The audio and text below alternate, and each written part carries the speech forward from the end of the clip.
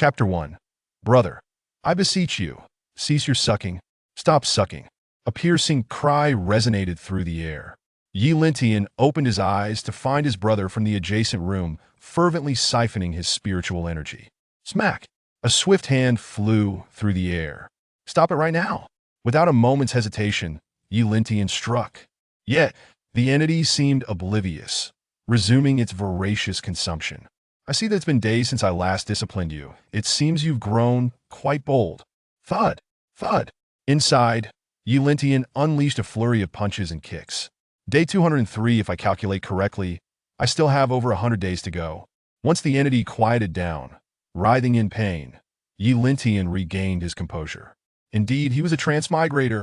However, unlike the legions of other transmigrators who emerged in grandeur, basking in luxury and surrounded by countless beauties, he found himself reborn into a mere sperm cell. Had he not rushed in, he might have perished the moment he emerged. After barely surviving, he was now subjected to this foolish leech's daily bloodsucking. His parents were revered saints of the immortal demon continent, beings of immense stature, who had begun their cultivation from the womb. Yet here he was. Even with his nascent intelligence, he could not outmatch the gluttonous, rotund fool beside him. Moreover, had Yi Lintian not awakened in time and delivered a kick, he might have suffocated from lack of oxygen. With such a deep-seated grievance, it was only natural for Yi Lintian to impart some lessons to this foolish leech. However, no matter how he chastised this dimwit, the time of abundant celestial energy and the ample supply of spiritual herbs had long passed. He could not expel what he had absorbed, nor had he learned the method of energy absorption himself. Yi Lintian's heart was heavy with despair. Suck! Suck! Damn it, here we go again. Yi Lintian turned at the sound. He beheld the progeny, having recovered from its pain, stealthily pilfering his spiritual energy once more. Unable to restrain himself, Yi Lintian delivered another kick. The thought that this fool was the son of fortune spurred him to strike again. As a transmigrator, Yi Lintian had come here to be the protagonist. Yet upon opening his eyes, he found this fool adorned with an abundance of Halo's blessings of luck, immortality, enhanced combat power, and the favor of countless beauties. It left Yi Lintian utterly dumbfounded. I wonder how many years I'll have to deal with you, you little wretch. Imagining this fool, who would absorb the energy of the heavens and earth upon birth, ascend to godhood, garnering universal adoration and a multitude of beautiful companions, filled Yi Lintian with a bitter rage. Damn! Recalling past sorrows, Yi Lintian delivered another powerful kick to the embryo, satisfied only after witnessing it tumble. You are the son of fortune, but I shall become the villain of destiny, Yi Lintian vociferated, pointing accusingly at the embryo. In that moment, a cold voice echoed in his mind. Ding! Congratulations, host. You have unlocked the Destiny Villain system. Matching skills. Congratulations, host. You have acquired the ultimate devouring system. What the hell? Yi Lintian reveled in the chilling proclamation of the system, his gaze transforming from dazed to fervent.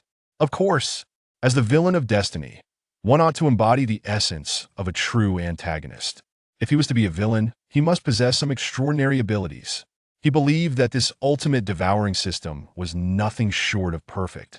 He need not cultivate instead. He could devour the prowess of others, all while having a powerful human lying beside him, destined to be the supreme being of this realm. With this system, was he not merely coasting along? Fear not, brother, I shall follow in your wake. What destiny villain? He was unequivocally his brother's beloved sibling, cherished by family and friends alike. Yi Lintian laughed heartily, imagining that he would soon feast upon the fruits of his brother's hard-earned power, accumulated over a lifetime of toil, filled him with a delightful thrill, especially when considering his own meager form contrasted against the plumpness of the foolish leech. The exhilarating sense of poetic justice was simply sublime. In Yi Lintian's starkly contrasting eyes, a fervent ambition ignited, blazing fiercely. He had awaited this moment. 203 days he had endured.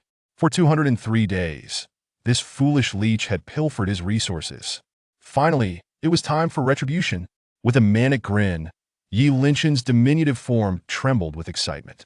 As he contemplated how to test the system's capabilities, he glanced down to see the embryo once more attempting to siphon his energy.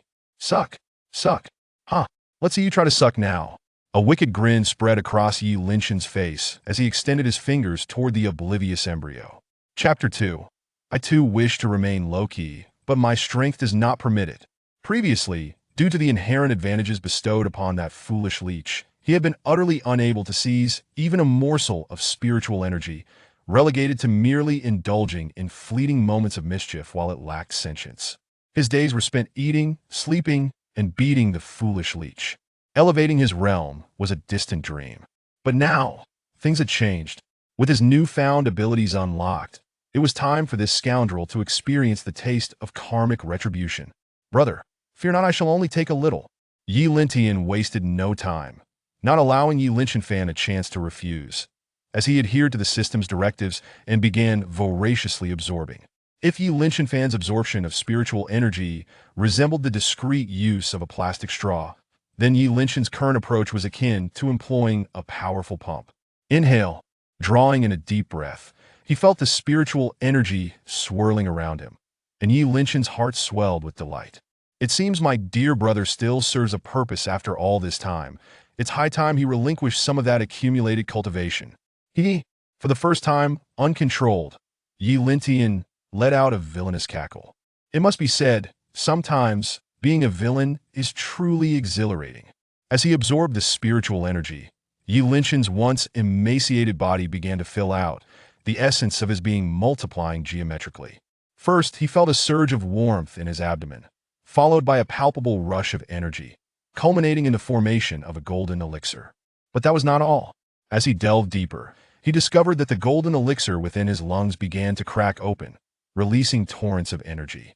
One day later, Yi Lintian noticed a faint golden glow emanating from his body. 3 days later, upon opening his eyes, he had transformed into a being of pure gold, his blood taking on an extraordinary hue, the transparency of his embryonic skin rendering him akin to a figure sculpted from gold. A week later, the transformation intensified, the golden sheen faded, replaced by a soft, white luminescence. At that moment, feeling the overwhelming abundance of spiritual energy within him, causing an almost unbearable pressure, Yi Lintian reluctantly withdrew. Yet, even this was enough to leave him astounded. It was worth noting that despite having absorbed so much, the foolish leech beside him showed no signs of change whatsoever. Still cloaked in its golden aura, one could only wonder how much celestial energy this so-called son of destiny had consumed. But perhaps this was fortuitous. A continuous stream of energy was essentially a portable power source for his cultivation journey. Without further contemplation, attuning himself to the surging spiritual energy within, Yi Lintian entered a state of deep meditation. Unbeknownst to him, as he cultivated within his mother's womb, the outside world was undergoing cataclysmic changes. With each breath he took, extraordinary phenomena unfolded across the heavens and earth.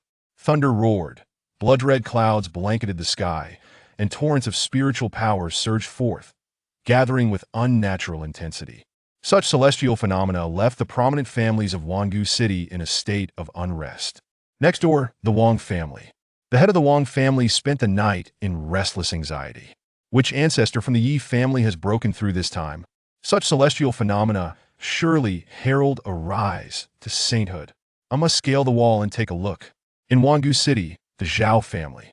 The head of the Zhao family, clutching a string of pristine beads, felt the approaching celestial phenomena and broke into a cold sweat. Smack! A white jade beta first-grade spiritual treasure could command life and death in the mortal realm and amplify cultivation effects tenfold. Yet it was crushed in the Zhao family leader's grip. Why is it that all good fortune seems to favor the Yi family?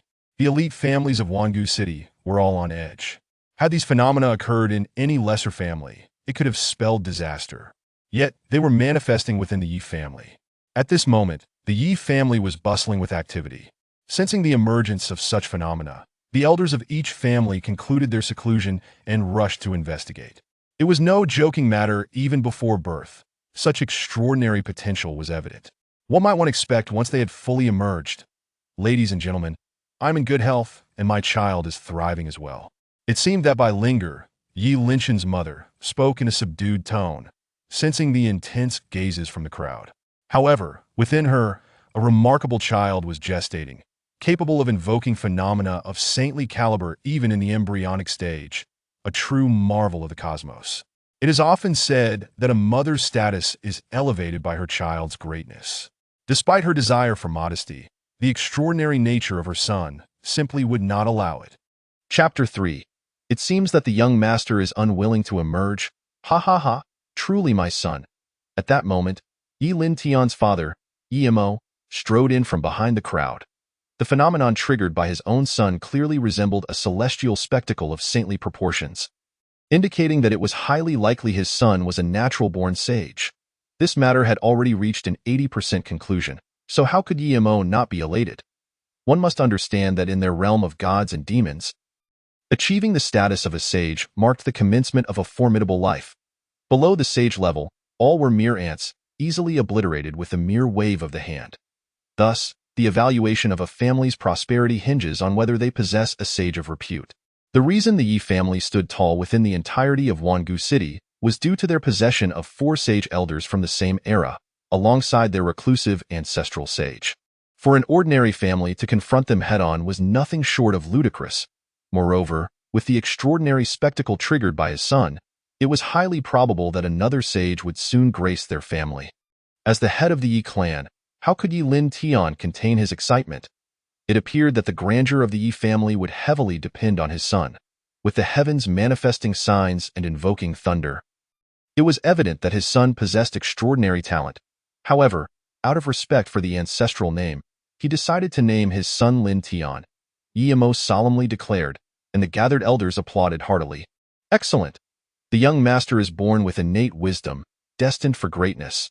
They had not anticipated that the Yi family would gain yet another sage under such circumstances, yet it was fortuitous. Should another sage emerge, the Yi family could potentially ascend to the ranks of the third-tier families of Tiandao Prefecture. The elders expressed their approval, stirring Yi Lin Tian, who was currently immersed in his cultivation. A phenomenon? What does that mean? Yi Lin Tian's mind was filled with questions, but he quickly grasped the situation.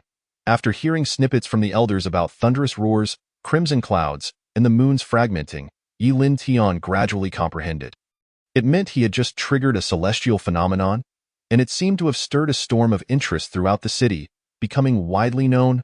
Goodness, he understood the terror of this world.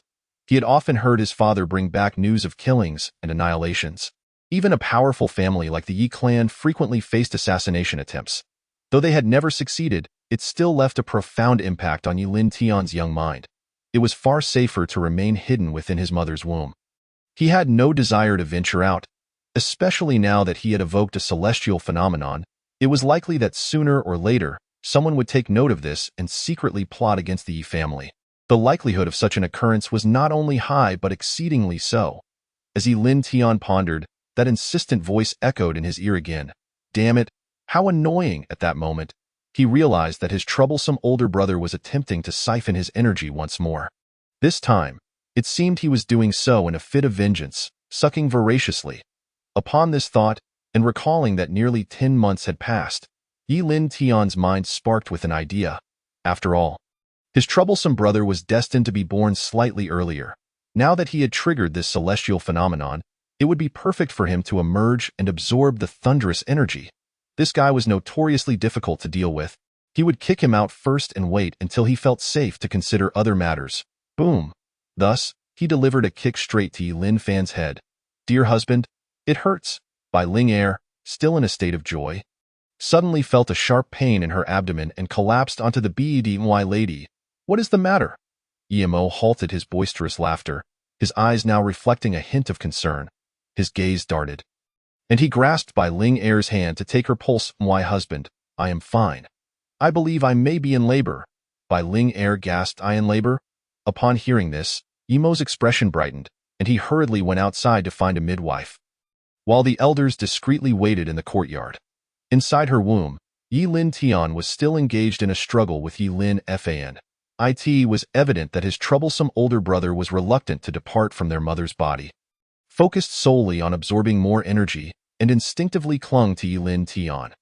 However, Yi Lin Tian, possessing a clear memory, was not one to be easily shaken by his foolish brother. Not only that, but during their struggle, Yi Lin Tian managed to absorb a surge of energy, replenishing his own spiritual power.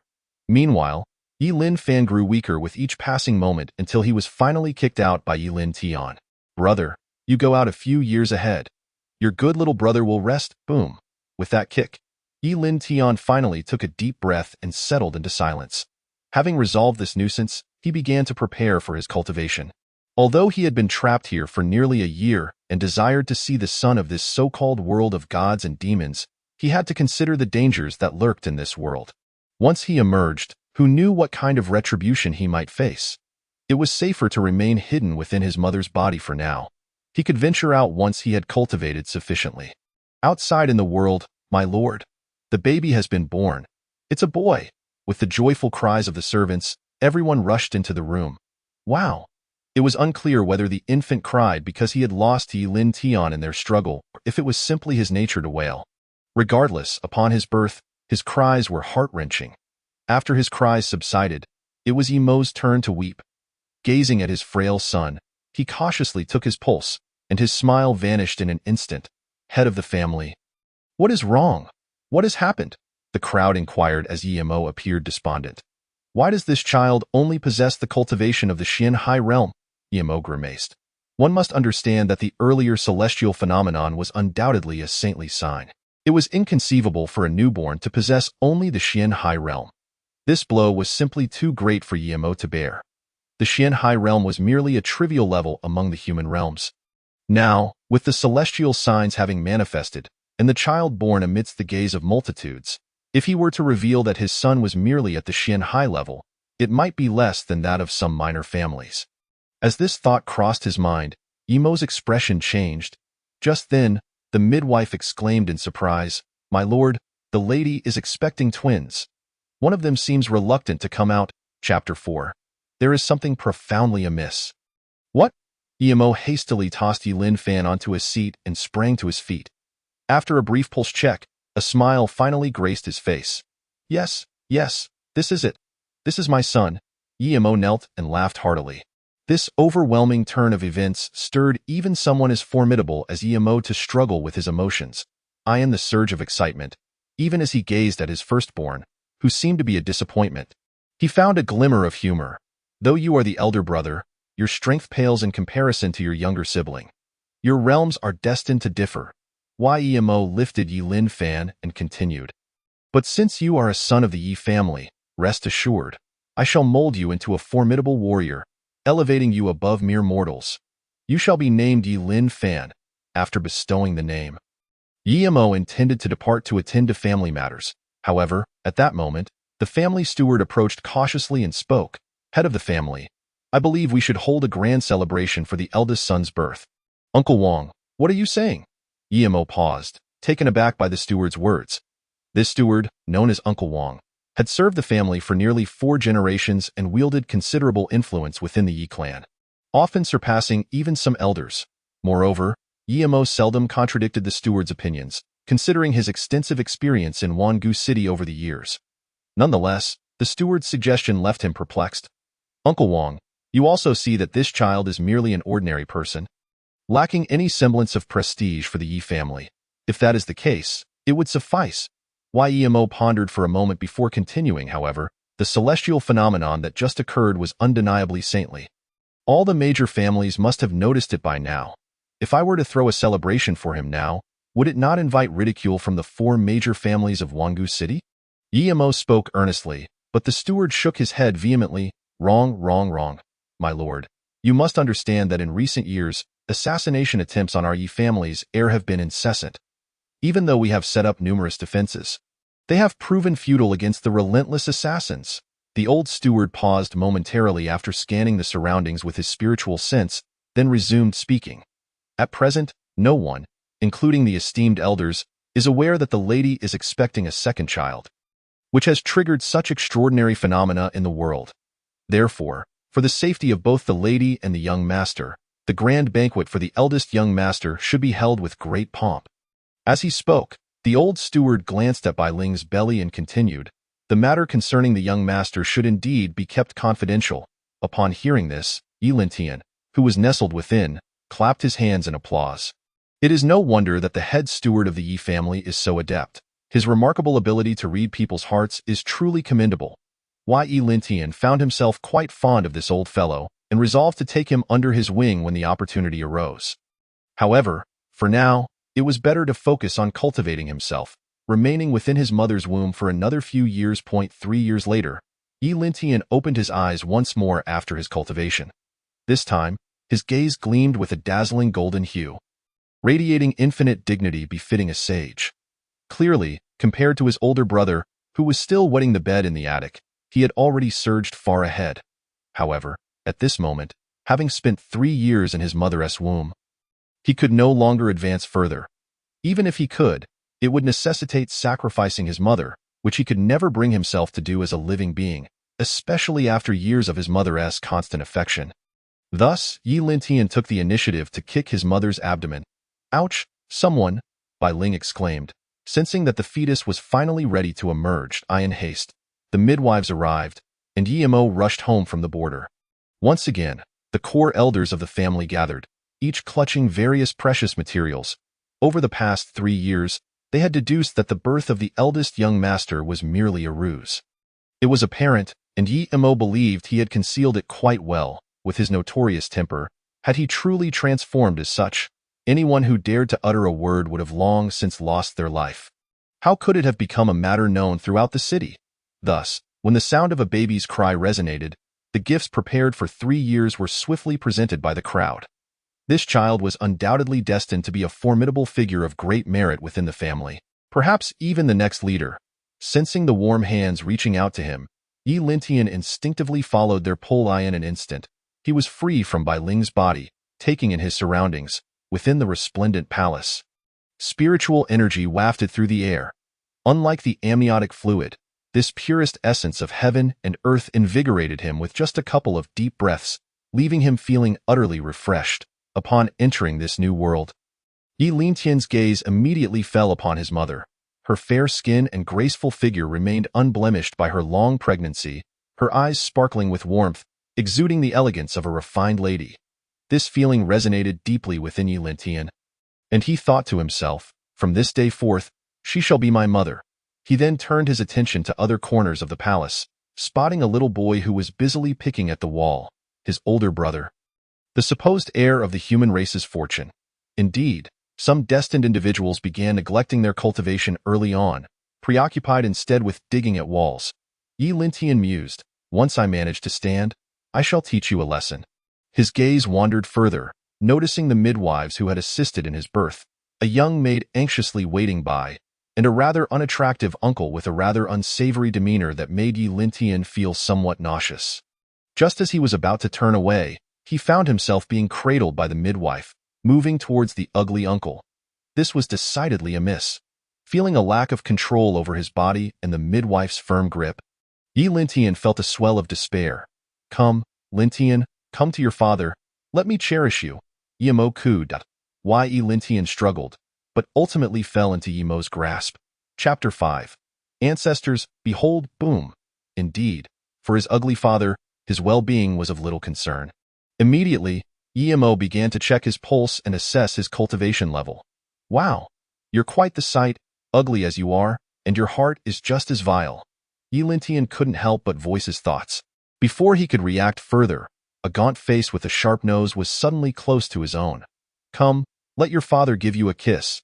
The sensation lasted for 7 or 8 minutes. An event that would undoubtedly haunt Yi Lintian for centuries. If he had any control over his body at that moment, he would have wished for death. "Truly, my son." Yi Mo remained blissfully unaware of his child's dismay, feeling exhilarated by the powerful pulse of his son. "Excellent, excellent. It appears our Yi family has a genuine chance for revival," Yi Mo declared joyously, carrying Yi Lintian back to Bai Ling's side. Proudly displaying his child before departing, at the entrance, Yi Lintian could still clearly hear Yi Mo's voice, "Everyone, align your gazes upon me. I have an announcement." Before Yi Mo could finish his statement, he was abruptly interrupted by a loud crash. For the innocent soul who had insulted him, Yi Mo was prepared to retaliate, but upon raising his gaze, he felt an overwhelming force akin to a tidal wave, freezing him in place. The several saint-level powerhouses present were similarly subdued. unable to move an inch. Even Bai Ling, within the room, was rendered momentarily stiff. Ancestor. The younger generation pays their respects to the ancestor. Soon, the oppressive force dissipated, and the sounds of reverent bows echoed throughout. Yet, amidst this awe-inspiring scene, Yi Lintian felt no trepidation. Rather, what piqued his curiosity was the revelation that their ancestor was a woman. A divine beauty at that, dressed in white. Her icy demeanor was enough to leave Yi Lintian utterly entranced. Goodness! Yi Lintian couldn't help but exclaim. Lintian, you can speak? Lintian, you can speak. As he uttered these words, he realized the gravity of his situation. Of all things to say, his first words were a proclamation regarding a woman. In that instant, Bai Ling became overwhelmingly excited, embracing Yi Lintian and refusing to let go. Yi Lintian tilted his head, attempting to steal a glance at the ancestor's long legs, but was promptly restrained. Ancestor, how long have you been in seclusion? Yimo quickly knelt in reverence upon seeing the woman before him. Is it forbidden for me to come here? She inquired, looking down at Yimo. Of course not. Of course not. Yimo hastily nodded, dispelling any hint of his previous arrogance. The reason was simple. This ancestor was not a member of the Yi family. It was rumored that she was a princess from the divine realm named Ji Mingyao, who had fortuitously fallen into their eternal city and was rescued by the 26th family head, subsequently remaining to cultivate in seclusion. Now, she had reached the realm of a great sage, just a step away from the highly anticipated void-refining realm. How could Yimo possibly dare to defy her? If she wished to end his life, it would be but a fleeting moment. Ha! The woman, observing Yimo's honesty, chuckled coldly. You may rise. I did not come here to seek you. That would hold no interest for me. Ji Mingyao flicked her gown and smirked. I have come to see our little prodigy born of the Yi family. With the ancestor's words, Yimo had no grounds for refusal, and he quickly lowered his head. Ancestor, please, do come in. Inside, Yi Lintian not only successfully made eye contact with Ji Mingyao, but also found himself nestled against her chest. Savoring the sweet softness, Yi Lintian seemed to have an epiphany and instinctively opened his mouth, ready to take a bite out of the fluffy white bread. Yi Lintian followed through, earning a soft gasp from Ji Mingyao. Had it not been for Yi Lintian's diminutive size, he would have likely faced dire consequences. Ancestor, please forgive him.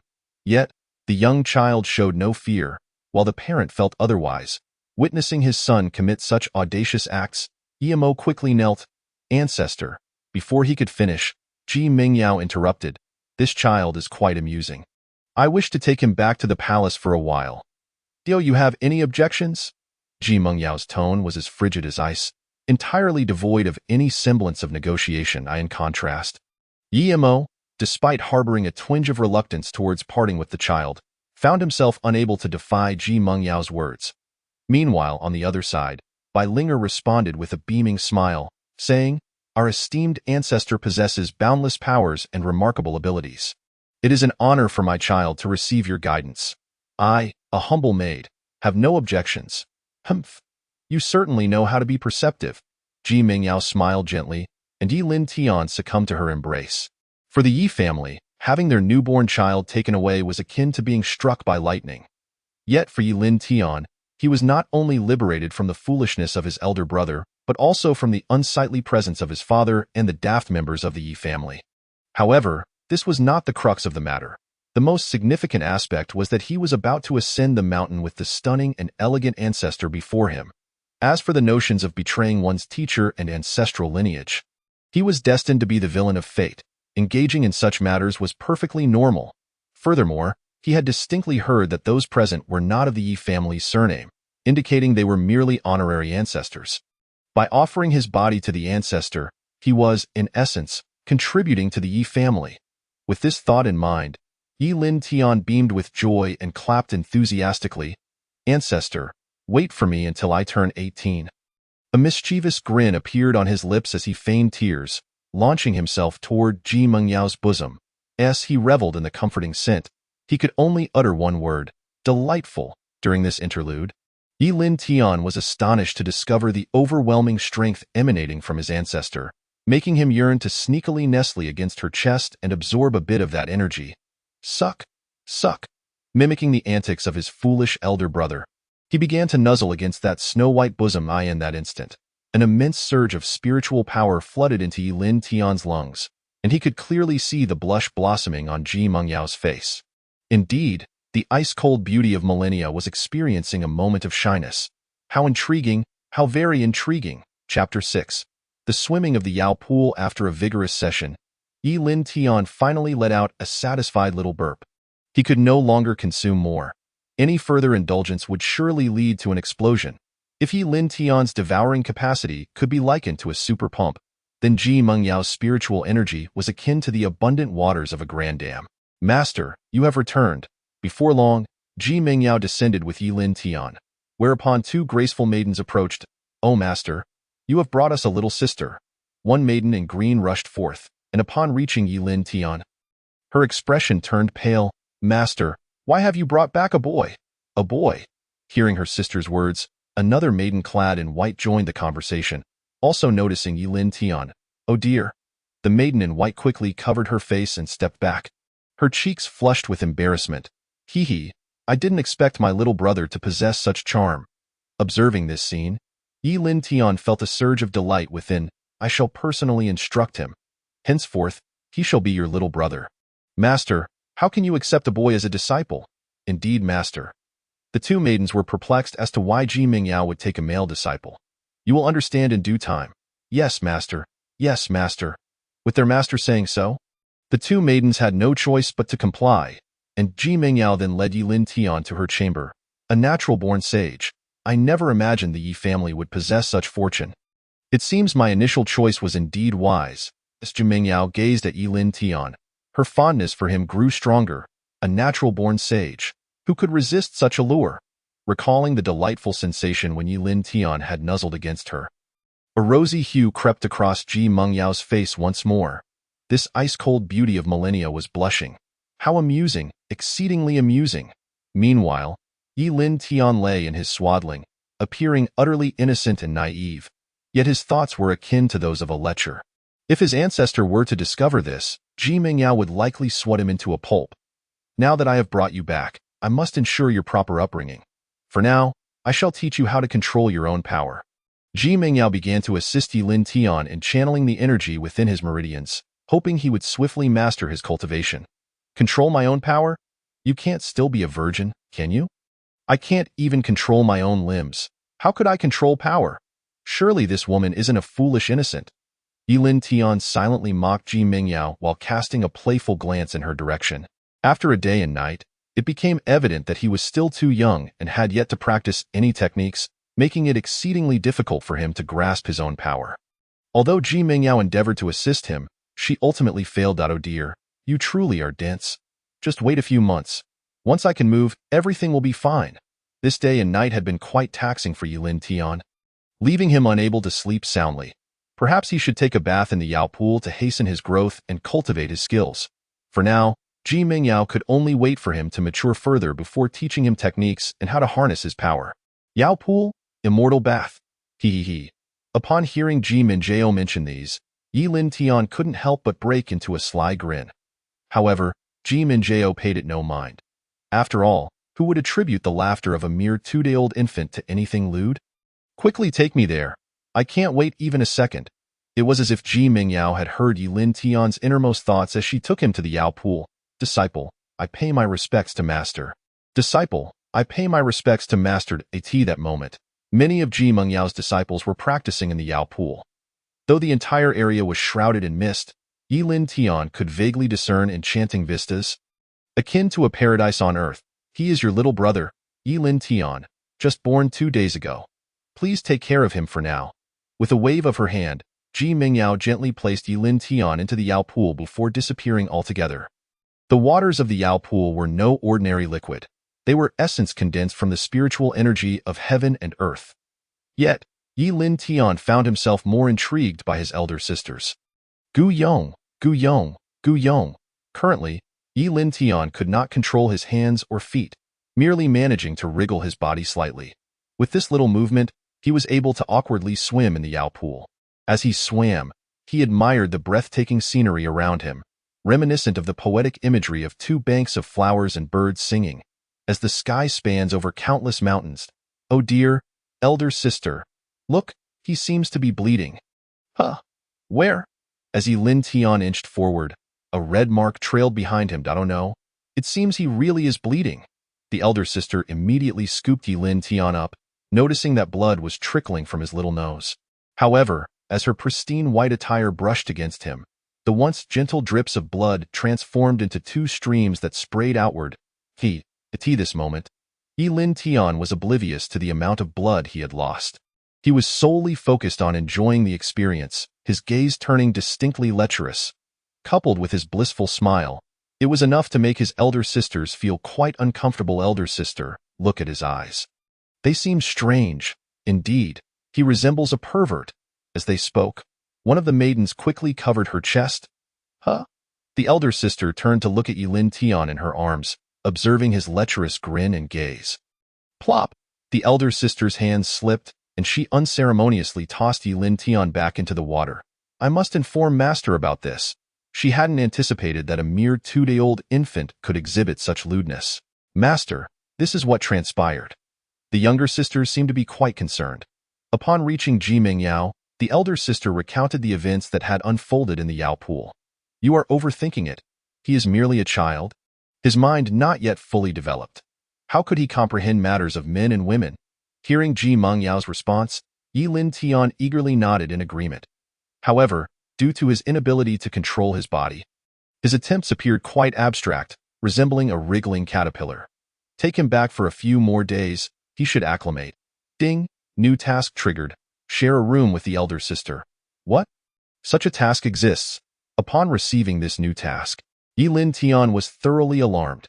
Given his elder sister's disdain for him, how could she possibly allow him to share a room with her? Chapter 7. A sword that cuts through eternity system. Is it possible to change this task? I certainly do not wish to be choked to death by my elder sister.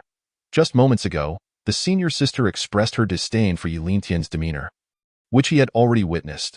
Who knows what would happen if he were to share a room with him? The host has no right to refuse tasks. What kind of shoddy system is this? Is it not excessively domineering? The host curses the system once. Oh, you still keep track. The system warns the host that it reserves the right to revoke all of the host's privileges. Very well. I accept. This is utterly outrageous. When others traverse to another world, the system behaves like a mere servant. In my case, it acts like a grandmaster. Why Lin Tian can only obediently accept tasks and fulfill them. By the way, what rewards are there upon completing the tasks? No comment. Since Lin Tian has no way to refuse the task assigned by the system, he must proceed with it. However, one wonders if the frequency of tasks from the system will be too high. If it is, that could lead to trouble back in the real world. The senior sister asked, Master, can I not bring him back? She truly did not wish to take Lin Tian with her, as his lewd smile and gaze replayed in her mind. Are you ignoring Master's words now? Fine, as you command, Master. Initially, the senior sister intended to protest further, but upon seeing Master's displeasure, she had no choice but to carry Lin Tian back to her own room. What should I do? Once in her room, the senior sister looked at Lin Tian before her, and his earlier lewd smile resurfaced in her mind. No, I must cover his face to prevent recalling that image again. With no other option, she grabbed a piece of clothing from her bed and covered Lin Tian, ensuring he was thoroughly concealed. It smells so good. But unbeknownst to the senior sister, the covered Lin Tian was greedily inhaling the fragrance of her garment. No, what if he suffocates under this? After some contemplation, the senior sister decided that covering Lin Tian was indeed unwise, so she went to retrieve her clothing. Just as she lifted the garment, she caught sight of Lin Tian beneath, frantically breathing in a manner even more lascivious than before. Damn it! The senior sister could no longer endure and flung both Lin Tian and his wrappings out the door. Bang! Thud!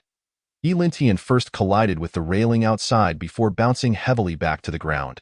Were it not for his saintly cultivation, this fall might have been fatal. This woman is utterly insane. She even tossed out a mere infant. What a pervert! Ugh! One cannot deny that Lin Tian's composure was remarkably thick-skinned. Compared to the senior sister, his actions were evidently more depraved. Oh no, she has thrown me out. How am I to complete the task now? After cursing the senior sister in his heart, Lin Tian suddenly recalled that his task required him to share a bed with her. Now that he had been thrown out, accomplishing the task was impossible. I must devise a plan. Yi Lintian felt a mounting sense of urgency. However, no matter how he strategized, he was merely an infant. Having just been born 2 days prior, unable to control his limbs. Even if he wished to crawl back to the senior sister's room, it was an impossible feat what to do. Yi Lintian was immobilized. Otherwise, he would have been in a frenzy. At this moment, his nascent mind spun wildly, seeking a solution to the predicament he faced. I have an idea. Suddenly, Yi Lintian thought of a brilliant scheme. Regardless of how cold and perverse she is still a woman. Any woman, to some extent, possesses maternal instincts. Let me evoke her nurturing side. With this thought, Yi Lintian took a deep breath, inhaling deeply before opening his tiny mouth. Wah! Yi Lintian began to cry outside the door. While the cries of an ordinary infant might not travel far, Yi Lintian was no ordinary baby. He possessed saintly powers. His cries resonated through numerous mountain ranges, echoing throughout the Yaoqi fairyland. Naturally, Ji Mingyao heard this wailing and appeared at Yi Lintian's side in an instant. What is happening? Seeing Yi Lintian lying on the ground, Ji Mingyao swiftly scooped him up and began to soothe him, causing his cries to gradually diminish. Master, why are you here? When Yi Lintian's wails began, the senior sister had already heard them. However, just as she stepped outside, she saw Ji Mingyao cradling Yi Lintian in her arms, while he appeared like an innocent infant, tears streaming down his face. What on earth is going on, master? You don't understand. He just... Silence. I told you, he is merely a child. What does he know? You take good care of him, and if such a situation arises again, do not blame me for being heartless. With that, Ji Mingyao handed Yi Lintian back to the senior sister before vanishing once more.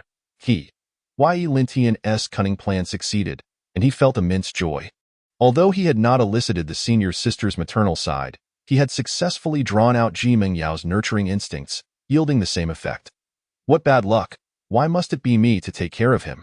At that moment, the senior sister, despite her reluctance, had no choice but to bring Yi Lintian back to her room. I must remain vigilant. After carrying Yi Lintian back to her chamber, the senior sister still felt uneasy about him.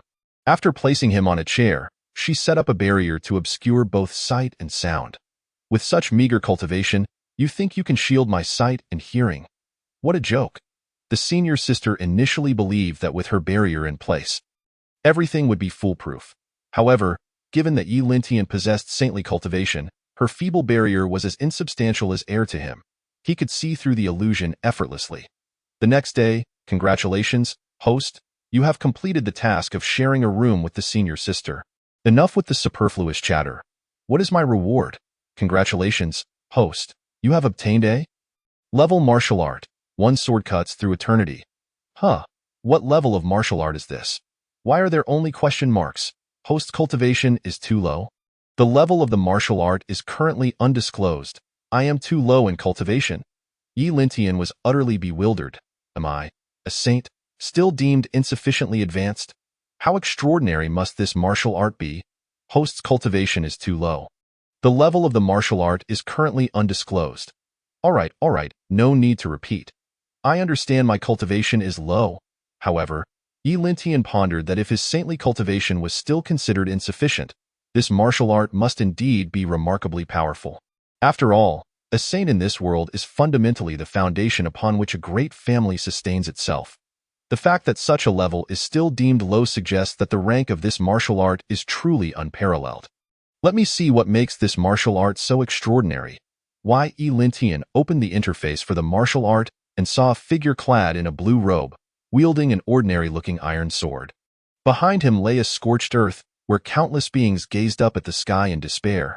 Before him stood innumerable monsters, each wielding various weapons, appearing formidable. At that moment, the blue-robed figure swung his sword behind him. This sword, seemingly plain and without any power, caused a massive chasm to appear in the ground as the blade sliced through the air. Upon closer inspection, Yi Lintian realized that this sword not only cleaved through space but also tore through time itself, forcefully dividing one realm of existence into two, allowing him to confront the multitude of monsters alone while the desperate beings remained separated. What a one sword cuts through eternity! Yi Lintian was profoundly astonished.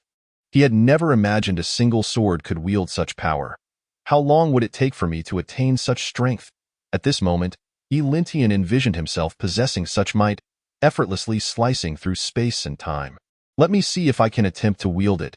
Just then, an audacious thought crossed Elintian's mind. That sword was indeed mesmerizing, so he began to circulate the martial art within him. Attempting to replicate the swing, however, after several attempts, he found it utterly unfeasible. It appeared that his meridians and the like had not fully developed yet. Alas, how disappointing. He would have to wait this moment. Elintian found himself in a predicament, for he had only just entered the world 3 days prior. It was not merely a matter of executing such formidable techniques. Even the simplest task of circulating the spiritual energy within his body was beyond his capabilities. Having lingered in the womb for an extended period, he was indifferent to the prospect of waiting a few more years. As he contemplated this, his senior sister approached him, affirming the wisdom of their master. Indeed, he was merely a child, and her concerns had been unwarranted. After a night of reflection, she recognized that her apprehensions regarding Elintian had been excessive. Gently, she cradled Elintian and transported him to the Yao pool, where she immersed him in the jade-like liquid of the pool. This time, Elintian did not lose himself in the breathtaking scenery of the towering mountains on either side, but instead fervently absorbed the spiritual energy within the Yao pool. Eager to expedite his growth in his heart, he silently vowed, "Once I, Elintian, have matured, I shall gather you all into my harem." With this determination, he focused intently on absorbing the spiritual essence to nurture his fragile form. As he fervently absorbed the liquid, the jade essence in the Yao pool began to diminish at a visible rate. "Senior sister, what is happening? Why is the jade liquid decreasing?" Elintian's fellow disciple queried anxiously. Prompted by her junior's alarm, the senior sister hurried to the edge of the Yao pool, witnessing the rapid decline of the jade liquid firsthand. Growing increasingly concerned, she unsheathed her sword, exclaiming, "Who dares to cause turmoil in this sacred Yao pool?" Her immediate instinct was that someone must be causing mischief. Otherwise, how could the jade liquid, unchanged for millennia, be depleting so swiftly? "Look, it seems to be his doing," one of the younger disciples pointed out, indicating Elintian, who floated serenely atop the jade liquid. Although he had only just been born, he appeared as composed as a venerable monk, meditating while the jade liquid flowed into him like a river merging with the sea. "This is dire. He poses a threat. Everyone, come quickly." The senior sister urged her fellow disciples to retreat from the Yao pool, fearing for their safety. She soared above Elintian, intending to extract him from the pool. But as soon as she made contact, a powerful force emanated from him, pulling her into his embrace. "Oh no, I am ensnared. Quickly, summon our master," she gasped, as her spiritual energy began to drain into Elintian. Struggling against this overwhelming current was futile. She could only send her disciple to fetch Ji Mingyao. "Understood. I shall go at once. Everyone, stay back and keep your distance." The senior sister knew Ji Mingyao would arrive shortly. But before her master's arrival, it was imperative to keep the other disciples away from Elintian, lest they suffer the same fate in mere moments. Ji Mingyao appeared beside the Yao pool, effortlessly lifting the senior sister from the depths. Meanwhile, Elintian continued voraciously consuming the jade liquid. "Master, you must stop him. If he continues to absorb it like this, the Yao pool will run dry." "Let him be. Allow him to absorb," Ji Mingyao replied nonchalantly. "But master, you have spent millennia collecting this. Collecting is for the purpose of utilization, whether by you or your junior brother." As they spoke, Elintian drained the entire Yao pool of its jade liquid and lay at the bottom, contentedly belching, having indulged to his heart's desire. Though he had yet to break through to a new realm, he had reached the pinnacle of the early saint stage, standing but a step away from perfection and merely a stride from the mid-saint stage. "Master, does it not seem that our junior brother has grown since yesterday?" one disciple remarked. "Indeed, he has matured," the senior sister observed, noting Elintian's transformation. He no longer resembled a mere 3-day-old infant, but appeared akin to a 1-year-old child. "Your junior brother possesses a naturally saintly physique.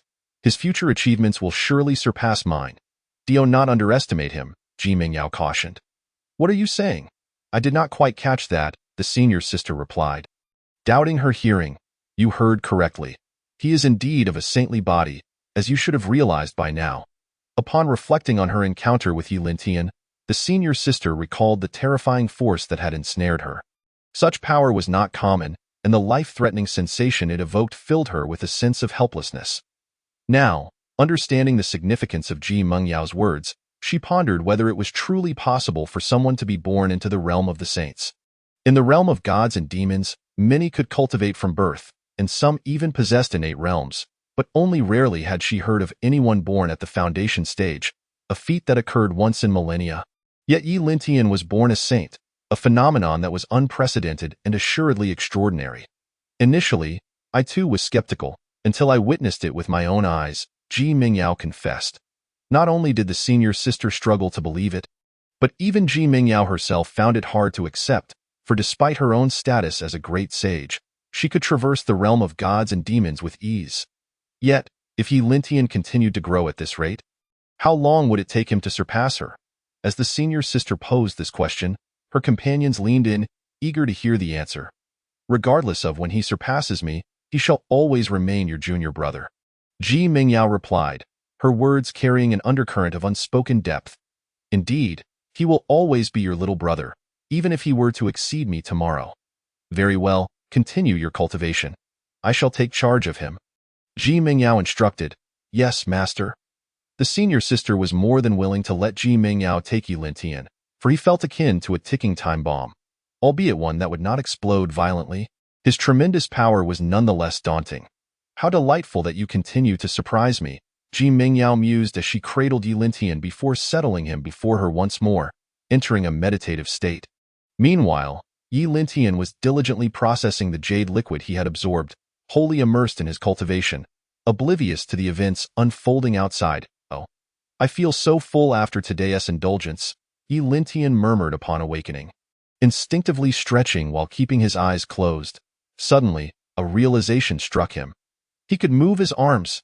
He opened his eyes to behold his surroundings. He lay in a room, on a pristine white carpet that felt incredibly soft beneath him. To his left sat a woman of striking beauty, Ji Mengyao, someone he recognized all too well. He glanced at his hands, confirming his newfound ability to control them. Experimenting further, he moved his legs and found they too responded. With a swift motion, he sat upright, marveling at how rapidly he could command his body. The sensation of possessing a corporeal form was exhilarating. After Yi Lintian sat up, he attempted to wave his tiny fists, discovering no issues whatsoever. Subsequently, he rose directly from the ground, kicked his legs a couple of times, and found everything to be in perfect order. What a relief! I can finally move. Hee, senior sisters, here I come. At this moment, with both his hands and feet now able to move, the first thought that crossed Yi Lintian's mind was not to test his current strength, but rather to fantasize about using these hands to touch something soft. Indeed, he was a peculiar child. Are you awake? Just as Yi Lintian was lost in his thoughts, a voice like silver bells echoed in his ears, a voice he found remarkably familiar. Yes, it was Ji Mengyao. Before he could claim to be her disciple, Yi Lintian suddenly realized he was merely a newborn, just a few days old, and thus should not possess such knowledge. He promptly began to hum instead. Naturally, the songs of the 21st century, which Ji Mengyao could not decipher. Come here to your master. Clearly, Ji Mengyao did not perceive Yi Lintian's predicament, instead beckoning him with a motherly smile. Oh dear. Upon witnessing this, Yi Lintian instinctively reverted to his mischievous nature, pretending to stagger forward while pointing at his mouth, signaling that he was hungry. He then yearned to leap into Ji Mengyao's embrace to savor a hint of sweetness. Thud, however, before he could reach Ji Mengyao, she playfully tapped his head with her finger, causing him to grimace in pain, cradling his head with both hands. You were born with the aura of a sage. How could you possibly feel hunger? To Ji Mengyao, although she had never cared for a child, she understood that as a peak sage in his early stages, Yi Lintian could not possibly experience such cravings. Hence, she would not entertain the idea of feeding him. I am not your mother. Once you grow a bit more, you may descend the mountain to meet your mother. While Ji Mengyao had tapped Yi Lintian, she simultaneously imparted some knowledge about this world into his mind. Chapter 10. Unknown techniques. Even if Ji Mengyao had not shared this knowledge, Yi Lintian was already aware of some aspects of the world. However, her teachings were far more comprehensive, allowing him to fully grasp the language and script of this realm instantly. Previously, while he had mastered spoken language, he still lacked some proficiency in writing. Now, he had completed that aspect as well. He also acquired various other forms of knowledge, proving far more convenient than relying solely on the system. Disciple thanks the master. How long have I been cultivating? At this moment, if Yi Lintian were to feign ignorance like a mere child, it would no longer be appropriate. Ever since you absorbed all the jade essence from my Yao Qi, 3 years have passed. 3 years? Upon hearing Ji Mengyao's words, Yi Lintian was taken aback. He recalled that he had only been born 3 days prior when he absorbed the jade essence in the Yao Qi, and now 3 years had inexplicably flown by? Indeed, you consumed all the jade essence that took me a millennium to gather in merely 3 years. Hee. Yi Lintian felt a bit bashful, chuckling awkwardly while scratching the back of his head. What's wrong? Are you not satisfied? Of course, disciple is satisfied. Satisfied? Would you like me to provide you with another pool? Perhaps it's best to pass on that. Just as Yi Lintian was about to agree to another pool, he caught sight of Ji Mengyao's eyes, which seemed ready to spit fire. From this day forth, your task, aside from cultivating, is to assist me in gathering that entire pool of jade essence. Huh? Where am I supposed to collect that? Master. Although Yi Lintian's strength was already considerable in the realm of gods and demons, he was merely a 3-year-old child. Where could he possibly gather jade essence? I do not concern myself with that. You must find a way on your own. Ji Mengyao, at that moment, resembled a spoiled child, utterly indifferent to the feasibility of her demands. All right, fine. Since Ji Mengyao had spoken, Yi Lintian felt he had no choice. Then, master, where will I reside? Will it be with you or my senior sister? You will reside in your own quarters.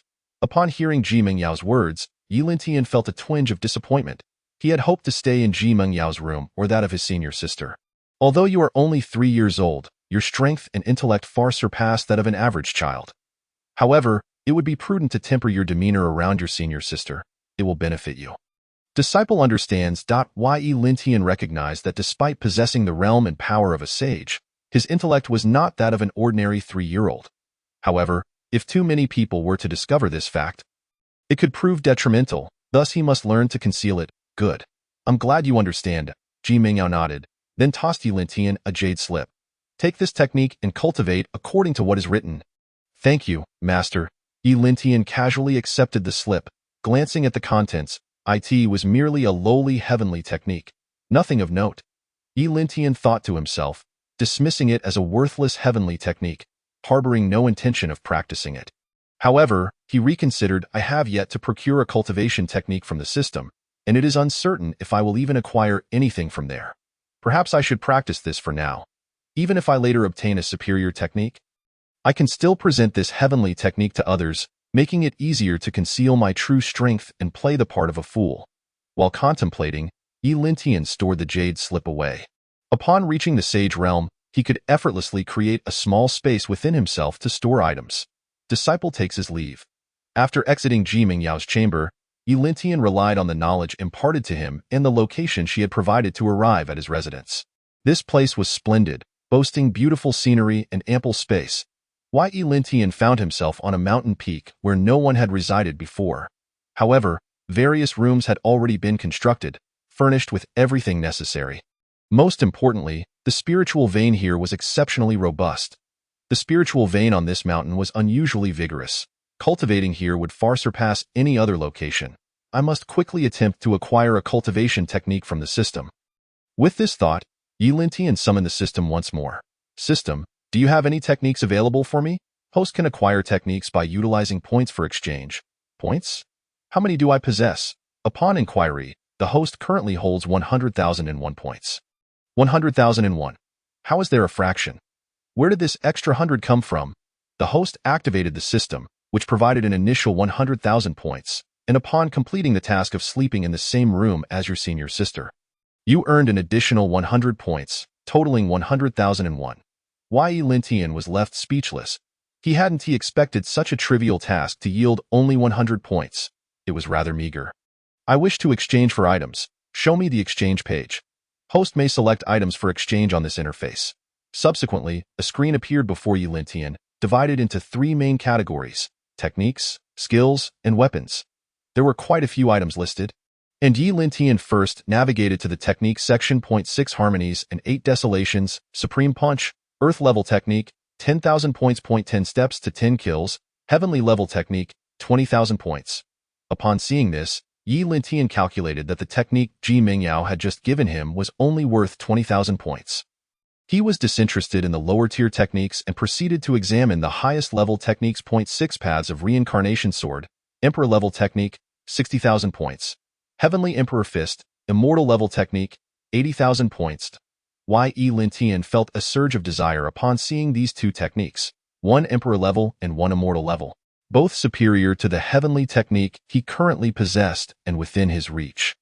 However, Yi Lintian restrained himself from making an exchange and continued to search for even higher-level techniques. Another question mark? At that moment, he stumbled upon a technique titled Unknown Technique. Strangely, its level was marked with a question mark. Similar to a previous technique he had acquired, one sword cuts through eternity, and it required a staggering 100,000 points. Good heavens, are you aware that I have 100,000 points and doing this on purpose? Yi Lintian then browsed through the skills and weapons sections, discovering several appealing items, yet he felt it prudent to prioritize acquiring a technique, putting skills and weapons on the back burner. Then I shall exchange for this unknown technique. Chapter 11. The Deceitful System. Although the previous martial arts techniques were of high rank, none could compare to this unknown technique. Yi Lintian had previously witnessed the formidable power of the one sword cuts through eternity technique, which shared a similar ranking with this enigmatic skill. The level of this unknown technique, still shrouded in mystery, was undoubtedly extraordinary. Please confirm the exchange for the unknown technique. Confirmed. The item has been credited. The host made check. Let me see just how remarkable this unknown technique truly is. Upon opening the scroll, Yi Lintian's anticipation turned to utter bewilderment. What on earth is this? It was clearly inscribed. Unknown technique of human rank. System, please clarify what this is. The host has expressed doubts regarding the system's rewards. System is currently verifying. I don't care if you're verifying or not. Provide me with an explanation. I exchanged 100,000 points for this technique. What is this nonsense? At this moment, Yi Lintian was infuriated. He had indeed spent a significant sum. Had he opted for the Supreme Heavenly Emperor Fist instead, he would have had 20,000 points remaining to acquire another heavenly ranked technique. Due to a system error, the actual reward is the unknown human rank technique. You acknowledge that you've sent me the wrong item?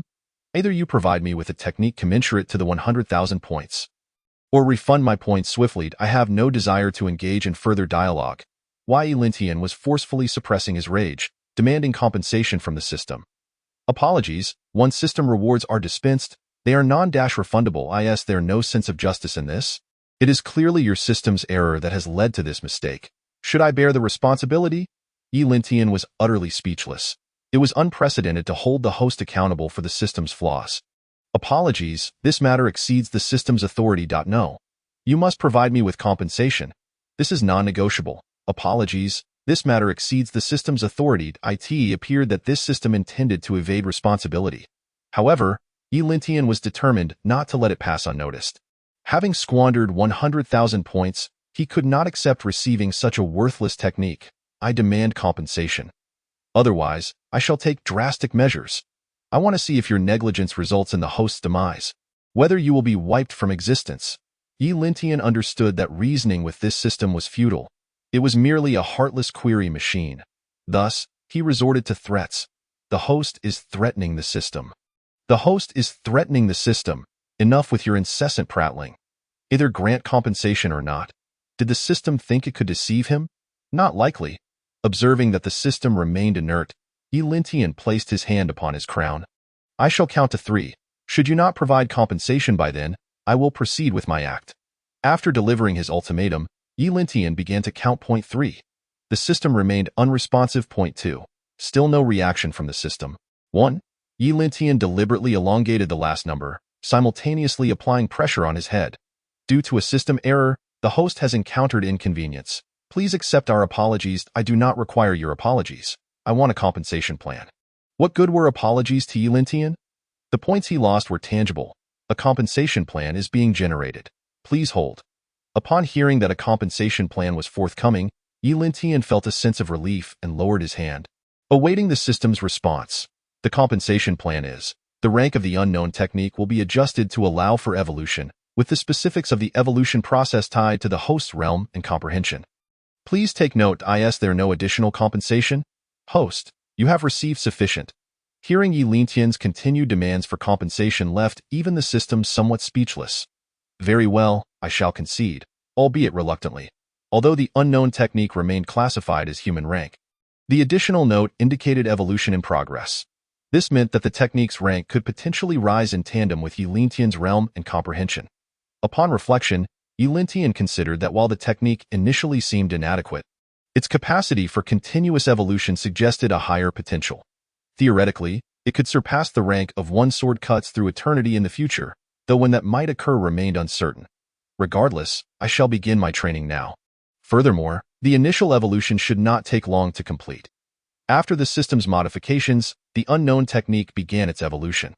Although the remaining duration was not displayed, Yi Lintian assumed that the first evolution would not take excessively long. Thus, he decided to practice the heavenly rank technique gifted to him by the Ice Beauty. Presently, the unknown technique was unfit for training due to its low rank. While Yi Lintian initially regarded the heavenly technique with disdain, it was decidedly superior to the human-ranked one. As he initiated his training, he pondered whether this technique was more suited for female practitioners. If I continue with this, will I become effeminate? After circulating the technique provided by Ji Mingyao for a full cycle, Yi Lintian noticed an unsettling change. A heavier presence of yin energy enveloped him, subtly altering his demeanor to a more delicate nature. Moreover, given that he presently resembled a mere 3-year-old child, his gender was indistinguishable. Observing his aura, he appeared more feminine. It seems I cannot delve too deeply into this technique. Otherwise, I may find myself in a precarious situation. Yi Lintian had no desire to become effeminate, so he resolved to limit his practice of this technique and simply maintain a faade for Ji Mingyao. How could the Ice Beauty, fully aware of my gender, bestow upon me such a technique? Alas, Yi Lintian could only silently criticize Ji Mingyao, aware that he could not let her discover his thoughts, especially considering he was no match for her at present. Subsequently, Yi Lintian closed his eyes and resumed his training with the technique. 7 days later, little junior brother, where are you? A sudden feminine voice resonated. Chapter 12. Your mother misses you. In the days that followed, Yi Lintian diligently practiced the technique bestowed upon him by Ji Mingyao, though he refrained from delving too deeply for fear of becoming effeminate. Nevertheless, his progress was swift, having already reached the 6th level. With only 9 levels in total, he was soon interrupted by an unexpected visit from one of his senior sisters. Senior sister, I'm here. Upon hearing a lovely voice calling for him, Yi Lintian hurriedly emerged. Is something the matter, senior sister? What brings you here so suddenly? He donned a harmless smile, gazing at the beautiful senior sister. Little junior brother, you must go see Master. She appears to be looking for you and sent me to fetch you. Master? What does she want with me? Yi Lintian calculated that only 7 days had passed since he had last returned from Ji Mengyao's abode. Why was he being called back so soon? I am unaware.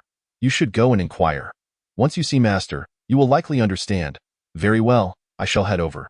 Thank you, senior sister. After expressing his gratitude, Yi Lintian flew toward Ji Mengyao's mountain peak. Arriving shortly thereafter, I pay my respects to Master. Upon meeting Ji Mingyao, Yi Lintian promptly bowed. I was informed by my senior sister that you sought me. May I inquire as to the matter? How has your training with the technique I taught you progressed? I have reached the 6th level. Hearing Ji Mingyao's inquiry, Yi Lintian felt a twinge of confusion. Was this the sole reason for her summons? The 6th level? Your progress is rather swift. However, you must remember to proceed gradually, do not rush. A solid foundation is essential before advancing to the next level. Do you understand? Ji Mingyao was genuinely taken aback by Yi Lintian's rapid advancement. Yet upon reflection, it was reasonable, considering his birthright as a sage. Thank you for your guidance, Master. Is there anything else you wish to discuss? If not, I shall return to my training. Yi Lintian was eager to avoid lingering with Ji Mingyao, fearing he might inadvertently reveal any infatuated expressions that could lead to another scolding. Your progress with the technique is merely one reason for my summoning. There is another matter. Upon hearing Yi Lintian's inquiry, Ji Mingyao pondered for a moment before deciding to convey the situation to him. Oh, what is it? She asked. You have been under my tutelage for 3 years now. It is high time you returned to visit your home. Return? To where? Yilin Tian was momentarily taken aback by Ji Ming Yao's statement, struggling to comprehend her true meaning. Tio, your family. The Yi clan of Wangu City. Oh, right, right, right. If not for Ji Ming Yao's reminder, he might have forgotten that he had a home, along with parents and a brother who had nearly been drained by him. It indeed was time for him to pay a visit. When I first came with my master, I was still in swaddling clothes. Now, 3 years have passed. Surely my parents have long awaited my return. Although Yilin Tian did not possess a strong sense of belonging to the Yi family of Wangu City, he still felt a tinge of connection when it came to his parents, particularly his mother. After all, he had spent several years within her womb, a debt of gratitude he felt compelled to repay. Indeed, it is time for you to return home. This would also present an excellent opportunity for you to travel and broaden your horizons. Under normal circumstances, once one entered a certain sect, it would require at least a decade or two before one could return home. However, Yilin Tian was different. He was born a sage. Although his cultivation had progressed somewhat over the past 3 years, if he continued on this path, his advancement would likely be exceedingly slow. Thus, Ji Ming Yao understood that it was prudent to allow Yilin Tian to descend the mountain and explore, potentially accelerating his growth. Very well, I shall prepare and depart for Wangu City today. Yes, you may set off at any time. After Ji Ming Yao nodded in agreement, she casually produced a weapon and handed it to Yilin Tian. This Ice Soul Sword, though merely a third-tier spiritual treasure, has accompanied me in battles across the world in my early years. It serves as a decent means of self-defense. I bestow it upon you. Yilin Tian examined the sword. It measured 28 inches in length, slender and entirely ice blue, resembling a solid block of ice, truly exquisite. Though the length was somewhat short, it sufficed for self-defense, especially considering it was a third-tier spiritual treasure. Thank you, Master. While Yilin Tian did not hold this weapon in high esteem, it was certainly better than having none. The system boasted numerous powerful weapons, but alas, he lacked the points for exchange. What a pity! As Yilin Tian contemplated the Ice Soul Sword, Ji Ming Yao assumed he was admiring her gift. This sword should be kept hidden to avoid inciting conflict in the martial world, in Ji Ming Yao's view. The sword she had given Yilin Tian was already of considerable rank. If displayed, it would undoubtedly stir up trouble. Although Yilin Tian had attained the strength of a sage, he was still young and sorely lacking in combat experience. Should he encounter an opponent of equal standing, he might find himself at a disadvantage. I shall heed your instructions. While Yilin Tian might not necessarily require the sword, he understood he could not dismiss Ji Ming Yao's words.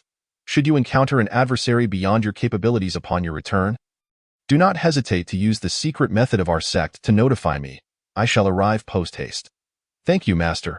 After expressing his gratitude, Yilin Tian set forth, flying toward the direction of the Yi family in Wangu City. As it lingered in his memory, in Wangu City, at the Yi residence. Madam, you should return to rest. You have been waiting here for a day and a night. Since learning of Yilin Tian's impending return, Bai Ling Er had been gazing at the sky from the entrance, yearning for his arrival. Nonsense, my dear. Tian Er shall return shortly. I shall wait a little longer. If he loses his way, he should recognize this place as home upon seeing me. Madam, ever since Ji Ming Yao had taken Yilin Tian away, Bai Ling Er had been consumed by longing for him. However, this was understandable, as he was, after all, a piece of her own flesh. Yimo, witnessing his wife's deteriorating condition, could no longer hold back and sought the counsel of the clan elders, inquiring if Ji Ming Yao might permit Yilin Tian to return for a visit. To his surprise, he received an affirmative response immediately. Chapter 13. Returning home, my dear husband. Is that Tian Er? Upon hearing his wife's words, Yimo followed her gaze to my dear. Our Tian Er is merely 3 years old. He cannot possibly be that tall. For 3 years, Bai Ling Er had missed Yilin Tian deeply, and the news of his return only intensified her longing. Seeing this, Yimo felt a pang of heartache, yet understood that allowing Yilin Tian to accompany their ancestor was indeed the wisest choice. That ahead must be Wangu City. Our home should be located there. At this moment, Yilin Tian had already reached the skies above Wangu City and quickly pinpointed the location of the Yi residence. A sage approaches. Yilin Tian had not concealed his aura upon arrival. Thus, as he hovered above the Yi family, he attracted the attention of a sage from the clan. Esteemed friend, may I inquire as to your identity? Just as Yilin Tian was about to descend, an elderly man with white hair and beard appeared before him, possessing strength comparable to Yilin Tian, both at the nascent sage level.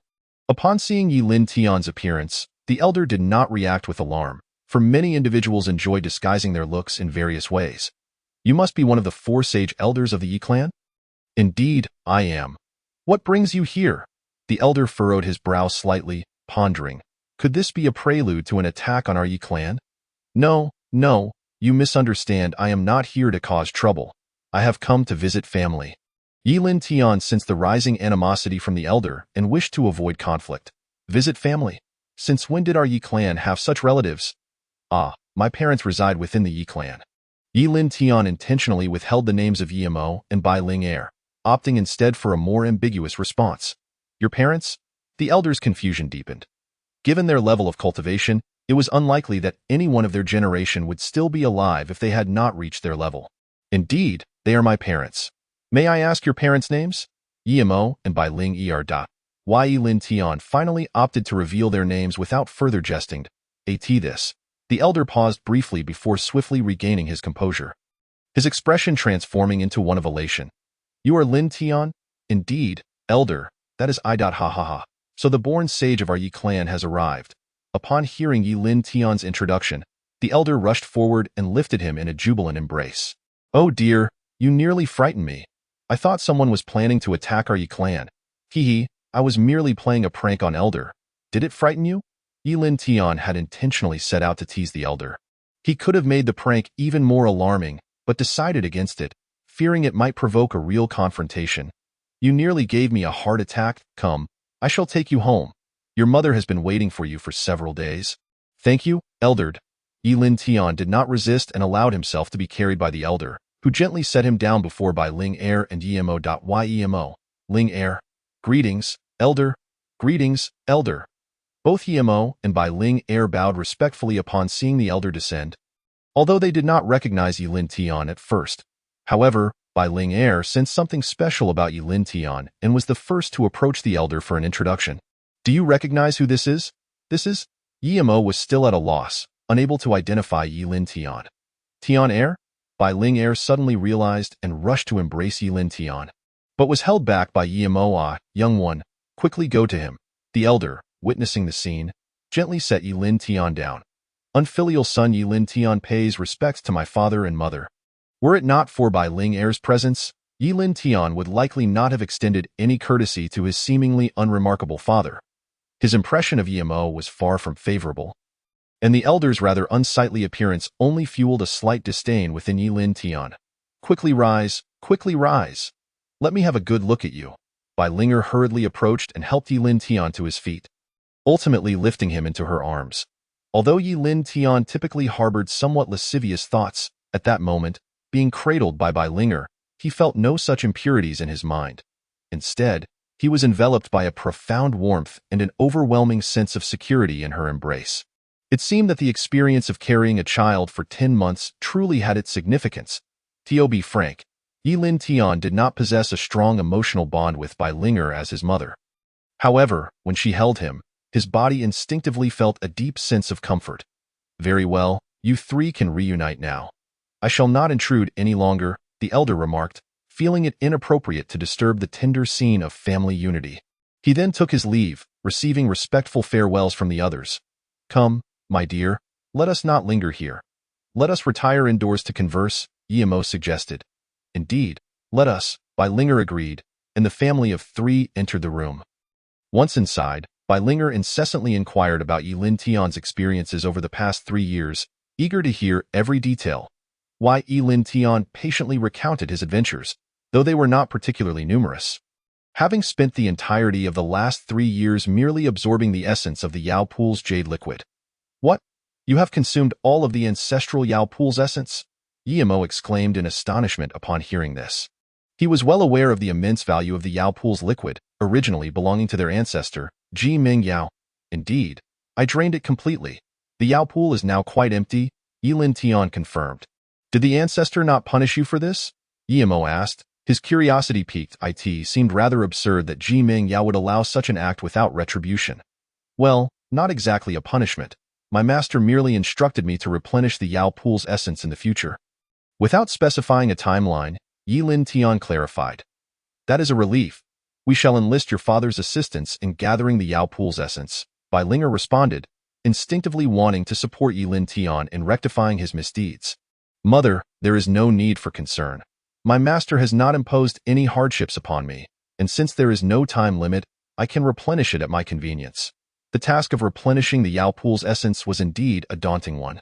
Even with the resources of the Yi family, it would likely take 2,000 years to gather enough, considering Ji Ming Yao had taken a millennium to amass it. Are you truly all right?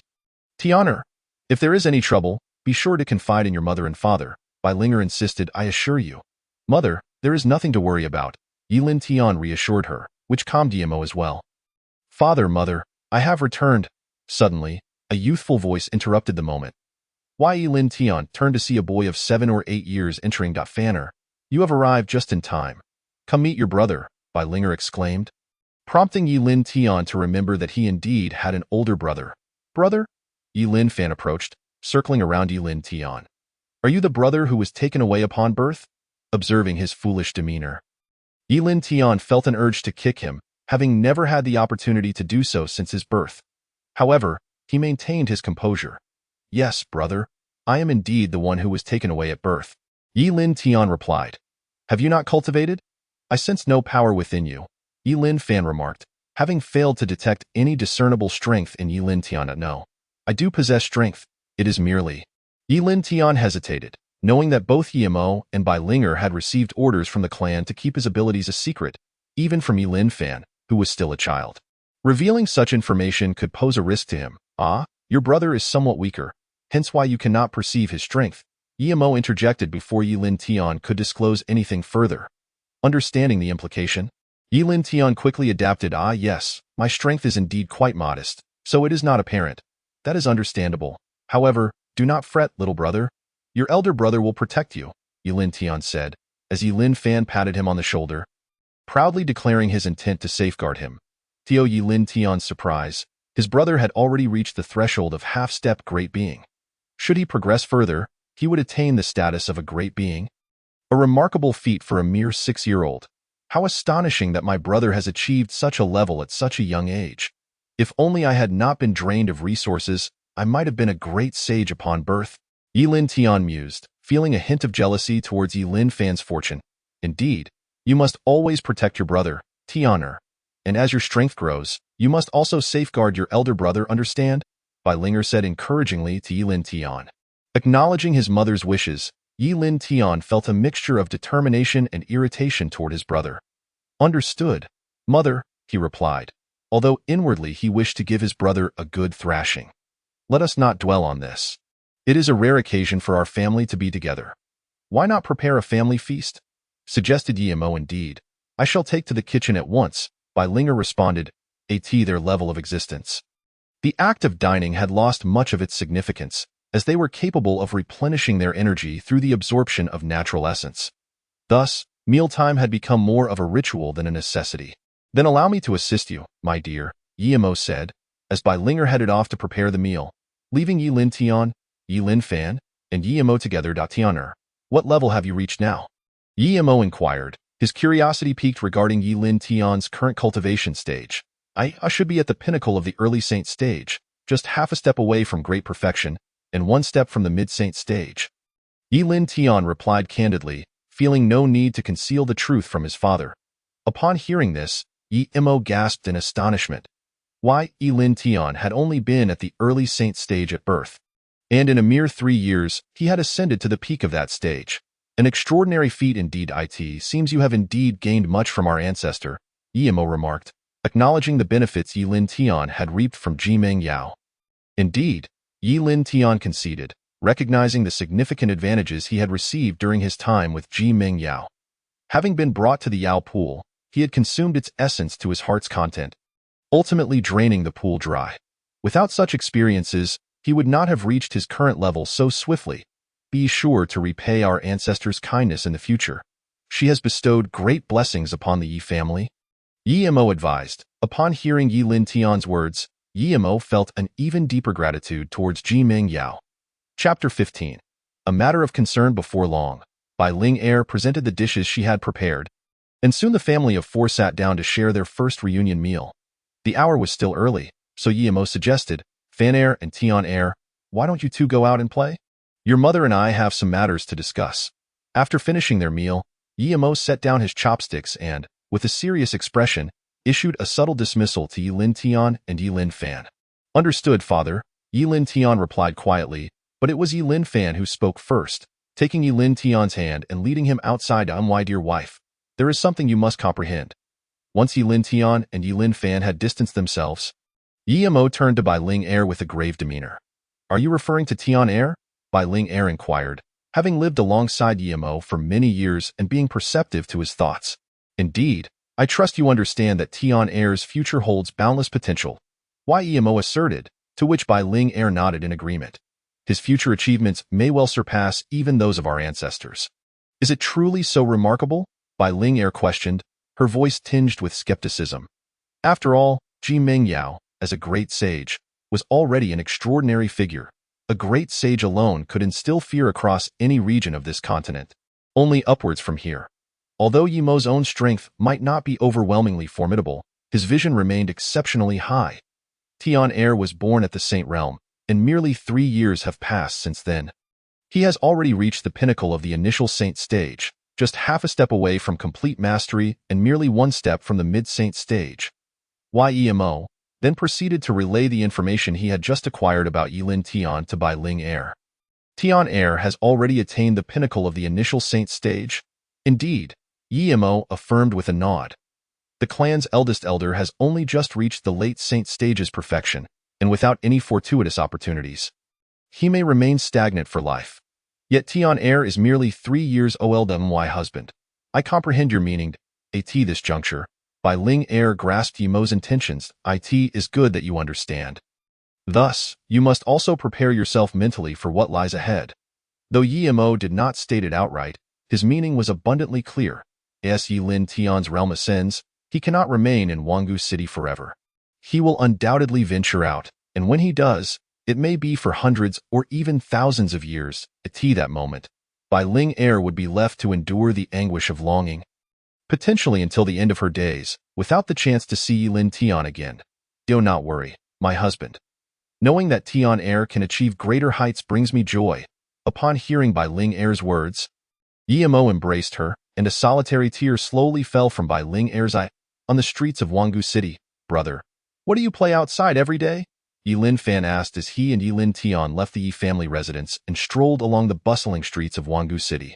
What is there to play? There is nothing but cultivation, Yilin Tian replied, his hands clasped behind his head as he followed his older brother. His gaze wandered over the shops lining the street, searching for something that piqued his interest.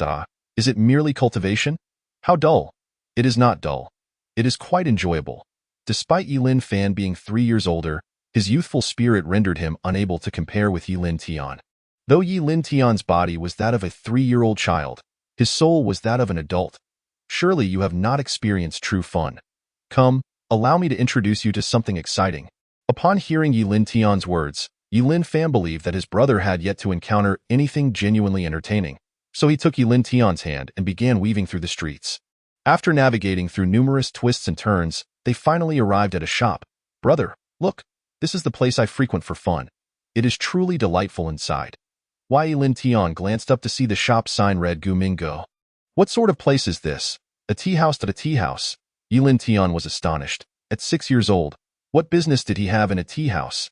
Yes, it is indeed a tea house. But we do not go in to drink tea. You will understand once we enter. Without further explanation, Yilin Fan pulled Yilin Tian into Gu Minggu. Young Master Yi, welcome. Upon their entry, a staff member immediately recognized Yilin Fan and hurried over. And this is, however, the staff member soon noticed Yilin Tian as well. This is my younger brother, Yilin Fan hesitated, suddenly realizing he did not know his brother's full name. Brother, what is your name? Yilin Tian. Right? This is my younger brother, Yilin Tian. Yilin Fan introduced his brother to the staff member. I see it is also young Master Yi. I apologize for my lack of recognition. Please forgive me. One must commend the staff member for his impeccable manners. It is all right. I merely came here to play with my brother. Very well, please follow me. young masters. The staff member was astute. The Yi family's influence in Wangu City was such that no one would dare to claim superiority over them. Young Master Yi, shall we go to your usual spot? Indeed, and please bring out your finest ancient tea. I wish to treat my brother, of course. Young Master Yi, please wait a moment. Subsequently, Yi Lin Tian and Yi Lin Fan ascended to the top floor of the tea house. The lower levels catered to ordinary patrons, while the upper floor was reserved for wealthy young masters like themselves. Is that not Young Master Yi? Back for more tea?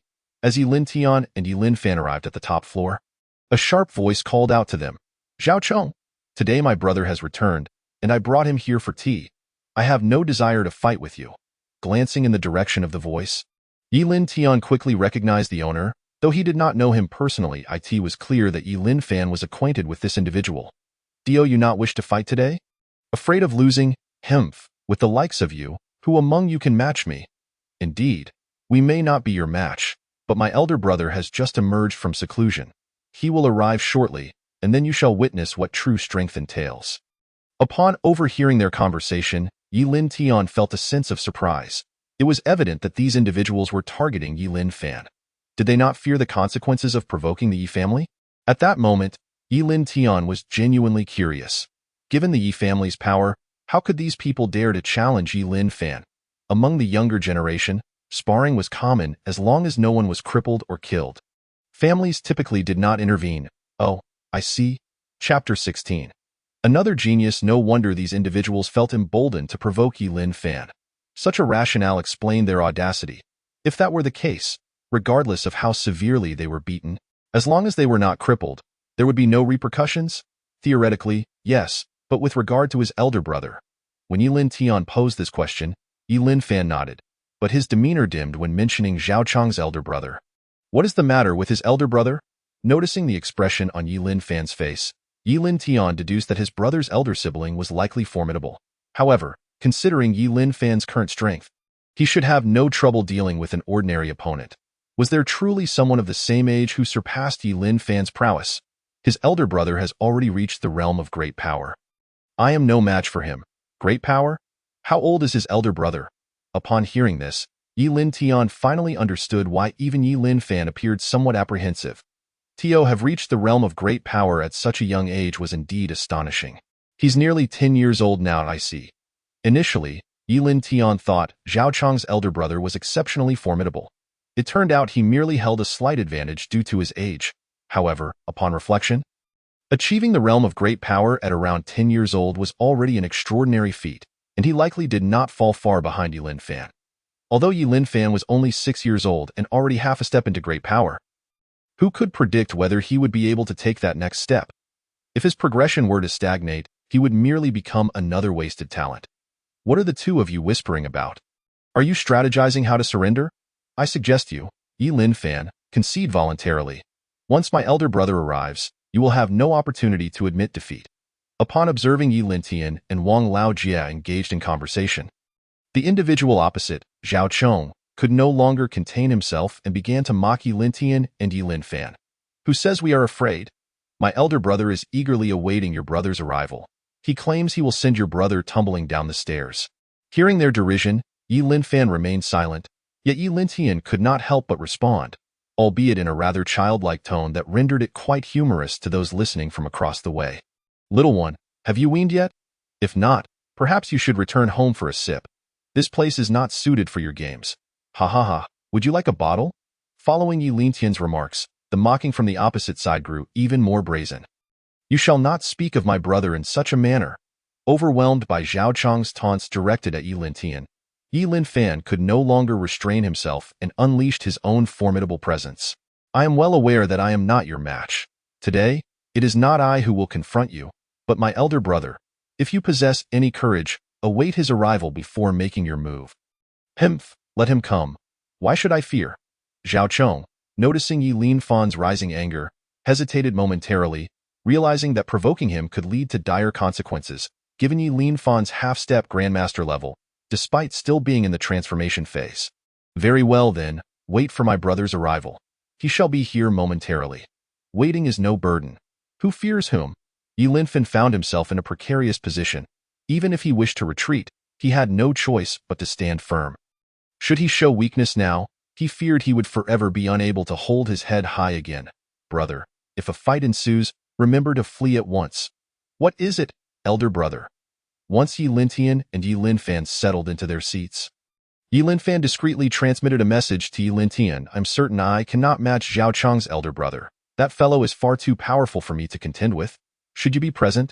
He might very well include you in the fray, so if you wish to avoid a beating, it would be wise to make a hasty exit. Yi Linfan understood his limitations.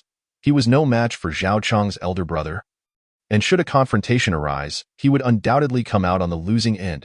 If Yi Lintian were present, it was likely he would not escape unscathed either. Thus, Yi Linfan's intention was to ensure Yi Lintian withdrew first, allowing him to face Zhao Chong's brother alone, enduring the punishment himself to spare Yi Lintian from harm. Not necessarily, elder brother. I believe you can prevail against him. When Yi Lintian made this assertion, he did not agree but instead smiled at Yi Linfan. Yi Linfan, hearing Yi Lintian's confidence, merely smiled and shook his head. I trust you. You will undoubtedly triumph. Yi Linfan felt a surge of joy at Yi Lintian's unwavering belief in him. Yet happiness alone would not suffice to confront Zhao Chong's elder brother. Elder brother, there you are. Just as Yi Linfan pondered how to handle the situation when Zhao Chong's elder brother arrived, the young man appeared almost immediately. Upon hearing Zhao Chong's voice, Yi Lintian and Yi Linfan turned towards the staircase, spotting a youth clad in black attire, exuding an air of competence that clearly marked him as formidable. Elder brother, take a seat. I have procured the finest ancient tea for you. Drinking it will aid in your cultivation.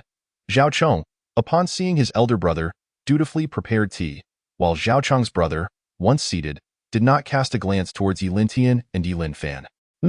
This tea is delightful. You are Zhao Chong's elder brother? As Zhao Chong's brother praised the tea, Yi Lintian's voice emerged from behind.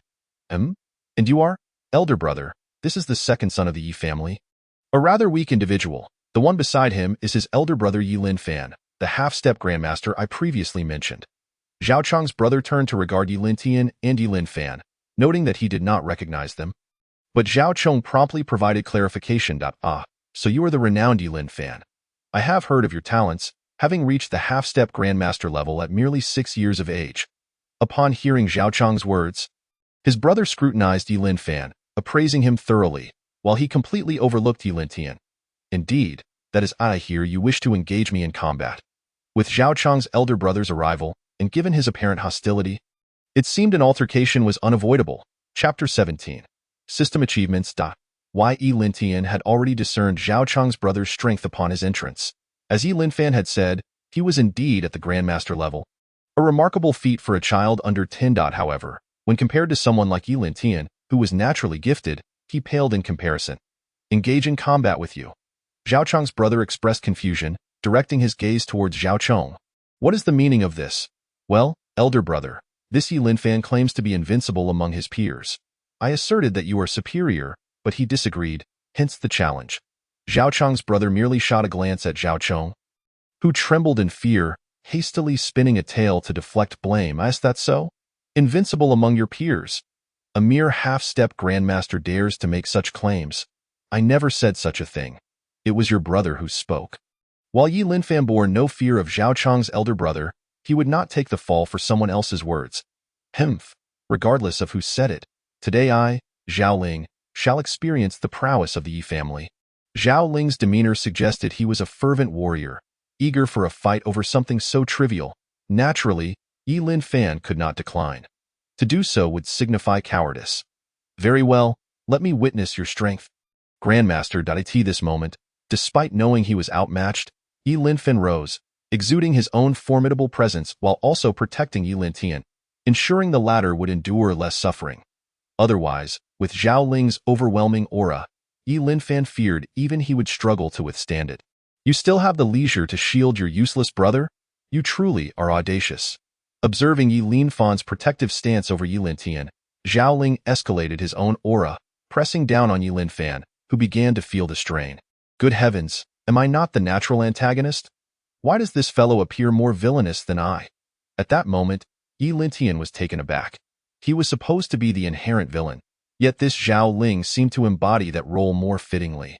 This could not be. In the presence of a natural antagonist, He could not allow another to usurp that position. Elder brother, confront him. I believe in your strength. While speaking, Yi Lintian grasped Yi Linfan's hand. Shaking it fervently as Yi Lintian released his grip, Yi Linfan's fighting spirit surged to its pinnacle, and he struck out in righteous indignation. Hmph, mere trifles. Witnessing Yi Linfan's direct assault, Zhao Ling remained seated, making no effort to evade. Merely extending his left hand to block the attack, boom, bang. In a comparison of their strengths, it was illogical for a half-step grandmaster to assault a grandmaster, even if the grandmaster were seated and completely unguarded. The outcome should not have been as it was, yet the scene unfolded before them.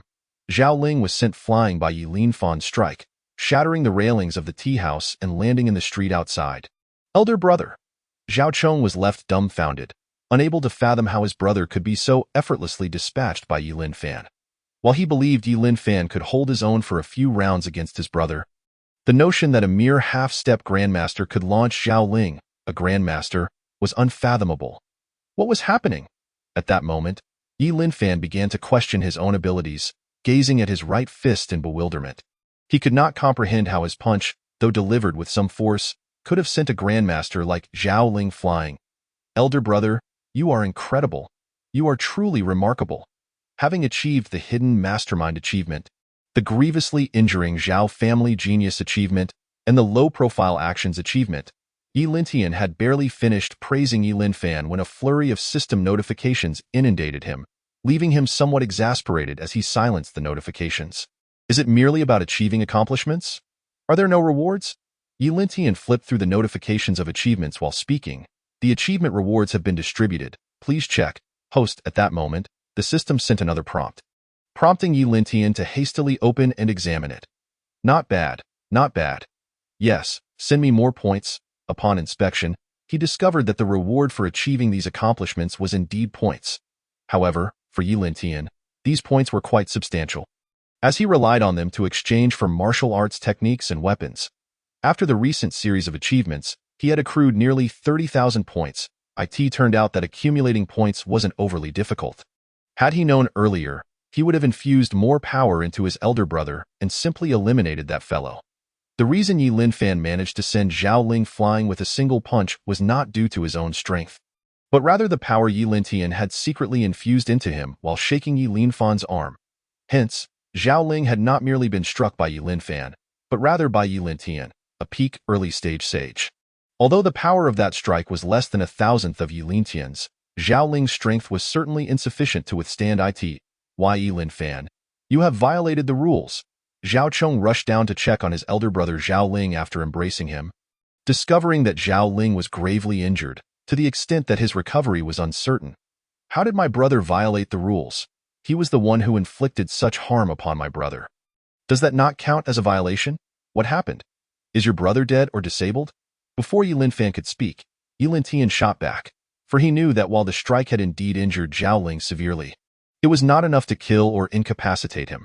However, it would certainly ensure that Zhao Ling lay bedridden for a year or so, especially if the Zhao family utilized various rare herbs to aid in his recovery.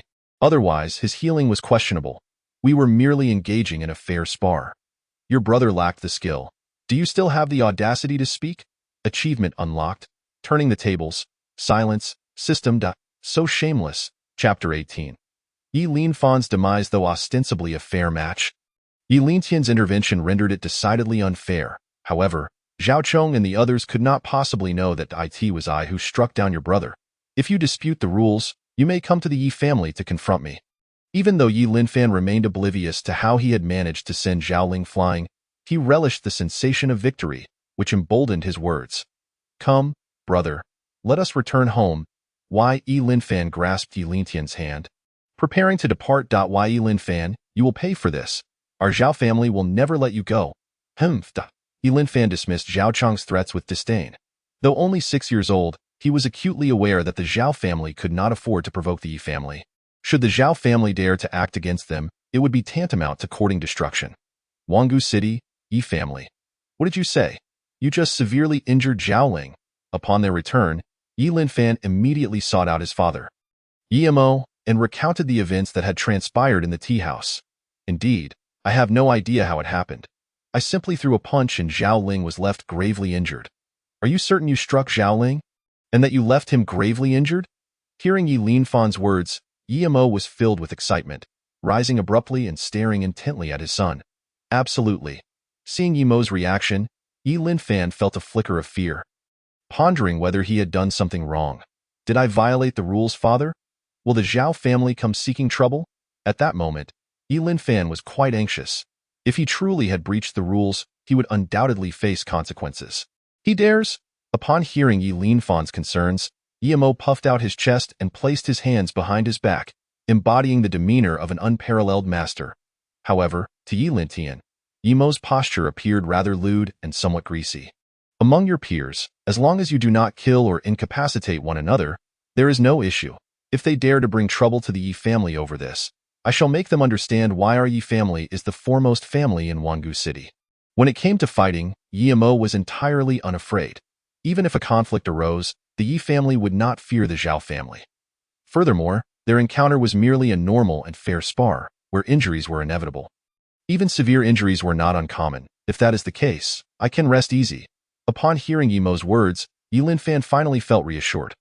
All right, you may return now. I wish to speak with your brother for a moment. Yes, father. Yi Linfan nodded in affirmation before exiting to his own room. Yi Mo then turned his attention to Yi Lintian. It was you who secretly assisted your elder brother in defeating Zhao Ling, wasn't it? Indeed, it was I. Yi Lintian admitted without hesitation. I suspected as much. Zhao Ling has already reached the realm of a formidable power. Your brother should not have been his opponent. Are you going to punish me? Father? Yi Lintian was somewhat taken aback by Yi Mo's words. Did his father disapprove of his actions? Punish you? Why would I do that? You brothers should support one another. Were it not for concerns over your power being revealed, I would prefer you to have taken direct action and taught them both a lesson. Originally, Yi Lintian had anticipated his father would chastise him for breaking the rules, but to his surprise, Yi Mo was even more ruthless than he. Now I understand why Yi Lintian finally grasped how to proceed in the future. After all, any issues would be borne by the family. If the family could not shoulder the burden, then his enchanting master, Ji Mingyao, would take care of it.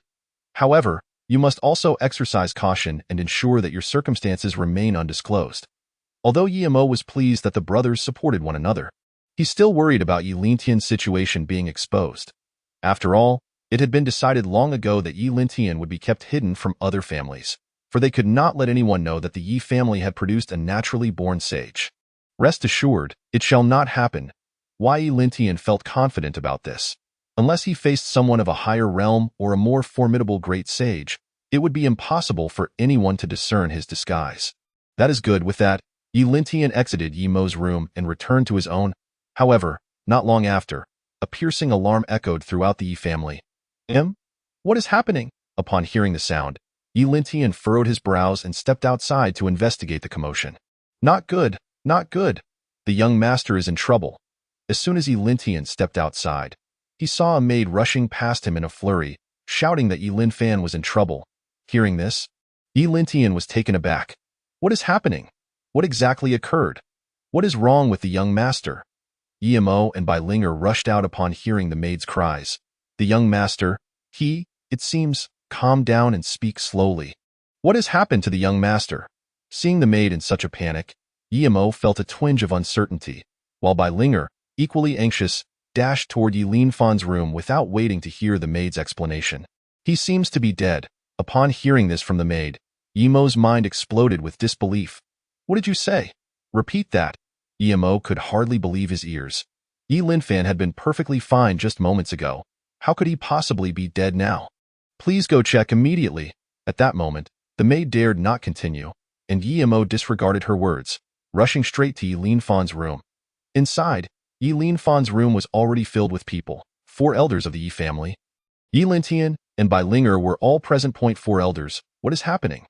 What has happened to Fanner? Yi Mo hurriedly inquired of the 4 elders after assessing Yi Linfan's condition. We 4 heard the alarm and rushed over.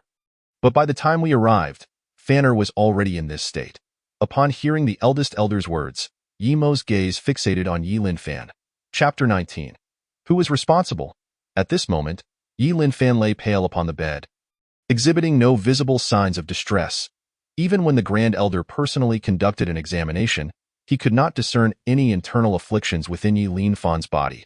Yet, Yi Linfan was perilously close to death. What had transpired today? How could he have suddenly deteriorated to such a state? Today, he had indeed done nothing out of the ordinary. No, he had engaged in a spar with Zhao Ling from the Zhao family. The Zhao family?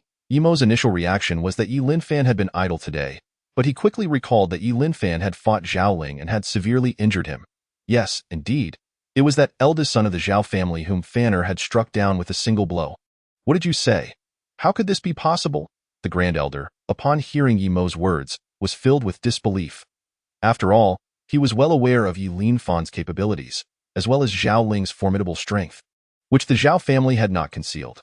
Zhao Ling was indeed at the pinnacle of power, and given Yi Linfan's current prowess, he was no match for him. It must have been Tian'er who had assisted him. At that moment, Yimo felt compelled to inform the Grand Elder of the situation, who then turned his gaze toward Yilin Tian. Tian'er, how did you help your elder brother in his battle against Zhao Ling? Yilin Tian was taken aback, realizing that this matter had unexpectedly drawn him into its web. What have I done? Yes, I did assist my elder brother, but all I did was channel a fragment of my power into his body, allowing him to unleash it. Oh dear, Tian'er, you have acted foolishly. Upon hearing Yilin Tian's explanation, the Grand Elder was beside himself with dismay. Do you think that just a fragment of power would be harmless? Your elder brother's body is not equipped to withstand such a burden. Remember, those beneath the sage are mere ants. This is not a trivial matter. Even a fraction of your power is beyond what a half-step great one can endure. What? Yilin Tian was left bewildered by the Grand Elder's words. Could it be that his elder brother had been harmed merely due to a sliver of his power? Why had he seemed unharmed at the time? With your elder brother's strength, it is improbable that he would perish instantly. However, your fragment of power has inflicted real damage upon him, which is now manifesting. In that moment, Yilin Tian came to the grim realization that he had inadvertently caused Yi Linfan's plight. Initially thinking he was aiding him, he now understood he had harmed him instead. Lost in this troubling thought, he failed to notice the system notifications about achievements popping up beside him. What should we do now? For Yilin Tian, despite his tendency to bully his elder brother and even contemplate devouring him, he could not allow him to perish in such a manner. At this point, with our combined abilities, it seems unlikely we can revive Fanner. Grand Elder, you must find a way. We cannot allow Fanner to. Upon hearing the Grand Elder's statement, Bai Linger could no longer contain herself, tears streaming from her bright eyes. However, the Grand Elder raised a hand to halt her. Although we four may be powerless to save him, there exists someone who can. Who? Upon hearing that someone could rescue Yi Linfan, Yimo's spirit soared. No matter the cost, I am willing to pay, nay? The price may not be exorbitant, but it depends on whether we can summon that individual. The Grand Elder's words made Yimo quickly understand the situation. Tian'er, your elder brother's condition stems from your actions, and thus, you bear the responsibility to save him. Do you comprehend? I understand, but I do not grasp what you mean. Yilin Tian looked at the four elders and Yimo, feeling a surge of anxiety. What did they intend? Did they mean for him to exchange his life for Yi Linfan's? Such a notion was unacceptable. At this juncture, the only one capable of saving your elder brother is our ancestor. To summon the ancestor, you are the most suitable candidate. Finally, Yilin Tian grasped the meaning behind Yimo and the elder's words. This band of rascals should have stated it outright. He had thought they were demanding a life-for-life exchange. Now relieved, he thought, I understand. I shall contact my master at once. Very well, we shall await your good news. With that, Yilin Tian hurriedly began reaching out to Ji Mingyao. Has he encountered an enemy he cannot contend with so soon? Ji Mingyao was surprised to receive a message from Yilin Tian, considering he had only returned for a few days. Could he truly have faced an insurmountable foe? Not quite, Master, and I am dealing with a different issue and hope you can assist me. What sort of issue? Oh, Master, if you come here, you will understand. Yilin Tian resorted to a charming tone to coax Ji Mingyao, who was rather susceptible to his antics. Very well, where are you now? I shall come immediately. Ya family in Wanggu City. After Yilin Tian relayed this, Ji Mingyao emerged from her meditative state and, in mere moments, appeared in Yi Linfan's chamber. Greetings, Elder. Upon seeing Ji Mingyao, Yimo and the elders instinctively bent to pay their respects. Enough, my dear disciple. What troubles you? Ji Mingyao, preoccupied with Yi Lin Tian, brushed aside the formalities. He, greetings, master. Yi Lin Tian, upon seeing Ji Mingyao, donned an innocent and harmless smile, rushing to embrace her leg. Such a smooth leg. At that moment, the sensation Yi Lin Tian felt nearly drew out a lewd grin. I inadvertently put my elder brother in a bind, master. Can you save him? As he whined, he conveyed the situation to Ji Mingyao. Upon hearing Yi Lin Tian's words, Ji Mingyao finally noticed Yi Lin Fan lying on the bed. She lifted Yi Lin Tian and seated him beside Yi Lin Fan, beginning her examination of his condition. Ancestor, I implore you to save Fanner. Bai Linger approached and knelt before Ji Mingyao. I dislike such formalities. Please rise. Seeing Bai Linger kneeling again, Ji Mingyao frowned. What is Fanner's condition, ancestor? Yi Mo inquired as he assisted Bai Linger to her feet. His condition is not dire. I can still save him. Upon hearing this, Yi Lin Tian and everyone present exhaled in relief. Ancestor, can you truly save him? Indeed, ancestor, can you genuinely rescue Fanner? Yi Mo and Bai Linger, filled with hope, eagerly awaited Ji Mingyao's assurance regarding their beloved son. If I say I can save him, then I shall die. Do you doubt my words? Nay, we do not. Then, I appreciate your cooperation. Recognizing Ji Mingyao's tone, Yi Mo and Bai Linger hastily expressed their apologies and proceeded to assist in treating Yi Lin Fan. Tianer, tell me how you brought this misfortune upon your elder brother. As Ji Mingyao tended to Yi Lin Fan, she inquired about the events that had transpired. I never anticipated this outcome. Yi Lin Tian relayed the entire sequence of events. Upon hearing his account, Ji Mingyao chuckled, blooming like a flower during the transition from spring to summer, neither shy like a spring blossom nor gaudy like a summer bloom, yet captivating enough to leave all present momentarily entranced. You are truly beautiful. Yi Lin Tian was the first to recover, instinctively offering a compliment. Hearing his praise, Ji Mingyao's cheeks flushed, but she quickly regained her composure. Tianer, what nonsense are you spouting? It was only then that Yi Mo and the elders realized the situation. Yi Mo was alarmed and swiftly reprimanded Yi Lin Tian. Ancestor, please do not take offense. Tianer merely spoke without thinking. He quickly apologized to Ji Mingyao. When have I shown anger? You claim he speaks nonsense. Do you believe he is incorrect? Nay, Tianer is correct. No, he is not. I shall just slap myself. Yi Mo found himself at a loss, unable to determine whether to agree or disagree with Yi Lin Tian, ultimately resorting to punishing himself. You think your current strength can be borne by anyone? It is imperative to exercise caution in the future. At this moment, Ji Mingyao was not concerned with Yi Mo's actions. Instead, she was reprimanding Yi Lin Tian, playfully poking his forehead with her finger. Although it appeared to be a scolding, there was no genuine reproach intended towards Yi Lin Tian. Otherwise, she would not have intervened to rescue Yi Lin Fan.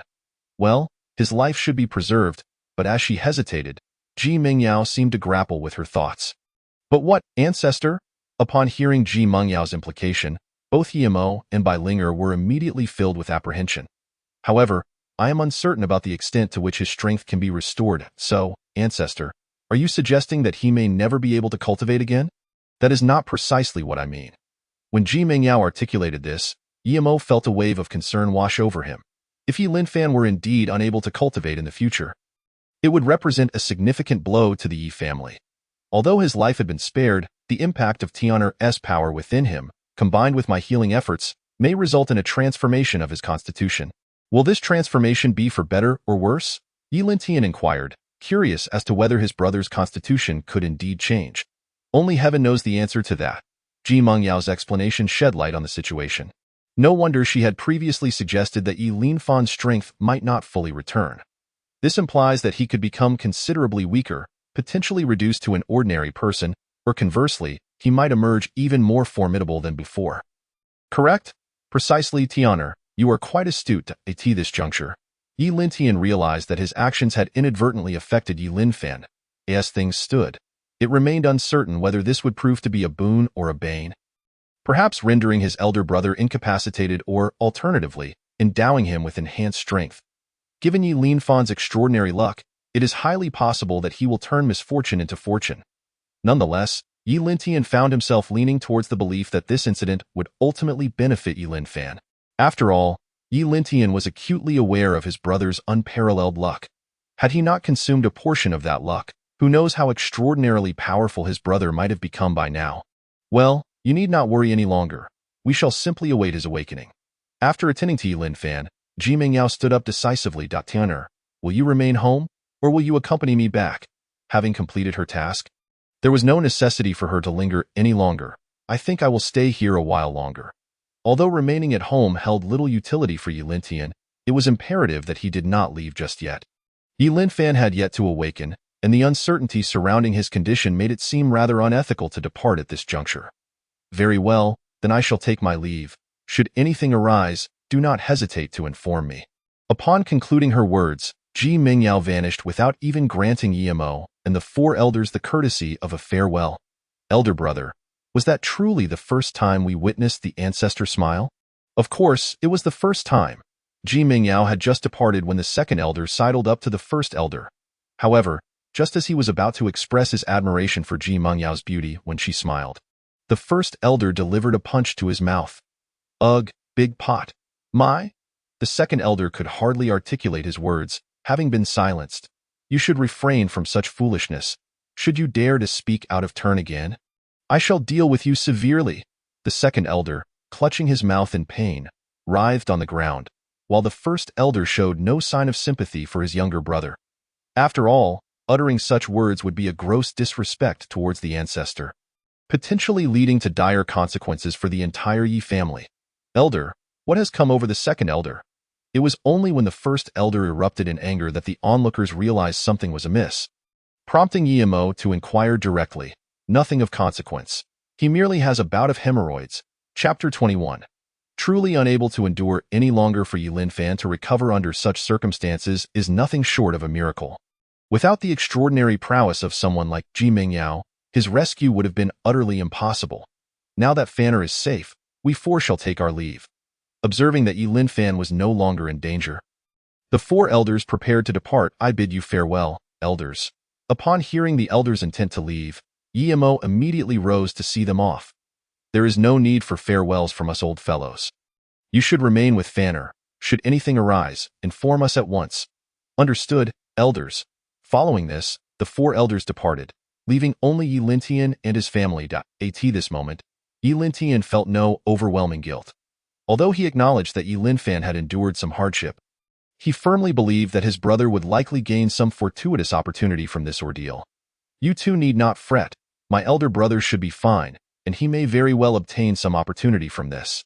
Noticing that Yimo and Bai Linger remained visibly concerned, Yi Lintian stepped forward to reassure them. After all, Yi Linfan's life was no longer in jeopardy. What are you saying? You have put your elder brother in such a state, and you still expect us not to worry? Upon hearing Yi Lintian's words, Yimo was filled with indignation and immediately approached to chastise him. Yi Lintian was taken aback by his father's reaction, not anticipating that he would resort to physical punishment. Just as Yi Lintian prepared to defend himself, Bai Linger intervened, blocking Yimo's path. Tian'er has already explained that he acted to protect his elder brother by defeating that Zhao family's leader. How can you blame him? Exactly, if mother says so, then how can it possibly be my fault? Yi Lintian felt no remorse for his actions. In his view, he had done nothing wrong. After all, he had no prior knowledge of the events, and had he been aware, he would never have acted as he did. Furthermore, he had summoned Ji Mingyao to heal Yi Linfan, so he felt justified in his decisions. However, at that moment, the system unceremoniously awarded Yi Lintian some points, indicating that it deemed his actions as villainous. Fine, fine, with you protecting him, I have no more to say. As long as Fanner is unharmed, that is what matters. For Yimo, his primary concern was that Yi Linfan not lose his ability to cultivate. Nonetheless, as long as he remained alive, that was already a considerable blessing. Even if he were to lose his ability to cultivate, given the Zhao family's influence, his safety would still be assured. Naturally, if possible, Yimo would prefer for Yi Linfan to continue developing normally. You truly need not worry. I have a strong premonition that my elder brother will gain an opportunity from this. Where does such a premonition come from? At this point, Yimo was genuinely curious about the source of Yi Lintian's seemingly prophetic insight. Yet, Yi Lintian could not divulge the truth to Yimo and Bai Linger. Oh, you needn't concern yourselves with how I know. I simply believe that my elder brother will be fine. Moreover, I am certain that this experience will enhance his strength. Let us hope your words ring true. At this juncture, Emo had little else to say. Clearly, he could not act out his frustrations.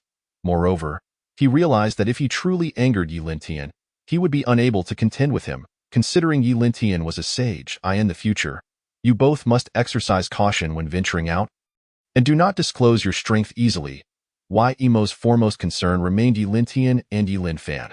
Should they encounter trouble upon leaving, it could lead to dire consequences.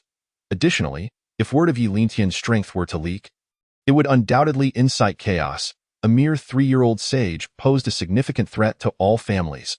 Rest assured, I am fully aware of the stakes and will not recklessly reveal anything. However, with my elder brother's predicament, I believe the Zhao family will also face some troubles. That is something you will need to address. Yi Lintian suddenly recalled a pressing concern. After he had channeled his power through Yi Linfan's body, Yi Linfan had nearly perished. Would Zhao Ling be even more severely injured? After contemplating this, he concluded that the likelihood was indeed quite high. The Zhao family? Are you referring to their eldest son? Zhao Ling? Indeed. Look at how severely injured the elder brother is. One can only imagine that Zhao Ling would be in an even more dire state. Upon hearing Yi Lintian's words, Emo suddenly realized that if even Yi Linfan was in such a condition, Zhao Ling's situation must be even more grim. Furthermore, the most critical point is that the Zhao family has not achieved a great victory. This implies that Zhao Ling is at a considerable risk of perishing in this battle. This indeed poses a significant problem, and it is highly likely that it may unfold as you suggest. What if he comes seeking trouble with the Yi family afterward? At this moment, Yi Lintian was not particularly worried for himself. After all, he could simply flee to Ji Mengyao's side.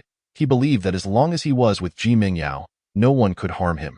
However, the fate of the Yi family remained uncertain. If they were to confront us openly, I would not be afraid. My concern lies in the possibility that they might resort to underhanded tactics. If that were the case, it would indeed spell real trouble. At this point, Emo also recognized the gravity of the situation. Although there was a consensus that the older generation should not target the younger, if this prodigious youth from the Zhao family were to die at Yi Linfan's hands, it was certain that the Zhao family would not let the matter rest. Worrying about this issue seems futile. We can only await to see if Zhao Ling's fate holds any merit.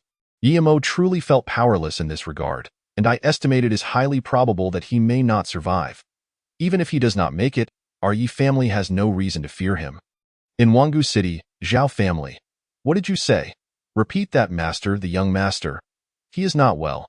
You should go take a look. At this moment, the head of the Zhao family was filled with rage. Unable to fathom that such a situation could arise. Yet, he was still somewhat in disbelief. He hurried to Zhao Ling's room, only to find him lying silently on the bed. Chapter 22. A Desire for Revenge.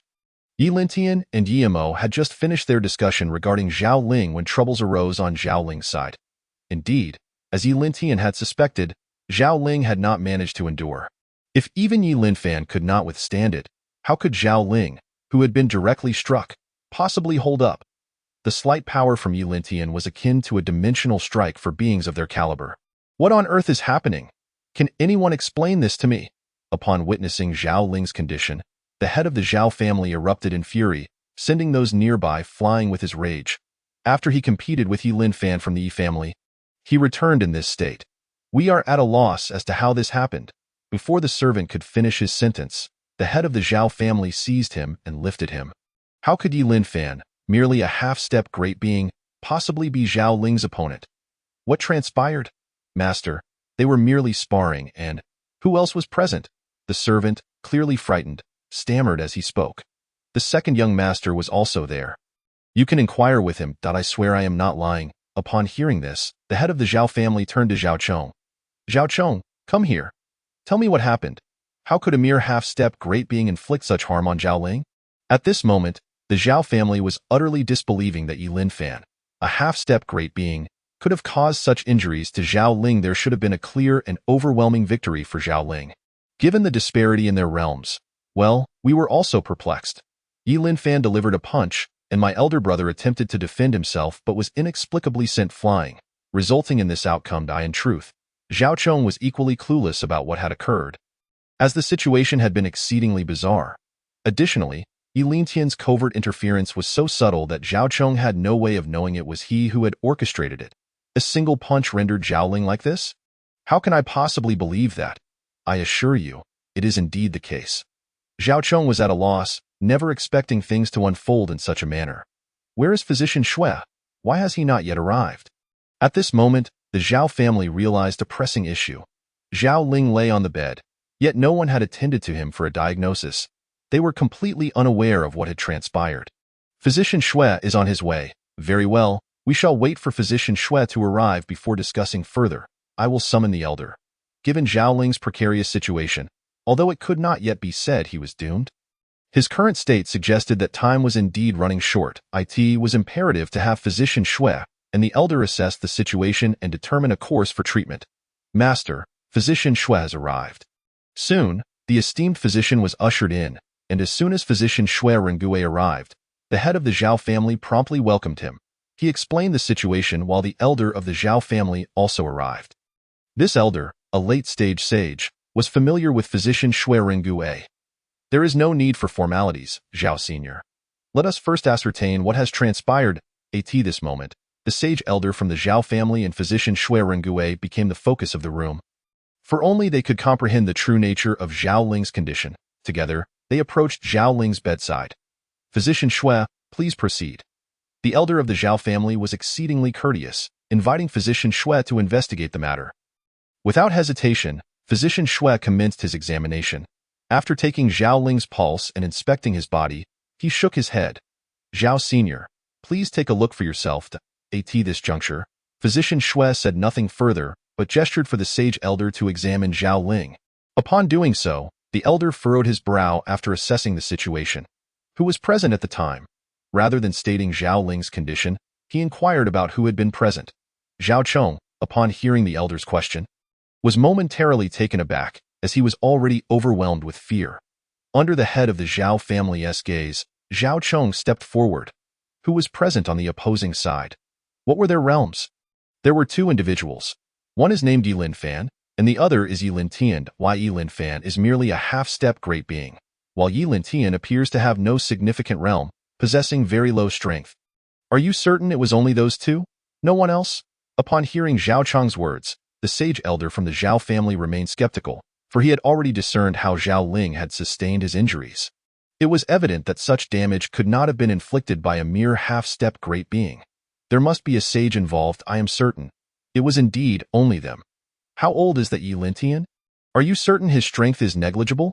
The elder of the Zhao family was familiar with Yilin Fan, but Yilin Tian was another matter altogether. Yilin Tian appears to be merely 3 years old. His strength is indeed very low. When my elder brother released his aura, Yilin Tian struggled to withstand it. It was Yilin Fan who helped him endure my brother's pressure. If that is the case, then it is indeed peculiar. Upon hearing Zhao Chong's account, the sage elder from the Zhao family expressed his confusion, while Physician Xue Rengue also appeared perplexed. This matter is indeed suspicious. Based on Zhao Ling's situation, he must have been harmed by a sage. It is impossible for a half-step, great being to have such power to a sage. Are you suggesting that the Yi family has deployed a sage to partake in the competition among the younger generation? It is possible. At this juncture, it became abundantly clear to the Zhao family that Zhao Ling's predicament could not have been caused by a mere half-step great being. Only a being of sage caliber could inflict such damage. Very well, the Yi family has indeed involved a sage in the competition of the youth. It seems they truly do not regard my Zhao family with any respect. This grudge must be avenged. Chapter 23. A breakthrough. Once more over the years, although the Zhao family has demonstrated considerable strength, they have consistently been overshadowed by the Yi family. A significant contributing factor to this is the insufficient number of saints within the Zhao family. While this is not the sole reason, after all, the Yi family's resilience can largely be attributed to the presence of Ji Mingyao. There remains a notable deficiency in saint-level power on Zhao's part. The emergence of Zhao Ling presents an opportunity for the Zhao family, as he has achieved the level of capability at a remarkably young age of under It is evident that he is destined to become the next saint of the Zhao family. However, who could have anticipated such a turn of events? How can you, as the head of the family, be so impulsive? The elders have already acted in such a manner. Do you still intend to shield them? At this moment, the head of the Zhao family is becoming increasingly irrational in his eyes. The Yi family's decision to deploy saint-level forces in a contest among juniors is a severe breach of protocol. Protecting them? Why should I protect them? Do you possess any evidence? If you lack evidence, refrain from such hasty actions. Revenge? Who are you seeking revenge against, and where will you carry it out? After being berated by the elder, the head of the Zhao family found himself at a loss for words. Given the current circumstances, it is clear that they possess no evidence. Moreover, even if they did have evidence, what could they possibly do against the Yi family? They are not their adversaries. This matter remains inconclusive. It is not necessarily the case that a saint has directly intervened. It is possible that Yi Linfan has employed some means to temporarily harness saintly power, thus achieving such an effect. If that is the case, then they were indeed the ones who violated the rules first. Rest assured, I will seek justice in this matter, but the most pressing concern is to rescue Zhao Ling. Having said this, the elder of the Zhao family ceased to engage with the head of the Zhao family, turning his attention towards Shui Rengue. Shui Rengue, do you believe there is still hope for him? To be candid, Zhao Senior, I cannot guarantee that I can save your son, but I can certainly give it a try. Very well, as long as you have a method, no matter what is required or what cost must be paid. You need only to speak. The elder of the Zhao family understood the significance of Zhao Ling to their clan, thus he was prepared to spare no effort to ensure Zhao Ling's survival. Rest assured, Zhao Senior, I will do my utmost to save your son. After speaking, Shui Rengue produced a piece of paper and began to jot down what he required. These items must be gathered swiftly, as they are of utmost importance. None can be overlooked. Upon receiving the list, the elder of the Zhao family promptly handed it to the head of the Zhao family. Activate all connections and resources within the Zhao family. We must procure these items as quickly as possible. Should we require the elder's assistance, be sure to inform us post-haste. Understood, elder. I will gather everything immediately. After accepting the list, the head of the Zhao family wasted no time in arranging for the necessary preparations. Among the items listed, the 9-spirit flower is the most critical main ingredient. Efforts must be made to locate it. If it proves elusive, the 8-spirit flower may serve as a substitute. But it must be the least acceptable option. You can count on us, Shui Rengue. We will certainly find the 9-spirit flower for you. That would be excellent. Thus, the Zhao family commenced their frantic efforts to revive Zhao Ling, for he embodies their future hopes, and they must muster whatever it takes to ensure his survival. Yi family, to their surprise, the bottleneck had begun to loosen rather swiftly, signaling an imminent breakthrough. Merely a few days after returning, Yi Lintian discerned that his bottleneck had started to weaken, indicating that he might soon achieve a breakthrough. Though he had not yet reached the pinnacle of the initial stage of sainthood, Yi Lintian was not one to be measured by ordinary standards. Could it be possible to break through so soon? Upon sensing the slight relaxation of his bottleneck, Yi Lintian attempted to push through, hoping to shatter the barrier. To his astonishment, with a mere exertion, the bottleneck crumbled, and he was on the verge of entering the mid-stage of sainthood. Observing this development, Yi Lintian immediately settled into meditation, preparing for his transition into the mid-stage of sainthood. Simultaneously, dark clouds began to converge above Yi Lintian's room. What is happening? Engrossed in his breakthrough, Yi Lintian remained oblivious to the external commotion, but the skies above the Yi family were increasingly shrouded in ominous clouds. The dense clouds crackled with the occasional flash of lightning, creating an overwhelming sense of foreboding. The 4 elders of the Yi family sensed this disturbance at once. The center of these clouds seems to be directly above Tian'er's room. Could it be that Tian'er is about to break through? Upon witnessing this phenomenon, the eldest elder swiftly deduced the situation. It truly appears so. Look, the clouds above Tian'er's room are the densest. This is not good. We must warn Tian'er. He cannot undergo his breakthrough here. The ominous clouds clearly heralded a thunderous tribulation. Should it descend upon them, the entire Yi family could face annihilation. The eldest elder quickly realized the grave danger and, with a swift motion, appeared in Yi Lintian's chamber. Tian'er, you are about to break through. You must leave the Yi family immediately. The thunder tribulation is about to strike. What? Thunder tribulation? Indeed, the clouds have gathered ominously above. As the elder entered, Yi Lintian immediately sensed the gravity of the situation. After the elder's warning, he quickly came to understand the peril outside. Very well, I will find a suitable place to endure the tribulation. Yi Lintian was acutely aware that he could not undergo the tribulation in this location. Should the heavenly lightning strike here, it could obliterate the entire Yi family. Come with me. I will take you to a safe place to break through. All right. The eldest elder led the way, and Yi Lintian followed closely behind. Before long, they landed on the back mountain of the Yi family. Tianer, you can break through here. The surrounding area is enveloped by a powerful array that conceals your presence. While it cannot completely obscure the Thunder Tribulation's aura, it can mask your own. Chapter 24. Facing the Thunder Tribulation. Upon reaching the back mountain, the eldest elder directed Yi Lintian to a specific spot, where a vast formation shielded them entirely from prying eyes below the level of a great saint. This way, outsiders would remain oblivious to who was enduring the tribulation, thus preventing any revelation of Yi Lintian's true level of power. Understood, this is for the best.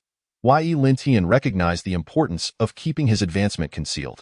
After all, outsiders were unaware that the Yi family had gained another saint, particularly one as formidable as Yi Lintian. The impending Thunder Tribulation appeared formidable. Yi Lintian settled onto the back mountain. The dark clouds that had previously loomed over the Yi family now gathered ominously above them. The clouds had grown increasingly menacing. Although their range had stabilized, their darkness deepened, and the bolts of lightning within became thicker and more threatening, poised to strike at any moment. This is my first experience with a Thunder Tribulation.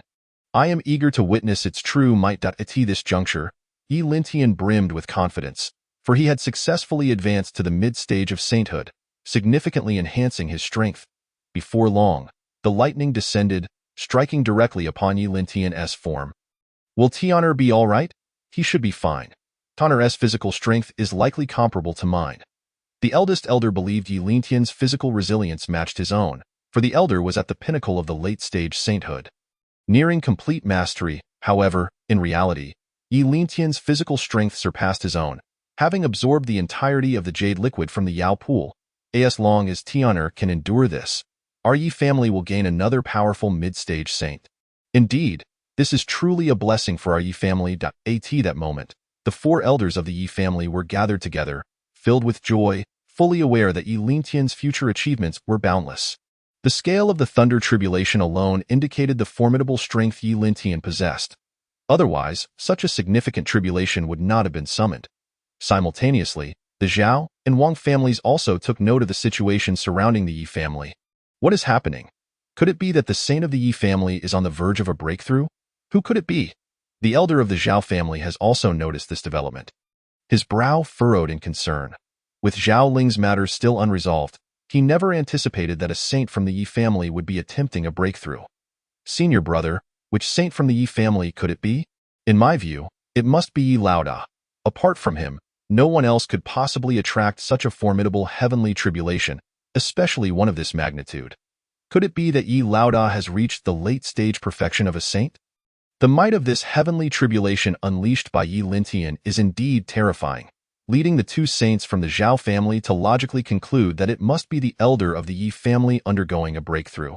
Otherwise, the remaining three elders would not possess the strength to summon such a tribulation. As it stands, it truly seems that fate is blind.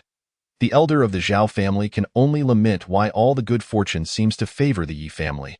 It appears that the Yi family's position is becoming increasingly solid, with their elder on the verge of breaking through to the late-stage perfection of a saint.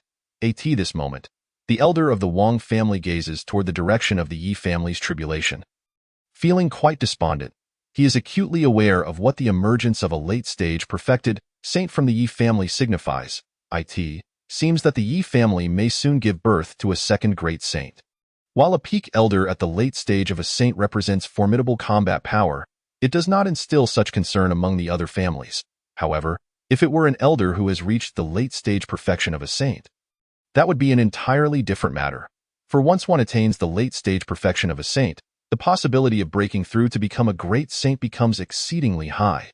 The ancient city may soon be unable to contain the Yi family. If the Yi family were to possess two great saints, it is likely that this ancient city would truly be unable to accommodate them, allowing them to extend their influence over an even broader area. As for what the two families are pondering at this moment, Yi Lintian remains oblivious. Moreover, he has little interest in knowing. His primary concern lies in how to navigate this heavenly tribulation. The initial bolts of lightning pose no significant threat, serving to fortify his body. However, what could the remaining 3 bolts entail? At this juncture, Yi Lintian has endured 9 bolts of lightning, and under normal circumstances, a heavenly tribulation consists of a maximum of 12 bolts. Thus, he presumes there are 3 more to come. Although the first 9 bolts have not inflicted substantial harm upon him, the potential devastation of the remaining 3 is likely to be increasingly formidable. Regardless, he resolves to disregard these thoughts. No matter how fierce those 3 bolts may be, he refuses to believe they can harm him. Yi Lintian adjusts his aura to its utmost peak, bracing himself for the impending 10th bolt of lightning. Boom! The 10th bolt descends swiftly, crashing down upon Yi Lintian, causing him to spit out blood. Remarkably, the power of this bolt surpasses the combined strength of the previous 9. At this moment, Yi Lintian finally comprehends the true terror of this heavenly tribulation. He had easily withstood the first 9 bolts, but the 10th is an entirely different beast, even exuding a faint aura of annihilation. Nevertheless, it still cannot harm me. I remain unscathed. Bring it on. Yi Lintian quickly regains his composure, preparing to confront the 11th bolt of lightning. Thunderous roars accompany the descent of the 11th bolt, causing Yi Lintian to squint his eyes. He has never been so serious. The power of this bolt astounds him, turning his surroundings pitch black. This is no ordinary heavenly lightning. This is the Annihilation Divine Lightning. At this moment, not only Yi Lintian witnesses this phenomenon, but the 4 elders of the Yi family also perceive it. Indeed, it resembles the legendary Annihilation Divine Lightning. Fortunately, it is not composed purely of it. Otherwise, it would be impossible for Tian'er to withstand it. If the 11th bolt were solely comprised of Annihilation Divine Lightning, Yi Lintian's chances of survival would be exceedingly slim, as the bolts of lightning continue to strike. Yi Lintian withstands the initial 9 with relative ease. However, it is the 10th and 11th bolts that truly test his mettle. The 11th bolt, infused with substantial Annihilation Divine Lightning, invigorates him. Excellent, bring on 2 more. Yi Lintian successfully endures the 11th bolt, though he sustains some injuries, albeit minor. It seems that only the final bolt remains. He must brace himself. After enduring the 11th bolt, Yi Lintian does not relax his guard. He knows that the 12th bolt is imminent, and it is likely the most terrifying of all, as anticipated. When the 12th bolt begins to gather, Yi Lintian feels an overwhelming pressure. The previous bolt already contained a significant amount of Annihilation Divine Lightning. The 12th bolt will likely be infused with even more. This is dire. The power of the 12th bolt is immense, and the formation may not hold. We must stabilize the formation quickly.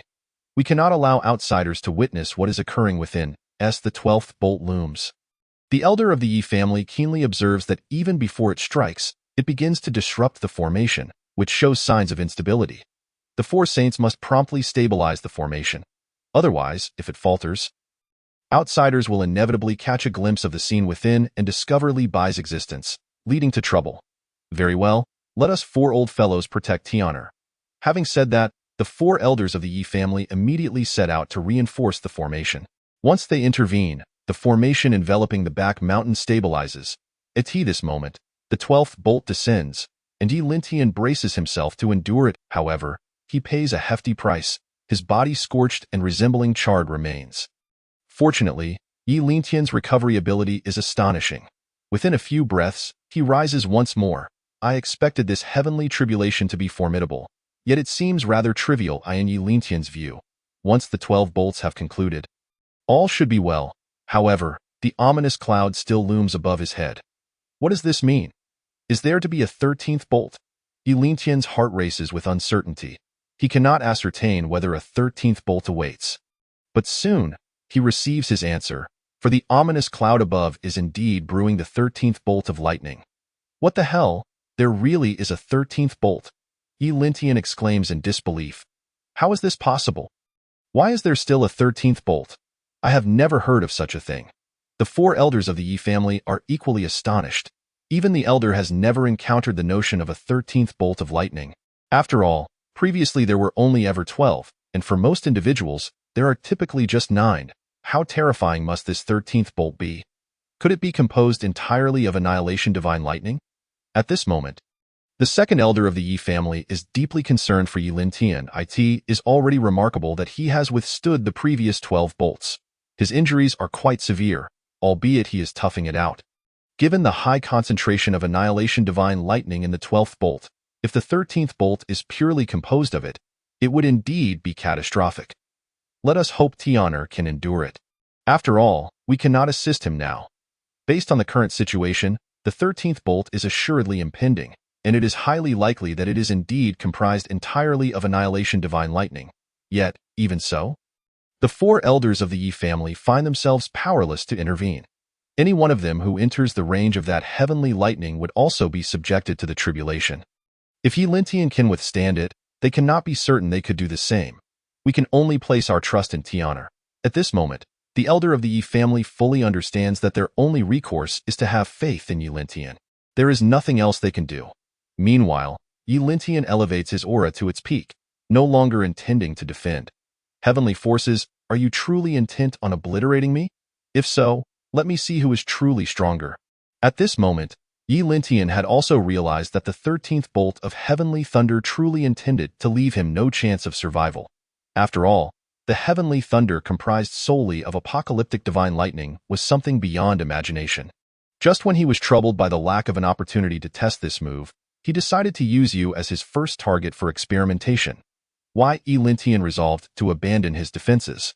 Even if he attempted to defend himself, he would likely be unable to withstand this 13th bolt of heavenly thunder. Thus, he chose to adopt an offensive strategy instead. He determined to wield the Ice Soul Sword, gifted to him by Ji Mingyao, to unleash the technique One Sword to sever the ages and ascertain its true power. With a swift motion, Yi Lintian drew the Ice Soul Sword, angling it skyward. One sword, sever ages, he declared, enunciating each word with conviction.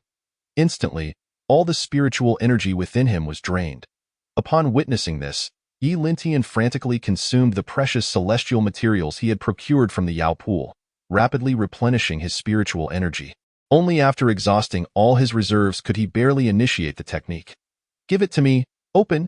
Yi Lintian then swung his sword towards the ominous thunderclouds above. As the sword's edge passed through, a slender fissure emerged, extending towards the dark clouds. Eventually, it collided with the thunderclouds, yet it produced no explosion. Instead, it silently cleaved the clouds in two. What is happening? The four elders of the Yi family were left utterly astonished by this spectacle. What on earth had transpired within the Yi family? The two elders from the Zhao family, sensing the situation, were equally shocked. Did the elder of the Yi family possess such strength? The elder from the Wang family was also completely taken aback. Chapter 26. A trivial matter. This sight was simply horrifying. An expanse of thunderclouds had been effortlessly sliced apart. Most astonishingly, the severed clouds did not regroup but rather began to dissipate, restoring the sky above the Yi family to clarity. The elder of the Yi family likely had just touched the threshold of the great sage realm. This phenomenon profoundly impacted the remaining two families, who had never envisioned that an elder from the Yi family could reach such a level. It seemed that divine providence was favoring the Yi family. The elder from the Wang family couldn't help but feel a sense of melancholy. Given the current situation, it appeared that no one could thwart the Yi family. In the back mountains of the Yi family, the previous incident had genuinely astonished the elder, prompting him to inquire about the events from the three remaining elders beside him. If even the eldest brother is unaware, then we need not mention ourselves. It seems we have underestimated Tian'er. The elder of the Yi family realized that Yi Lintian's power was likely more terrifying than they had imagined. What had just occurred was unprecedented. A single sword strike had completely shattered the heavenly tribulation. This was utterly absurd, especially considering the presence of the 13th bolt of heavenly thunder within it. Could it be that in merely 3 years, Tian'er had elevated his strength to such heights? Faced with this reality, Teacher Zhang found it hard to believe, as his worldview was thoroughly challenged. It seemed the ancestral figure had indeed imparted all the family's secret techniques to Tian'er. Yes, that must be the case. After unleashing that sword strike, Yi Lintian was astonished by its overwhelming power. However, he soon began contemplating how to explain this to the four elders. To his surprise, the elders had already prepared an explanation for him. Upon seeing the dissipating thunderclouds, Yi Lintian flew to the four elders' side. "Thank you, esteemed elders, for your protection," he said, bowing to them. "Tian'er, was that technique passed down to you by our ancestor?" "Huh? Oh, yes, indeed. It was taught to me by my master." Yi Lintian had initially devised a plan to deceive the four elders, but the eldest elder had unwittingly provided him with a more convincing explanation. Given this, Yi Lintian felt he could no longer contrive any other narrative. As this reason seemed the most plausible, it appears our ancestor truly favors you, Tianar. Otherwise, such a formidable technique would not have been bestowed upon you. Indeed, such a technique is likely unheard of by the four of us. Yes, quite so. At this moment, the four elders were already convinced that Ji Mingyao had imparted the technique to Yi Lintian, without needing any further affirmation from him. Yi Lintian was momentarily taken aback by this. But since they were so firmly convinced, he chose not to elaborate further. After all, it was unlikely they would seek verification from Ji Mingyao. Even if they did, he could always devise a way to convince her. Master is indeed very kind to me. That's wonderful. Oh, by the way, what realm are you currently at? It was only then that the eldest elder remembered to inquire about Yi Lintian's current level of cultivation. When he attempted to assess Yi Lintian's realm, he found it utterly inscrutable. I should be at the mid-stage of the Sage realm, nearing its peak. In some time, I should be able to attempt to break through to the late stage. Upon hearing this, the four elders fell silent, not knowing what more to say. What an extraordinary talent! The eldest elder could only manage to utter this phrase, as Yi Lintian's actions were indeed remarkable. Oh, it's merely a trifling matter, a triviality. Seeing Yi Lintian's demeanor, the four elders felt an urge to reprimand him, as his attitude was undeniably brazen. However, how could they bring themselves to strike Yi Lintian? Given the power he had just displayed, it was likely they wouldn't stand a chance against him, even if they tried. If he could disperse heavenly tribulations with a single strike, then attacking the three of them would be utterly futile. However, Tianar, you must be cautious. The more extraordinary the circumstances, the more one should conceal oneself, lest disaster befall you. The eldest elder was acutely aware of the precarious situation Yi Lintian faced. Although he appeared immensely powerful, he was still merely at the mid-stage of the Sage realm. If he were to encounter a great Sage-level figure, he would undoubtedly be powerless to retaliate. Thus, Yi Lintian needed to hide himself and employ every means to remain concealed. Rest assured, esteemed elder, I shall hide myself well. I will reveal myself only when my strength allows me to dominate this realm. In truth, although Yi Lintian's current strength was unrivaled among his peers, he would still be no match for seasoned veterans. Therefore, he had to remain hidden. If he were to encounter unreasonable old-timers, they might very well take action against him. At that point, no matter how extraordinary his talents, they would count for nothing. They likely do not know you are here undergoing tribulation. They will probably speculate it is one of the four of us. Thus, it is best for you to avoid showing yourself in the coming days to prevent arousing suspicion. To be prudent, the eldest elder specifically advised the other three elders to maintain a low profile. If they were to be seen, others might begin questioning who was truly undergoing the tribulation. Rest assured, elder brother, we will certainly be cautious. Moreover, elder brother, you must also be careful. They might suspect it is you undergoing the tribulation. Indeed, given the commotion Tianar just caused, our three strengths hold little persuasive power. The four elders had also considered that outsiders might not only think one of the three was breaking through, but might also believe it was the eldest elder. The eldest elder nodded in agreement. Yes, the fourth elder's reasoning is sound. I shall also limit my appearances in the coming days. As they exchanged thoughts, Yi Lintian was entirely absorbed in contemplating another matter. Chapter 27. A display of power. Esteemed elders, I have a question that I wonder if you have pondered. What question? While the four were discussing how to act discreetly to avoid attracting trouble, Yi Lintian's inquiry drew their attention. Actually, it's nothing serious. It's just that the Zhao family has been unusually quiet, and it leaves me somewhat apprehensive. The Zhao family?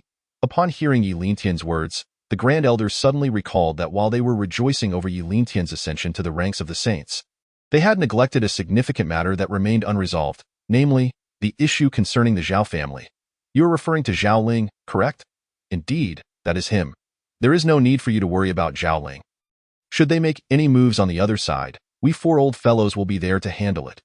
Regardless of the troubles the Zhao family may pose, it is imperative for us four elders of the Yi family to assist Yi Lintian in resolving them.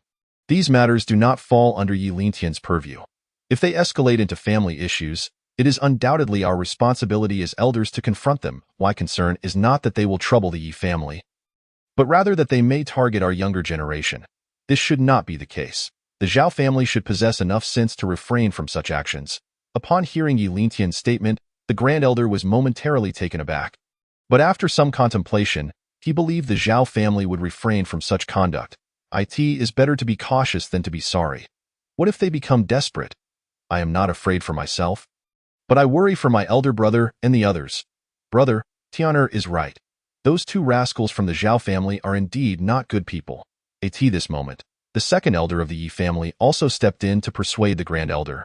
In my opinion, it would be best for you to confront the Zhao family directly, to demonstrate your strength and make it clear to them what the consequences would be should they dare to provoke the Yi family. Indeed, the second elder has a valid point. I shall go and have a word with those two rascals immediately. After the grand elder spoke, he departed from the Yi family, heading towards the Zhao family. The three elders voiced their concerns, wondering if it was wise for only the grand elder to confront them alone. Rest assured, with my elder brother's strength, those two old rascals from the Zhao family will be unable to contend with him. Precisely, if my elder brother wishes to flee, they will be powerless to stop him, and should they dare to take action, it would be tantamount to declaring war against the Yi family and other places. The four elders might hesitate, but within the confines of Wangu City, the Yi family's authority is akin to an imperial decree. The Yi family's standing is not one that can be easily challenged. If the Zhao family truly intends to wage war against the Yi family, it would only lead to their own demise. If that is the case, then I shall feel at ease. At this moment, Yi Lintian felt reassured, as long as the Zhao family remained calm. Otherwise, if they truly targeted the younger generation, aside from Yi Lintian himself, it was likely that others would suffer the consequences. Zhao family? Zhao Chong, come out. We have esteemed guests. Upon arriving at the Zhao family, the grand elder of the Yi family made no attempt to conceal his presence, directly transmitting his voice deep into the Zhao family.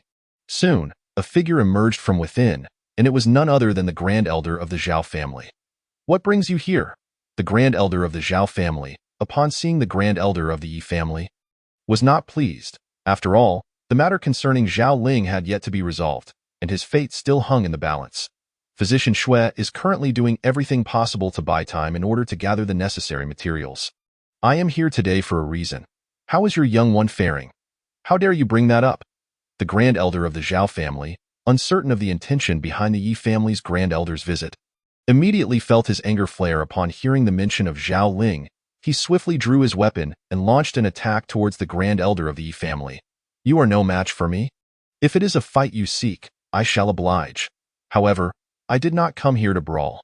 The grand elder of the Yi family did not even draw his weapon, instead using his bare fists to deflect the strike, nearly sending the Zhao elder's sword flying.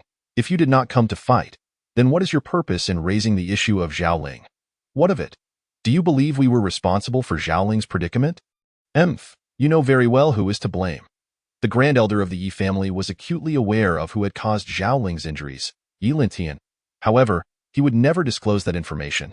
You are aware? I am not, in fact, but I suspect there is something you are still unaware of.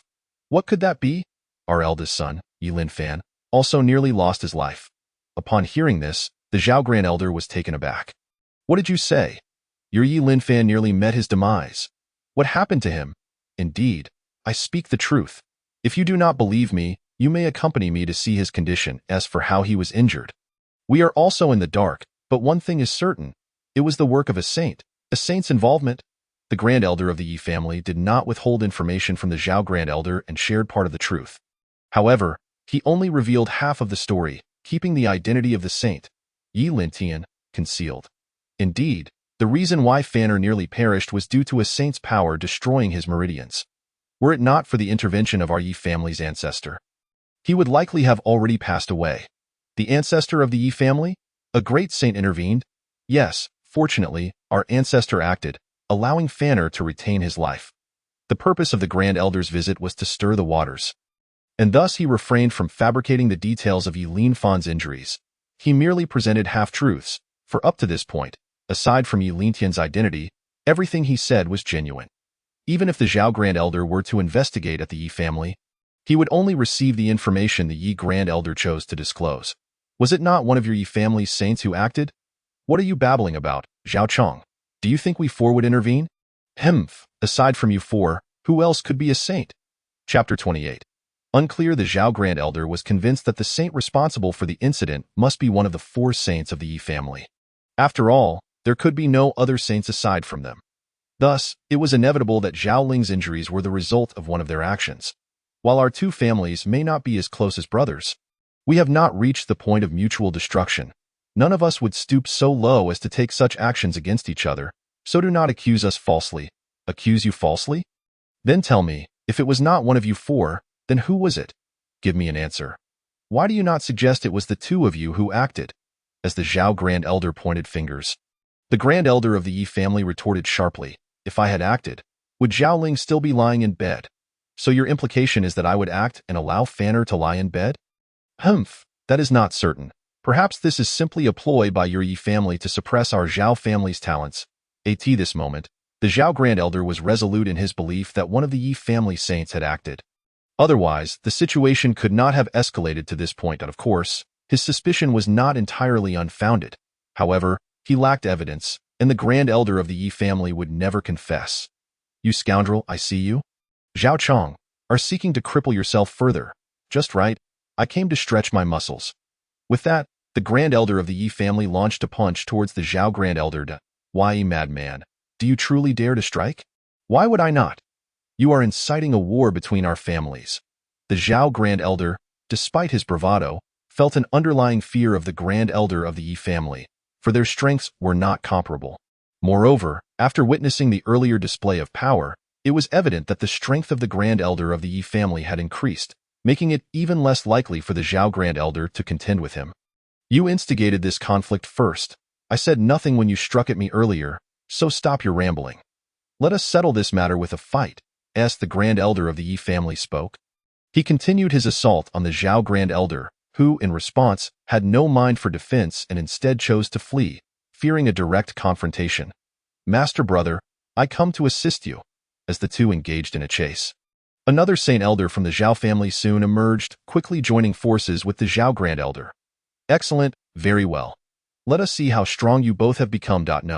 No, brother Yi, we are certainly no match for you.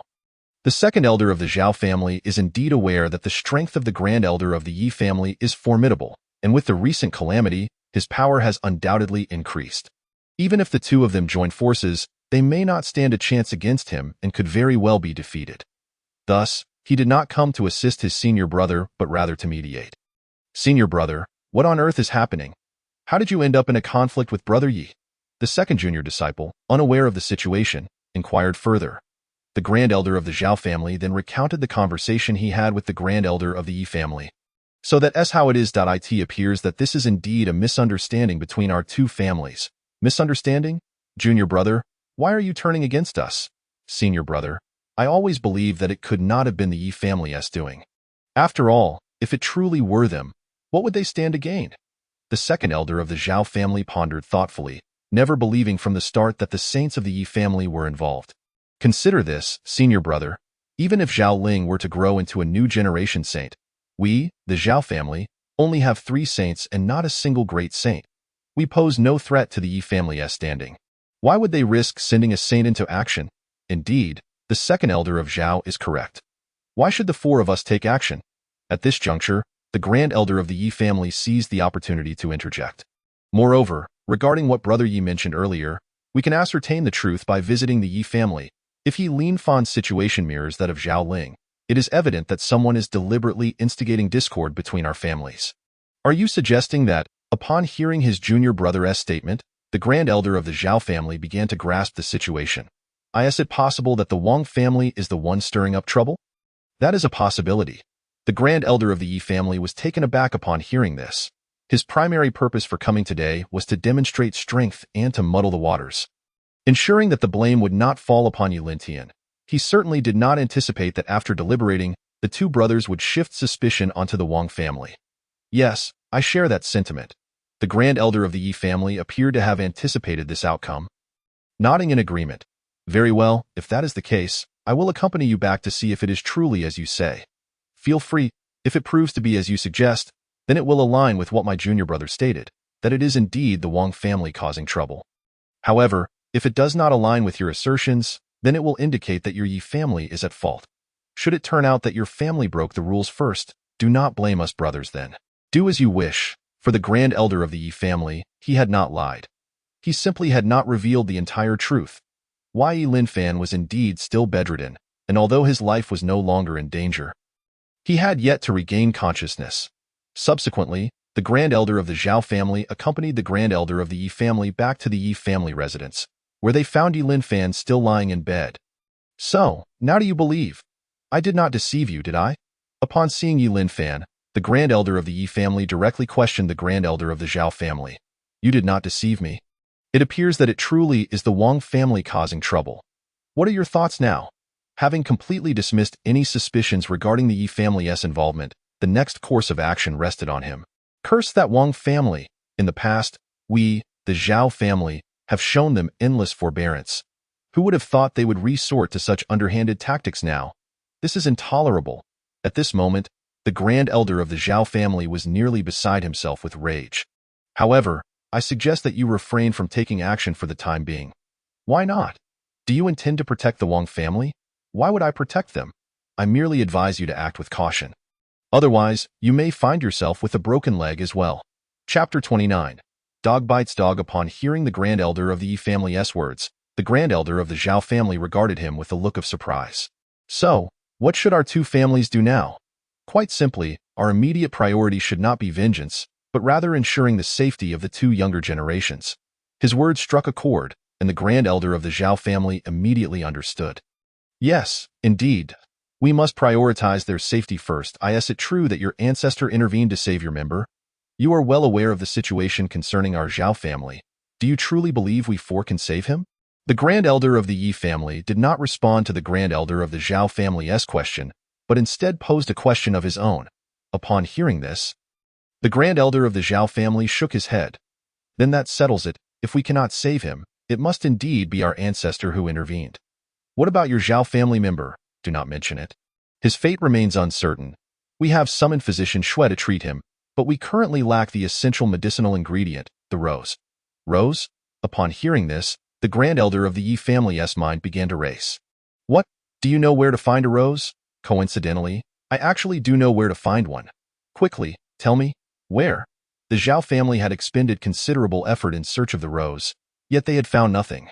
Not only had they failed to locate the rose, but they had also been unable to find the 8th spirit flower. If I recall correctly, there is a rose located within the Wang family's forbidden area. It is their clan's prized treasure. The Wang family again. This is truly splendid. It can only be said that the events in this world are rife with coincidences. Initially, the two elders of the Zhao family, after analysis, had placed the blame on the Wang family. Ironically, the very medicinal ingredient required to save Zhao Ling, the rose, was solely possessed by the Wang family. This time, the Wang family would undoubtedly have to bear the brunt of the blame. Unable to escape it seems the Wang family had anticipated that after Zhao Ling was injured, the only remedy would be the rose, which only they possessed. If we were to approach the Wang family regarding the rose, they would surely take the opportunity to demand exorbitantly. Truly, they have orchestrated this scheme intricately. Indeed, they also intend to shift the burden onto my Yi family. Brother Yi, how about we join forces to eliminate the Wang family? At this moment, the Grand Elder of the Zhao family no longer wished for the Wang family to continue existing.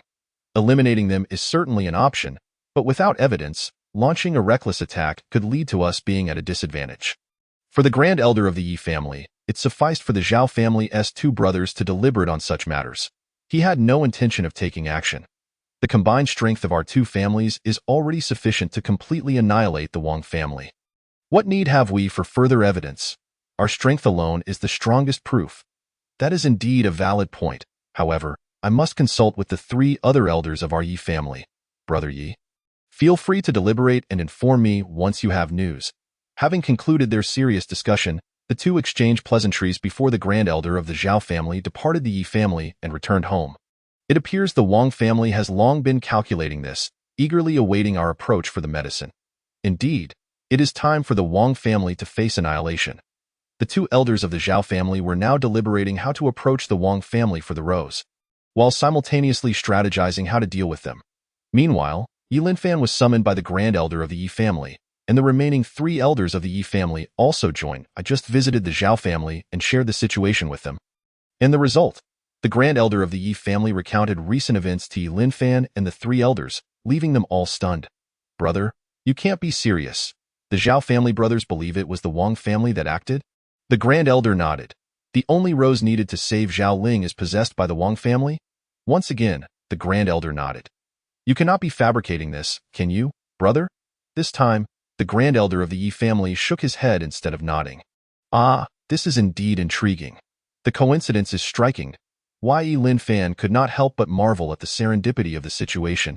Initially, they merely intended to muddle the waters, but they had inadvertently clarified the matter, albeit in a reverse manner. While the Yi family now had clarity, it was the Wang family that would face dire consequences. If this is the case, then the Wang family might truly be doomed. The Zhao family brothers are quite ruthless in their dealings.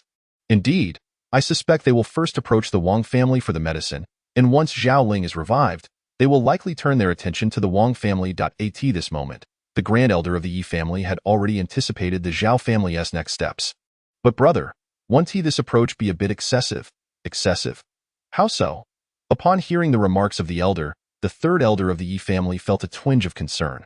If the Wang family were indeed to be annihilated due to this incident, it would seem rather unjust. Moreover, it would tarnish their own reputation. Such is the nature of this world, where the fittest survive and the unworthy perish. If the Wang family lacks the capability to endure, then their demise is inevitable. The elder's expression turned grave as he absorbed the third elder's words. If the roles were reversed, the Wang family would show no mercy to them. This is a truth that must be acknowledged. After articulating this point, the elder turned to Yi Lintian and advised, Tian'er, remember this principle. If your own strength is insufficient, do not expect sympathy from others. Yes, I understand, elder, Yi Lintian replied, fully grasping the elder's wisdom. In this world, nothing surpasses the value of one's own strength. Let us wait for the Zhao family and the Wang family to clash first. The situation will then become much easier for our Yi family to manage. Given the current circumstances, even if we refrain from intervening, it is likely that the Zhao family will take action against the Wang family. Inevitably, one of the two families must fall, and it is possible that they may both suffer devastating losses. At that point, the Yi family can swoop in and seize the opportunity to pick up the pieces, he thought, a sly smile creeping across his face. Yi Lintian was busy plotting the next course of action. Unaware that the entire situation had escalated far beyond his original expectations. Chapter 30. The True Mastermind. Initially, Yi Lintian merely aimed to teach Zhao Ling a lesson, never anticipating that he would come close to ending his life. Furthermore, the statements from the elder and the two Zhao elders inadvertently ensnared the Wang family as well, making Yi Lintian the true puppet master behind these events. How have I amassed over 100,000 points? After the four elders of the Yi family departed, Yi Lintian opened his interface to check his points, only to be astonished to find that he had accumulated over 100,000. Did I really gain this many points in one go? Upon examining his transaction history, he noticed that his points had hardly increased until the two elders implicated the Wang family, resulting in a sudden surge of 100,000 points. It seems that being the villain is indeed quite enjoyable. I truly am the ultimate mastermind, he chuckled, his laughter reminiscent of a classic villain. With this substantial amount of points, I should be able to exchange for a weapon. As he spoke, he accessed the weapon exchange interface. This ancient cauldron looks promising, and the sword of slaughtering heavens is also appealing. The beginning bell is impressive as well. All are excellent choices. But which one should I choose? Now that Yi Lintian held over 100,000 points, acquiring one of the top-tier weapons posed no challenge. However, he found himself in a dilemma, pondering which weapon would be the most suitable choice. While contemplating, another question arose in his mind. If I were to exchange for these weapons, how would I explain their origin to others? This was indeed a pressing concern, for if he could not clarify the source of these weapons, it could lead to significant trouble. Moreover, the most critical aspect was that he could not pin this matter on Ji Mingyao, as such high-level weapons were beyond her reach. Even if she were to come across them, she would never be able to bestow them upon him. Given Ji Mengyao's current strength, she would be incapable of wielding such powerful weapons, let alone granting them to him. No, I cannot exchange for these weapons. They are too conspicuous. Ultimately, Yi Lintian dismissed the idea of obtaining these weapons, realizing that each one would likely stir upheaval across the divine demon continent. Yet, not acquiring a weapon was not feasible either. For his current ice spirit sword was merely a spiritual treasure. While it was barely sufficient for now, it would soon become inadequate as his strength continued to rise. System, come forth. Host, I am here. I wish to acquire a weapon that isn't overly ostentatious, Do you have any suggestions? The host may exchange for a weapon of lower tier, but I do not desire those inferior items. The host's expectations are somewhat excessive. Quit the chatter and get to the point. Do you have a solution? The host may exchange for unstable matter. Unstable matter? What is that? I didn't see it.in the other section of the exchange interface. Upon hearing this, Yi Lintian promptly navigated to the others section of the exchange interface. Initially, he believed there were only 3 categories. However, he was surprised to find 2 additional words at the far end. There it is. Unstable matter. He successfully located the unstable matter, which possessed a singular characteristic. When combined with any weapon, it had a chance to transform the weapon into an evolvable one. In other words, by merging it with any weapon, the weapon's tier could continuously evolve, much like Yi Lintian's unknown technique. Wait, isn't the success rate rather low? Only 1%. Yi Lintian had been quite pleased until he scrutinized the details and discovered the dismal success rate. Moreover, the unstable matter cost 100,000 points per purchase, which was even more exploitative than the enhancement system in the Penguin game. System, is there a way to increase this success rate? The host may choose to use points for synthesis, which can enhance the success rate. By how much? An increase of 99%. Upon hearing this, Yi Lintian felt utterly speechless. Why didn't you mention that sooner? Only when the host inquires can the system respond. Oh, so if I hadn't asked, I would have had a mere 1% chance of losing 100,000 points. Theoretically, yes. Yi Lintian was left utterly dumbfounded. But he had no interest in quarreling with the system any further. He proceeded to purchase the unstable matter and immediately combined it with his ice spirit sword. Naturally, he used points for the synthesis. And to his delight, it was a resounding success. My ice spirit sword can now evolve. Splendid. Yi Lintian checked his weapon status and found that it had reached the 9th rank of spiritual treasures. With one more breakthrough, it would likely attain the status of a Dao artifact. Now, with this unknown technique and the evolvable ice spirit sword, I have everything I need. Both are capable of evolution. My future is limitless. He once again donned the smile of a villain. Since merely inciting suspicion between the Zhao family and the Wang family has garnered me such a wealth of points. Imagine the bounty if they were to engage in a brutal conflict, leading to mutual destruction. Yi Lintian had ceased to pay attention to the system's tasks. After all, completing a task granted only a meager reward. It was far more lucrative to engage in actions befitting a villain. As the points accumulated rapidly, I must keep a close watch on both families. Should they attempt to reconcile privately, I must stoke the flames of discord. Yi Lintian was resolute. He could not allow the Zhao and Wang families to resolve this misunderstanding. They must continue their conflict until one of them was eradicated. Do not disappoint me. My glory and wealth depend on you. Undeniably, Yi Lintian was remarkably shameless. Chapter 31. The Zhao family comes to collect medicine. It was only today that Yi Lintian realized that the points awarded for completing system tasks were rather meager.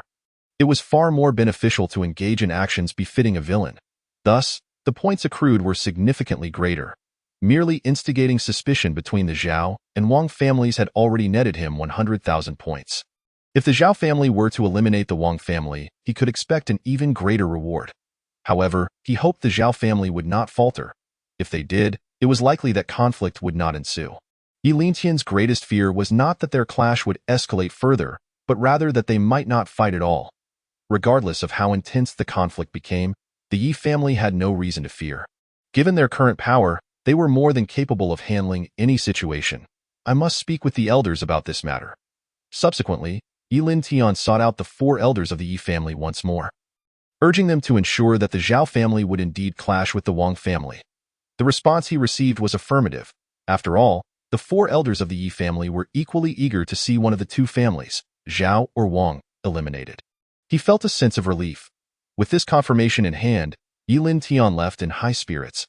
Meanwhile, the Zhao family was already strategizing their approach to the Wang family. The situation had become quite clear. This time, it would be the Wang family's sage who would take action. Elder, how can you be so certain it was the Wang family who acted? The head of the Zhao family was perplexed by the elder's unwavering conviction upon his return. What could have led you to such certainty? I was previously unsure, but I have now come upon a piece of information that confirms my suspicions. It is indeed the Wang family. What information? Elder, the elusive rose, which we cannot find anywhere else, is possessed by the Wang family. Does that suffice as evidence?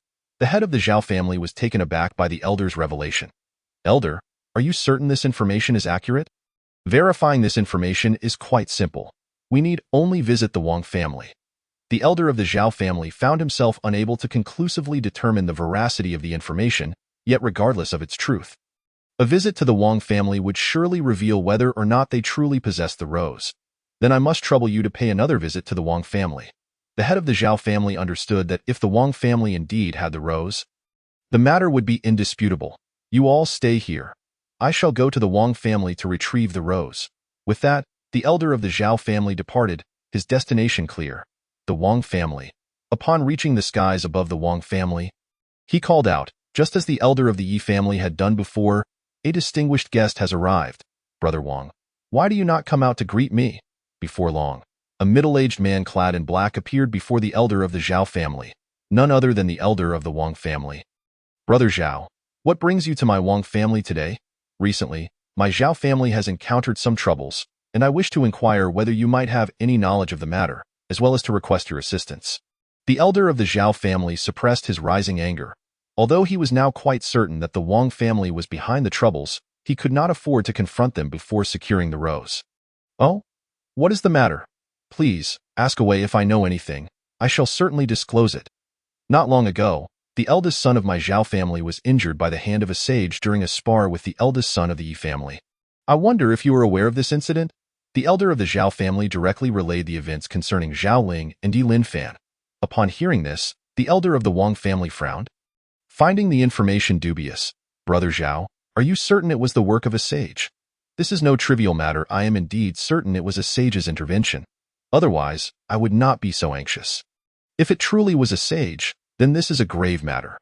There is an agreement among our families in Wangu City that the elders must not interfere in the conflicts of the younger generation." The elder of the Wang family understood well that if this information were true, the implications would be severe. After all, it was essential to prevent the elders from meddling in the affairs of the younger generations. Otherwise, chaos would ensue, and no family would be able to develop peacefully. Indeed, we have all long agreed on this, yet it is evident that someone has violated this accord. Thus, I came to inquire whether you possess any knowledge of this situation. "Brother Zhao, I only learned of this matter upon hearing you speak of it today. How could I have known otherwise?" It was undeniable that the elder of the Wang family was unaware of the situation. Despite its considerable scale, neither family had leaked this information, leaving the outside world in ignorance. "Very well, since you are unaware of this matter, I would like to request your assistance. Are you willing? Speak freely. Whatever I can do to assist you, I shall certainly endeavor. Brother Wang, I appreciate your willingness. I seek to borrow a certain item from your family. The elder of the Zhao family's promptness. The elder of the Wang family's interest piqued, though internally he was smirking. "What does Brother Zhao wish to borrow? Tell me, and I shall have someone fetch it immediately. I wish to borrow the rose of your Wang family." Upon hearing this request, the elder of the Wang family furrowed his brow in surprise. He had never expected the elder of the Zhao family would come to ask for the rose. "How does Brother Zhao know that our Wang family possesses the rose?"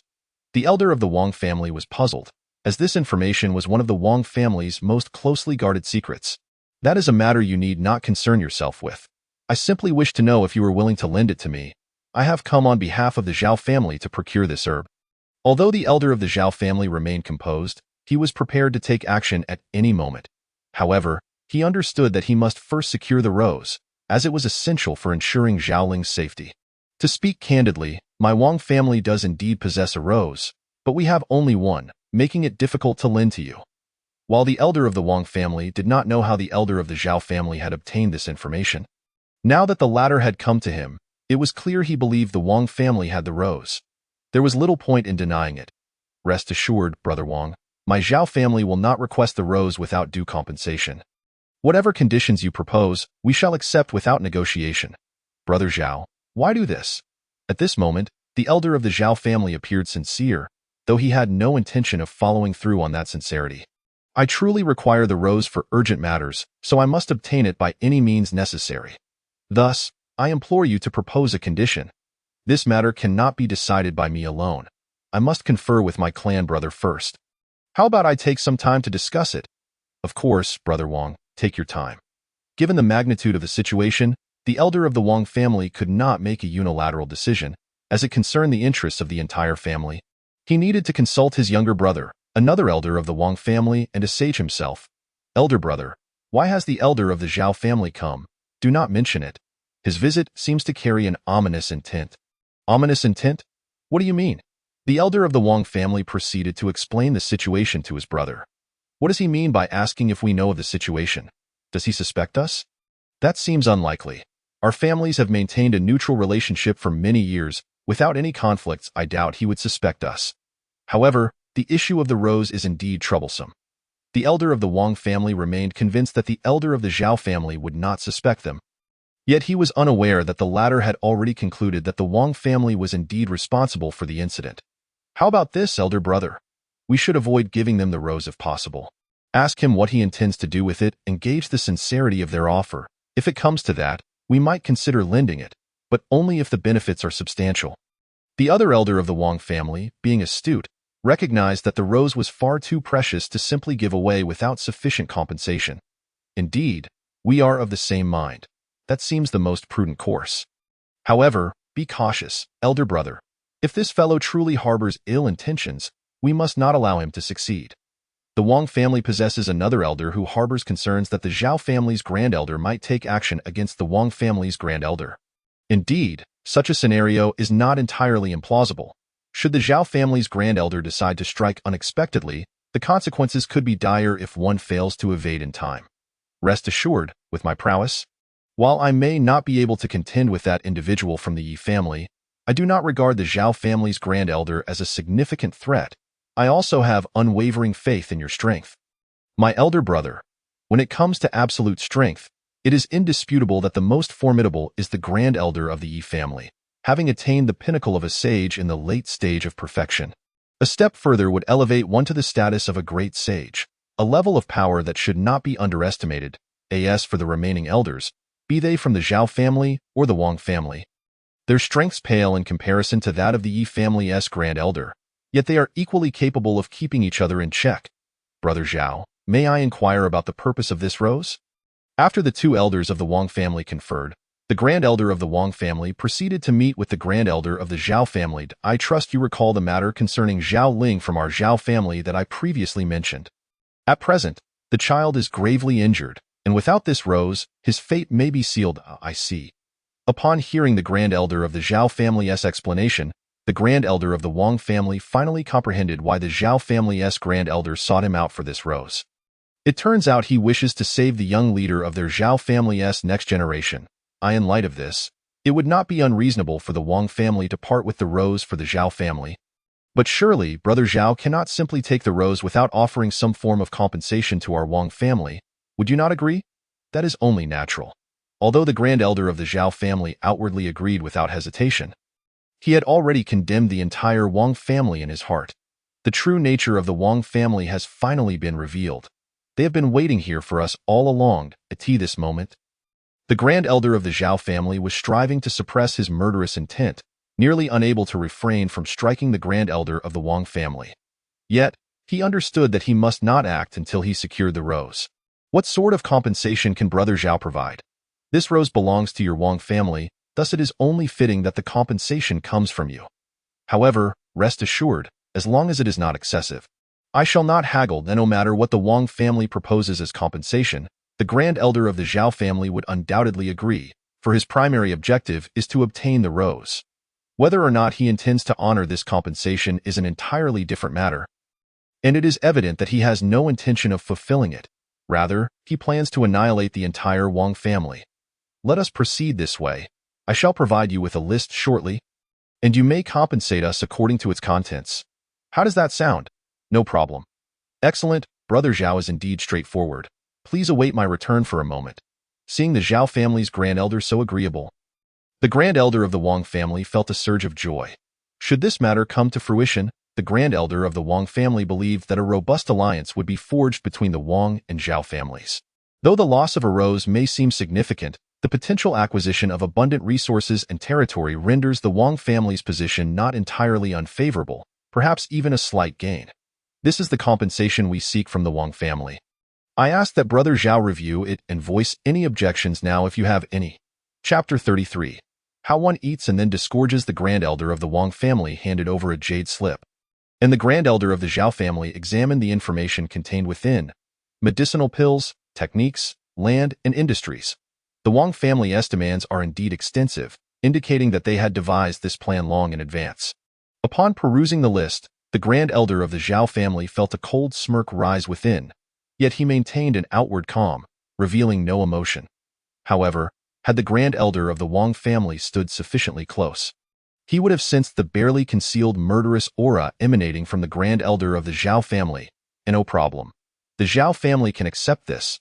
Now, might I inquire if Brother Wang can present the rose to me? Brother Zhao, do not rush. The rose can be given to you at any time. But concerning these items, the Grand Elder of the Wang family is no fool. Once the rose is given, it is relinquished, and reclaiming it would be quite challenging. Thus, it is imperative that they first acquire the items they seek before bestowing the rose upon the Zhao family. Very well, please wait here for a moment while I make a quick trip. At this moment, the Grand Elder of the Zhao family wasted no time and promptly returned to the Zhao family, presenting the jade slip given by the Grand Elder of the Wang family to another elder and the family head of the Zhao family. This is utterly outrageous. It is indeed intolerable. Clearly, they had been scheming all along. Upon reviewing the contents, the head of the Zhao family was immediately enraged. After all, the Wang family's demands were excessively burdensome. Not to mention the pills and techniques, the land and industries they sought represent a significant loss for the Zhao family, bordering on the brink of crippling damage. Elder brother, shall we not take direct action? The Wang family is truly overstepping their bounds. I propose we eliminate their two elders and seize the rose directly. Another elder of the Zhao family was equally incensed, truly astonished that the Wang family dared to make such exorbitant demands. Are you two incapable of remaining patient? The Wang family is destined for annihilation. However, now is not the time for action. You both comprehend what our most pressing concern is. Elder brother is correct. I am well aware. It is imperative that we first obtain the rose. The elder's words resonated, and the other elder of the Zhao family, along with the family head, realized they had indeed acted too hastily. After all, if they confront the Wang family directly without securing the rose, acquiring it thereafter would be exceedingly difficult. In that case, what are you two deliberating? Give them what they seek, and when the time comes, let us see how they consume it and subsequently regurgitate it, ensuring they return it to us in double. Indeed, elder brother, you speak wisely. The elder's assertions are most astute. After hearing the Grand Elder of the Zhao family, the two understood the implications of his words. Thus, you two should hasten to prepare and gather these items swiftly. I must obtain the rose in exchange. The utmost priority is to rescue Zhao Ling. He embodies the future hope of our Zhao family, and we are on the verge of producing a great sage. The Grand Elder of the Zhao family harbored such disdain for Zhao Ling's predicament, not merely due to the breach of decorum by the sage who had attacked, but primarily because he had long regarded Zhao Ling as the future of the Zhao family. Given Zhao Ling's talents, his ascension to great sage was virtually a foregone conclusion.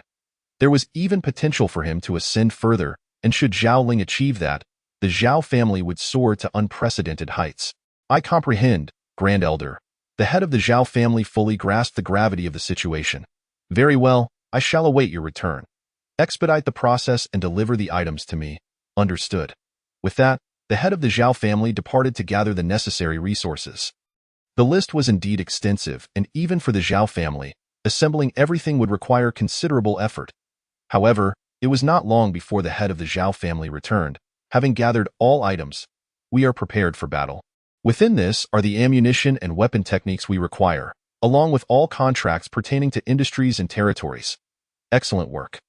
Once the Grand Elder of the Zhao family verified that everything was in order, he collected the items and returned to the Wang family. Brother Wang, please review this. If all is satisfactory, kindly hand over the rose. Certainly, Brother Zhao, please hold for a moment. The Grand Elder of the Wang family accepted the spatial ring from the Grand Elder of the Zhao family and began to inspect its contents. Upon discovering that the Zhao family had met each of their demands without exception, the Grand Elder of the Wang family felt elated. Everything appears satisfactory. I shall promptly hand over the rose to Brother Zhao. However, there is one matter I hope Brother Zhao can agree to. What is it? The Grand Elder of the Zhao family initially believed he was on the verge of obtaining the rose, only to be taken aback by the Grand Elder of the Wang family's unexpected request. This is not the best place to discuss such matters. Please follow me. Upon hearing the esteemed elder of the Wang family speak, the elder of the Zhao family furrowed his brows. However, after a moment's contemplation, he decided to follow closely behind the elder of the Wang family. Soon, they arrived at a secluded chamber, surrounded by intricate arrays designed to thwart any prying eyes. Even if a great sage were to appear, they would remain oblivious to the discussions taking place within. Brother Wang, what is the purpose of bringing me to such a clandestine location? At this moment, the elder of the Zhao family was filled with curiosity regarding the intentions of the elder of the Wang family. Brother Zhao, behold, this is the rose. The elder of the Wang family then revealed the rose. And upon seeing it, the elder of the Zhao family found himself unable to divert his gaze. For this rose was precisely what he yearned for the most. I shall now entrust it to you.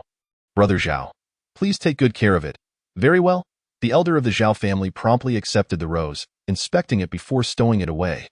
What other matter did you wish to discuss, Brother Wang? The fact that our Wang family is able to bestow this rose upon the Zhao family signifies our sincerity, which I trust you will understand. Indeed, the Zhao family will remember this favor from the Wang family. As the elder of the Zhao family uttered this, he deliberately emphasized the word favor with great weight. Chapter 34.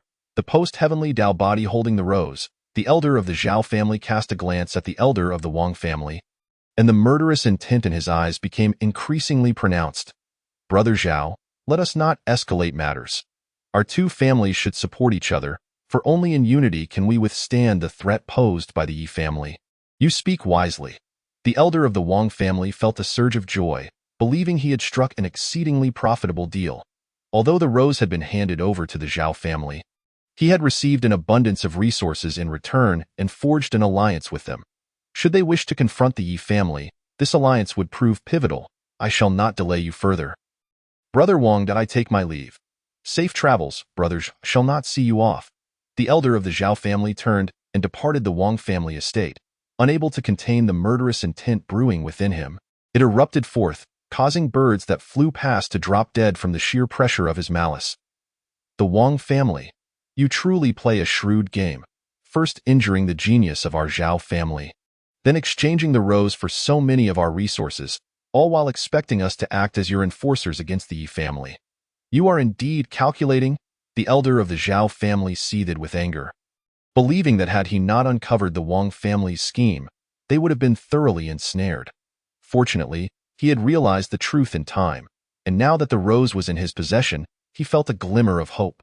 Although he had lost many resources, he was confident that once the Wang family was eliminated, those resources would return, and they could seize even more from the Wang family. Is Dr. Xue available? Upon returning to the Zhao family, the elder of the Zhao family immediately summoned Xue Rengue. Dr. Xue, take a look. This is the rose. He presented the rose to Xue Rengue, who examined it closely before nodding. No doubt about it. This is indeed the rose, and its quality is exceptionally high. That is excellent news. Please, treat my son at once. Rest assured, with this rose, your esteemed son will surely recover. After speaking, Xue Rengue combined the rose with other materials to create a pill, which he then administered to Zhao Ling. Although Zhao Ling appeared unchanged, a tremendous transformation was occurring within him. His previous injuries were nearly healed. Dr. Xue, how is it? Fear not, esteemed elder. Your son's life is secure. However, what? The head of the Zhao family, overhearing their conversation, inquired urgently. Though your son's life is preserved, it is likely that he may not be able to continue his cultivation in the future. What did you say? Repeat that. The head of the Zhao family, as well as the elder of the Zhao family, were taken aback by Xue Rengue's statement. Dr. Xue, did you not say that as long as we had the rose, he would be saved?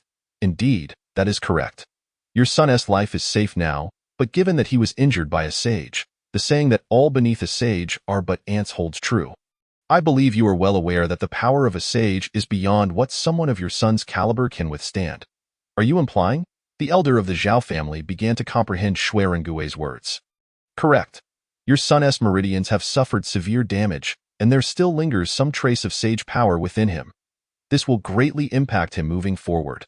His fate now lies in the hands of destiny. Elder, this cannot be. You must not allow Linger to be unable to cultivate. He is the hope of our Zhao family. The head of the Zhao family, listening to their exchange, recognized the perilous situation Zhao Ling was in.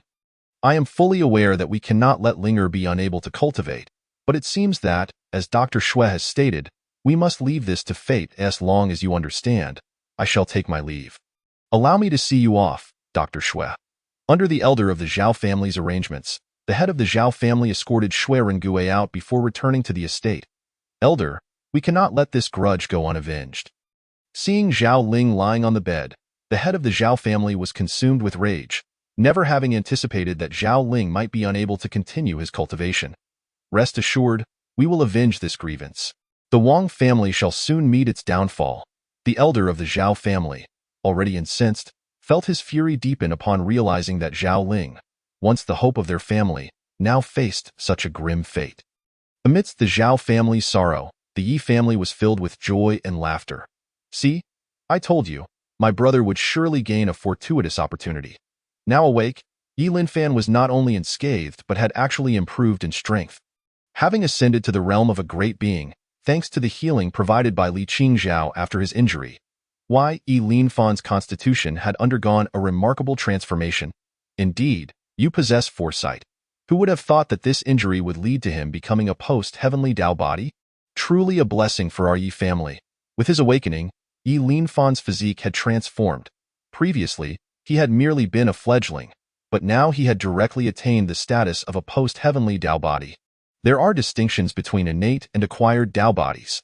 The former can be considered to possess the potential of an emperor, while the latter, though slightly inferior, still boasts formidable talent, ensuring a solid path to becoming a great sage.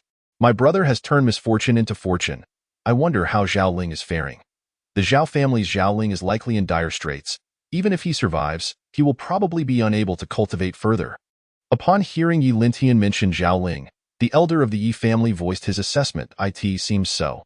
After all, the Zhao family lacks a sage to aid him. Alas, what a tragic fate. You lament the situation. Yet it was your doing, was it not? Chapter 35. New system task. Upon hearing Yi Lintian continue to lament Zhao Ling's plight, the elder of the Yi family shot him a disdainful glance. I did not intend for this. Who could have predicted his low strength, and that the Zhao family lacks a sage? Yi Lintian was indeed not at fault, yet the outcome could only be attributed to the Zhao family's inability to save Zhao Ling. Initially, the elder of the Yi family had been concerned that Zhao Ling's potential might be quite high, but given the current circumstances, it appeared his achievements would be stunted, effectively marking the fall of the Zhao family's prodigy. However, elder, we must remain vigilant in the coming days. While we have suspected the Wang family, the Zhao family may react unpredictably to this blow and could resort to desperate measures. We must keep a close watch on them. You are correct. We must exercise caution. Upon hearing Yi Lintian's remarks, the second elder of the Yi family nodded in agreement, stating, "Very well, this matter shall be entrusted to the three of you. You must keep a close watch on both families." The elder of the Yi family was acutely aware that the Zhao family might indeed resort to desperate measures, given that their hopes had been utterly dashed. In such circumstances, it was inevitable that they might act irrationally. I shall remain here to guard Fanair, ensuring that he remains unharmed should any issues arise. The elder of the Zhao family took it upon himself to assist in protecting Yi Linfan, whose innate Dao body was in the process of formation and not yet fully realized. Thus, it was imperative to exercise utmost caution to prevent any adverse influences or setbacks. Yi Lintian subsequently excused himself from the room and returned to his quarters, where he was met with a new revelation from the system. Congratulations, host. You have received a new system task. Seize the innate Dao body. What did you say? You want me to take my elder brother's innate Dao body? Indeed. May I inquire whether the host accepts this task? Are you jesting? There is no way I could accept. At this moment, Yi Lintian found the proposition utterly outrageous. Although he possessed an antagonist system, this demand seemed excessively cruel, forcing him to directly usurp his elder brother's innate Dao body. Rest assured, host. The innate Dao body, once taken, can regenerate, and it will not affect him adversely. Enough with your empty promises. Even if it can regenerate, I cannot commit such an act. Yi Lintian was acutely aware that even if the innate Dao body could be reclaimed post-theft, executing such an action would undoubtedly cause grief to Yimo and Bai Ling heir. He could not bring himself to inflict sorrow upon them. Host, you may wish to reconsider this task. It comes with substantial rewards. At this juncture, The system was fervently attempting to entice Yilin Tian into seizing Yilin Fan's innate Dao body. Regardless of the rewards offered, I will not undertake this task. Why Yilin Tian resolutely rejected the assignment, leaving the system with no alternative but to relent. However, he noticed a considerable increase in his points and decided to investigate the source of this augmentation. To his astonishment, he discovered that he had accrued several thousand points, having completed an achievement related to incapacitating a genius from the Zhao family. It was undeniable that the Zhao family had significantly contributed to Yilin Tian's accumulation of points. You've granted me so many points. I feel a tad embarrassed. While Yilin Tian felt a twinge of guilt, he remained undeterred in his pursuit. He was determined to devise a plan to deal with both the Zhao and Wang families, thereby acquiring even more points. With a little more effort, he would be able to exchange for more potent techniques. His points were rapidly nearing 100,000, and upon reaching this threshold, he could redeem a martial art or other valuable items. Zhao family and Wang family, hurry up and clash. The sooner you do, the quicker I can gather points. Yilin Tian could barely contain his eagerness to witness the conflict between the Zhao and Wang families. Yet he understood that such matters could not be rushed. It was likely best for the Yi family to refrain from direct involvement for now, allowing the Zhao and Wang families to battle it out. The Yi family could then intervene at a critical moment to subdue both factions. Once he had dealt with the Zhao and Wang families, he anticipated securing at least an additional 200,000 points, enabling him to exchange for 2 martial arts techniques. He was eager to explore what techniques he could acquire next. Why Yilin Tian envisioned the prospect of 200,000 points beckoning him, and it appeared that these points were securely heading into his possession. Thus, he began perusing the interface for redeeming martial arts techniques. In the Zhao family, the elder addressed his peers with urgency. We must avenge Zhao Ling. He was our family's hope. The head of the Zhao family approached the elder, unable to suppress his indignation. Zhao Ling had once held boundless potential, but now it was all in ruins. While his life had been spared, the inability to cultivate rendered Zhao Ling devoid of value. This vendetta is not merely for Zhao Ling. It is for the Zhao family, for the elder of the Zhao family. Zhao Ling had lost all worth. Although he was a junior member, the elder had numerous juniors, and the loss of one would not significantly impact him. However, the waste of such extraordinary talent was profoundly significant. Yet he perceived the ramifications as primarily affecting the Zhao family. Regardless of whom we seek vengeance against, you must not let the Wang family escape justice. I need to remind you? Just focus on your tasks. Leave the rest to me. I will notify you when it is time to act, and you shall follow my directives. The elder understood that avenging the Zhao family was essential. Yet it could not be done recklessly. Careful planning was paramount. Once they chose to strike, they had to ensure success. Otherwise, the Zhao family would only suffer greater losses. Wang family, brace yourselves. Chapter 36. The threat from the Yi family initially. The Zhao family harbored hopes of producing a great sage, even believing it to be a certainty. However, with Zhao Ling's inability to cultivate, all such hopes had been extinguished, delivering a devastating blow to the Zhao family. Go attend to your own matters for now. Then I shall take my leave. The head of the Zhao family exited the elder's secluded chamber, and upon his departure, the elder opened his eyes, declaring, Wang family, you shall pay dearly. I, the Zhao family, shall seek retribution for this blood-soaked grudge. After regaining his composure, the elder summoned his disciple, the second elder of the Zhao family. Senior brother, you called for me? Yes, I summoned you to discuss a matter. What is it, senior brother? The second elder was perplexed, uncertain of his senior brother's intentions.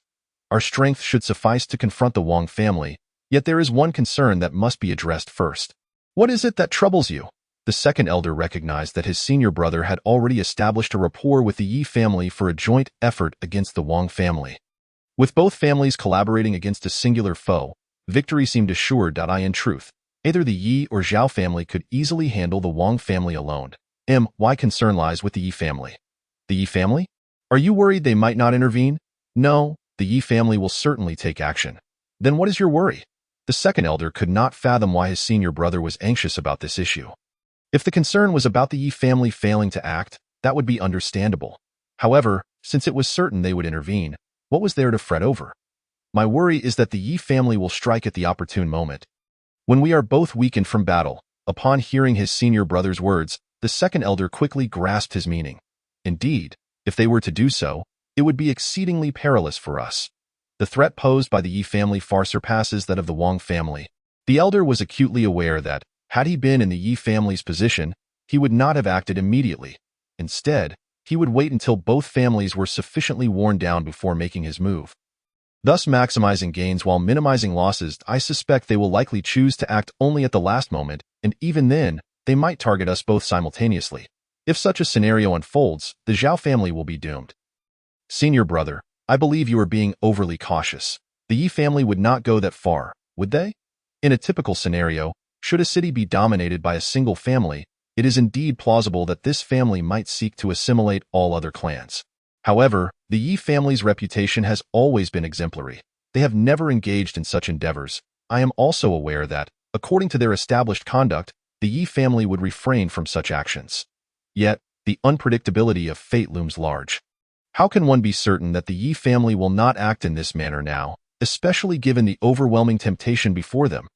The elder of the Zhao family is acutely aware that, in the past, the Yi family avoided such conduct, choosing not to act at times like this, which reflects their adherence to certain principles. However, the current opportunity to eliminate both the Zhao and Wang families simultaneously presents a temptation that is exceedingly difficult for anyone to resist. If this scenario were to materialize, what course of action should we take? At this juncture, the second elder of the Zhao family begins to grasp the potentiality of such an occurrence. Should it come to pass, the Zhao family would find themselves bereft of any viable countermeasures. If their eldest brother is unable to devise a solution, they may have no choice but to confront the Wang family head-on. To ensure that the Yi family refrains from intervening while the Zhao and Wang families are locked in mutual destruction is not overly complicated. However, it is likely that the Zhao family will have to pay a certain price to secure this. Lest they invite peril. A price? What sort of price? A price that conveys to the Yi family that we pose no threat to them. At this moment, the elder of the Zhao family has already formulated a strategy for communicating with the Yi family. Regardless of the circumstances, it is imperative to ensure that the Yi family does not turn against the Zhao family, while also enlisting their aid in dealing with the Wang family. Unless the Zhao family faces total annihilation, I believe the Yi family may always harbor intentions to strike. However, if our sincerity is sufficiently demonstrated, I am confident that we can reach an understanding. The elder of the Zhao family harbors uncertainties about whether the Yi family would indeed strike during a moment of mutual devastation against both families. Although he is unsure, it does not imply he is bereft of options. Yet, those options may come at a significant cost, potentially surpassing that of procuring roses. How do you intend to convey our sincerity? Eldest brother, I plan to propose a formal contract with the Yi family to establish a permanent alliance, henceforth pledging the Zhao family to follow the Yi family's lead. Although the elder of the Zhao family had contemplated this matter beforehand, arriving at such a decision was by no means simple. It was only after considerable internal conflict that he resolved to take this step. But if this is the path we choose, does it not spell eternal subjugation for the Zhao family? I believe that in the future, we will witness the emergence of second and third Zhaolings. However, that is a matter for another day. Our immediate priority is to ensure the survival of the Zhao family. If we can preserve the Green Mountains, we need not fear the absence of firewood. Given the option, the elder of the Zhao family would certainly not choose this course of action. Yet the current predicament leaves them without alternatives. Should he abstain from taking this step, the likelihood of survival may diminish significantly. The detestable Wang family, had it not been for them, the Zhao family would still be flourishing.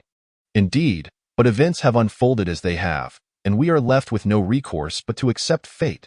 At this moment, the elder of the Zhao family reflects on the unforeseen trajectory of events, acknowledging how they have spiraled into their current state.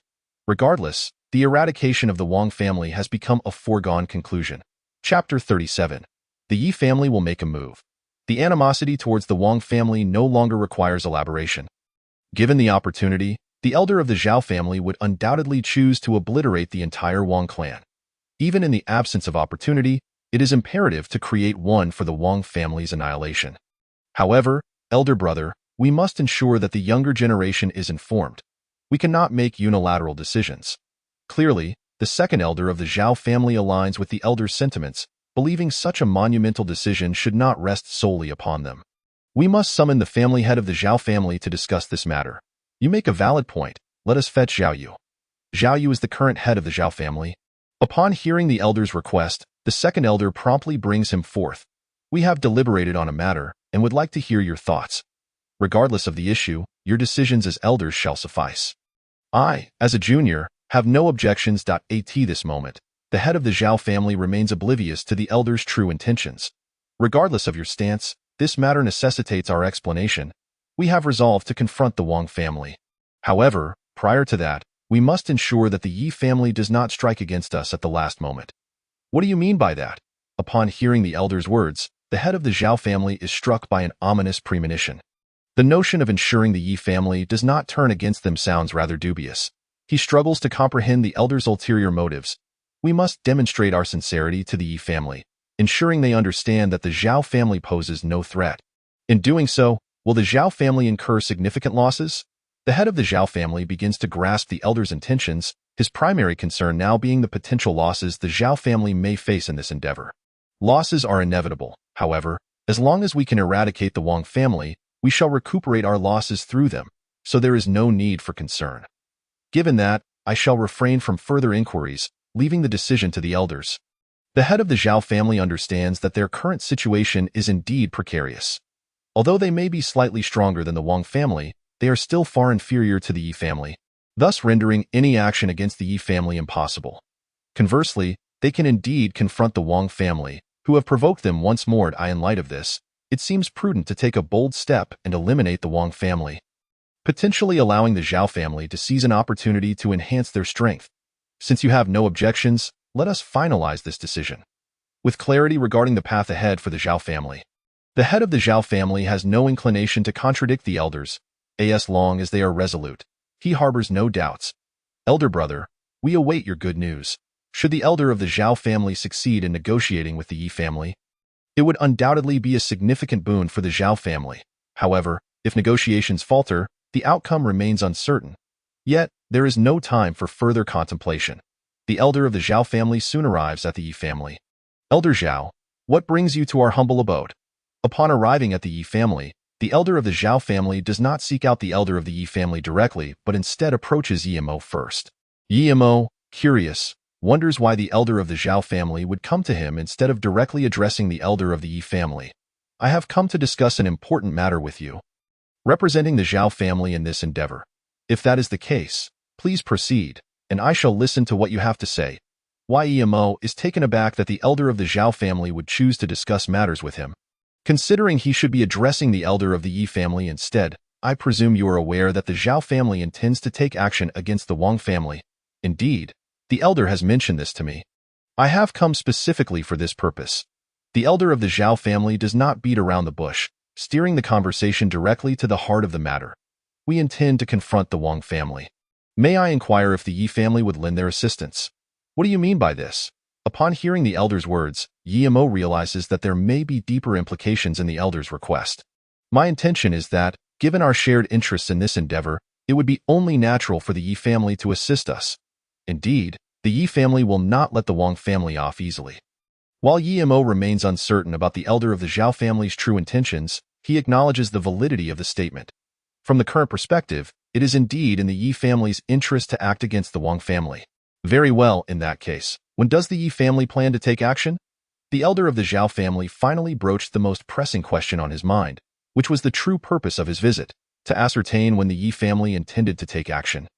I fear I am currently unable to provide you with a definitive answer, esteemed elder. I must confer with the four elders, Yi Mo replied. This implied that the Yi family had yet to solidify their plans for action. Did it not? Upon hearing Yi Mo's words, the elder of the Zhao family immediately grasped the underlying intentions of the Yi family. Up until now, there had been no clear indication of their intent to strike.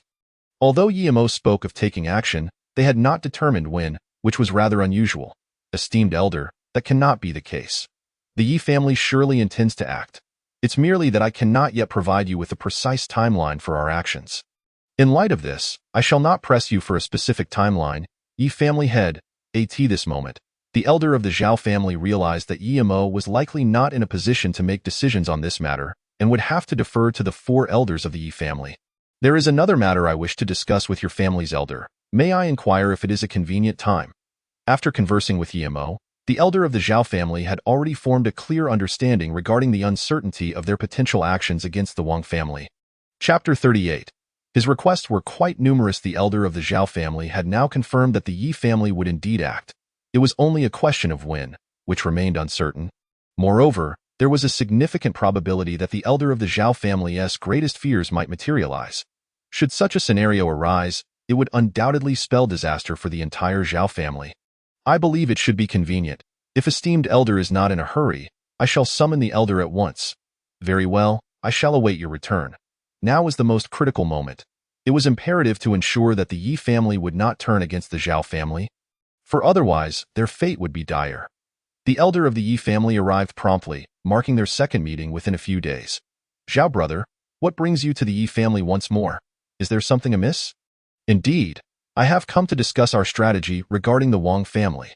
The elder of the Zhao family did not wish to engage in further circumlocution with the elder of the Yi family. Recognizing the necessity for clarity, had we not already agreed to confront the Wang family together? They have not only targeted your Zhao family but ours as well. The Yi family shall not let them go unpunished. I am aware of this. I merely wish to inquire when the Yi family plans to take action. Will you strike alongside us, or do you intend to wait until both our families have suffered? Zhao brother, what do you mean by that? Upon hearing the elder of the Zhao family's words, the elder of the Yi family's eyes narrowed, sensing the underlying mistrust. Although they ostensibly planned to join forces against the Wang family, the elder of the Zhao family's insinuation suggested otherwise. I believe you understand my meaning, but rest assured, I do not intend to quarrel with you. Then what is your purpose at this juncture? The elder of the Yi family began to contemplate whether they should indeed proceed with their own actions. Collaborating with someone who did not trust them was perilous, and even amidst a disparity in strength. The elder of the Yi family was reluctant to take such a risk. I wish to convey that from this day forth, the Zhao family shall be a loyal ally to the Yi family. For the elder of the Zhao family, it was time to demonstrate sincerity. As long as your decisions do not harm our Zhao family's interests, we shall offer our unconditional support. Oh? Does Zhao brother mean to suggest that the Zhao family will become a vassal of the Yi family? As the elder of the Zhao family had stated, while they were allies, upon deeper reflection, it indeed resembled a vassalage. If you choose to interpret it as such, then so be it. What is your aim in sharing this with me? At this moment, the elder of the Yi family comprehended the elder of the Zhao family's intentions, but could not fathom why he would pursue this course of action. My objective is quite simple: to ensure the Wang family is dealt with decisively. Is that all? If that were the sole intent, the elder of the Zhao family believed there was no need for such elaborate overtures. They had already resolved to confront the Wang family. Why then did the elder of the Zhao family feel compelled to elaborate? Indeed, that is all.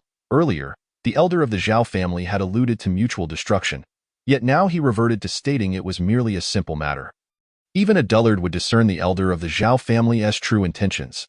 I suspect your real aim is to ensure we, the Yi family, do not turn against the Zhao family. Am I correct? I am confident that, even without my explicit mention, you would arrive at this conclusion. Despite the elder of the Yi family's straightforward interpretation, the elder of the Zhao family refrained from admitting it directly. I believe I have perhaps overthought it. The Yi family is not akin to the despicable Wang family. We have never engaged in actions that violate our principles. Therefore, you need not worry.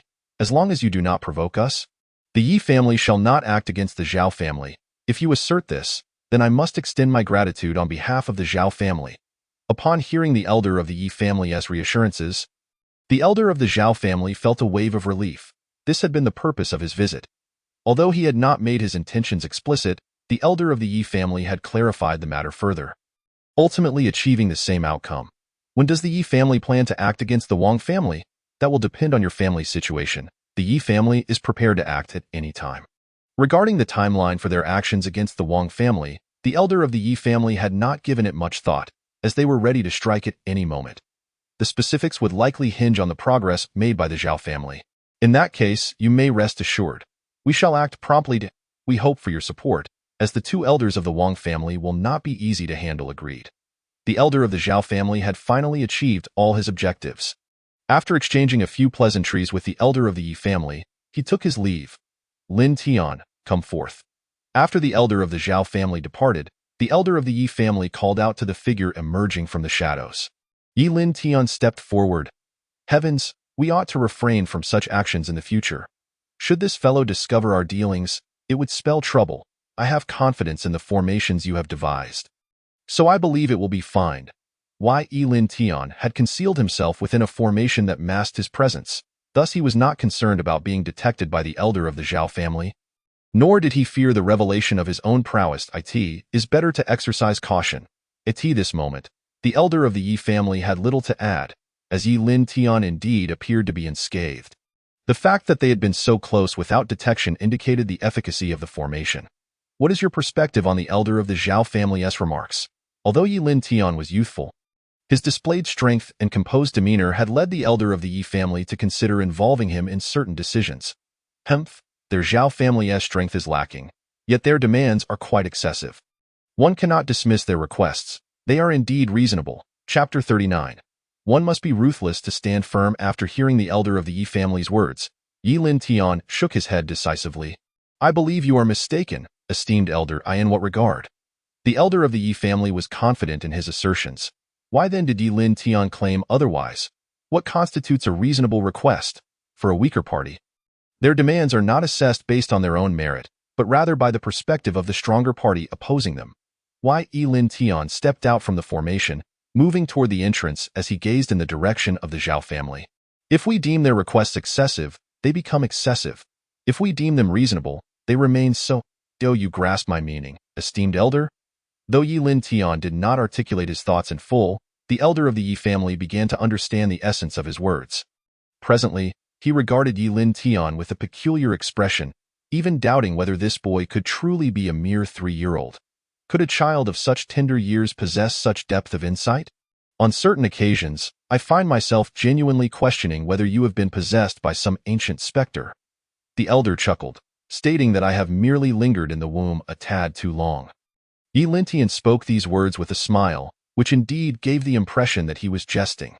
However, upon deeper reflection, one could discern that he was not joking at all, for there lies a kernel of truth in his words. Who can fathom the true nature of this little enigma? Nevertheless, as long as you remain a part of the Yi family, that is all that matters. In fact, Lin Tian's existence is advantageous for the Yi family. He possesses not only formidable strength but also a remarkably clear mind. Though at times his clarity seems far removed from that of an ordinary 3-year-old child, could this not be seen as a different form of talent? Then, dear Tianer, what do you propose we should do? Quite simply, we must eliminate both the Wang and Zhao families, thereby securing the entirety of Wanggu City for the Yi family. Upon uttering these words, the elder regarded Lin Tian with great seriousness, while nearby, Mo's eyes widened in astonishment, his mouth agape. Since earlier, he had felt as if he were dreaming, utterly bewildered by the unfamiliarity of his own son. Tianer, do you not think such a course of action is rather ruthless? Ultimately, Mo could no longer contain his inner doubts. Have you two elders ever heard the saying, one must be ruthless to stand firm? Lin Tian inquired, casting a glance at the elder and Mo, both of whom shook their heads in unison. Though the Yi family currently holds a dominant position in Wanggu City, we do not stand alone. He continued, Indeed, you are correct, the elder conceded, acknowledging the truth in Lin Tian's assertion. While the Yi family is indeed the strongest, it cannot be said to reign supreme. For both the Wang and Zhao families are formidable adversaries in their own right. Our ability to suppress the Zhao and Wang families is fundamentally rooted in the strength of the 4 elders and our master. Lin Tian articulated this. The elder and Mo nodded in agreement, recognizing the validity of his points. However, who can guarantee that the Zhao and Wang families will not produce other elders, or even a master of similar might? Such a guarantee is indeed elusive. If Zhao Ling were to mature, he would likely ascend to the realm of the great sage with stability. The elder understood that Lin Tian's concerns were well-founded, although the 2 families had not triumphed thus far. There was no assurance they would remain powerless in the future. Given that Zhao Ling is still under 10 years of age and already possesses remarkable abilities, if either family were to gain a great sage-level combatant, do you still believe our position within the Yi family would remain secure? Would we continue to rest easy as we do now? Yet, Tianer, have you considered the repercussions of betraying our allies? For Mo, the paramount concern is not the annihilation of the Wang family, but rather ensuring the long-term prosperity of the Yi family. This development must extend beyond mere short-term gains.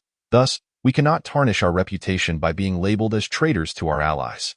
Provided our strength is sufficient, who do you think will remember such matters? Yi Lintian was well aware that betraying allies is hardly a noble endeavor.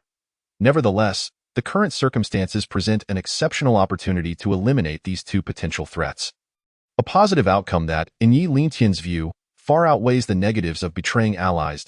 At that point, the Yi family would truly dominate, silencing any dissent. I believe Tian'er is correct. This opportunity is too precious to let slip away. If we miss it, it may be a long while before we encounter such a chance again. The critical point is that the Zhao family would also gain substantial resources from this endeavor, undoubtedly accelerating their development. Exactly, I share the elder's sentiments. We cannot afford to grant the Zhao family this opportunity. At this juncture, the elder of the Yi family comprehended Yi Lintian's intentions fully and began to align with his perspective. Neither the Wang family nor the Zhao family could be spared, particularly the latter. However, Tian'er, the remarks made by the Zhao family's elder today indicate they are already on guard against us in such a context. Achieving the desired effect would likely not be straightforward. I believe this matter is quite manageable. Yi Lintian, if he had not devised an appropriate strategy, would not have put forth such a suggestion. He has always favored formulating a practical plan before executing it. And the issue concerning the Wang and Zhao families is no exception. Then, Tian'er, do share your plan. My plan is rather straightforward.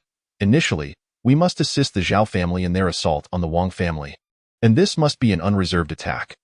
Only in this manner can the Zhao family be convinced of our intentions and trust that we will not turn against them. And what follows? Yi Mo was eager to learn of Yi Lintian's subsequent steps. Next, we will help the Zhao family eliminate the Wang family entirely, solidifying their belief that we have embraced them as allies. Progress must be gradual. We must not rush. Chapter 40. We also have sincerity whether it involves annihilating the Wang family or exterminating them alongside the Zhao family. Everything must be executed with composure. Should we act in haste, we risk exposing vulnerabilities, ultimately jeopardizing the optimal outcome. Your plan is indeed commendable, but Tian'er, there is one thing I find perplexing. After listening to Yi Lintian's strategy, Yi Mo regarded him with utmost seriousness. What troubles you, father? You are merely 3 years old. How do you comprehend these matters? The more flawless Yi Lintian's plan appeared, the harder it was for Yi Mo to grasp how a child of such tender age could possess such understanding. Truth be told, I initially lacked this knowledge, but my master enlightened me with insights about this world, and thus I came to understand. Are you referring to our ancestor? Yi Lintian nodded, having already contemplated this matter. Without Ji Mengyao's imparting of knowledge, he would have struggled to articulate his thoughts coherently. However, with Ji Mengyao's guidance, he was confident they would not harbor doubts any longer, and no wonder Tian'er's mind has matured so swiftly. It turns out the ancestor has imparted knowledge to him, which makes it more comprehensible. At this moment, the elder of the Yi family began to grasp the situation.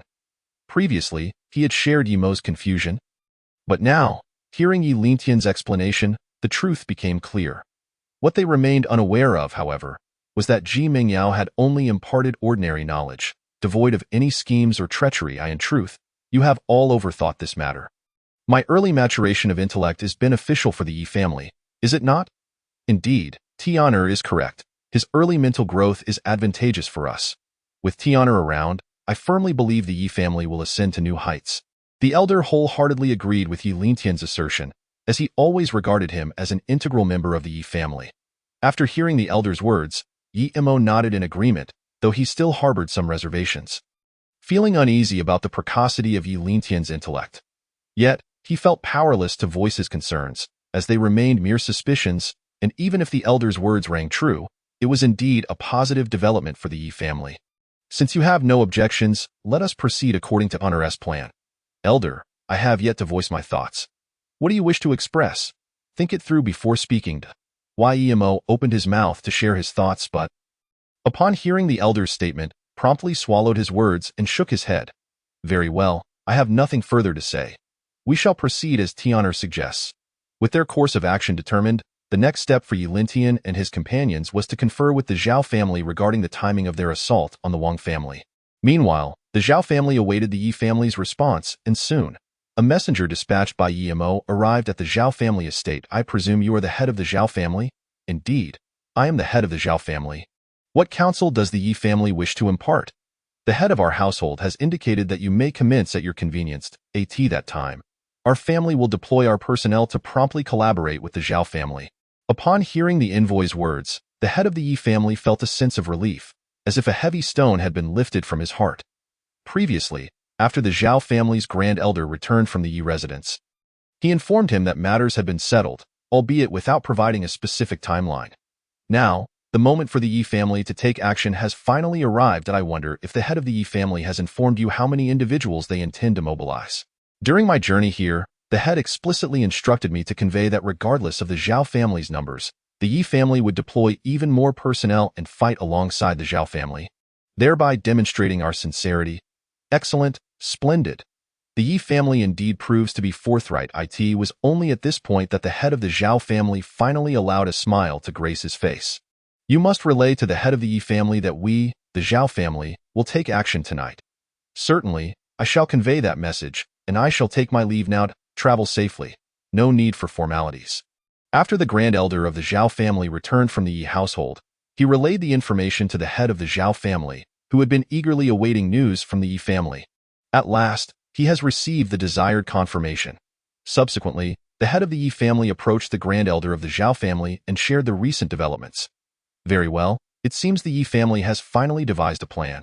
However, elder, is the price we, the Zhao family, must pay not rather steep? We are at a disadvantage, and thus must bear the costs. Remember that every sacrifice made today must be reclaimed bit by bit in the future. Do you understand? Indeed, the Zhao family has incurred significant costs to eliminate the Wang family, but ultimately, they have achieved the result they sought.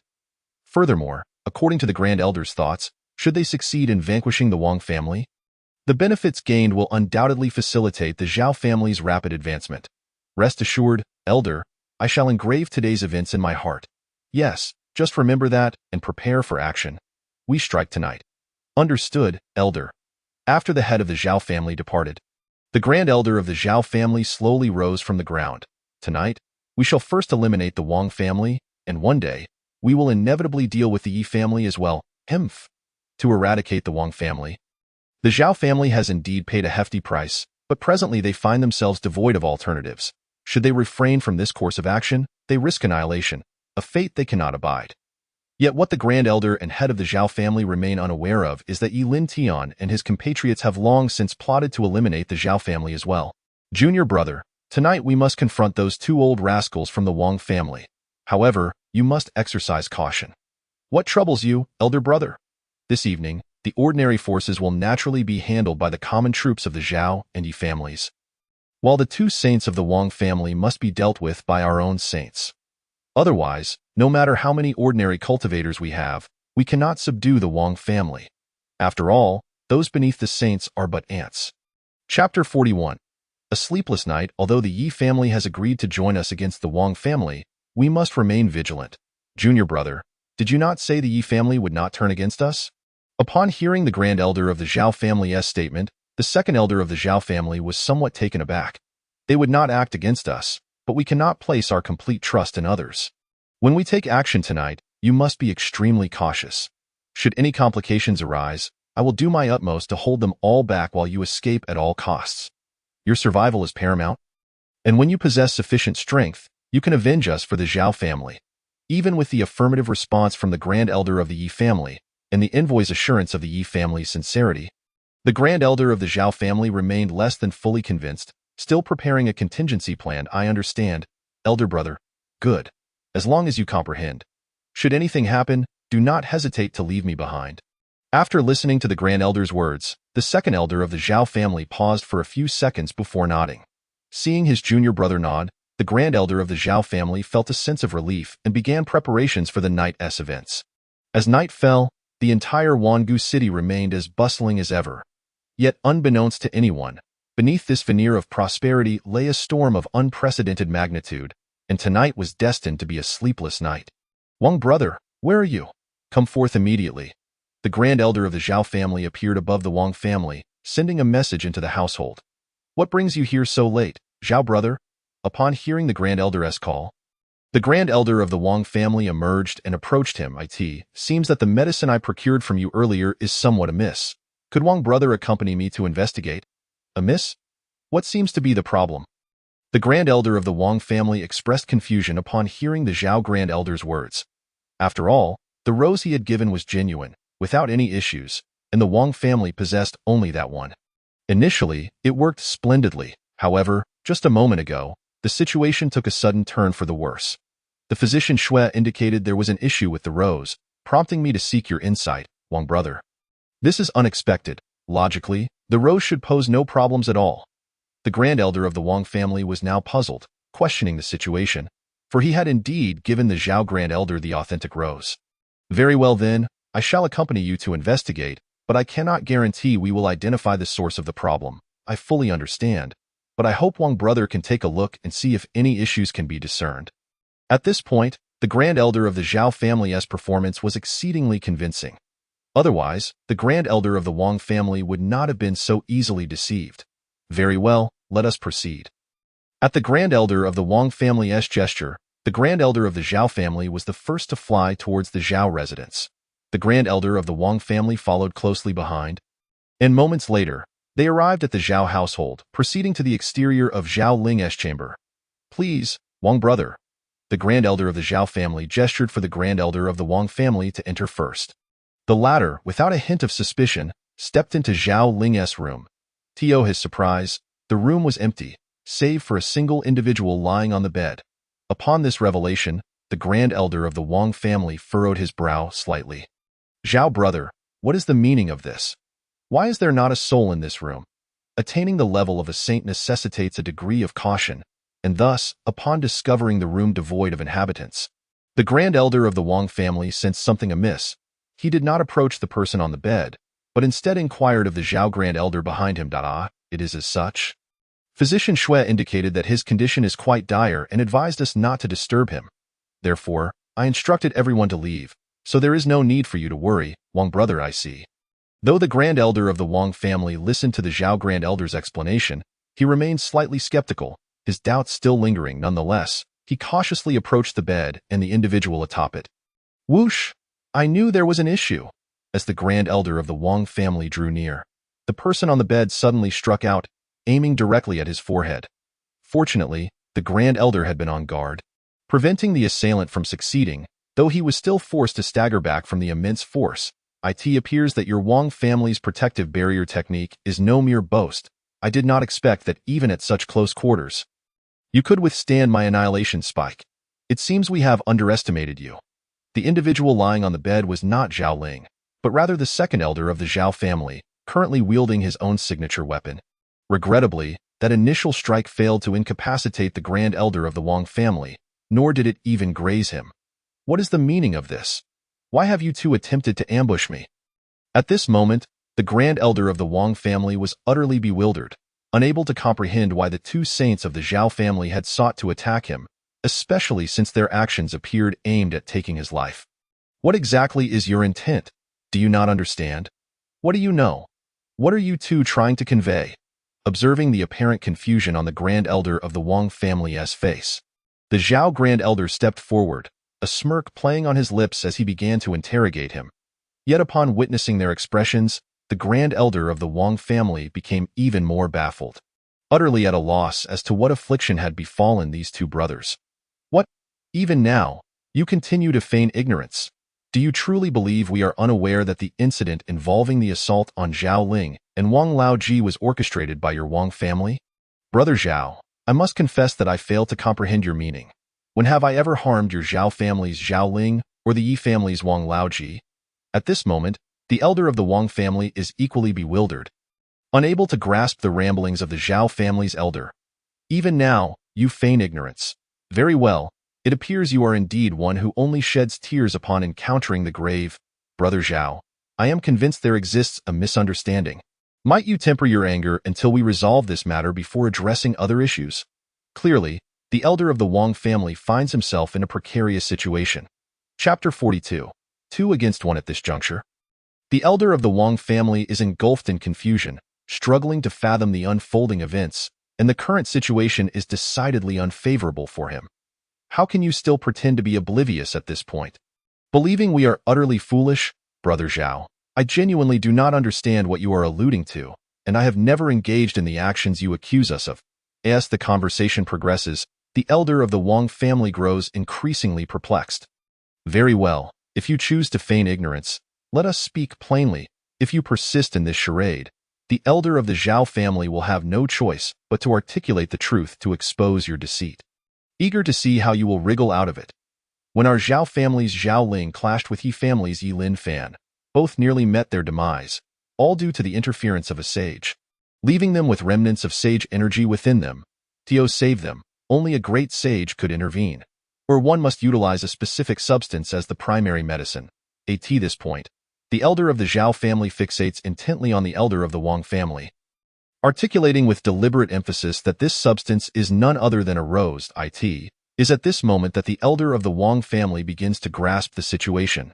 So, Brother Zhao, are you implying that a member of our Wang family deliberately harmed individuals from your two families? Precisely. I firmly believe this to be the case. At long last, the elder of the Wang family comprehends the gravity of the situation.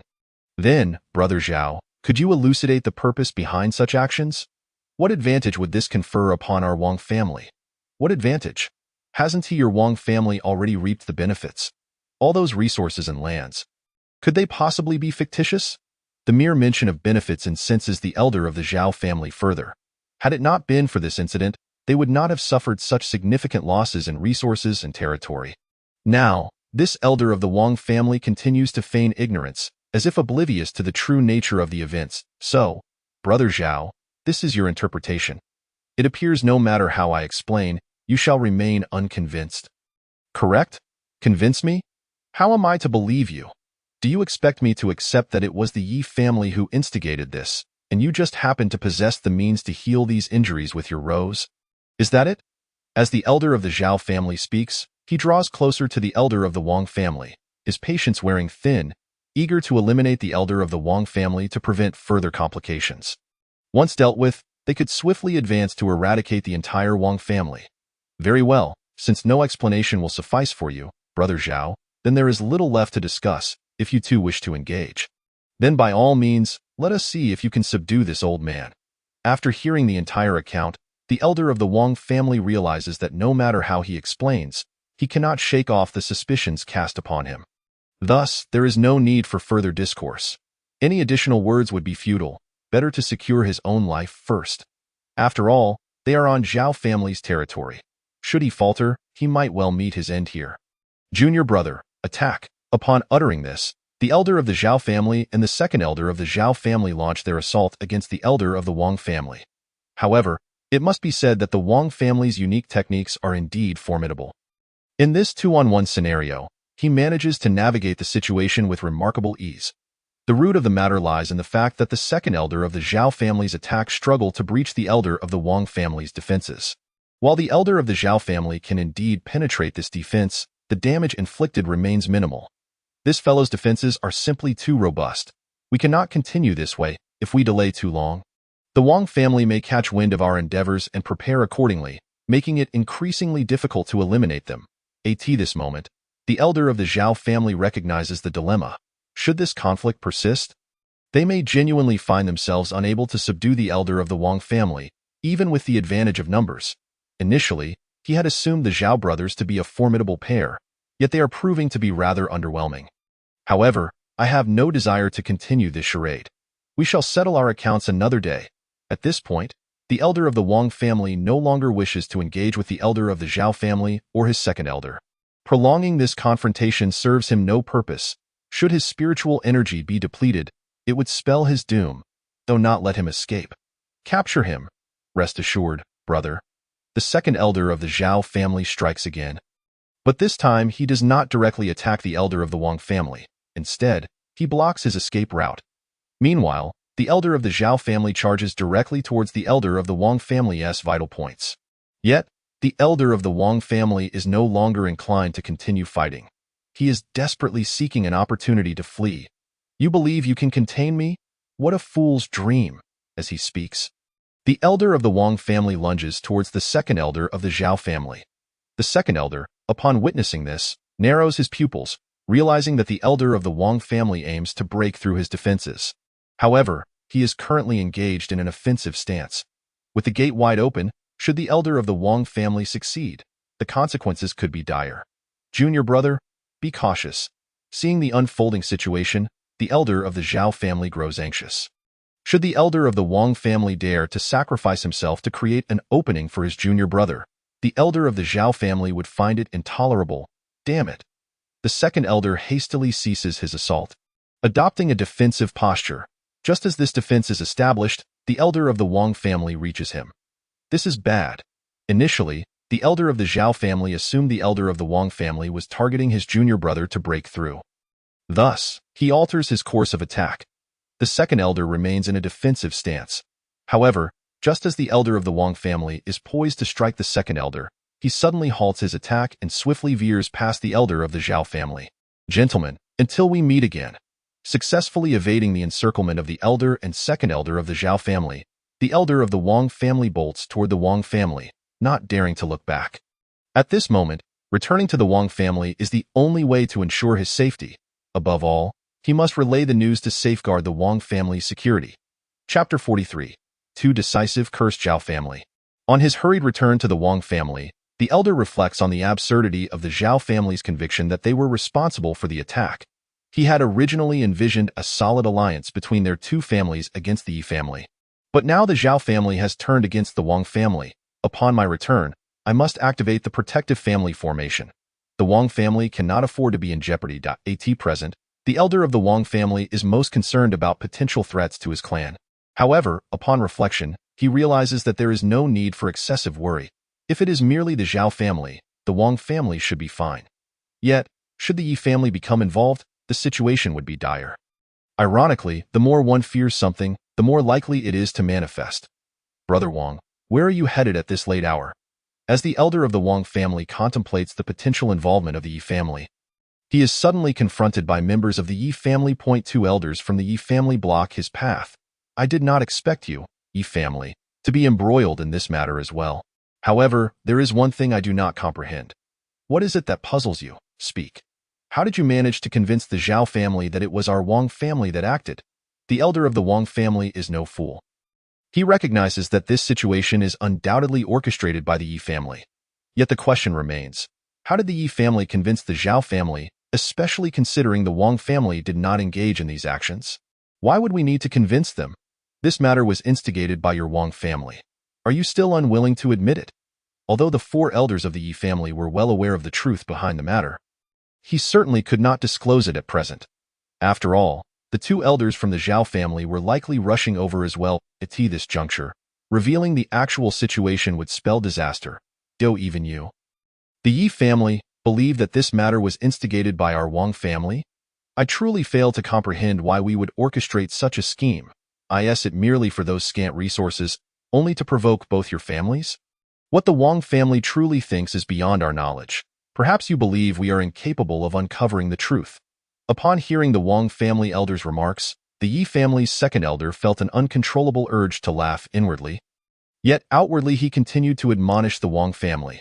After all, initially, the Zhao family suspected that this incident was orchestrated by us. The Yi family, I suppose your Wang family's original intention was to use our Yi family to eliminate the Zhao family.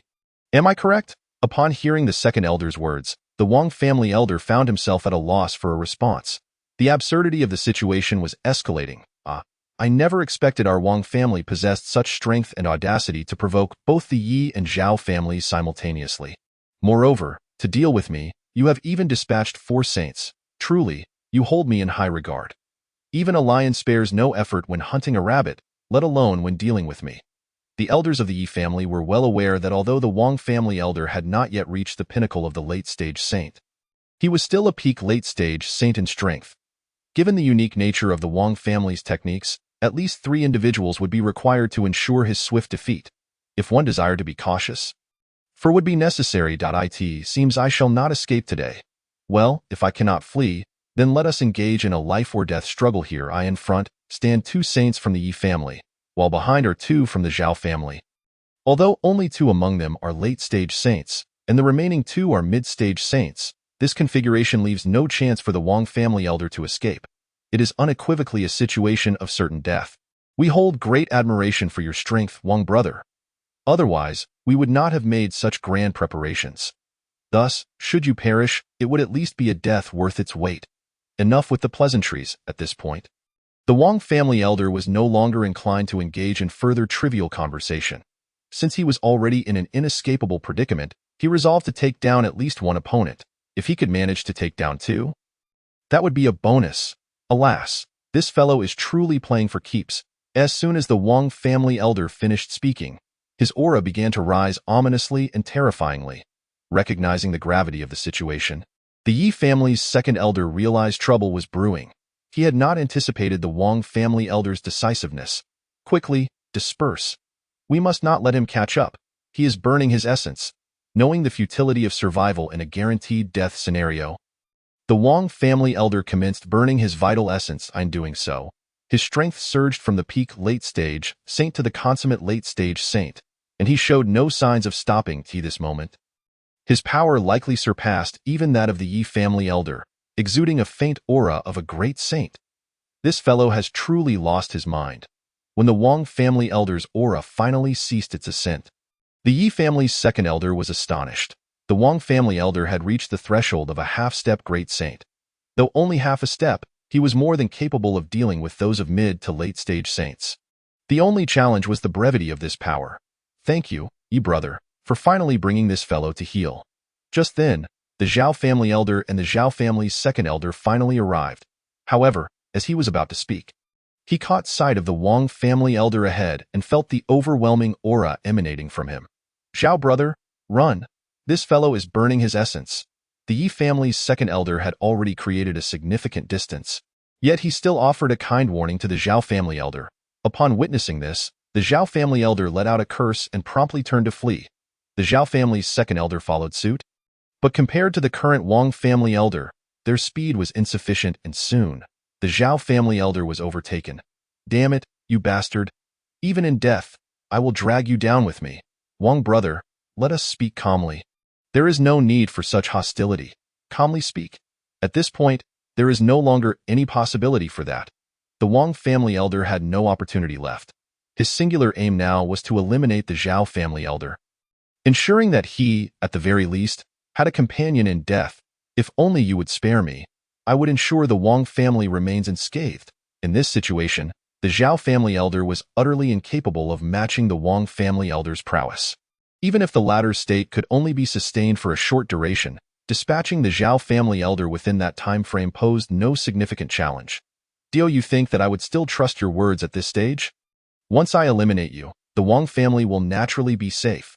The Wang family elder had no faith in the Zhao family elder's assurances. He had no intention of sparing him. Thus, he charged at the Zhao family elder with reckless abandon. The Zhao family elder could only defend himself, yet his defenses crumbled. After enduring 3 consecutive strikes from the Wang family elder, he spat a mouthful of blood. Damn it, this bastard is far too powerful. I am no match for him.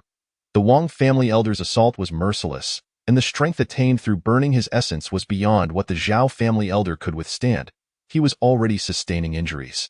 The Wang family elder had no intention of allowing him to escape, knowing that once his current state ended, even if they did not kill him, his survival would be in jeopardy. Therefore, he had no choice but to expend every ounce of strength to eliminate the Zhao family elder, thereby ensuring he had at least one companion in death. Why, brother, if you do not intervene soon, I fear I shall not endure much longer. The Zhao family elder, nearly cornered by the Wang family elder's relentless assault, howled at the surrounding air. The Wang family elder paid no heed to his words, unconcerned with who he was addressing. With his current strength, anyone short of a great saint would stand no chance against him. Do you truly believe that the Yi family would assist the Zhao family? Let me tell you, once we eliminate the Wang family, the Zhao family will be next on the chopping block. You two shall not last long, and as for you, no one will come to your aid. They will merely watch as I dispose of you. Regardless of whether the Yi family would intervene to prevent him from eliminating the Zhao family elder, the Wang family elder was resolute in his intent. He would exert every effort to bring down the Zhao family elder, for he was the root cause of all this turmoil. Bam, bam. The Wang family elder struck the Zhao family elder twice more. Already injured, the Zhao family elder found himself in a critical state. A few more blows and he would surely perish. Why, brother, will you not strike? If you do not act soon, it will be too late. The Zhao family elder was correct. He was acutely aware of his dire predicament. Should the Yi family fail to act, he would indeed meet his end. By the time they finally chose to intervene, it might be too late, but whether they would act remained uncertain. No one will come to your rescue. Anyone who intervenes will meet their demise. As long as I am here, none of you shall escape. Do not become overly arrogant. Even without assistance, you will not be able to kill me. The Zhao family elder could hardly fathom the current turn of events. At this moment, not a single individual from the Yi family had taken action. The two elders who had previously intervened had vanished, leaving him to confront the Wang family elder alone. A truly perilous situation. Oh? Do you truly believe you stand a chance against me now? In your current state, I need only strike you once more, and you shall depart this world. What do you have left to contend with me? At this juncture, the grand elder of the Wang family did not cease his relentless assault. Instead, he continued to press forward. The grand elder of the Zhao family was still confined to a defensive stance, enduring each blow aimed at his most vulnerable points. Despite the Zhao family's grand elder exerting every effort to defend himself, his injuries only worsened with each passing moment. Second brother, should we intervene or not? Are we truly going to stand by and watch as he is eliminated by this fiend? The members of the Yi family were not oblivious to the Zhao grand elder's pleas for help. They simply chose not to act. However, upon hearing the Zhao grand elder's words, the third elder of the Yi family began to feel a pang of uncertainty. It was evident to him that if they remained passive, the Zhao grand elder would surely meet his demise. We cannot intervene just yet. If we do, we may find ourselves in peril as well. Yet, if we continue to hesitate, the Zhao grand elder will indeed perish. And it will not bode well for us when the Zhao family seeks answers. The third elder of the Yi family was rather naive in temperament. He had yet to grasp the intricacies of the trap laid by Yi Lintian and the grand elder of the Yi family, nor did he understand the rationale behind targeting the Zhao grand elder so specifically. Third brother, do you believe that once we have dealt with the Wang family, our elder brothers will spare the Zhao grand elder? Surely they will? No, not in the slightest. Once the Wang family is resolved, our next course of action will be to eliminate the Zhao family, and these two elders of the Zhao family are our greatest obstacles. At this moment, the second elder of the Yi family felt compelled to share this situation with the third elder. Is this your idea, or that of our eldest brother? The third elder understood the implication behind the second elder's question. He was merely curious about who conceived this plan. Could it possibly be the grand elder of the Yi family? If so, it would indeed shatter the third elder's preconceived notions. No, it was not our eldest brother's idea. It was Tian's. Tian? Are you certain it was Tian's idea? Upon hearing the second elder's assertion, the third elder was filled with curiosity and a hint of disbelief. I am most certainly sure. When the plan was being devised, you were present, were you not? I was indeed there, but I always assumed that Yi Lintian was merely echoing instructions given to him by you. Until now, the third elder had never truly believed that these strategies stemmed from Yi Lintian's own initiative. Even after the second elder reiterated this fact, he remained skeptical. How could it possibly be us instructing him? If that were the case, would we need him to devise this plan for us? Clearly, this is his own conception. However, from our perspective, it has proven to be quite effective. From the outset until now, everything unfolded according to Yi Lintian's foresight, and each move adhered to his strategy. Even the emergence of the grand elder of the Wang family was a calculated aspect of Yi Lintian's scheme. Chapter 45. Blood-soaked and ancient city. Fully aware of his imminent demise, the grand elder of the Wang family had no intention of retreating. Meanwhile, the grand elder of the Zhao family found himself in a dire predicament. Desperately wishing to survive, he understood that the elders of the Yi family were nearby and sought their assistance, yet he realized this was a futile hope. The elders of the Yi family were not fools. Once they dealt with the Wang family, they would turn their attention to the Zhao family. Scoundrels, a pack of scoundrels, deceivers. I will not forgive you even in death. It was only at this moment that the grand elder of the Zhao family recognized he had been duped. He had initially believed the Yi family would refrain from acting against them, only to discover that while they had not intervened, they were orchestrating events from the shadows. Do you now comprehend your predicament? Your Zhao family is merely being utilized as pawns. Do not rejoice too soon. Even if our Zhao family faces annihilation, the first to fall will undoubtedly be your Wang family. At this juncture, the grand elder of the Zhao family had little left to say, for the truth lay stark before him. If the elders of the Yi family remained inactive, his fate was sealed. Yet, it was clear that the Yi family had no intention of intervening. Your Zhao family is certainly doomed, but we of the Wang family might yet survive. What do you mean by that? Upon hearing the Grand Elder of the Wang family's words, the Grand Elder of the Zhao family sensed something amiss. For given the current circumstances, it was evident that the Wang family appeared to be on the brink of destruction. Surely, there are only the two of you left in the Zhao family? Once you perish, your family will be finished. And what of your own situation? Once you fall, your remaining companion will soon follow. The Grand Elder of the Zhao family could not deny the validity of the Wang Grand Elder's statement. Indeed, if he and his disciples succumbed, the Zhao family would lose their elite combat strength and face inevitable ruin. Yet, the Wang family found themselves in a similar predicament. Why, then, did the Wang Grand Elder assert that they might not meet the same fate? Do you believe that what you see is the entirety of the truth? Even if I were to perish, the Wang family would endure. However, I regret to say, you and I may not witness that outcome. What did you say? Does your Wang family possess another saint? At this moment, the Grand Elder of the Zhao family finally grasped the looming threat. If what the Wang Grand Elder suggested was true, it implied that the Wang family could potentially harbor additional saint-level fighters. In such a scenario, the Zhao family's strength would be severely diminished, rendering them the likely victims. The misfortune would inevitably befall the Zhao family, as the death of the Grand Elder would leave only his disciple to contend with the aftermath. I shan't reveal that to you. I intend for you to die with your questions lingering. However, rest assured, your Zhao family will be the first to perish. Following this declaration, the Wang Grand Elder disregarded any further words from the Zhao Grand Elder and launched another ferocious assault, fully aware that his own life was nearing its end.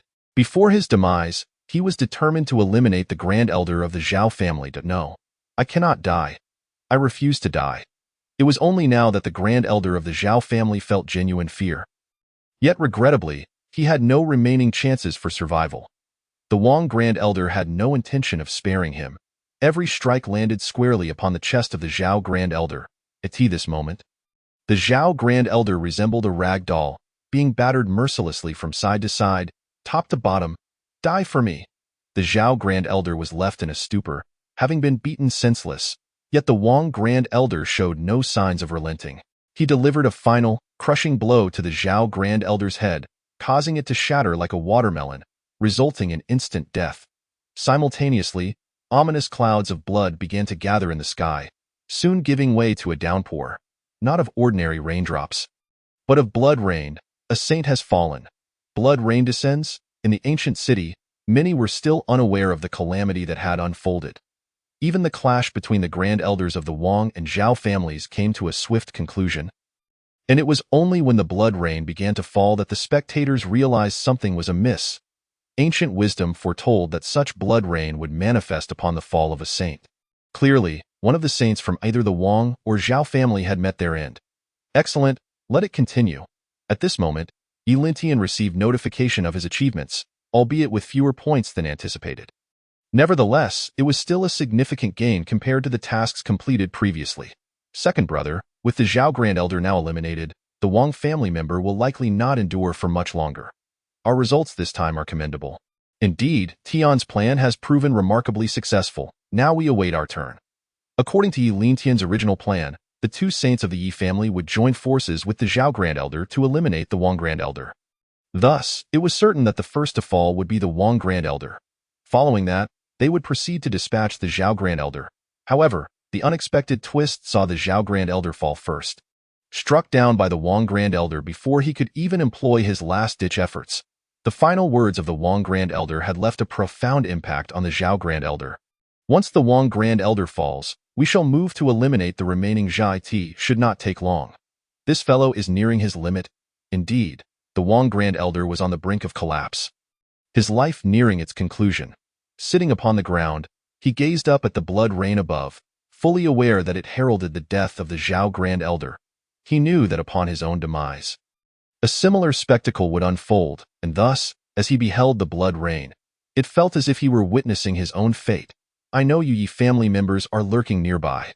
Listen closely. At this moment, the elder of the Wang family, though seated upon the ground and nearing the end of his life, spoke with unwavering resolve. Our Wang family shall never be extinguished. From this day forth, you, the Yi family, shall bear the brunt of our boundless wrath. As the elder's proclamation echoed, it was not merely the two saints of the Yi family who heard it. The entire Wangu city bore witness to his words. The members of the Wang family soon realized something was amiss. I asked that the voice of the elder. The head of the Wang family was struck with astonishment upon recognizing the voice. A terrifying suspicion began to take root in his mind. I must hasten to see the elder. As the elder's voice resonated throughout Wangu City, many others caught wind of it, including the Wang family, who quickly discerned that the voice belonged to their elder. Thus, the head of the Wang family sought out the second elder without delay. Second elder, what is happening? Was that truly the elder's voice? When the head of the Wang family found the second elder, he was furrowing his brow, gazing thoughtfully at the sky, and did not immediately respond to the question. Second elder? The head called out again, prompting the second elder to finally react. You must inform all members of our Wang family to evacuate the women and children immediately, while the rest prepare for a desperate battle. Second elder. Does this mean something has indeed befallen the elder? Upon hearing the second elder's words, the head of the Wang family grasped the gravity of the situation. My brother must have already met his demise. And they would not strike only at him. They are certainly coming for our Wang family as well. Yet with our current strength, we cannot stand against them. Them? Who do you mean by them? Do you think there are others involved? Aside from the Yi family, who else could threaten my brother? The head of the Wang family had yet to fully comprehend the seriousness of the matter, but the second elder was already acutely aware of the impending events. Are you suggesting, elder, that our Wang family is to resort to our final tactics? Indeed, it is time to act. After nodding, the second elder turned his gaze skyward once more. You must act swiftly. We cannot afford to delay even for a moment. For soon, others will arrive, and I will buy you time. With that, the second elder soared into the sky, and the head of the Wang family realized the family's doom was approaching. He knew he must devise every possible means to ensure the survival of the Wang family. Curse the Yi family. We shall seek vengeance for this affront. Regardless of whether retribution was attainable in the future, the most pressing concern for the head of the Wang family was to safeguard the flame of their lineage. This was no easy task, but they had no other options left. Once more, the skies were drenched in crimson rain. It appeared that the elder of the Wang family had perished. Observing the blood-soaked heavens, Yi Lintian reveled inwardly, feeling that he had drawn closer to his goal. It is time for us to take action. Simultaneously, the elder of the Yi family stood beside Yi Lintian, though his expression was considerably graver. In less than half an hour, 2 saints had fallen, an exceedingly rare occurrence. Heavenly One, your contributions have been monumental. While it seemed the elder of the Yi family was praising Yi Lintian, he bore an unusual sentiment towards him. After all, he was a saint, and these 2 saints, both in the late stages of their power, had been ensnared and perished by Yi Lintian's schemes, an utterly terrifying feat, particularly given that Yi Lintian was merely 3 years old. Elder, there's no need for your veiled insinuations. We are all of the same family, and I have no intention of plotting against you. Yi Lintian was no fool. He could discern the elder's subtle jabs.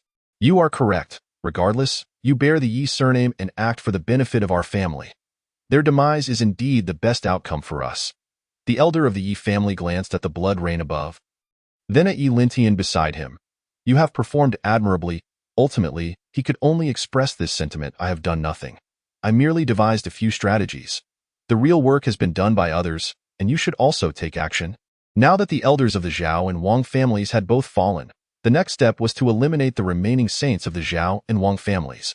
The second and third elders of the Yi family were dispatched to the Zhao family, while the elder of the Yi family personally led the fourth elder to confront the Wang family. After so many years without engaging in true combat, it was time to stir into action. As the elder of the Yi family stepped out of the door, he soared into the sky towards the Wang family, soon joined by the fourth elder. After we arrive, I will handle that fellow. You must keep an eye on the members of the Wang family and ensure none escape. The elder assigned the forthcoming tasks to the fourth elder. Big brother, do you mean to confront the Wang family's elder alone? Indeed, I alone am sufficient. You are to monitor the remaining members of the Wang family. We must leave no threat behind and eradicate them entirely. The elder of the Yi family understood that failing to do so would leave future dangers lurking. After all, the elder of the Wang family's last words could not be dismissed lightly. Rest assured, big brother. I will ensure that not a single one escapes. Given that it was the elder of the Yi family giving the orders, the fourth elder had no objections and understood the necessity of such measures. However, What the second elder of the Zhao family did not know was that the notion of total eradication was not conceived by the elder of the Yi family, but rather by Yi Lintian himself, who had specifically instructed the elder of the Yi family to take such action. With Tian'er at the helm, it appears that our Yi family is destined to reach unprecedented heights. Having grasped the full situation, the elder of the Yi family no longer harbored doubts about Yi Lintian or contemplated him with any unusual thoughts. Instead, he felt a burgeoning sense of obligation to heed Yi Lintian's commands. A sentiment he did not resist, recognizing it as a boon for the entirety of the Yi family. Before long, the two arrived at the Wang family estate, where the elder of the Yi family stood with hands clasped behind his back. Looming above the entirety of the Wang family, "Fourth, you may attend to your duties." "Yes, big brother." Upon receiving the elder's command, the fourth elder vanished into the night. "You would do well not to pursue. Otherwise, you shall meet a swifter demise." At that moment, the elder of the Yi family faced what appeared to be an empty space, yet it was not devoid of presence. "Brother Yi, your keen perception is commendable. I have concealed myself so effectively, yet you have still discerned my presence. I am truly in awe." The elder of the Yi family's words had barely escaped his lips when a figure gradually emerged from the darkness. It was the second elder of the Wang family. "Your elder brother has perished. Next, it shall be your turn. Brother Yi, your tactics are indeed remarkable. You have managed to persuade the Zhao family to strike against us, effectively eliminating both our families in one fell swoop. What a masterstroke." The elder of the Yi family sought to convey to the Wang family's second elder the importance of surrendering, rather than engaging in futile resistance. However, from the second elder's reply, it was evident he had no intention of capitulating. "The events of today bear little relation to our Yi family. It is merely the Zhao family seeking to act against us at such a juncture. Brother Yi, why treat me as a fool? You are undoubtedly well aware of the true circumstances. I have no desire to engage in further dialogue. Will you surrender, or do you wish to fight?" The elder of the Yi family was well aware of the situation, yet he did not wish to waste further words with the Wang family's second elder. It would be far more prudent to resolve the matter swiftly to avoid further complications. "It seems Brother Yi believes he has me cornered. If that is the case, then I invite you to make your move." At this moment, the second elder of the Wang family appeared remarkably composed, a demeanor that unsettled the elder of the Yi family. Nevertheless, the elder of the Yi family remained confident and struck first, unleashing the Yi family's ultimate skill, the Dragon Probe, aimed directly at the vital points of the Wang family's second elder. The elder of the Yi family intended to subdue this adversary without delay, a fearsome Dragon Probe, indeed worthy of the Yi family's heritage, but alas, your strength is insufficient. As the assault of the Grand Elder of the Yi family approached the vital point of the second elder of the Wang family, mere inches away, an unforeseen twist occurred. To the astonishment of all, the Wang family's second elder braced himself against the Grand Elder's probing strike with his own chest. Alarm bells rang within the Grand Elder of the Yi family, who realized the impending catastrophe, yet it was regrettably too late. The second elder of the Wang family swiftly raised his right palm and struck the Grand Elder squarely in the chest. Fortunately, the Grand Elder's formidable prowess allowed him to withstand the blow without sustaining injury, though the force still sent his vital energy surging tumultuously. "You are not Wang Defa. Who are you truly?" The name Wang Defa belonged to the second elder of the Wang family, whose strength had always been recognized as that of a mid-stage sage. However, this recent display suggested otherwise. Had he truly been a mid-stage sage, he could never have countered the Grand Elder's probing strike. To effectively defend against such an attack, one would need at least the strength of a late-stage sage. "Who told you I am not Wang Defa? My prowess simply exceeds your assumptions of my being a mid-stage sage." At this moment, the aura emanating from the second elder of the Wang family transformed dramatically. Though he retained an air of nonchalance, his presence surged significantly, instilling a sense of crisis within the Grand Elder of the Yi family, a sensation he had never before experienced from a mere sage. Half-step great sage. The Grand Elder of the Yi family finally grasped the true nature of his opponent's strength. The second elder was not a mid-stage sage, but rather a half-step great sage, an utterly bewildering revelation. For years, they had presumed that the highest combat capability within the Wang family lay with their Grand Elder, only to discover that the true pinnacle of their strength was this concealed second elder, who had reached the threshold of a half-step great sage. "Indeed, your perception is astute. I am, without a doubt. A half-step great sage, as he spoke. The second elder of the Wang family began to stride toward the grand elder, stepping through the void. If only I had a bit more time, I could ascend to the great sage realm. Alas, it seems time is not on my side. Nonetheless, this strength should suffice to eliminate you. At this juncture, the second elder exuded an air of remarkable ease, in stark contrast to the grave demeanor of the grand elder of the Yi family. He recognized the immense peril that lay before him, facing a half-step great sage. Although merely a half-step great sage, the difference in power compared to a regular sage was indeed substantial. I never anticipated you concealed your strength so deeply. It appears you are indeed the Wang family's ultimate trump card, correct? I am the Wang family's final gambit. Alas, it seems you have comprehended this far too late. With that, the second elder of the Wang family suddenly lunged at the grand elder. His speed so swift that the latter barely had time to react. The moment he did, the second elder's palm was already pressed against his chest. Boom. The ensuing explosion was deafening. While the grand elder had not yet reached the realm of a half-step great sage, he stood at the pinnacle of mid-stage sage, nearly achieving full mastery. Thus, in a moment of urgency, he managed to mount a defensive effort against the second elder's strike. But even so, he sustained injuries. Gulp! The blood that threatened to erupt from his mouth was forcibly swallowed back down. I must concede. You possess considerable strength. Managing to withstand my attack, it would be a pity to slay you. Given time, you could undoubtedly break through to the great sage realm.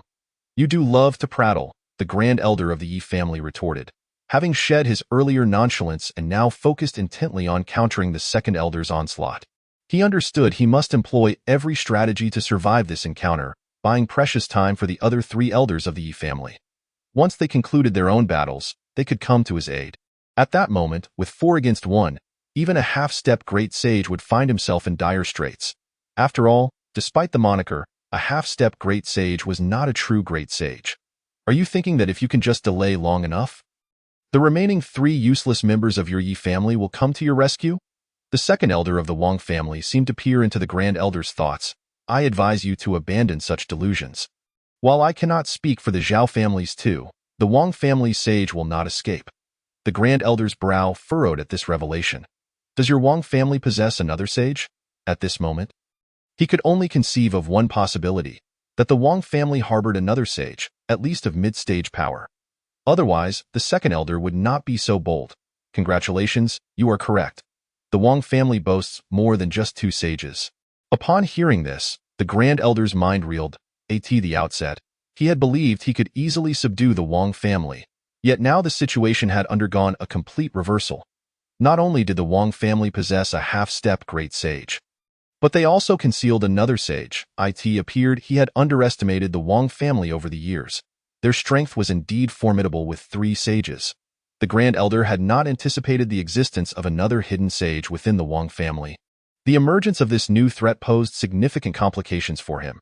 Even if the Yi family's second and third elders managed to eliminate the Zhao family's second elder and then assist him, the combined might of the 3 would likely struggle to defeat the Wang family's second elder.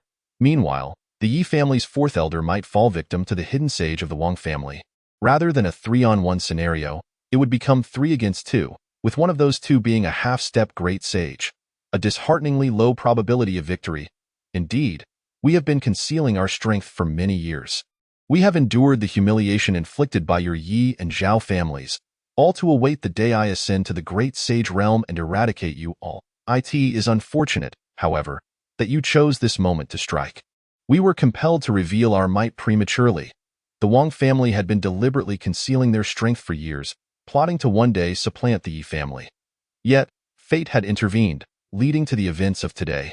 Nevertheless, the second elder remained confident. I can still eliminate your Yi family, especially since the Zhao family has already been dealt with thanks to your assistance. Have you forgotten about our ancestral patriarch? If it were purely a matter of individual strength, the grand elder of the Yi family would undoubtedly be outmatched by the second elder of the Wang family. However, with the addition of their hidden mid-stage sage, the Yi family found themselves lacking in high-level combat power. Thus, the grand elder's only recourse lay in relying on the formidable trump card of Li Qingzhao, their true ancestral patriarch. Ha ha ha, your ancestral patriarch? Do you truly believe we are unaware of the true nature of your family's ancestor? Is he truly one of your own? At the mention of the Yi family's ancestor, the second elder of the Wang family erupted in laughter. Regardless of whether the ancestor's surname was Yi or not, he was confident that the patriarch would never lend assistance to the Wang family. That may not be the case. What you can offer him, the Wang family can match and even exceed. Once I eradicate your Yi family, he shall immediately become the ancestor of the Wang family. Such delusions, the grand elder of the Yi family scoffed at the second elder's assertions. However, deep down, he recognized the potential truth. After all, Li Qingzhao bore the surname Ji, not Yi. Whether I am delusional or not will become evident once I eliminate your Yi family. However, you will not be alive to witness it.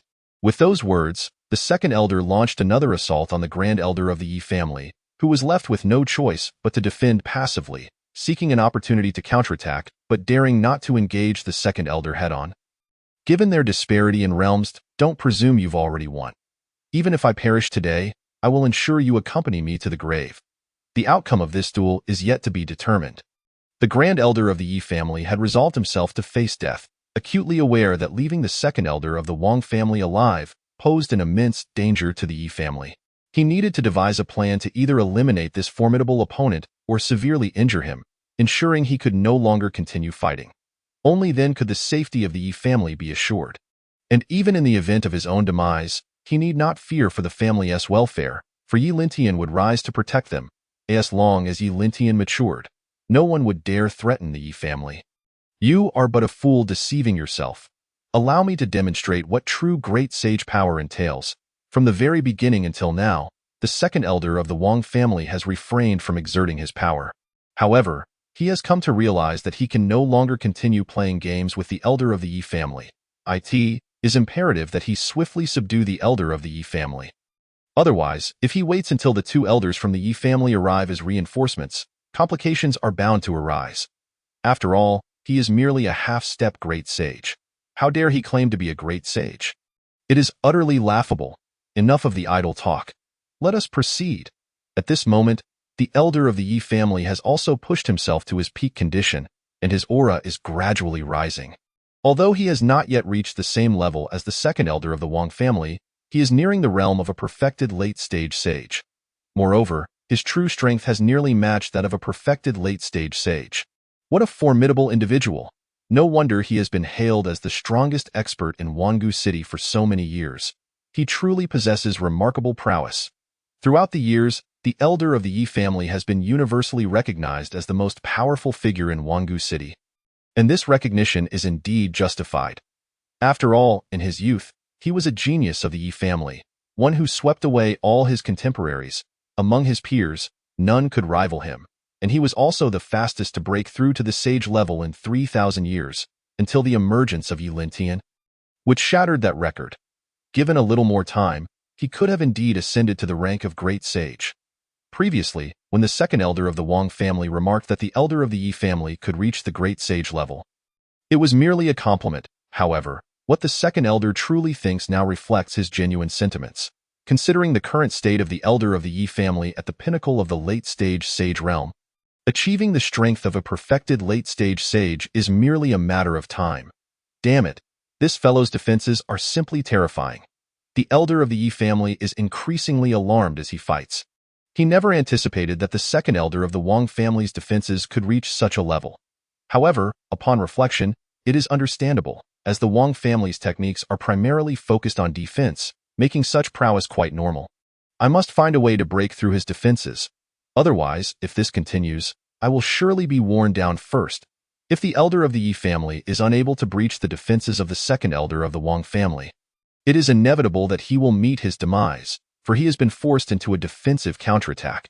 Defending against the assaults of the second elder requires a significant expenditure of spiritual energy, and attacking also depletes his energy. In this scenario, his consumption far exceeds that of the second elder of the Wang family. Chapter 49.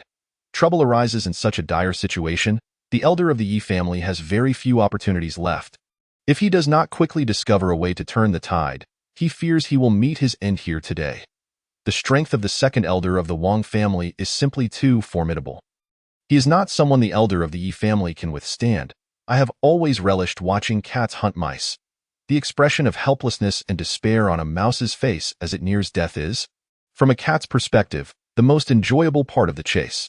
Just as the despair and helplessness are evident in your eyes now.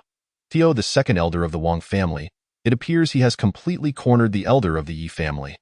He is not at all concerned about any retaliation. Thus, his excitement is beyond words. The feelings he has suppressed for so long are finally about to erupt. Rest assured, even if I perish, I will take you down with me. You are not worthy.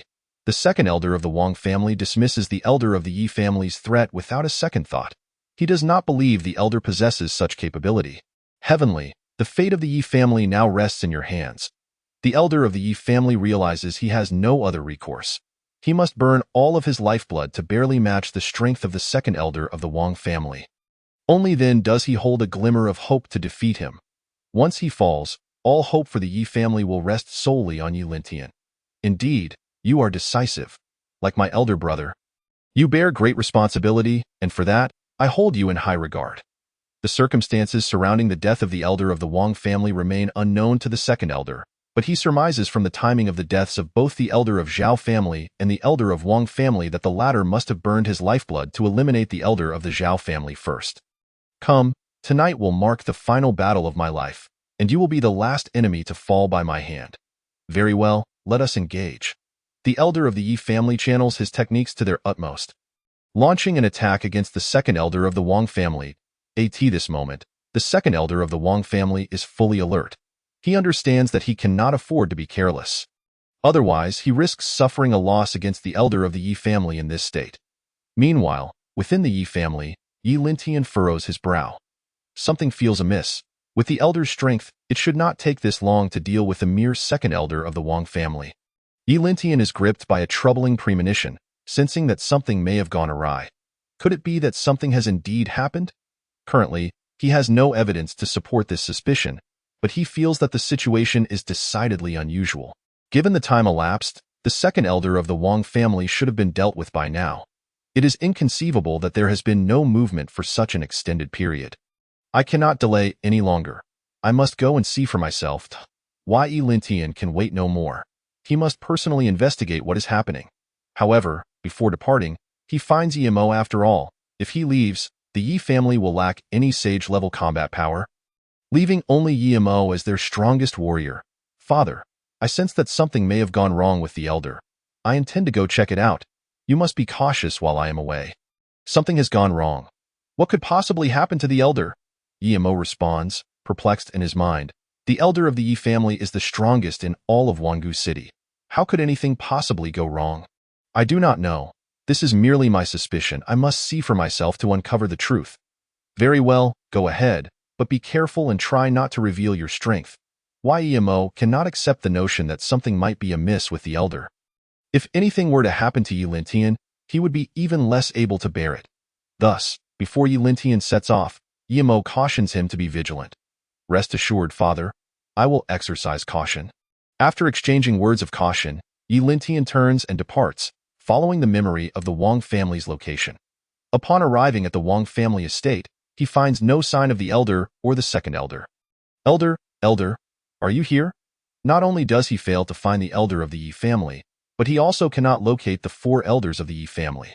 Growing anxious, he urgently calls out for the elder and the other elders. Yet his calls are met with silence. What is going on? Even if the Wang family is powerful, they cannot silence our two elders completely. Yi Lintian is utterly bewildered by the situation. Currently, the forces of the Zhao, Wang, and Yi families are embroiled in conflict, with the Wang family steadily retreating and the Yi and Zhao families gaining the upper hand. It appears the battle is nearing its conclusion. Yi Lintian observes the unfolding conflict with clarity. It will not be long before the ordinary forces of the Wang family are completely eradicated. However, he is still yet to see the elders of the Yi family. Just then, he senses a faint disturbance. Something is amiss.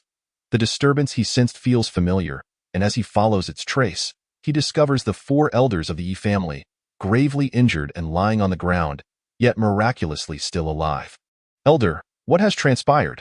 Who has inflicted such injuries upon you? Lintian, I am fine.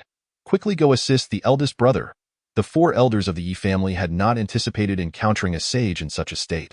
After a fierce battle, although he was unable to defeat his opponent, he is aware that the enemy is likely on the brink of death. However, during the fight, he learned of the situation concerning his eldest brother. The elder? What has happened to the elder? Kof, the second elder of the Wang family, is a half-step great sage. Yi Lintian is taken aback by this revelation.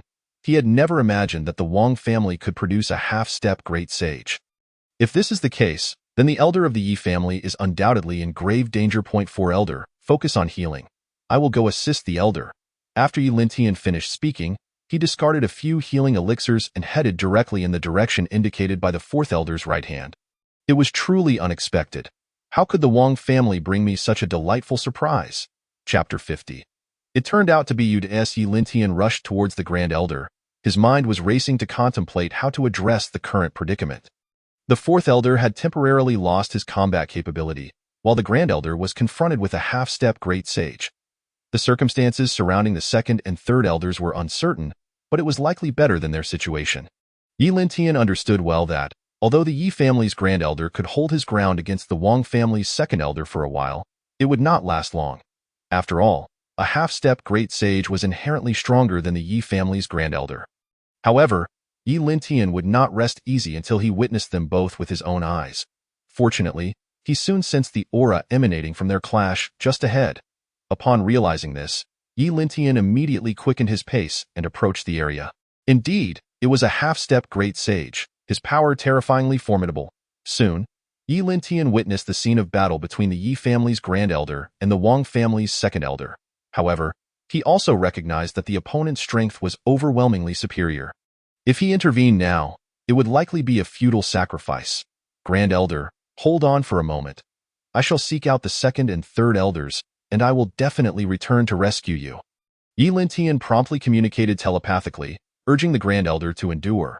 He could see that although the Yi family's Grand Elder was managing to contend with the Wang family's second elder, it was likely due to the burning of his own vital essence. A state that could not be sustained for long. He needed to return before the Grand Elder's essence was completely expended.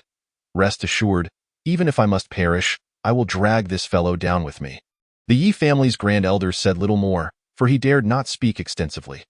Any excessive words could potentially alert the Wang family's second elder, placing Yi Lintian in jeopardy. Understood, Grand Elder. I shall take my leave. Yi Lintian remained remarkably rational. He knew that charging in at this moment was futile. The best way to save the Yi family's Grand Elder was to locate the second and third elders.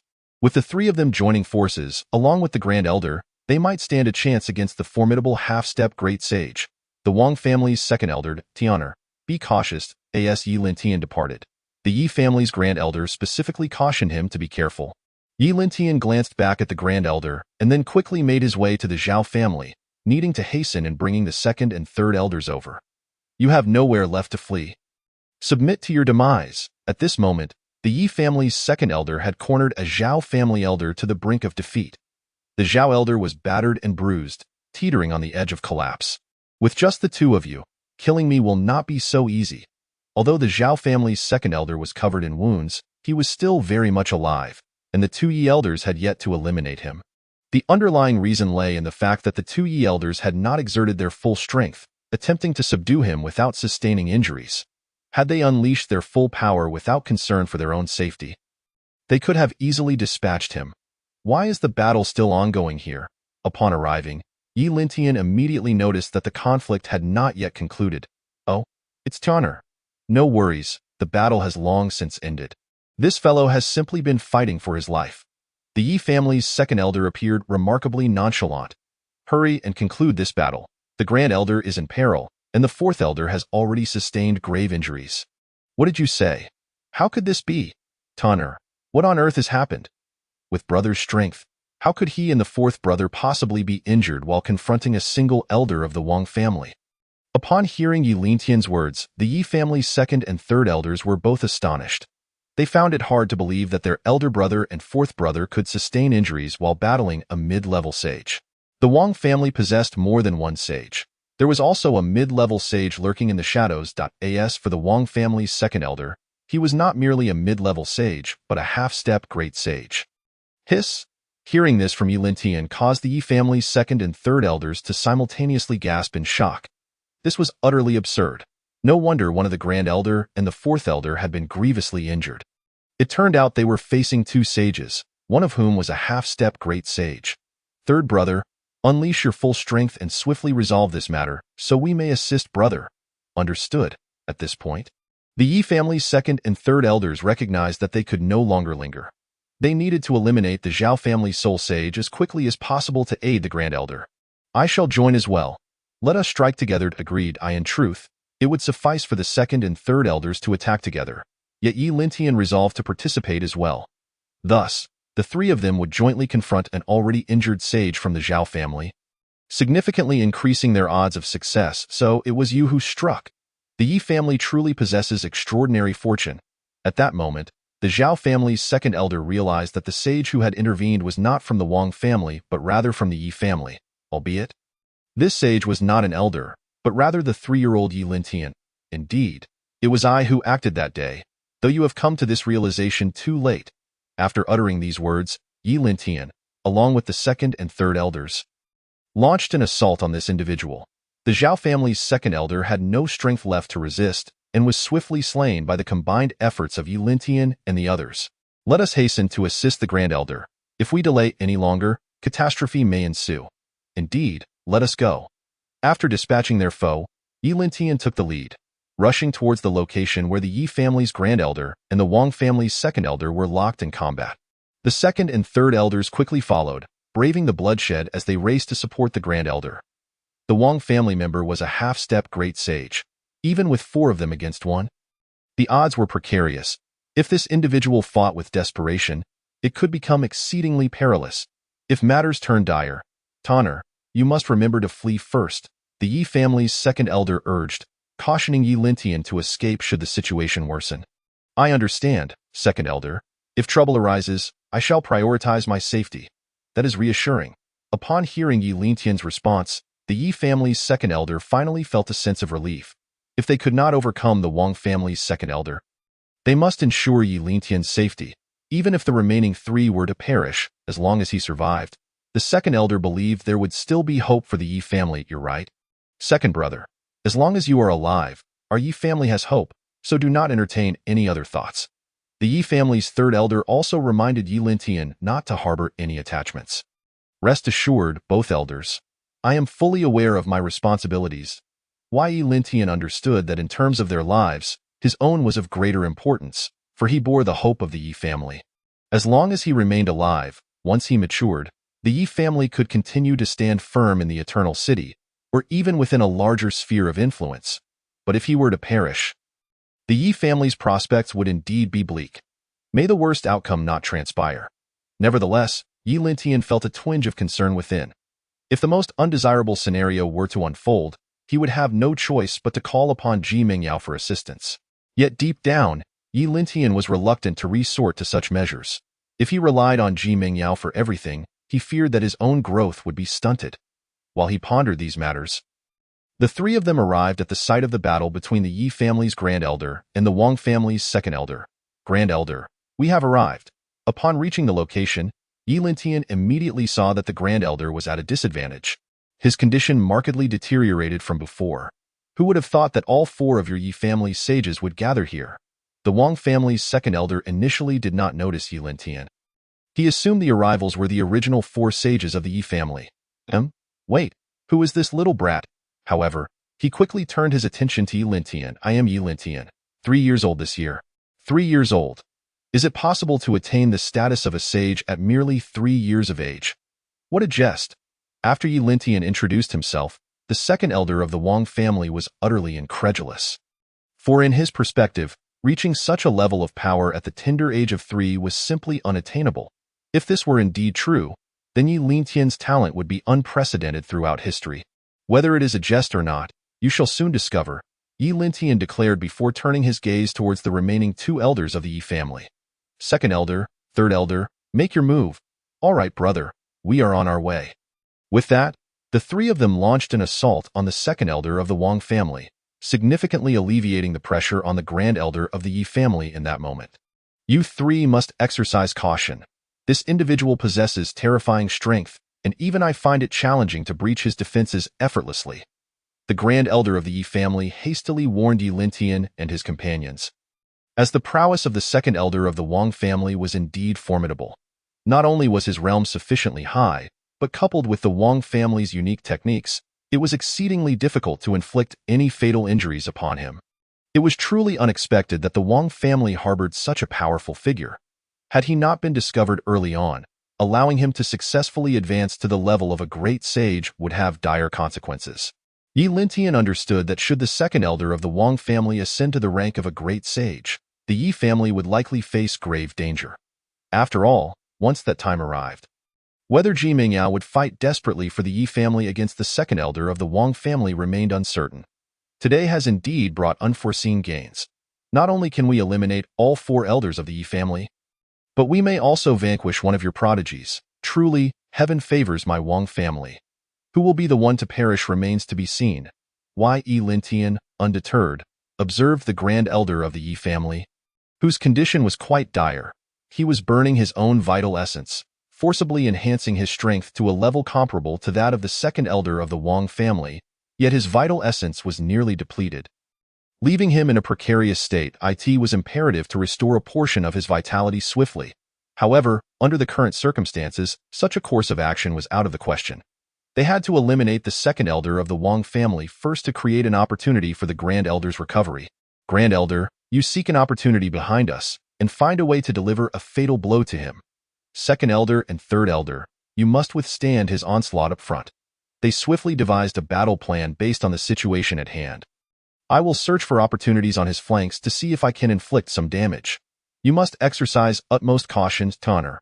Upon hearing Yi Lintian's strategic outline, the 3 had no objections.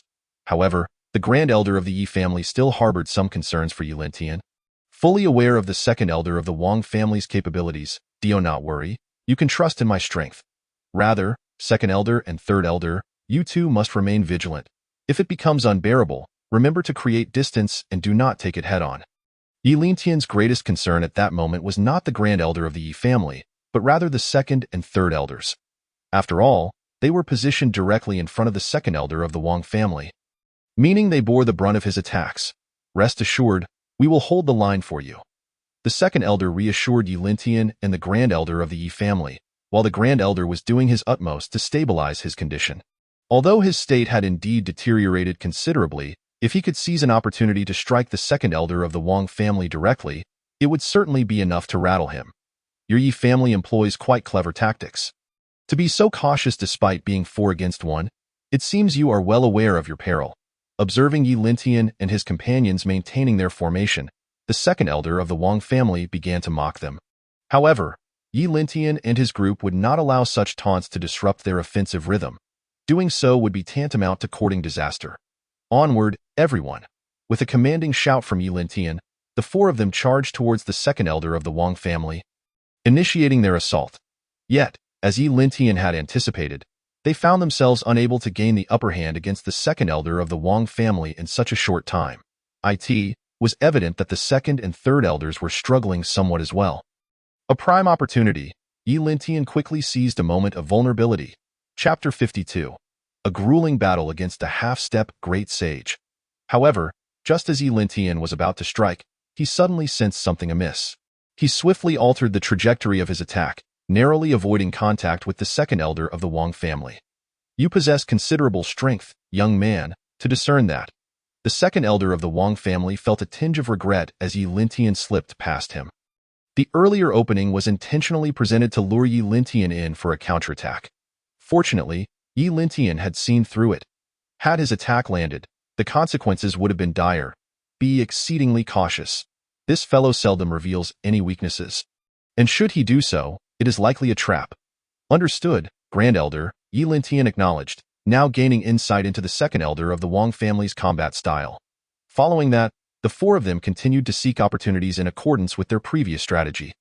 Is this guy's defense not excessively formidable? Even with my last strike, I doubt the Grand Elder could fully withstand it. At long last, Yi Lintian found a moment of opportunity, albeit not an ideal one. But it was a chance nonetheless. He lunged forward with a sword aimed at the second elder of the Wang family. Regrettably, the second elder easily blocked the strike, though the force behind Yi Lintian's blow was not insignificant. As I mentioned before, this fellow's defensive capabilities are truly terrifying. Only with my full power can I barely breach his defenses. I believe the Wang family should not be called the Wang family, but rather the Turtle family. Their shell is remarkably tough. After hearing the Grand Elder's explanation, Yi Lintian couldn't help but marvel at the Second Elder's extraordinary defensive capabilities. Under such circumstances, with his overwhelming strength, defeating him would not be a simple task. By the way, why are there only 3 of you? Where is the 4th elder? At that moment, the Grand Elder of the Yi family finally recognized the issue. Only the 2nd and 3rd elders were present, with the 4th elder absent. Indeed, Tian'er, where has the 4th elder gone? The 2nd elder also realized the absence and hastily inquired of Yi Lintian. Rest assured, the 4th elder is unharmed. Although he has sustained serious injuries, his life is not in danger. That is a relief. Hearing Yi Lintian's assurance, the Grand Elder of the Yi family felt a weight lift from his heart. Initially concerned that the 4th elder might fall victim to the hidden sage of the Wang family, he now felt reassured that they could focus entirely on confronting the 2nd elder of the Wang family. Have you 4 finished your chatter?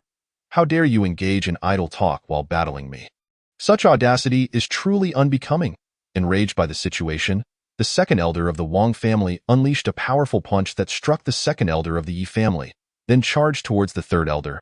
Yi Lintian and his companions were engaged in both combat and conversation, which infuriated the 2nd elder, who perceived it as an insult. You believe yourself to be strong, yet you are merely this. As the 2nd elder of the Wang family grew increasingly incensed, Yi Lintian suddenly had a moment of inspiration and halted in his tracks. He sheathed his sword and, with arms crossed behind his back, confronted the 2nd elder of the Wang family. Though they were 4 against 1, Yi Lintian's decision to fight unarmed and with his hands behind his back was intolerable to the 2nd elder. You are courting death. In a fit of rage, the 2nd elder abandoned the 3rd elder and charged at Yi Lintian. Sensing the shift, Yi Lintian retreated rapidly, fully aware that he could not allow the 2nd elder to close the distance. Otherwise, he would lose his maneuverability. Your speed is lacking. You cannot even keep pace with me. As he continued to retreat, Yi Lintian taunted the 2nd elder. Once I catch you, we shall see how you boast. The 2nd elder of the Wang family was seething with anger, precisely the reaction Yi Lintian sought. If this oriental adversary maintained his composure, it would be exceedingly difficult to defeat him, hence the necessity to provoke him. You shall never catch me. You are only worthy of trailing behind and eating my dust. A noisy duck. Yi Lintian's tongue was indeed venomous. While desperately fleeing, he relentlessly mocked the elders of the Yi family behind him. Upon witnessing this spectacle, the Grand Elder and the 2nd and 3rd elders of the Yi family were momentarily taken aback, as they had not anticipated Yi Lintian's sudden derision towards the 2nd elder of the Wang family. What are you 2 dawdling for? Seize this opportunity. The Grand Elder of the Yi family was the first to regain his wits. He immediately comprehended Yi Lintian's intent and readied himself to strike. His attack was aimed squarely at the vulnerable back of the Wang family's 2nd elder. Upon hearing the Grand Elder's command, the 2nd and 3rd elders swiftly sprang into action as well. We're coming. The 3 of them simultaneously targeted the back of the Wang family's 2nd elder, their movements synchronized in perfect harmony. If their strikes were to connect, even if the 2nd elder of the Wang family were to survive, he would undoubtedly sustain injuries. I say, old bastard Wang, your shell is remarkably tough. My sword almost sparked upon striking it just now. Yi Lintian, having noted the situation behind him, intensified his taunts directed at the Wang family's 2nd elder. As soon as Yi Lintian uttered the phrase old bastard, the Wang family's 2nd elder felt a surge of rage, his composure instantly shattered. Ignoring the imminent danger behind him, he fixated solely on capturing Yi Lintian to exact revenge. Ah, you seek death. The Wang family's 2nd elder despised being called an old bastard, a term that had haunted him since childhood, when the then head of the Wang family had used it to belittle him, given that he was not the biological son of the family head. Hearing the same insult from Yi Lintian today drove him into a frenzy. Boom. Before the Wang family's 2nd elder could seize Yi Lintian, the attacks from the Yi family's Grand Elder and the 2nd and 3rd elders had already reached him, striking the unguarded back of the 2nd elder. Despite his formidable defenses, the blow forced a mouthful of blood from him. Oh ho! The old bastard Wang is spitting blood. What does that count as? A turtle regurgitating. Yi Lintian's mockery escalated. The second elder of the Wang family, after wiping the blood from his lips, fixed a furious glare at Yi Lintian. Disregarding the attacks from the Yi family's grand elder and the other two, you must die today. Chapter 53. Truly infuriated, although the attacks from the Yi family's grand elder and the second and third elders had inflicted significant damage on the Wang family's second elder, all his attention remained fixated on Yi Lintian. The psychological torment caused by Yi Lintian's insults far outweighed the physical harm inflicted by the other three. What on earth is wrong with this Wang family's second elder? How could he so easily lose his composure to Yi Lintian's mockery? At this moment, the grand elder and the other two were relentlessly assaulting the Wang family's second elder. While he attempted to defend himself, his primary focus remained on eliminating Yi Lintian. However, this reaction left the second elder of the Wang family puzzled. Haven't you heard about the time the Wang family head was cuckolded? Cuckolded? What happened? Upon hearing the second elder's inquiry, the Yi family's grand elder took it upon himself to elucidate. The previous head of the Wang family, who was the nominal father of the second elder, had been betrayed by the second elder's mother. The second elder was the offspring of that illicit affair. Had it not been for his exceptional talent in cultivation, the former head of the Wang family would have likely eliminated them both. Oh, I see. No wonder Yi Lintian's insult made him so furious. It's all due to childhood trauma. At this moment, the second elder and the third elder understood the source of the Wang family's second elder's rage. Let us not dwell on this. We must eliminate the Wang family's second elder quickly. Why Yi Lintian may not hold out much longer. The grand elder of the Yi family realized that Yi Lintian's prolonged engagement with the Wang family's second elder was largely due to Yi Lintian's extraordinary agility. However, the grand elder also understood that such agility would require substantial internal energy, and it would not be long before Yi Lintian could no longer sustain it. You truly are a persistent old bastard. Why are you still pursuing me? Why not just roll away? After all, you are an old bastard, so you should be able to roll faster. Yi Lintian continued his relentless taunting, yet the Wang family's second elder no longer responded to any of his words. Instead, he accelerated to a terrifying speed, nearly outpacing even the grand elder and the other two elders of the Yi family. This is bad, brother. Their speed is too swift. We can barely keep up. Yes, brother. What should we do? At this moment, the grand elder of the Yi family was barely managing to keep pace with Yi Lintian and the Wang family's second elder, while the second and third elders were nearly unable to follow. Their attacks had become increasingly futile, with only the grand elder's strikes still finding their mark on the Wang family's second elder. Let us go all out, burn our essence. We can't let Yi Lintian take risks alone. All right. The grand elder of the Yi family recognized that if they continued at their current pace, they might not reach Yi Lintian in time before he faced dire consequences. Hence, they had to accelerate, which meant they would have to burn their life essence, just as the grand elder had done. The second and third elders immediately followed suit, igniting their life essence and experiencing a surge in speed. Let us go. We've paid such a hefty price. We must eliminate him. At this moment, the grand elder of the Yi family summoned all his remaining strength, teetering on the brink of exhaustion. Although the second and third elders were in better condition, they too would not last much longer in this limited time frame. They had to find a way to take down the Wang family's second elder. Boom, boom, boom. 3 consecutive strikes landed directly on the Wang family's second elder, causing him to spew forth another mouthful of blood. He was forcefully knocked aside, crashing into a nearby mountain. However, within mere moments, he surged back into action, charging towards Yi Lintian once more. Is this fellow truly mad? Does he genuinely believe he can take me down? Yi Lintian was equally bewildered. The Wang family's second elder seemed utterly frenzied, disregarding the onslaught from the Yi family's grand elder and the other two. Fixated solely on him, I say, old bastard Wang, are you invincible? You've been beaten to a pulp, and yet you refuse to perish. Yi Lintian was left speechless. The Wang family's second elder was remarkably resilient, showing no signs of slowing down and in fact, seemed to be picking up speed. This is bad. He is burning his life essence too, upon noticing the acceleration of the Wang family's second elder. The grand elder of the Yi family keenly realized the situation. Why Yi Lintian? Be careful. This fellow is burning his life essence. Huh? Upon hearing the grand elder's warning, Yi Lintian was momentarily stunned, unable to believe that he had genuinely provoked the Wang family's second elder to this extent. This is bad. No sooner had the Grand Elder's words left his lips than the Wang family's second elder, like a streak of light, charged towards Yi Lintian, delivering a powerful blow to his back. Yi Lintian was propelled forward like a cannonball, hurtling towards the distant mountain, where he crashed heavily, die. After knocking Yi Lintian down, the Wang family's second elder did not relent. He soared from above, intent on crushing Yi Lintian into a pulp beneath his foot. This is bad. We must save Yi Lintian. The Grand Elder and the second and third elders of the Yi family quickly realized the gravity of the situation, prompting the Grand Elder to push his speed to the limit in an attempt to intercept the Wang family's second elder. However, their speeds could not possibly match that of the Wang family's second elder, who was now burning his life essence. Before the three could reach him, the Wang family's second elder's foot descended upon the very spot where Yi Lintian had just crashed. Boom! With a resounding crash, the entire mountain crumbled, leaving the Grand Elder and the other two elders of the Yi family wide-eyed with horror. Bastard! I will tear you apart. At this moment, the elder of the Yi family had succumbed to madness.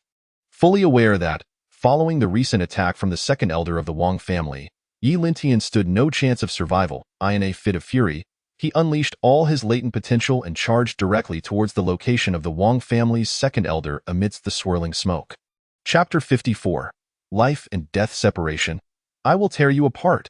The elder of the Yi family resembled a furious beast, engaging in primal hand-to-hand combat as he relentlessly struck the second elder of the Wang family. The latter could only defend himself with great effort, having already endured several critical blows that left him in a weakened state. Brother, get out of the way. Let me handle this. The second and third elders of the Yi family soon arrived. Having witnessed the earlier scene, they understood that Yi Lintian was effectively doomed under such circumstances, likely to be reduced to mere bones. Boom, boom. The second and third elders struck the Wang family's second elder in succession, landing direct hits to his vital points, one to the forehead and the other to the left chest, sending him sprawling like a tattered rag.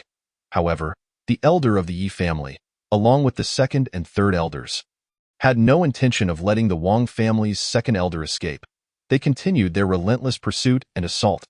The elder of the Yi family remained in a frenzied state, even tearing off the second elder's arms and legs.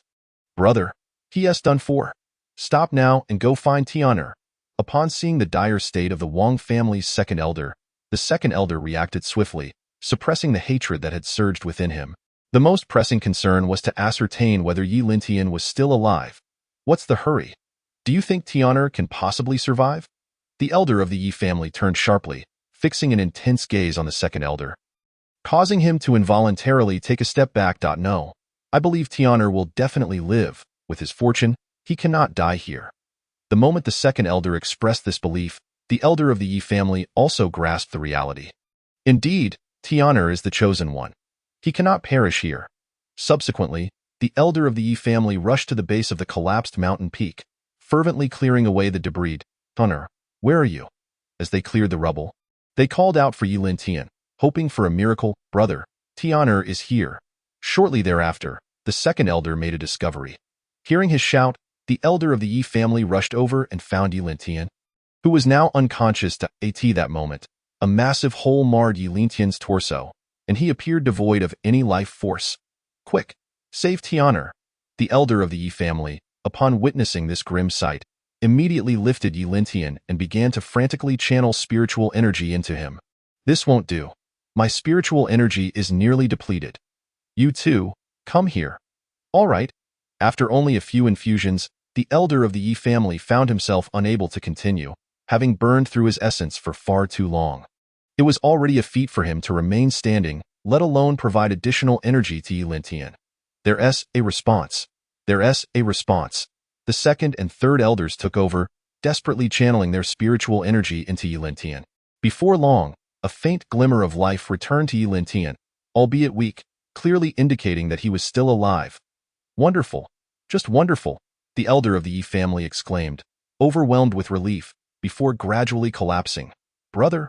The second and third elders laid Yi Lintian down and rushed to the elder of the Yi family's side. This is bad. Brother is out of energy. The toll of the battle had been severe. The elder had burned his essence and unleashed his potential, leaving him utterly exhausted. After a quick examination, the second elder realized that the elder of the Yi family had reached the end of his strength. It was the elder's frenzied assault that had ultimately breached the defenses of the Wang family's second elder, and coupled with the second and third elder's attacks, they had managed to vanquish him, but at the cost of the elder's own vitality. We must find a way to save brother. The third elder's eyes were already red with tears, having been cared for by the elder of the Yi family since childhood. We may be powerless to help. The second elder's eyes were similarly reddened, yet he remained more composed than the third elder. We must conserve our limited spiritual energy to save Tian'er. We cannot let anything happen to him. The second elder understood that if the elder of the Yi family perished, their sorrow would be profound. But as long as Yi Lintian lived, the Yi family would still have hope. If Yi Lintian were to die, hope would be extinguished entirely, brother. You cannot think this way. You cannot abandon our elder, third brother. I understand your feelings, but do you truly believe you can save him? The second elder wished to save the elder of the Yi family, but his current condition was beyond rescued. At this moment, neither the second elder nor the third elder could save him. Even if Ji Mingyao were present, she might not be able to do so either. But the third elder began to speak, only to be interrupted by the second elder. Enough. Go save Tian'er. I trust this is what brother would want. The second elder had to remain resolutely rational. They could only protect one of them, and he chose to save Yi Lintian, leaving no choice but to abandon the elder of the Yi family. A decision fraught with difficulty. Brother, do not worry. Once Tian'er is safe, I shall accompany you. At that moment, the second elder had already resolved to sacrifice himself to ensure Yi Lintian's survival, recognizing the challenging path ahead. Second brother, what are you doing? When the second elder chose to activate his potential and sacrifice his life to save Yi Lintian, the third elder understood the gravity of the situation. Third brother, do not say anything. I will save Tian'er.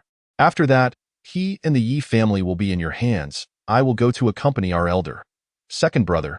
The third elder recognized that his second brother was also heading towards his end. Yet he found himself powerless to intervene.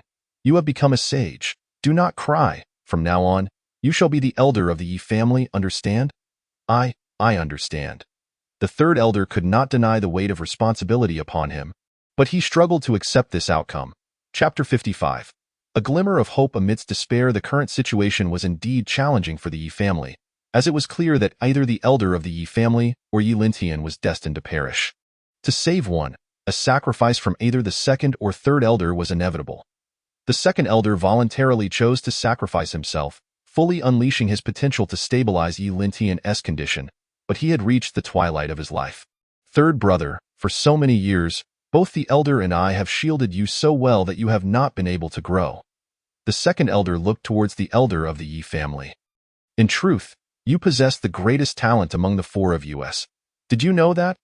I know, second brother. Please do not say any more. The third elder was overwhelmed with sorrow.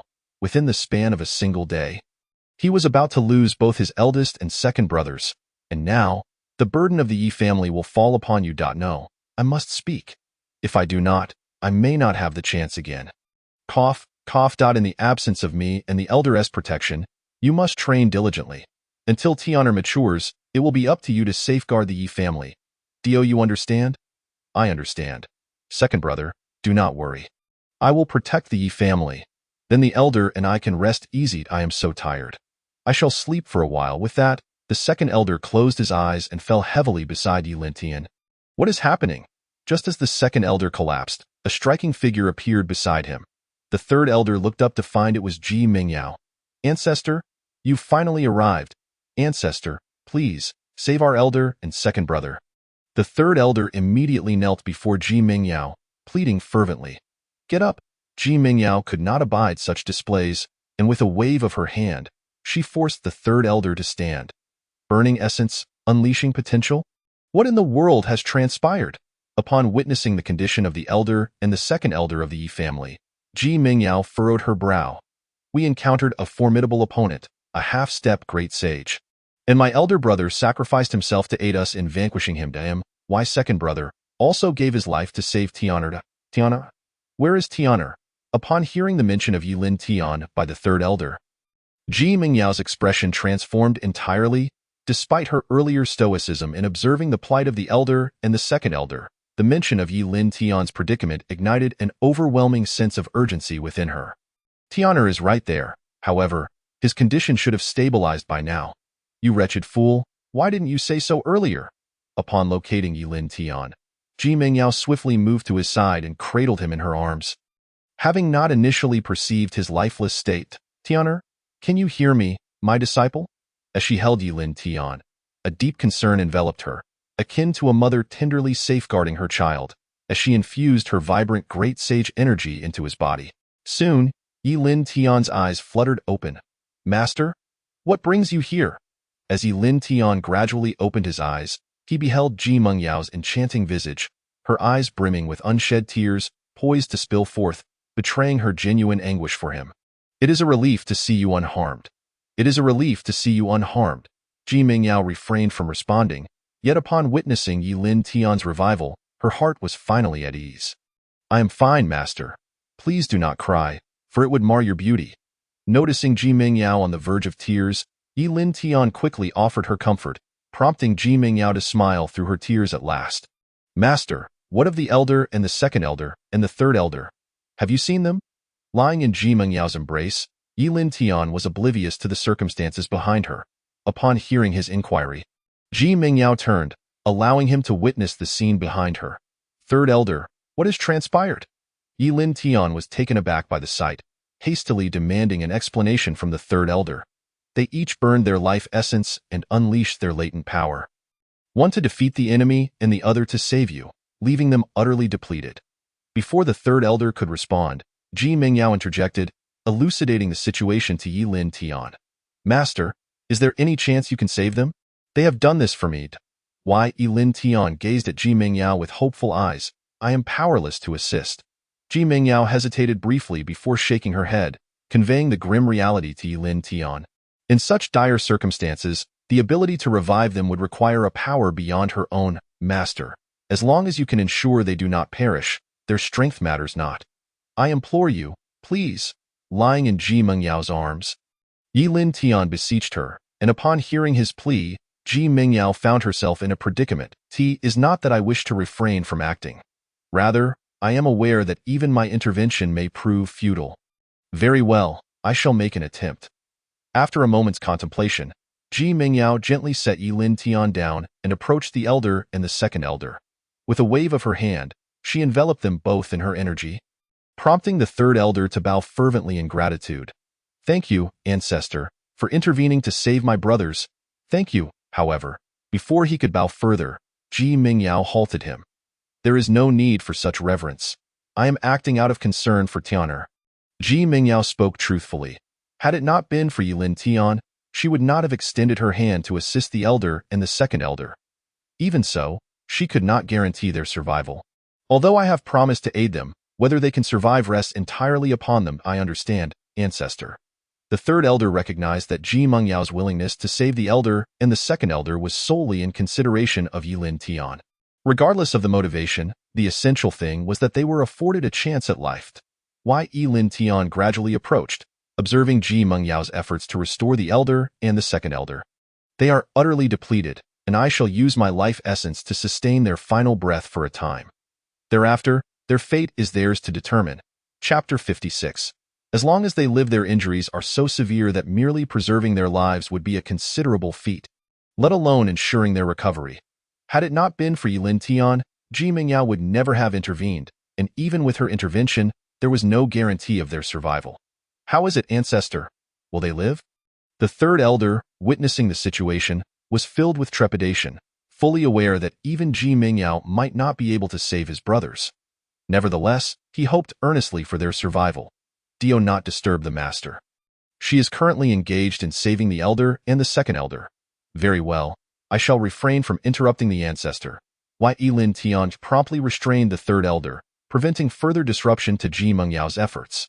Yilin Tian understood that the third elder was striving to save them. As for whether they would survive, as Ji Mengyao had previously stated, it depended on their own fortitude. I shall keep an eye on the third elder. You need not worry. The fourth elder is also gravely injured.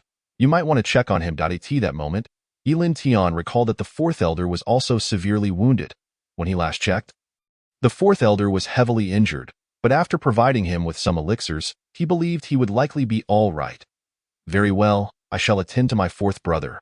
You are in charge here? Tianer, yes, Please go swiftly.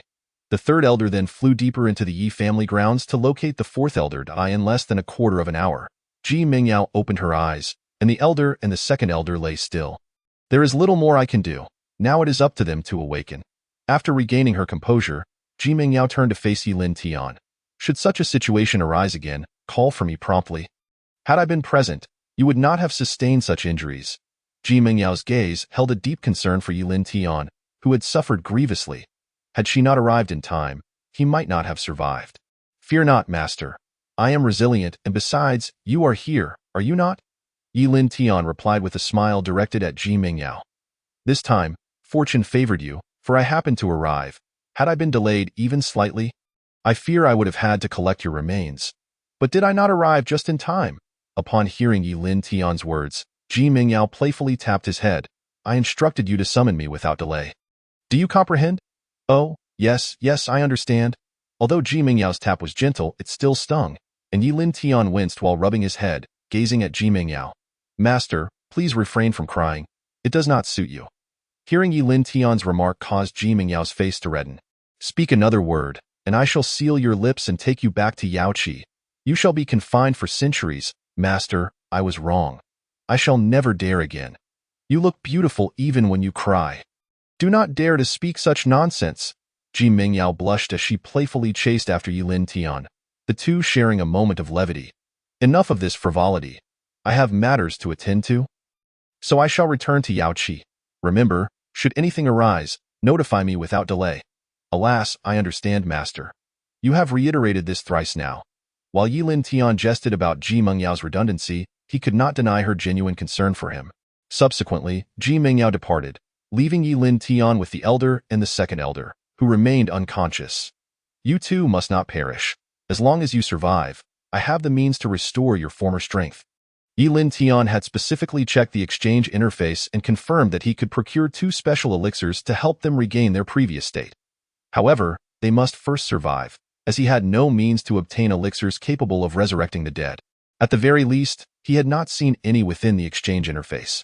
System, is there an elixir that can bring someone back from the dead? The issue exceeds the host's permissions. Please elevate the host's authority.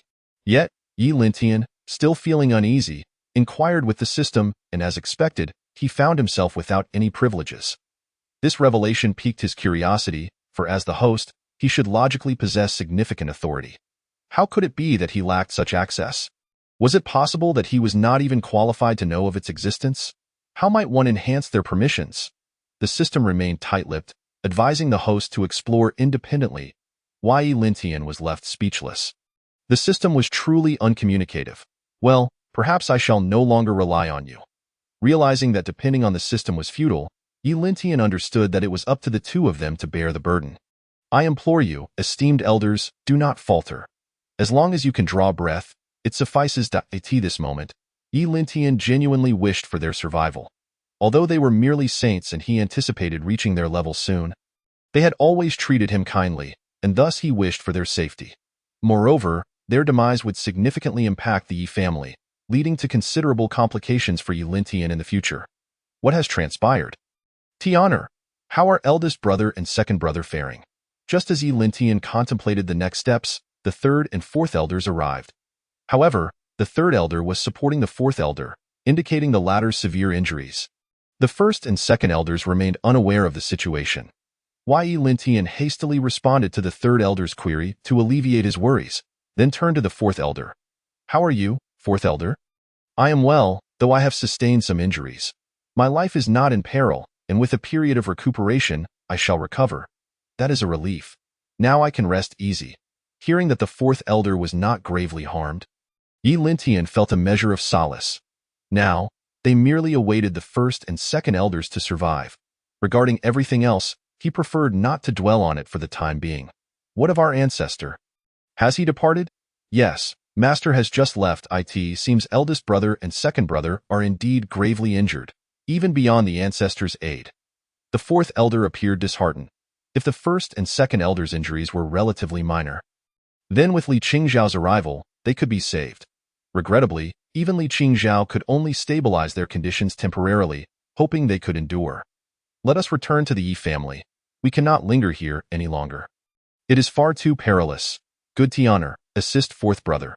I will carry eldest and second brothers back. Upon hearing Yi Lintian's words, the third elder entrusted the fourth elder to him. He then proceeded to lift the first and second elders, and together they returned to the Yi family. Upon their return, the battle between the Yi, Zhao, and Wang families was still ongoing, though victory was already assured. The Zhao and Wang families had no saints remaining, while the Yi family still boasted 3. Just as Yi Lintian and the others arrived back at the Yi family, 2 elderly figures clad in yellow robes appeared in the area where the first elder and others had fought. I should not have misperceived. The battle indeed transpired here. One tall elder in yellow robes surveyed the area, keenly sensing the residual energies in the atmosphere, and drew this conclusion. The other elder in yellow nodded in agreement. Indeed, this is the location. There should have been at least 4 saints here. No, 5. The perceptive abilities of these 2 yellow-robed elders were indeed formidable. Even after some time had passed since the battle, they could still detect lingering traces and analyze the events that had transpired. Moreover, there seemed to be remnants of a great saint's presence. Could it be that a great saint participated in this conflict? Unlikely. Had a great saint been involved, the aftermath would not have been so devastating. At most, it could only be a half-step great saint. The tall elder, more attuned to the energies, recognized the presence of a half-step great saint rather than that of a true great saint. A half-step great saint. When did another emerge from Wangu City? Hearing his companion mention a half-step great saint left the other elder astonished. Indeed, it must be a half-step great saint. It seems we cannot underestimate Wangu City. Should we hasten to report this to the emperor? The tall elder, evidently the leader, expressed urgency, while the other yellow-robed elder was equally astonished by the mention of a half-step great saint. Let us not rush. We should search the surroundings first. Perhaps we can uncover more valuable items. Very well, let us each take one side. After saying this, the 2 yellow-robed elders dispersed to meticulously examine the scene. However, it was not long before the shorter elder made a discovery. Li, come quickly. I have found something. Upon hearing his companion's call, the tall elder promptly approached. Indeed, it is a half-step great saint. How could such a being sustain such injuries? The strength of these 4 saints is quite formidable. I would not be so certain. They must have used the method of burning their essence to forcefully overpower this individual. You make a valid point. It is truly unexpected that the Wang family harbors a half-step great saint. Their ambitions are not to be taken lightly. For these 2 elders, the situation at the scene was indeed shocking. They had not anticipated such a fierce battle occurring here, let alone the death of a half-step great saint. Continue to search other areas. If we find nothing further, we must promptly report back to the emperor. Very well. The 2 then proceeded to search other locations, but no other significant discoveries were made. However, the shorter elder attempted to retrieve the corpse of the Wang family's second elder, only to be stopped by the taller elder. Do not touch that body. If we disturb it, the Yi family may uncover our identities. Very well. It is indeed a pity to leave the corpse of a half-step great saint here. The shorter elder felt great regret, yet he had no choice. After all, the decision-maker between the 2 was the taller elder. And he could only acquiesce or not dwell on immediate gains or losses. Our foremost priority is to inform the emperor without delay. As he spoke, the tall elder's expression grew grave. You return to notify the emperor. I will investigate the situation at the Yi family to see if there are any other valuable leads. After saying this, the tall elder departed towards the Yi family, while the shorter elder flew off in the direction beyond Wangu City. His destination was not the nearby towns, but rather the far-off capital city. Meanwhile, at the Yi family, what has transpired? Why are the first elder and second elder lying motionless on the ground? And why are the 2 of you so severely injured? When Yi Mo beheld the scene, he was utterly stunned. He could never have anticipated that the 2 elders of his family would be in such a dire state. Even the remaining 2 elders were visibly wounded, indicating their dire condition. We had no choice. The Wang family's second elder is a half-step great saint, a fact we were unaware of beforehand. What? A half-step great saint? How did you manage to return? Did the ancestor intervene? Upon hearing Yi Lintian's response, Yi Mo was equally astonished. He had never considered the possibility of a half-step great saint existing within the Wang family. Although the master did intervene, it was solely to assist the first and second elders. We 4 managed to repel the Wang family's second elder. The first and second elders, due to this incident, burn their essence and unleash their latent potential, resulting in their current state. Is there any hope for recovery for the two elders? At this moment, Yimo's primary concern was whether the first and second elders could be restored. This is beyond my knowledge, and even the master cannot ascertain. For now, we can only hope for a miracle. Chapter 58. Surviving against all odds. When Yilin Tian and the others returned, Yimo was taken aback. He had not anticipated such severe casualties within the Yi family this time. Even the once formidable Grand Elder, who had swept through the entirety of Wangu City, had sustained such grave injuries. I firmly believe that both the Grand Elder and the Second Elder will surely recover. Others may not know, but Yimo was acutely aware of the significance of these two elders to the Yi family. If they were unable to awaken, the loss would be catastrophic for the family. Father, the Grand Elder, and the Second Elder require a tranquil environment. At this moment, I trust they are exerting their utmost effort to regain consciousness. Let us arrange a suitable place for their rest. Very well, that is not an issue. I shall attend to it immediately. Yimo hurriedly prepared to secure a resting place for the Grand Elder and the Second Elder, ensuring they had the peace needed for recovery. Wait, Father, there is another matter. What is it? Just as Yimo was about to rush out, he was called back by Yilin Tian. The battle outside has not yet concluded. You must ensure that the Wang family and the Zhao family do not escape. Understood. Though Yimo did not elaborate further, his eyes instantly filled with a fierce determination upon hearing Yilin Tian's words. He understood that this was a directive to eliminate all threats completely. If we encounter a situation that necessitates the intervention of a saint, make sure to inform us both. At this juncture, the third elder also took the opportunity to advise Yimo, as presently, he was the only saint capable of action within the Yi family. You should rest well, third elder. It seems there is no need for your involvement at this moment. Currently, the saints from the Zhao family and Wang family have been slain, and the torrential bloodshed that commenced earlier has yet to cease. This indicates that the involvement of a saint is likely unnecessary. Tian Heir, you have not revealed your capabilities, have you? After making the necessary arrangements, Yimo returned, suddenly recalling another critical matter. Not at all. I have kept my abilities concealed. Only the second elder from the Zhao family has witnessed my skills. But he is now merely a corpse. That is good to hear. Upon hearing Yilin Tian's reassurance, Yimo felt a wave of relief. As long as Yilin Tian's capabilities remained undisclosed, he had no cause for concern. Oh, by the way, Father, your remark has reminded me of something.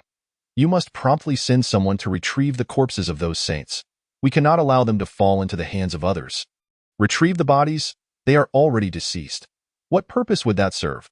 Yimo was genuinely perplexed by Yilin Tian's insistence on bringing back the corpses of the deceased saints.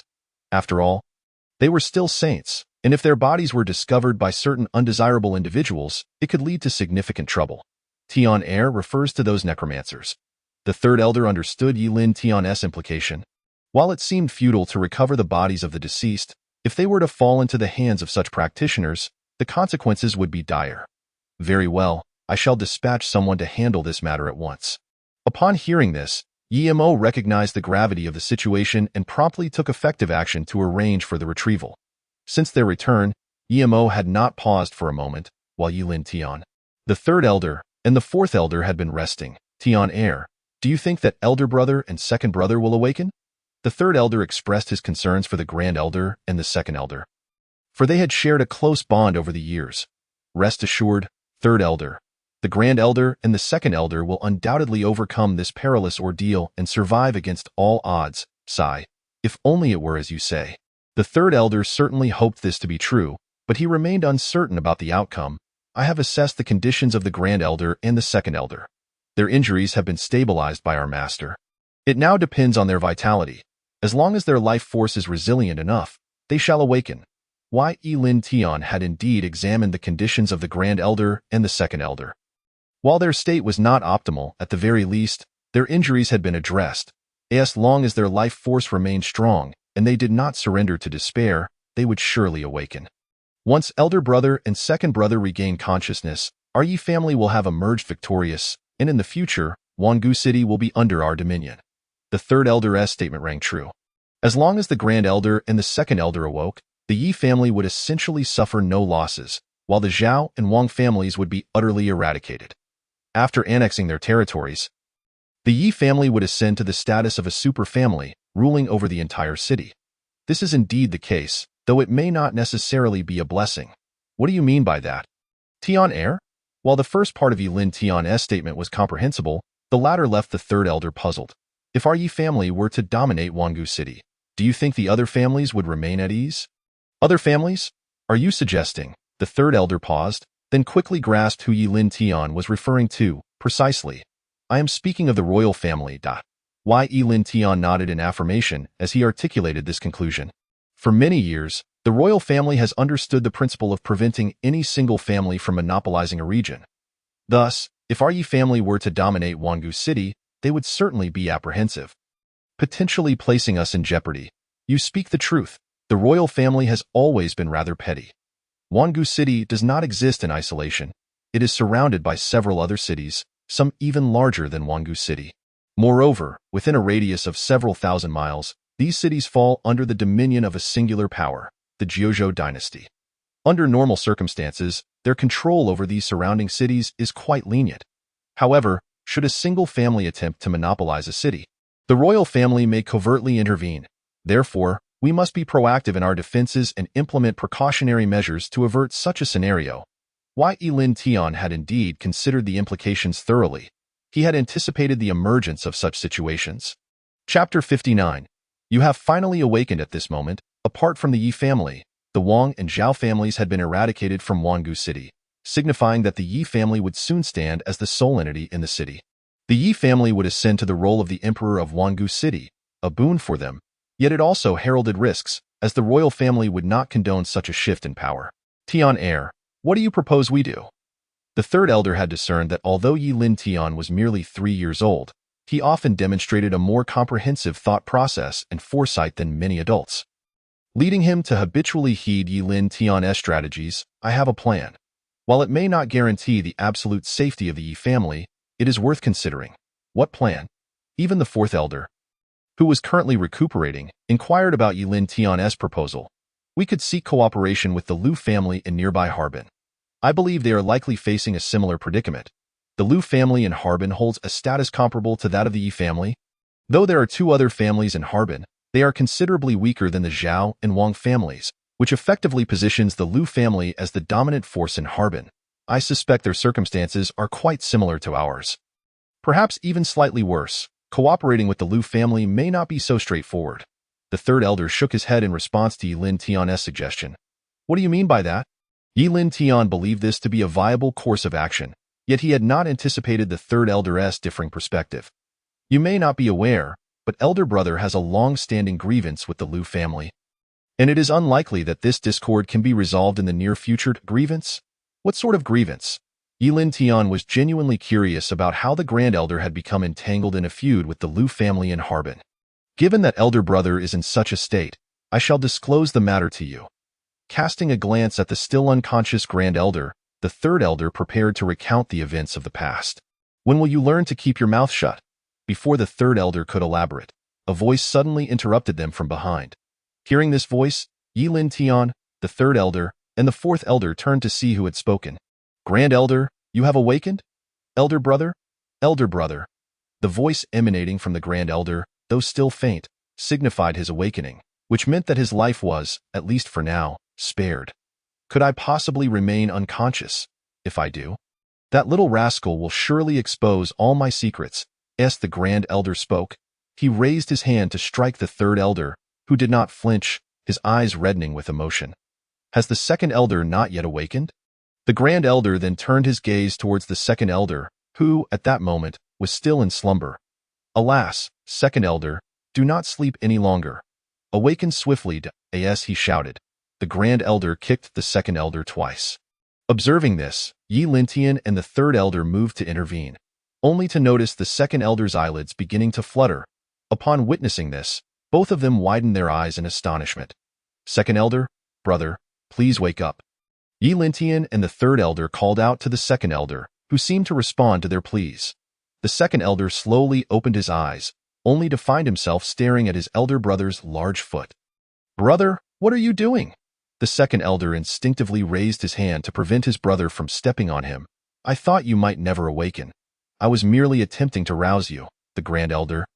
At this moment, appeared quite reckless, yet it was fortunate that the second elder had indeed regained consciousness. Trembling slightly, he managed to rise from the ground, swaying momentarily before stabilizing himself. I never anticipated that we would both still be alive. I had assumed that we would descend into the depths of hell together. Who would accompany you to hell? You've had your fill of life. I, however, have not. Upon hearing the second elder's remark about joining him in hell, the Grand Elder swiftly kicked him once more. It is indeed a relief that you both have awakened. At the very least, your lives are preserved. As for your strength, fret not. I possess a solution. Yi Lin felt an immense joy at this moment, for the survival of the Grand Elder and the second elder was undoubtedly the best news. Regarding their strength, Yi Lin was not concerned in the least, as he could exchange for elixirs. Tianer, do you have a way to help us restore our strength? Upon hearing Yi Lintian's inquiry, the Grand Elder immediately shifted his gaze to him, realizing that he too had suffered a significant loss of power. The second elder nearby likely shared the same predicament. Otherwise, he would not have struggled to stand. I currently lack a method, yet I believe that if I consult my master, there should be a way to assist both of you in regaining your strength. Our ancestor? That would be splendid. Yi Lintian could not divulge that he had exchanged for the elixirs from the system and instead deflected the credit to Li Qingzhao. After all, this was not an ill deed. And, more importantly, the Grand Elder and Second Elder would never think to verify with Li Qingzhao. Thus, it would remain a mystery where the elixirs originated. Initially, I believed I would be rendered powerless for the rest of my days. Yet it appears there is still a chance to restore my strength. The Second Elder felt elated, for merely surviving the previous ordeal was already a considerable fortune. To think we would even have the opportunity to regain our might is truly wonderful. Indeed, but we must ultimately express our gratitude to our master, for it was they who saved your lives and will aid in restoring your power. The gratitude owed to our ancestor for the Yi family's blessings is indeed profound. Quite so. Our Yi family has been rescued by our ancestor countless times. Upon hearing Yi Lintian's words, both the Grand Elder and the Second Elder felt a surge of sentimentality. However, regardless of their reflections, they had yet to restore their strength to by the way, why was I listening to your conversation about the grievances between my family and the Lu family? What is the matter? At that moment, the Grand Elder suddenly recalled the earlier discussion between Yi Lintian and the Third Elder and directly inquired about it. It is as follows. Yi Lintian then proceeded to explain to the Grand Elder why they had broached the subject of the Lu family. After hearing the explanation, the Grand Elder and the Second Elder finally grasped the situation. Presently, the Yi family's predicament is indeed as Yi Lintian described. It is not as favorable as it seems. Chapter 60. The Grand Elder's emotional debt. If that is the case, collaborating with the Lu family would indeed be a prudent choice, dear brother, the Second Elder remarked, acknowledging Yi Lintian's perspective, though he was well aware of the events of the past. Thus, he ultimately turned to the Grand Elder, who was now deep in thought. What transpired back then, Grand Elder? It seems to be related to you. Yi Lintian was genuinely curious about what had occurred, as the Second Elder, Third Elder, and Fourth Elder were clearly in the know. Yet, they had refrained from sharing this information with him, and just as the Third Elder was about to disclose it, the Grand Elder interrupted him. Perhaps it would be best to finally reveal to Tianer what transpired back then. After a period of contemplation, the Grand Elder resolved to recount the events of the past to Yi Lintian. In my youth, I was unmatched among my contemporaries, which led me to encounter many female cultivators. Among them, the one with whom I shared the deepest bond was a member of the Lu family. The Grand Elder, in his prime, was indeed a dazzling figure, recognized as one of the most formidable within the entire Jiuzhou Empire. In the vicinity of Wangu City and Harbin, he had no rivals, naturally attracting the admiration of many women. The one who harbored the deepest affections for the Grand Elder was from the Lu family, and he, too, had feelings for her. Did you ultimately betray her? Grand Elder? Observing the Grand Elder's expression, Yi Lintian sensed that something significant had transpired, and he detected a hint of remorse in the Grand Elder's gaze. It indicated that he may have committed a grave offense against her. Indeed, I would consider it a betrayal. Our parting was far from amicable, and thus the Yi family and the Lu family became embroiled in enmity. After speaking, the Grand Elder appeared forlorn once more, seemingly lost in the painful memories of the past. If that is the case, it seems the enmity should not run very deep. I believe it could be easily resolved. After listening to the Grand Elder's account, Yi Lintian felt that something was amiss. If it were merely due to these circumstances, it should not have led to such profound animosity between the two families. Good heavens, do not heed my brother's nonsensical ramblings. If it were solely about matters of romance, it would hardly suffice to fuel such enmity between our families. Then what is the root cause? Upon hearing the second elder's sharp interjection, Yi Lintian realized that the Grand Elder was certainly withholding something. The reality is that my brother engaged in a contest with that young lady's brother, and in a moment of indiscretion, he fatally injured him, which ultimately resulted in the deep-seated animosity between our families. Oh, so that is how it is. No wonder why Yi Lintian finally comprehended the origins of the feud between the two families. An unfortunate loss of life. Under such circumstances, the matter would indeed be challenging to resolve. Yi Lintian understood that in this situation, reconciling with the Lu family would be no simple task. In truth, it is not insurmountable. It merely depends on whether the Grand Elder is willing to act. At that moment, Yi Lintian raised his gaze to the Grand Elder. Grand Elder, if you were to visit the Lu family to offer your apologies, I believe it could be possible to mend the rift. Offer my apologies in person? Yi Lintian contemplated this. Indeed, if the Grand Elder were to extend a sincere apology to the Lu family, it could potentially dissolve the animosity. However, it ultimately depended on the Grand Elder's willingness. If a personal apology could resolve this enmity, I would have done so long ago. I fear that merely offering an apology would not suffice. What does the Grand Elder mean? Yi Lintian was puzzled. In his mind, since the Grand Elder had accidentally taken the life of the Lu family's brother, an apology should quell their anger, especially considering the Lu family was facing such dire straits. Thus, the chances of successful collaboration should be significantly enhanced. Yet, for reasons unknown, the Grand Elder seemed to believe that such actions would be futile. This matter transpired several centuries ago. If I were to apologize now, they would likely not only refuse to forgive me but harbor even greater resentment towards both myself and the Yi family. Furthermore, there is another, more crucial reason. The Grand Elder paused for a moment, casting a significant glance at Yi Lintian, while the second elder, third elder, and fourth elder also turned their attention towards him. Why? Yi Lintian, perplexed, questioned. What is going on? Why are you all looking at me? Yi Lintian felt a sense of unease as they continued to fixate on him. What is happening? Speak up, do not just stare at me. Why? Yi Lintian was genuinely at a loss for words as they continued to scrutinize him. Tunner, do you know your mother's surname? Isn't it Bai? Upon being questioned by the Grand Elder, Yi Lintian momentarily stood in stunned silence, yet he instinctively replied, No, your mother did not originally bear the surname Bai. She was originally a Lu. What? Upon hearing the Grand Elder's words, Yi Lintian was instantly engulfed by a foreboding sense of dread. You cannot be implying that my mother hails from the Lu family, can you? Indeed, your mother is undoubtedly a member of the Lu family. This revelation left Yi Lintian utterly astounded. He had never anticipated such an intricate connection with the Lu family. Given the current state of affairs between the Yi and Lu families, how could my mother have married into our family?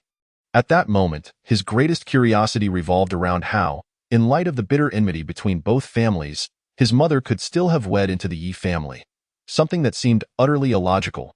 Why? Yi Lintian directed his inquiry towards the Grand Elder.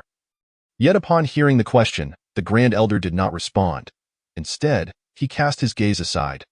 Brother, it appears you still cannot bring yourself to speak of this at that juncture, the second elder interjected. Allow me to elucidate this matter for you. Tonner. Very well, second elder, please proceed. Regardless of who spoke, Yi Lintian was determined to uncover the extent of his connection to the Lu family. Moreover, he had mentally prepared himself. No matter how profound this connection might be, he needed to devise a means for the Yi and Lu families to form an alliance. Your mother can be said to have willingly married into the Yi family, yet she did not come here of her own volition. Second elder, what do you mean by that? Your words seem quite contradictory. After hearing the second elder's statement, Yi Lintian found himself even more perplexed. What could it mean to willingly marry into the Yi family yet not come here voluntarily? Do not rush, Tianer. This explanation must be unveiled gradually. Theo, clarify this matter. You must first understand who your maternal grandmother is. Who is my maternal grandmother? As chapter 61 unfolded, Yi Lintian grew increasingly bewildered, astonished that his grandmother was even implicated in this narrative. Your grandmother is the very woman referred to by the Grand Elder moments ago. The second elder's words struck Yi Lintian like a thunderbolt, leaving him utterly dazed. Wait a moment, second elder. Are you suggesting that my mother is the daughter of the woman the Grand Elder speaks of? Indeed, that is correct. Then why does she bear the surname Liu? Shouldn't she follow her father's surname? Yi Lintian's mind was in turmoil. He needed to untangle this complex web of relationships. If he were to follow his father's surname, he would be Bai, yet he should have been named Liu Linger, adhering to his mother's lineage. Why is this so? The more he listened, the more bewildered he became. Never mind, I shall explain. At this moment, the Grand Elder approached Yi Lintian. Years ago, after I inadvertently caused the death of her brother, the head of the Liu family was left without a successor. Consequently, the then head of the family had no choice but to take in a son-in-law, who subsequently fathered your mother. Then how did she end up in our Yi family? Yi Lintian questioned, incredulous. If the Grand Elder's account was accurate, his mother should have remained with the Liu family. What could have compelled her to come to the Yi family? Yi Lintian believed that under such circumstances, the Liu family would never consent to their daughter marrying a member of the Yi family. I was unaware of this matter until 2 decades later. By then, your mother had already matured. Out of indignation, I forcibly brought her to the Yi family. My initial intention was to return her once my anger subsided, but unexpectedly, at this point, the Grand Elder glanced at Yi Lintian's father. To my astonishment, your mother and your father had already pledged their lives to one another, leaving her no choice but to remain with the Yi family. Moreover, she was instructed never to bear the Liu surname again, which is why she reverted to her father's surname. At last, Yi Lintian grasped the situation. He had not anticipated the depth of the Grand Elder's entanglement with the Liu family. Unfortunately, it was far from a favorable connection. In light of this, if Yi Lintian wished to negotiate with the Liu family and forge an alliance, it would indeed be a formidable challenge. It would be remarkable if the Liu family did not seek vengeance against the Yi family. I must say, you all are the true ancestors of misfortune. I initially entertained thoughts of allying with the Liu family to bolster the safety of the Yi family, yet now it seems such hopes are futile. The fact that the Liu family has not sought our destruction is already a considerable fortune. Honor, you must not dismiss this possibility too hastily. Opportunities may yet arise, Yi Mo interjected, seeking to encourage Yi Lintian. Spare me the optimism. What opportunities could possibly exist? One has taken the life of their only son, while the other has abducted their daughter. Truly, what a splendid predicament this is. At that moment, Yi Lintian had completely surrendered to despair. He recognized that the prospect of an alliance with the Liu family was utterly unattainable. It was a task more daunting than reconciling fire and water, and so he resigned himself to this reality. However, I believe it is not entirely hopeless. I know him well. Should your little grandson pay him a visit, there is a chance he may soften. The Grand Elder sought to persuade Yi Lintian. Fully aware of the precarious situation the Yi family found itself in, an alliance with the Liu family would undoubtedly enhance their security. Is there a possibility of him softening? What if he hardens his heart? What if he simply strikes me down without a second thought? Yi Lintian was beset by trepidation, fearing that should he approach the Liu family, he might not return alive. Despite being called grandmother, he worried that upon seeing him, she might harbor even greater animosity than towards the Grand Elder, though not fret. At most, she possesses the strength of a late-stage saint. She cannot possibly strike you down with a single blow. Is it merely a matter of strength? Yi Lintian was utterly at a loss. Even as the Grand Elder continued to advocate for this course of action, Yi Lintian insisted that his grandmother's prowess was not the crux of the issue. The deep-seated enmity between the Yi and Liu families transcended mere strength. If we do not forge an alliance with the Liu family, what alternative exists to ensure the safety of the Yi family? Yi Mo, as the head of the Yi family, was primarily concerned with their security. Indeed, there is a solution. You and the Grand Elder should personally visit to offer your apologies, if all else fails. You may even consider sacrificing yourselves before the Liu family. The rest will be left to me. I assure you that the Liu family will ally with the Yi family. Yi Lintian was utterly exasperated. He had painstakingly devised a plan that could potentially safeguard the family, only to have it thwarted by the 2 elders.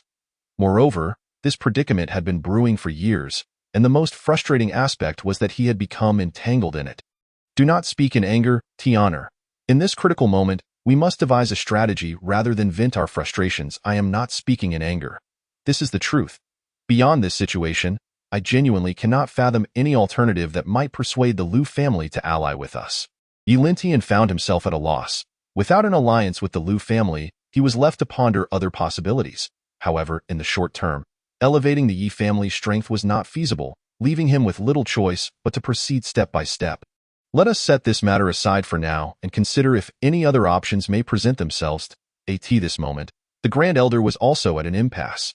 After all, negotiating with the Lu family would prove exceedingly challenging. In the coming days, the Yi family must remain discreet. Once our strengths have been restored, we shall revisit this matter. Following their recent conflict, the Yi family had suffered significant losses, not to mention the considerable injuries sustained by both the Grand Elder and the Second Elder, which would require a lengthy period to recuperate, aided by numerous medicinal pills. Restoring your strengths should not pose too great a challenge. I will speak with my master. There is a chance that you will both recover swiftly. Once your strengths are restored, we should find ourselves in a considerably safer position. Indeed, for Yi Lintian, facilitating the recovery of the Grand Elder and the Second Elder was not particularly daunting. It merely involved procuring 2 medicinal pills. Chapter 62. A difficult situation. What had once appeared to be a promising endeavor had now become an insurmountable obstacle. Yi Lintian realized that the prospect of an alliance between the Yi and Lu families was virtually impossible. The enmity was far too entrenched, and the Grand Elder and the others acknowledged the gravity of the situation. Consequently, they shifted their focus towards how they might restore their own strength, if that is the case. It would be splendid, however. I still harbor reservations. Does the Grand Ancestor truly possess such medicinal pills? Rest assured, I have faith that my master will indeed have them. The matter of whether others have connections with Yi Lintian remains unknown. Yet he undoubtedly possesses them himself. Regardless, all actions are conducted under the banner of Li Qingzhao, rendering the specifics somewhat inconsequential. However, this is merely the initial step. The next priority is to devise means to ameliorate the circumstances of the Yi family. With this in mind, both of us shall find solace. As for the Lu family, we shall address that matter once my strength has been restored. The Grand Elder is well aware that to ensure greater security for the Yi family, the Lu family is of paramount importance. Should an alliance with the Lu family be desired, their stance becomes exceedingly significant. Yet, having not visited the Lu family for many years, he is uncertain of what awaits him upon his return. For now, we can only proceed as such. Father, could you investigate the Lu family's current disposition towards us over the next couple of days? Certainly, I shall arrange that immediately. What Yi Lintian mentioned earlier was indeed said in frustration. It is imperative that we find ways to unite with the Lu family. However, it would be prudent to ascertain their sentiments beforehand. Should they still harbor intense animosity towards the Yi family? Yi Lintian must brace himself psychologically. If their resentment has waned, the situation may be somewhat alleviated. The hour is late. I suggest the elders retire for the night, especially the Grand Elder and the Second Elder. You both must take care to rest, having only just awakened. Understood. Do not worry at this juncture. Yi Lintian began to orchestrate the forthcoming matters. Given that the Grand Elder and the Second Elder have only just regained consciousness, it is impractical to assign them any tasks. Thus, I must rely on the Third and Fourth Elders. You two shall bear the burden for the time being. In the coming days, the Yi family may not experience tranquility, as the aftermath of such a significant battle will undoubtedly pique the curiosity of many, or perhaps prompt them to seek opportunistic gains. For now, we must depend on you both to deter any potential intruders. No problem. We shall stand guard over the next few days. The Third Elder readily agreed, with the Fourth Elder promptly following suit, despite the severity of his injuries. Fortunately, his recovery is progressing well, thanks to the excellent medicinal pills provided by Yi Lintian. He has already regained nearly half of his strength. Although his combat efficacy has suffered considerably, he should still be capable of intimidating those who approach. Father, your tasks are of utmost importance. You must consolidate all resources from the Wang and Zhao families as swiftly as possible, ensuring we gather everything before others can seize the opportunity. I have already arranged for this to be addressed this afternoon. Within 2 days, we should have all resources collected here. That would be ideal. Yi Mo demonstrates considerable foresight. He understands that the resources of the Zhao and Wang families are crucial for the Yi family. Thus, as soon as the battle concluded, he initiated efforts to consolidate these resources. Progress has already been made. For the moment, there are no other pressing matters. Once the Grand Elder and the Second Elder have fully recovered, we can discuss our approach to the Liu family. Yi Lintian intends to negotiate with the Liu family, as this remains the most viable path forward. However, we must await the recovery of the Grand Elder and the Second Elder, for only then can the Yi family possess sufficient leverage for negotiations. As long as the Yi family can be preserved, I shall cast aside my pride. The Grand Elder appears to have resolved himself to this course of action. All right, Grand Elder, you've long since lost any semblance of dignity in the eyes of the Liu family. Hey, how can you speak so? Upon hearing Yi Lintian's remark, the Grand Elder feigned an approach to strike him, but Yi Lintian swiftly evaded, ultimately retreating to his chamber. The overall situation is decidedly unfavorable for the Yi family. Should the Liu family refuse to cooperate, it would indeed pose a grave danger. Yi Lintian returned home, finding sleep elusive as he pondered how to resolve the situation. He contemplated numerous possibilities, yet each was dismissed. For it became evident that the only feasible route to substantially enhance the Yi family's strength in such a short time frame was through alliance. Apart from the Liu family, no other potential allies presented themselves, either due to distance or disparity in strength point. One can only hope that my maternal grandmother's ire has diminished in this moment. Yi Lintian could only place all his hopes upon the Grand Elder. If he could pacify the Liu family's patriarch, who is also Yi Lintian's grandmother, it is likely that negotiations could proceed in the imperial palace of Jiuzhou City. A middle-aged man clad in an imposing golden dragon robe spoke with authority. His formidable strength, evident in his late-stage saint rank, marked him as the emperor of the Jiuzhou dynasty. I took the liberty of investigating the circumstances surrounding Wanggu City, and it appears that the Yi family did not instigate this conflict. Rather, it was initiated by the Wang family, with the half-step great saint also belonging to them. This reflects the Wang family's underestimation of the Yi family's might, leading to their downfall. The Wang family instigated this? They have always maintained a low profile. Upon hearing his subordinates' words, the emperor expressed skepticism, recalling the Wang family's historically discreet demeanor. They had never engaged in such brazen acts.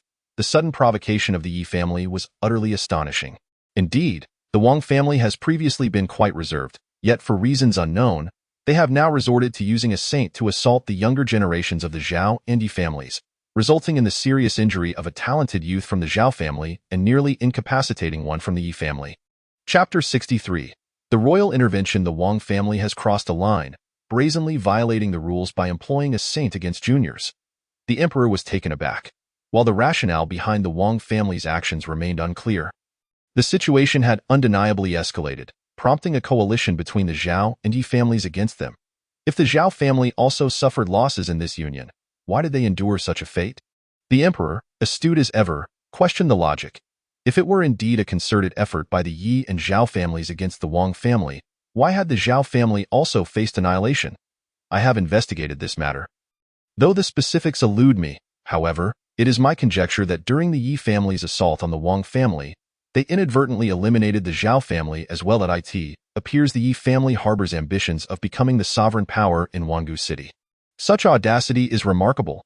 The emperor regarded this scenario as perilous, for he feared the emergence of a single family dominating a city, as it would diminish his own influence over that territory. Should this situation unfold, the city would effectively become the family's fiefdom. Two, find the Yi family's conduct excessive. It is time for the Huang dynasty to intervene. Indeed, it is high time for action. However, we must not apply excessive pressure at the outset, lest it backfire. Let us first send a gentle reminder. Understood. With arrangements set, the elder withdrew, leaving the emperor alone in the grand hall. Remarkably, that young scion of the Yi family has recovered from injuries inflicted by a saint. He possesses considerable potential. The emperor's keen perception allowed him to identify a crucial detail. Yi Linfan's remarkable recovery following his injury by a saint was indeed extraordinary. This suggests that the Yi family's ancestor has intervened. The Yi family's ancestor is a great saint, a fact well known throughout the Jiuzhou dynasty, including the emperor. Had it not been for the presence of Li Qingzhao, the dynasty might have struck against the Yi family without hesitation. However, with Li Qingzhao in the equation, they are cautious, for the deterrent force of a great saint remains formidable. Yet, even in the absence of a great saint, should the Yi family pose a threat to the dynasty, they would similarly face dire consequences. At this moment, the emperor's gaze turned frigid, directed towards Wanggu City. Soon, the elder who had previously appeared in Wanggu City, now accompanied by another individual, set forth once more. Li, why are we once again the ones dispatched to Wangu City? It is the Emperor's directive. We have no authority to question it. Regarding the reason for sending the two of them, the elder clad in yellow robes was, in truth, uncertain. However, for the Emperor, the choice of whom to arrange was largely inconsequential. Selecting this elder was certainly the most convenient option, as he had previously visited Wangu City and conducted investigations for a considerable period. Thus, having him return to apply some pressure on the Yi family was undoubtedly the most fitting course of action. Consequently, some matters may not have been as intricate as they appeared. Rather, they were unnecessarily complicated by human intervention. Wangu City, Yi family. The system prompted me to exchange for 2 pills capable of restoring strength. Please proceed to the exchange interface for your selections. Before Yi Lintian, a redemption interface materialized, filled with an array of options. Yi Lintian quickly located the restoration pill that could replenish strength. However, the various types of restoration pills differed significantly in efficacy. Some could even restore a mighty emperor, though the required points were astronomical: tens, hundreds, thousands, 10,000s, millions, billions, trillions to restore an emperor. An astonishing 20 trillion points were needed. This system is quite ruthless. 20 trillion points. How on earth am I to accumulate that? Please select the pill you wish to exchange. The system paid no heed to Yi Lintian's lament. Exchange for the one suitable for below the Great Sage level. Dio, you confirm the exchange of the restoration pill, usable below the Great Sage level? Confirmed. The items have been dispensed. Please check your possession. As the system's voice faded, 2 pills appeared in Yi Lintian's hands.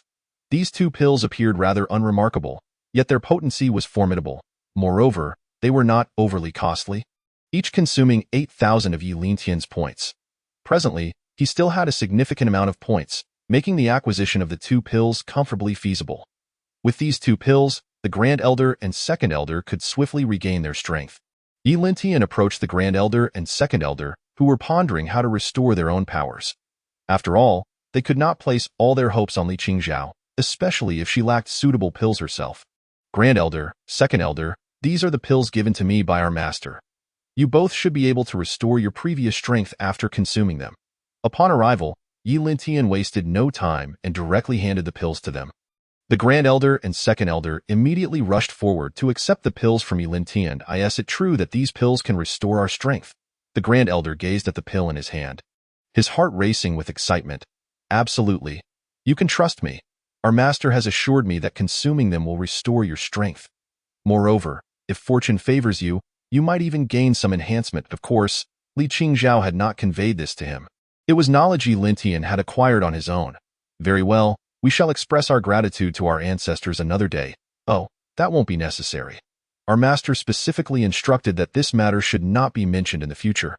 Why is that? The Grand Elder, intrigued, inquired why Li Qingzhao would forbid discussing such a significant favor to the Yi family. Are you not aware? Our master detests such formalities. Besides, you are to simply follow her commands. Should you defy her orders, the consequences could be dire. Indeed, brother, Yi Lintian is right. The ancestor loathes such matters. Let us heed her directives. The Second Elder chimed in, persuading the Grand Elder, who nodded in agreement. Chapter 64. They arrived quite swiftly, observing the pill in his hand. The Grand Elder and Second Elder were filled with exhilaration. Despite their severe injuries, not only had they preserved their lives, but they were also on the verge of regaining their strength. Truly astonishing. Enough staring. Quickly consume them to restore your powers. Agreed. They both responded in unison and swallowed the pills. As the pills slid down their throats, a surging force erupted from their stomachs, coursing through their meridians. The potency of this pill is astonishing. Indeed, I can barely contain it. They had not anticipated the pill's effects to be so overwhelming. In that instant, it began to radically transform their meridians, which had been severely damaged. To restore their strength, the injuries to their meridians had to be mended. Yet, the nature of meridians is such that one must endure pain to achieve healing, making the experience excruciatingly difficult to bear. The intensity of the effect indicates its strength. You both must endure. I shall guard you during this process, so do not worry. Yi Lintian focused intently on the Grand Elder and Second Elder, ready to assist should any complications arise. Thank you, Yi Lintian. the Grand Elder managed to say through gritted teeth, while the second elder was too consumed by agony to engage in conversation. The torment was akin to being subjected to slow torture, truly unbearable. Ultimately, the second elder could no longer suppress his suffering, while the Grand Elder remained silent, his face glistening with sweat, revealing the depth of his distress. I feel as though my meridians are regenerating. This is utterly outrageous. The Grand Elder could distinctly sense that his previously damaged meridians had been thoroughly dismantled by the pill. Yet, as the old meridians were shattered, new ones began to form, albeit through an agonizing process. Good news! This indicates that your strength will soon be restored, and you may even achieve a further enhancement. Grand Elder, you might even reach the pinnacle of the Great Sage stage, just a step away from the Great Sage realm. Let us hope your words ring true. Despite the pain, the Grand Elder conversed with Yi Lintian, though he had little energy left for lengthy dialogue, as the second elder teetered on the brink of unconsciousness from the pain. This ordeal persisted for nearly an hour until finally, the second elder, dulled by the pain, could no longer feel anything. Is it over? After enduring such a prolonged recovery, the second elder suddenly found the pain had ceased, glancing at the Grand Elder beside him. Yes, indeed, it is over. The Grand Elder, still somewhat conscious, confirmed the end of their torment. How do your meridians feel now? Have they returned? Yi Lintian inquired eagerly, keen to ascertain the results of their ordeal. Upon hearing Yi Lintian's question, they both began to assess their meridians. It seems they truly have recovered. I feel no issues at all. After inspecting his meridians, the Grand Elder joyfully discovered that they had indeed returned to their former state. Indeed, the same applies to me, and I noticed that these new meridians seem even more resilient than the previous ones. The second elder realized that not only had his meridians returned, but they were also sturdier than before, which was undoubtedly fortuitous for him. Yi Lintian turned to the Grand Elder, eager to learn about his condition. I find myself in the same situation. Upon hearing this, relief washed over Yi Lintian. It appeared that the 2 pills he had exchanged for 16,000 points were indeed effective. Restoration is paramount. Any enhancement would merely be a bonus. For Yi Lintian, the most crucial aspect was that their strengths had been restored. Whether they gained additional power was of little consequence if they were to gain. That would be splendid. If not, it would have no significant impact.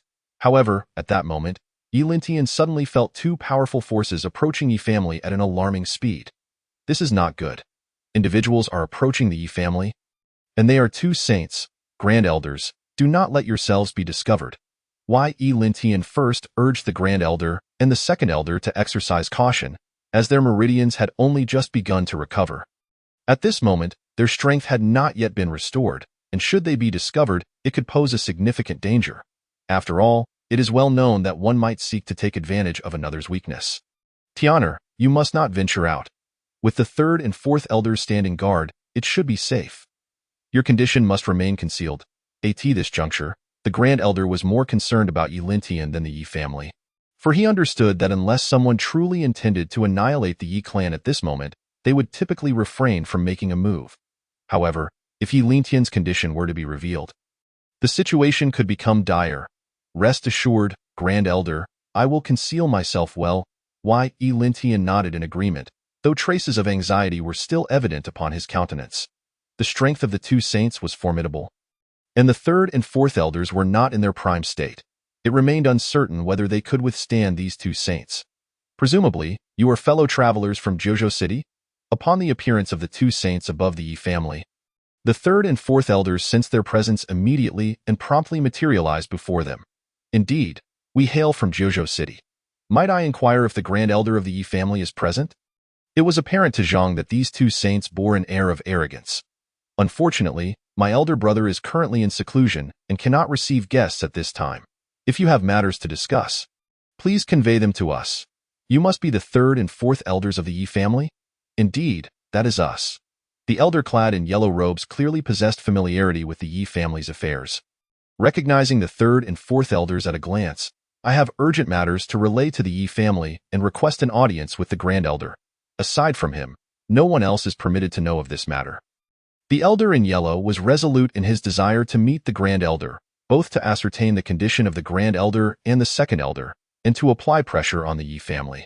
If he could not even meet the Grand Elder, accomplishing his objective would be exceedingly difficult.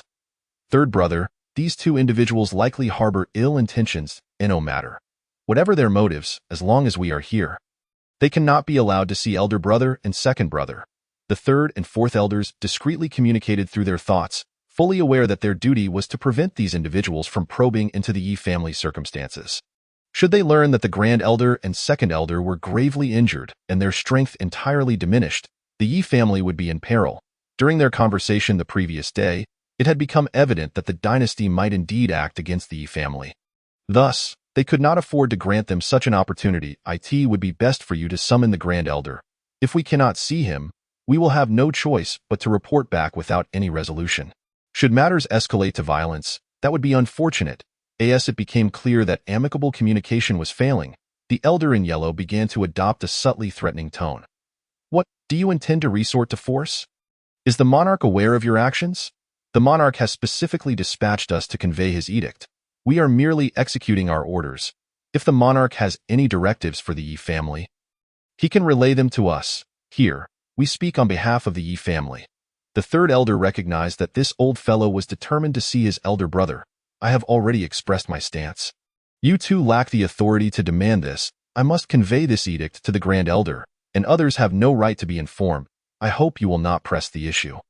And what if we insist? The third elder was resolute, unwilling to yield an inch. The threat in his words was unmistakable.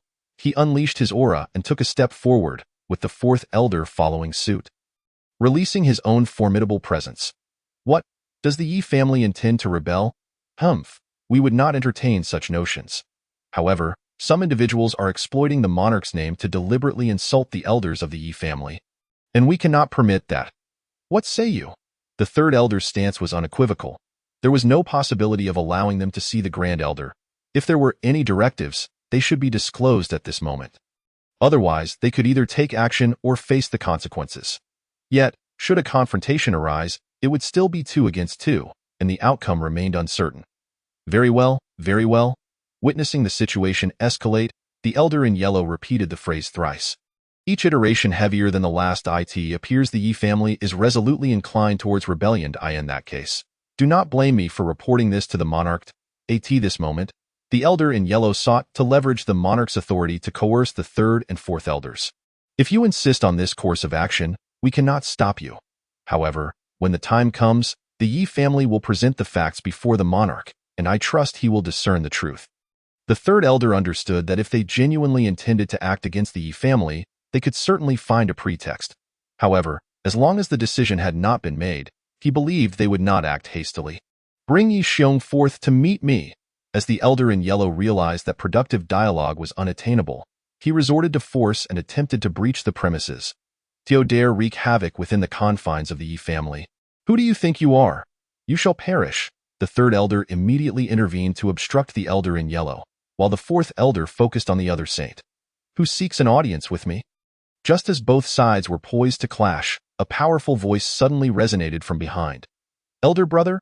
Upon hearing this voice, the third elder was taken aback, for it was evident from its depth that the Grand Elder's strength appeared to have been restored. Otherwise, such a robust tone would not be possible. Moreover, it was clear that the Grand Elder was brimming with vitality, a stark contrast to his previous state of utter debilitation. It is my esteemed friends from Jiuzhou City. Yi Xiong has been remiss in my welcome. I beg your pardon. At this moment, the Grand Elder soared forth from the Yi family, exuding an aura that was both imposing and fierce, as he approached the third and fourth elders. They were left in astonishment. Late stage great perfection? When did elder brother break through to late stage great perfection? They suddenly realized that not only had their elder brother regained his strength, but his power had even surged beyond what it had been. Since you have come, fellow Taoists from Jiuzhou, I shall relay His Majesty's edict to you. I have heard of the great battle that transpired in Wanggu City yesterday. How fares the Yi family? We are grateful for the monarch's concern. The Yi family is in good condition. What of the Zhao family and the Wang family? In response to the monarch, the Zhao and Wang families have turned their weapons against one another. The Yi family attempted to mediate but was instead jointly assaulted by the two families, and we had no choice but to retaliate. However, the Zhao and Wang families showed no remorse and instigated a death struggle against the Yi family, compelling us to eradicate them. Faced with the inquiries of the two yellow-robed elders, the Grand Elder remained unflustered, having already prepared his responses. The two yellow-robed elders found themselves at a loss. The Wang and Zhao families had been utterly vanquished. And the Grand Elder's words held sway. Since the situation has been clarified, we shall not linger further and must return to report. I shall not see you off. There was no need for the two to remain any longer. As the Grand Elder was certainly not inclined to entertain them, they departed with utmost caution, keenly observing the movements of the Grand Elder, Third Elder, and Fourth Elder. What could have transpired? How had the Grand Elder of the Yi family experienced such an increase in strength? I am also uncertain. However, judging by his earlier demeanor, it appears that this individual has already reached the pinnacle of the late-stage Saint Realm, mere steps away from becoming a great sage. We must not provoke him, lest we find ourselves unable to return. The two of them are acutely aware of the formidable strength of the current Grand Elder. A master at the late stage, Saint Realm possesses absolute dominance over them. Even if they were to combine their strengths, they would ultimately fall before the Grand Elder. Thus, they dare not linger any longer. There are undoubtedly issues within the Yi family, and we must hasten to report to the Emperor. Very well, let us depart. The two of them have pushed their speed to its limits, genuinely fearful of remaining any longer. Should they tarry, they might meet with dire consequences. After their departure, the Grand Elder turned his gaze towards the Third and Fourth Elders. You two have performed admirably. Without your efforts, I would not have been able to secure this much time. Thanks to their assistance, although the Grand Elder and the Second Elder had recuperated after consuming the pills given by Yi Lintian, their injuries had indeed healed, and their meridians were reformed. Regaining their full strength would still require some time.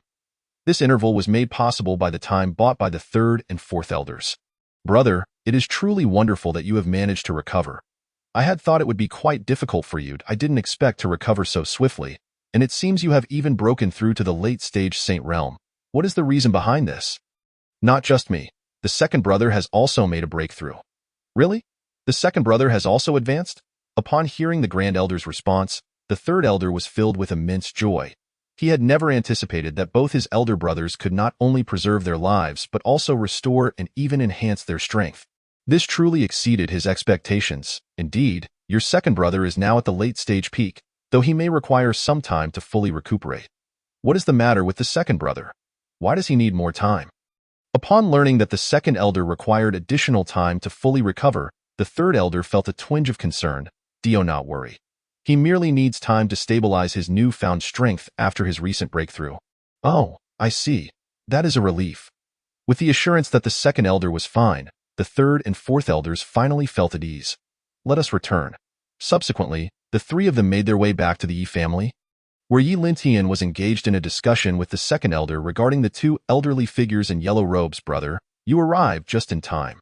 I was just discussing those two old fellows with Tonner.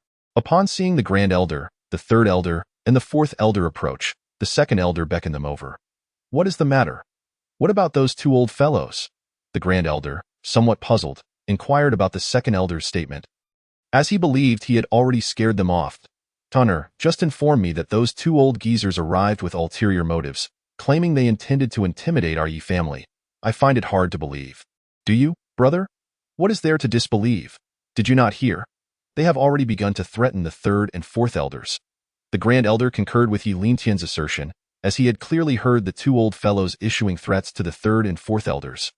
Had he not intervened in time, a confrontation may have ensued. Brother, are you serious? If that is the case, does it not imply that the dynasty intends to take action against us? It appears so. As the second elder articulated his suspicions, Yi Lintian confirmed his conjecture, for he had anticipated the possibility of the dynasty moving against them. It seemed that his foreboding had indeed materialized. The dynasty was preparing to act against them. This is outrageous. After all these years of obedience to the dynasty's commands, I never imagined they would turn against you. As he spoke, the second elder rose from his seat. Why do we not strike first? Brother? The second elder, known for his fiery temperament, proposed that they preemptively address the threat posed by the dynasty, reasoning that if they did not act, they would eventually be forced into a confrontation. In my opinion, we need not rush into action. If they truly intend to attack us, there should already be signs. They have yet to make a move, and should they press us further, we will have no choice but to respond. I too support Tionner's perspective. At this moment, the Grand Elder expressed his agreement, acknowledging the wisdom in Yi Lintian's words. Second brother, you must temper your temper. One cannot act impulsively but must consider the consequences. What consequences are there to consider? If they truly intend to strike against us, it would be better for us to take the initiative.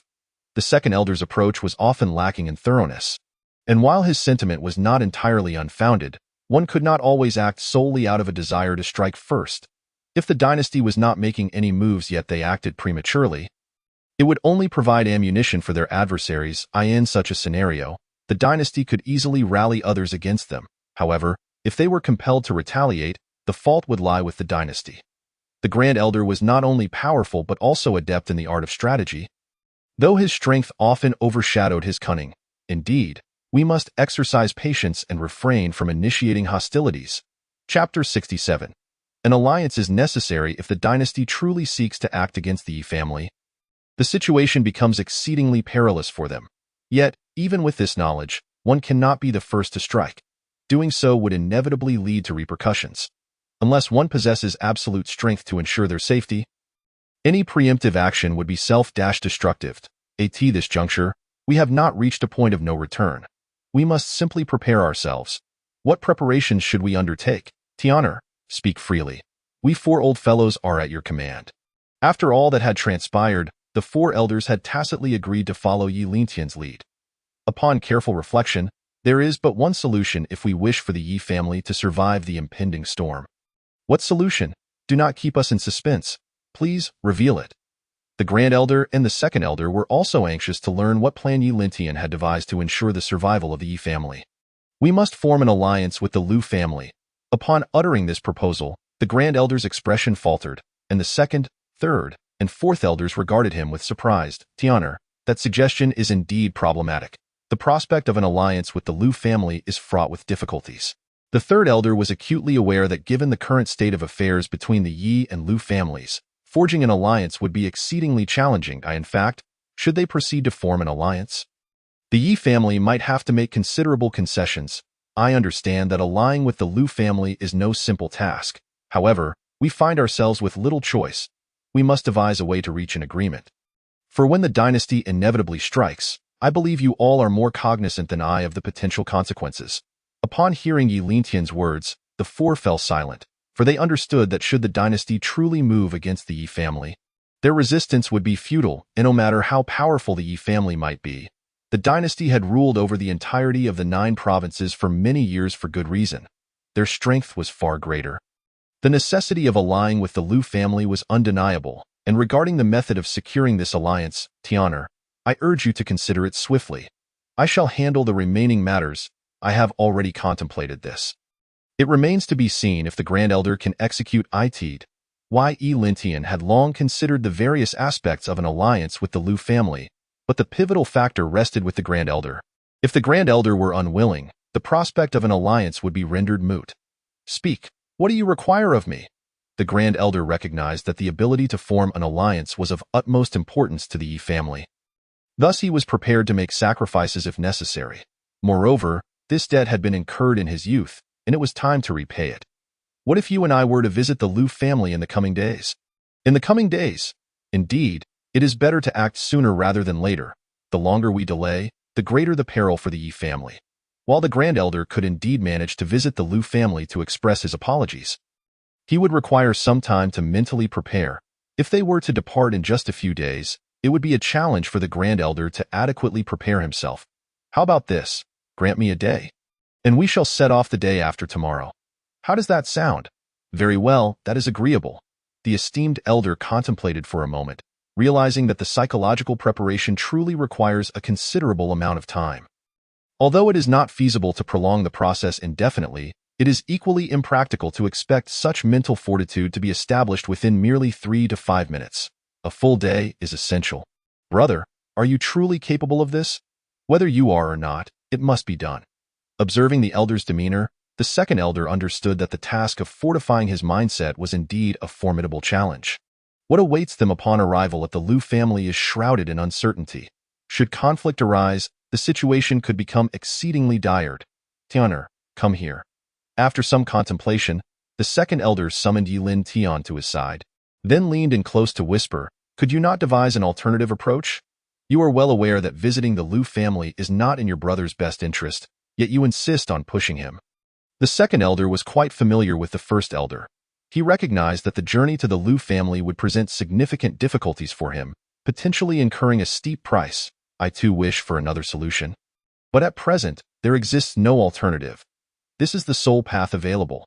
Surely there must be another way?" The second elder remained unconvinced, believing that there ought to be a different solution. "I have exhausted all conceivable options. Yet each has been dismissed, leaving only this one with any semblance of feasibility, albeit with only a certain probability of success, not a guarantee." For Yilin Tian, it was truly disheartening. If there were any other means, he would not wish to pressure the first elder, yet he found himself bereft of alternatives. The second elder's expression darkened upon hearing this. He understood that if the first elder were to proceed to the Liu family, the outcome might not be one that could be easily accepted by all. What other options remain? Well then, we can only hope that the Liu family has long since forgotten this enmity. After voicing this thought, the second elder glanced at the first elder, who appeared somewhat dazed, as if lost in contemplation. It was evident to Yilin Tian what occupied his thoughts, and he could only shake his head and sigh. For indeed, there seemed to be no other recourse. "All right, it seems we have reached a conclusion for today. Everyone should return and rest." The atmosphere was palpably tense, rendering it decidedly uncomfortable, and Yilin Tian was reluctant to linger. "Second elder, please be cautious. Your strength has only recently been augmented and has yet to stabilize fully. Any mishap at this juncture could lead to considerable trouble." Yilin Tian remained concerned for the second elder. Although his strength had undeniably reached the pinnacle of the Saint Realm, it was not yet firmly established. If he were to engage in combat or sustain an injury at this time, it could result in a regression, trapping him indefinitely at this level. "Rest assured, I am fully aware of the risks." The second elder recognized that he was indeed in a precarious position and needed to solidify his standing promptly. "In that case, I shall find solace in your assurance." Yilin Tian then turned his gaze to the first elder. "Esteemed elder, it appears this journey to the Liu family will be quite taxing for you." Chapter 68. The journey to the Liu family. Seeing the first elder in such a state, Yilin Tian understood that the visit to the Liu family would undoubtedly prove challenging for him. However, the Yi family had no alternative. They could only rely on the first elder to adjust his mindset on his own. "I am fine. You need not worry." The first elder managed to force a smile, albeit one that appeared quite strained. The group then retreated to their respective quarters. Throughout the day, Yilin Tian focused on adjusting his own state, while the second elder worked to stabilize his realm. Only the first elder remained idle, gazing out the window at the distant peaks, his thoughts a mystery to all. Soon, the third day arrived. "Tanner, shall we depart for the Liu family?" Early on the third day, Yilin Tian had just completed several rounds of cultivation when the first elder approached him. "What brings you here so early, esteemed elder? Did you not say that this matter should be addressed promptly?" "Thus, I thought it best to arrive early." Observing the first elder's unexpectedly positive demeanor, Yilin Tian felt a twinge of confusion. Could it be that a mere day had facilitated such a significant shift in his mindset? Just days prior, he had been filled with apprehension. "Esteemed elder, are you certain you are well? I sense something amiss with your state." "What do you mean? Is there something wrong with my condition?" "Ah, I am not as fragile as you presume." Yilin Tian continued to harbor doubts. "I still believe something is not right. Perhaps we should postpone our departure." At this moment, he felt a genuine sense of trepidation. The first elder's peculiar state was disconcerting. Given the gravity of the situation, how could they treat it lightly? "No, we must go today." With that, the first elder seized Yilin Tian by the arm, lifting him as if he were weightless. In response, Yilin Tian's concern only deepened. "Are you truly certain you are all right?" "I am certain." "Once we arrive, you will not provoke the Liu family into conflict, will you?" "That is difficult to predict, but I shall do my utmost to maintain my composure and avoid confrontation." Hearing this, Yilin Tian felt he could say no more. It seemed the first elder had indeed prepared himself mentally. If that were the case, it boded well for Yilin Tian, suggesting that negotiations with the Liu family might proceed smoothly. "Very well, as long as you can restrain yourself, I shall inform you of what is required of you at the appropriate time. Trust in me, follow my lead, and suppress your impulses." Yi Lin Tian was acutely aware that this journey to the Lu family would likely entail some degree of sacrifice for the first elder, possibly even a loss of dignity. Nevertheless, for the sake of forging an alliance between the Lu and Yi families, the first elder would need to make concessions. Fear not. Even if they strike me, I shall not retaliate. That may be unnecessary today. As they spoke, Yi Lin Tian and the first elder set forth toward the Lu family. The distance from Fengling City to Wangu City was not extensive. Yet, relatively speaking, it still spanned nearly 3,000 kilometers. Even with their formidable strength, it would take some time to traverse this distance. Fortunately, their prowess ensured a smooth journey, and they soon arrived. Before them lay Fengling City, which was predominantly under the Lu family's dominion. Upon reaching the city, the first elder felt a wave of nostalgia. His last visit here was so long ago that he could scarcely recall the time. Now he returned, burdened with the weight of atonement. Fengling City is quite magnificent. It appears even grander than Wangu City. Indeed, the entire city is constructed against the mountains, forming a highly defensive array that is both imposing and spectacular. The Lu family resides at the very heart of Fengling City. The first elder was well acquainted with Fengling City and the Lu family, having previously shared a bond with the head of the Lu family. After hearing the first elder's insights, Yi Lin Tian gained a clearer understanding of both Fengling City and the Lu family. By the way, esteemed elder, do you think they will attack upon recognizing you? That is quite possible. The first elder did not dismiss the notion. He was acutely aware that the enmity between the Lu and Yi families largely centered on him. Once he made his presence known, the Lu family would likely react with great fervor. If they prove too formidable, I shall take my leave. You will have to fend for yourself, you rascal. As they exchanged banter, the first elder playfully tapped Yi Lin Tian on the back of the head. Though it was evident that he was merely jesting. Come, we must confront what lies ahead. There is a matter I have long wished to inquire about, yet I have never found the opportunity. What is it you wish to ask? The first elder, intrigued, urged him to continue. Aside from taking the life of my grandmother's brother, have you committed any other transgressions against her? Absolutely not. The first elder firmly refuted the accusation. Are you certain? Not even a single misdeed? I can assure you, there have been none. Ever since I established my relationship with her, I have refrained from speaking to any other female cultivators. You may verify this with the second, third, and fourth elders. That will not be necessary. I trust your word. Upon hearing the great elder's words, Yi Lin Tian felt a slight sense of relief within. If it were merely a matter of avenging his brother, there might still be hope for reconciliation. However, if the great elder truly had committed some transgressions against his grandmother in the past, then it would be an entirely different matter, one that could never be resolved. By the way, I haven't yet inquired about my grandmother's name. Her name is Lu Xinyang, although it has likely been ages since anyone has called her by that name. It would be best if you refrained from doing so. Yi Lin Tian had only asked for a name, yet the great elder felt compelled to issue a specific warning that, of course, I would never utter my grandmother's name, but why has no one called her by it? As I mentioned before, I have always cherished her name, but after that incident, she forbade anyone from addressing her by it. Upon hearing this, Yi Lin Tian found himself at a loss for words, yet he respected his grandmother's choice.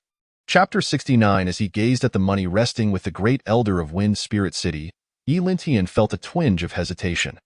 Though he was not so intimidated as to avoid entering, he couldn't help but ponder what circumstances awaited him inside. Yet, as he had stated, one must inevitably confront what lies ahead. Yi Xiong, great elder of the Yi family, accompanied by the young master Yi Lin Tian, seeks an audience. Upon reaching the skies above Wind Spirit City, the great elder promptly sent a message within. What is the matter? Has so much time passed with no response? Indeed, could it be that the Lu family members have all departed, leaving this place deserted? After the great elder's transmission, nearly half a quarter of an hour elapsed without any reply. Shall I announce it once more? Very well, I shall do so again. Just as the great elder prepared to introduce themselves once more, he suddenly sensed an overwhelming danger. Be careful. Luckily, the great elder reacted swiftly, shielding Yi Lin Tian behind him and conjuring a protective barrier that enveloped them both. Almost immediately, a deafening explosion echoed as they were violently thrust backward. What just happened? Yi Lin Tian was bewildered, taken aback by the sudden attack. It must be the Lu family's doing. I never anticipated they would resort to outright aggression. At this moment, the Great Elder regained his composure, focusing intently on the depths of Wind Spirit City, ready to defend against the next wave of assaults. Just as he settled into a defensive stance, a terrifying barrage of attacks descended upon them. Fortunately, the Great Elder had adequately prepared himself mentally and effortlessly fended off the onslaught. The Lu family is truly formidable. What kind of tactics are these? We haven't even seen a single person yet. We are already enduring such relentless strikes. This is the Lu family's formation. Impressive indeed. Were it not for my breakthrough to the late-stage perfection, I might have struggled to withstand such an onslaught. At this moment, the Great Elder felt a lingering fear. Had he not advanced, those attacks would likely have reduced him to mere ashes, and Yi Lintian would have suffered the same fate. Great Elder, your reputation with the Lu family seems rather poor. They immediately unleashed lethal force upon you. Of course, if it were you, you would do the same. The Great Elder shook off his numbed right arm and resumed his defense, yet this time, no further attacks came. Instead, 3 saints emerged directly from Wind Spirit City, the strongest among them being a late-stage peaked. Wei Xiong, how dare you come here? You possess an audacity that knows no bounds. After all these years, the family head has shown mercy and refrained from seeking trouble with your Yi family, yet you have the gall to come knocking. Why waste words? Eliminate him.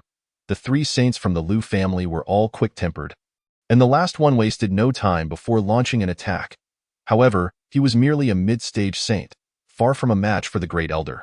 Fortunately, the Great Elder had no intention of retaliating, simply absorbing the assault. Please, allow me to explain. Explain what? Your death would serve as the best explanation. The 3 adversaries clearly had no interest in hearing the Great Elder's justification, continuing to unleash a barrage of attacks upon him.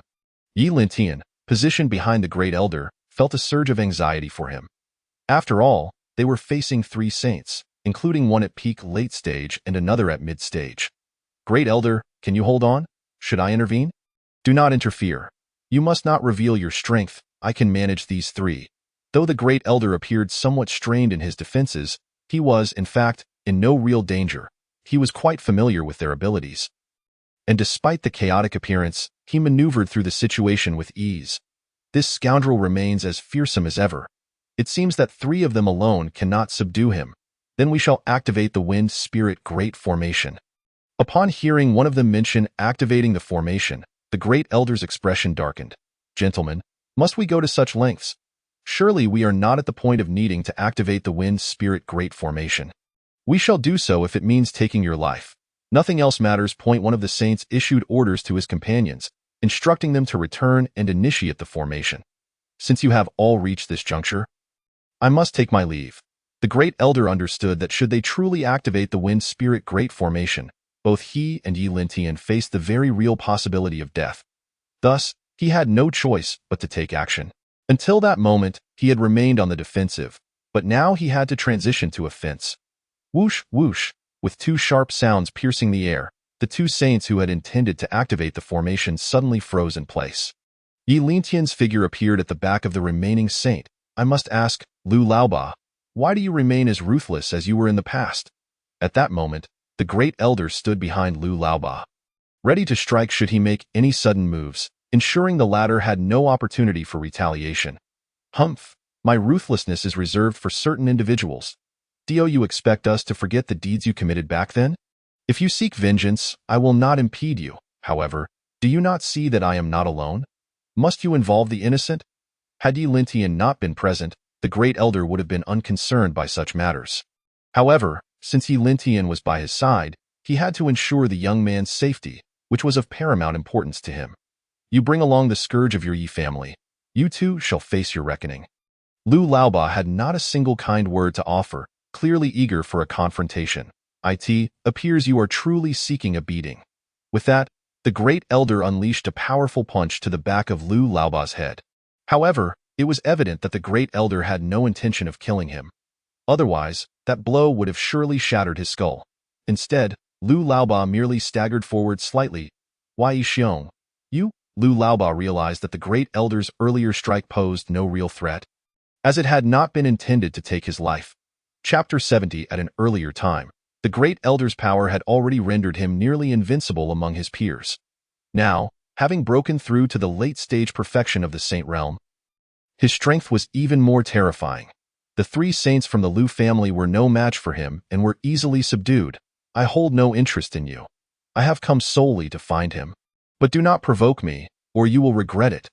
After the great elder struck Lu Laoba, the latter seemed to acknowledge his inferiority and no longer displayed arrogance. As for the remaining two saints, the great elder effortlessly released their bodies from his control. Scoundrel, you? One of the saints attempted to retort, yet the moment the great elder shot him a glare, he swallowed his words. I have stated that I am here only to find him. And I am not here to cause trouble. It would be wise not to provoke me further. Otherwise, you three know my temperament, and I wish to avoid further conflict with the Lu family. Humph, do you think the family head is someone you can simply meet? Indeed, you are correct. You shall not see the family head. The three sages were evidently aware of the circumstances between the Grand Elder and Lu Xinyang, as well as the nature of their relationship. Otherwise, it would have been impossible for them to launch an attack without even meeting. At this moment, when the Grand Elder expressed his desire to see Lu Xinyang, it was clear that the three of them would never consent. Your words hold no weight. I must hear it directly from him.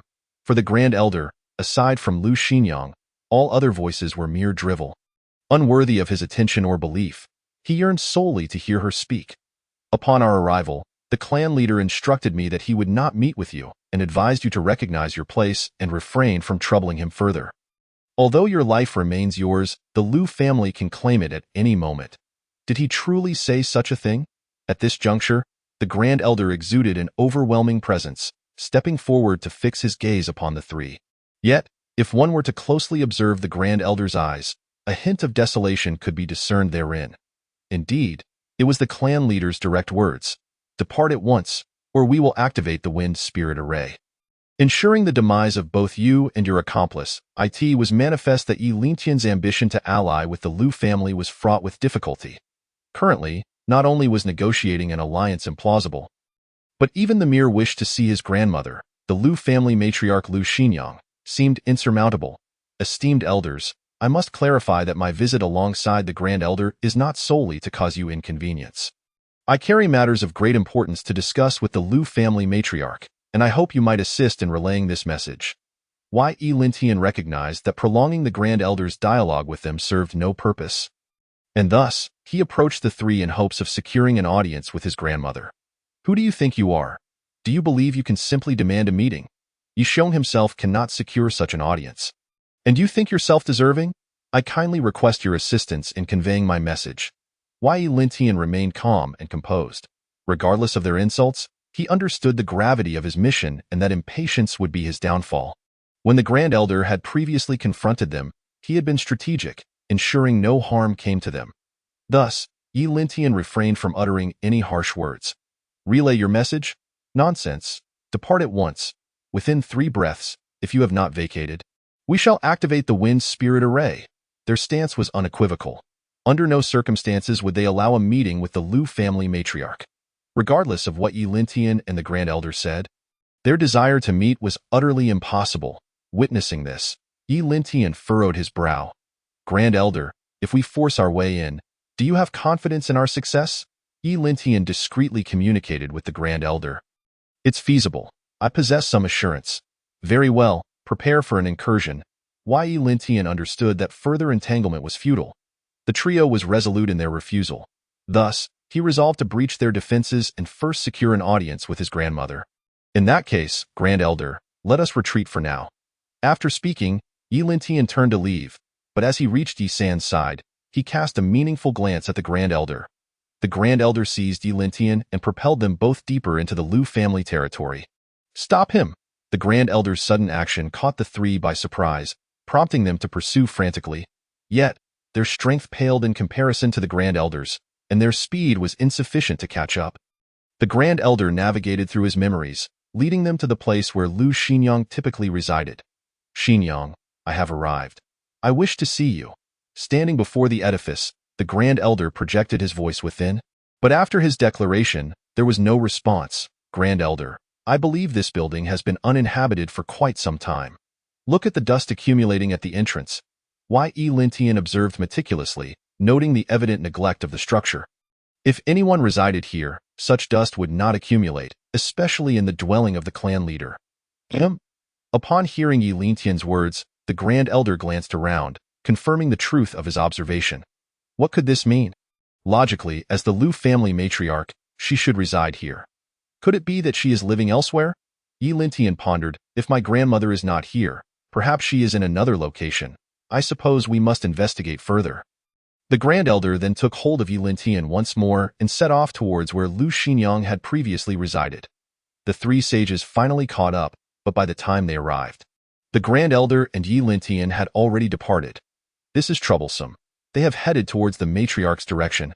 That scoundrel Yi Xiong, do not show any mercy. Upon sighting him, obstruct him and immediately activate the Wind Spirit Array. The Grand Elder's actions had indeed instilled fear in the three, who were deeply concerned about the potential threat he posed to their matriarch. They resumed their pursuit, yet their speed lagged behind that of the Grand Elder. Chapter 71. A beautiful grandmother, you scoundrel Yi Xiong. If you dare harm a single hair on the matriarch, the Lu family will pursue you to the ends of the earth. The Grand Elder led Yi Lintian in a reckless escape, with two of the Lu family's elders hot on their heels. However, their pace remained insufficient to catch up. Soon, the Grand Elder guided Yi Lintian to the place where Lu Xinyang used to reside, a courtyard that had once been her home. Upon arrival, the Grand Elder was filled with nostalgia, recalling the times he had visited this courtyard to see Lu Xinyang during their love affair. This place held many of their shared memories, and Yi Lintian could only sigh at the sight as the Grand Elder reminiscing about the past. Alas, those days are long gone. Let us proceed inside. Upon entering, the Grand Elder noted that the place was indeed inhabited, as it was spotless. As they approached the courtyard, a terrifying aura suddenly erupted from within the building. Zhang Fei, do you dare return? Before they could see anyone, they heard this imposing voice, and a woman soon emerged from the house. Although her attire was not particularly opulent, it exuded an air of nobility. Her features were not strikingly beautiful but rather pleasing to the eye. Most importantly, her presence was commanding, compelling even Yi Lintian to admire her. Furthermore, her strength was formidable, having reached the pinnacle of the late-stage sage realm. Diao Chan, it has been many years. How have you fared? I am quite well, and since I am not dead, how could I allow you to perish? You still harbor such hatred for me, do you not? Upon hearing the Grand Elder refer to her as Diao Chan, Yi Lintian realized that this woman was indeed his grandmother. Grand Elder, she is my grandmother, is she not? Yi Lintian sought confirmation from the Grand Elder, who nodded in response, I have come today for two primary reasons. The Grand Elder's earlier agitation had somewhat subsided, and he began to articulate his intentions while observing Diao Chan. One reason is to offer my apologies. The other pertains to the future of the Yi and Lu families. And a third reason. The Grand Elder wishes to see you. Yi Lintian recognized that the Grand Elder was hopelessly inept at charming women. You wish to see me? If you truly desired that, why have you not come in all these years? Lu Xinyang's demeanor appeared relatively stable, though she seemed somewhat irate. However, after uttering this line, her emotions visibly fluctuated. Could it be that my grandmother still harbors feelings for the Grand Elder? Although it was unclear whether the Grand Elder had noticed, Yi Lintian could see that his grandmother certainly held some interest in him. Otherwise, she would not have reacted so strongly upon the mention of this topic. After all these years, I have indeed lost the face to return to the Lu family, but perhaps this occasion provides the perfect opportunity to do so. Wouldn't you agree, Grand Elder? Observing the Grand Elder's awkwardness, Yi Lintian could no longer bear it and hurriedly spoke to placate his grandmother. Yes, indeed, that is precisely the case. Even if the Grand Elder were to be somewhat dull, at this moment, with Yi Lintian having nearly articulated his thoughts, he would undoubtedly comprehend what needed to be said. Zhang Fei, after all these years, do you still not realize that you stutter when you fabricate lies? No, I haven't lied at all. What do you mean by that? At this juncture, Lu Xinyang, seated opposite, could no longer bear the scene and swiftly drew her weapon, a supple whip, swinging it fiercely towards the Grand Elder. Yi Lintian, observing the unfolding situation, instinctively prepared to evade, only to be surprised as Lu Xinyang's whip halted just above the Grand Elder's head. Why did you not dodge? I have inflicted such deep wounds upon you. After all these years, it is only right for you to strike me a few times. Remarkably, The Grand Elder neither flinched from Lu Xinyang's assault nor summoned any defensive energy. He intended to withstand her blows with his own flesh. Fortunately, Lu Xinyang did not genuinely strike his head. Otherwise, that blow could have severely injured or even killed the Grand Elder. You scoundrel! You heartless wretch! After all these years of absence, what brings you back now? I shall not rest until you are dead. At that moment, Lu Xinyang appeared utterly deranged, wildly lashing her whip at the Grand Elder. Watching from the side, Yi Lintian felt a surge of dread, yet soon discerned that although she was striking at the Grand Elder, she was not channeling any power into her blows. This meant that while the whip appeared painful, it posed no real threat to the Grand Elder, further solidifying Yi Lintian's suspicions. Why do you not evade? Why do you not evade? After several strikes, Lu Xinyang, seeing the Grand Elder still standing there, unyielding, discarded her whip and rushed over to embrace him, biting down on his shoulder. Do you have any idea how I have endured all these years? Woe is me! You scoundrel! When I told you to leave, did you not heed my words? Have you not thought to visit me even once in all this time? Witnessing this scene, Yi Lintian was utterly astonished. As were two others, the two elder saints of the Lu family. They too had observed the spectacle and were uncertain whether to intervene or withdraw. Elder brother, what should we do? One of the Lu saints stammered. Leave, quickly. We have seen nothing. Remember, we have seen nothing. Lu Laoba, indeed a person of significance, swiftly regained his composure and pulled the other elder away hastily. Thus, only Yi Lintian, the Grand Elder, and Lu Xinyang remained in the courtyard. At this moment, Lu Xinyang still clung to the Grand Elder, whose hands were at a loss, unsure whether to embrace or release her. Very well, let us pretend that what transpired just now never happened. You are not to mention it again, do you understand? Just as the Grand Elder reached out to embrace Lu Xinyang, she forcefully pushed him away, then used her energy to dry the tears on her face. Regaining the regal demeanor of the Lu family matriarch they had witnessed earlier.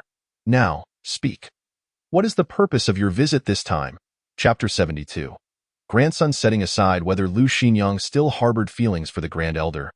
She was now the head of the Lu family and had to consider the family's interests. The matter the Grand Elder had mentioned, which concerned the survival of both families, warranted her attention. This situation is rather intricate, but fundamentally, we hope for an alliance between the Lu and Yi families to jointly resist the dynasty. What are your thoughts? Upon articulating this proposal, the Grand Elder noted the grave change in Lu Xinyang's expression. Let us discuss this inside. Very well. Such matters are sensitive. Discussing them outdoors would require caution against eavesdroppers. Thus, it was imperative to find a more private setting. This will suffice. There are formations here that shield us from all forms of surveillance. Once inside her chamber, Lu Xinyang felt absolute confidence that no one could eavesdrop here, allowing them to converse freely without fear of being overheard. We have recently eradicated the Zhao and Wang families in Wangu City, which has attracted the attention of the dynasty. They even sent 2 individuals to intimidate us, prompting our desire to ally with the Lu family. When did your family eliminate the Zhao and Wang families? Hearing the Grand Elder mention the annihilation of these families surprised Lu Xinyang. After all, the families were not distant from each other, and while the Yi family was formidable, simultaneously eradicating both Zhao and Wang would be no small feat unless they were willing to incur significant costs. This all transpired within the past few days, and we have yet to conclude the aftermath. Your Yi family must have paid a considerable price to confront both the Zhao and Wang families simultaneously. Correct. One would expect a substantial cost, but thanks to Yi Lintian's meticulously crafted plan, we incurred virtually no losses while annihilating both families. At this point, the Grand Elder cast a glance at Yi Lintian, who was now under Lu Xinyang's scrutiny. His plan?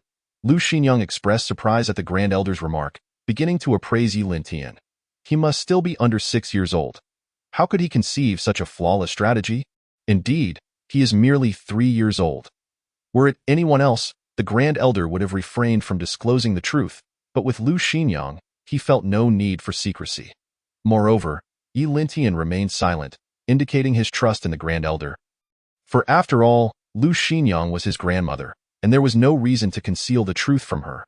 This little one is quite beyond my expectations.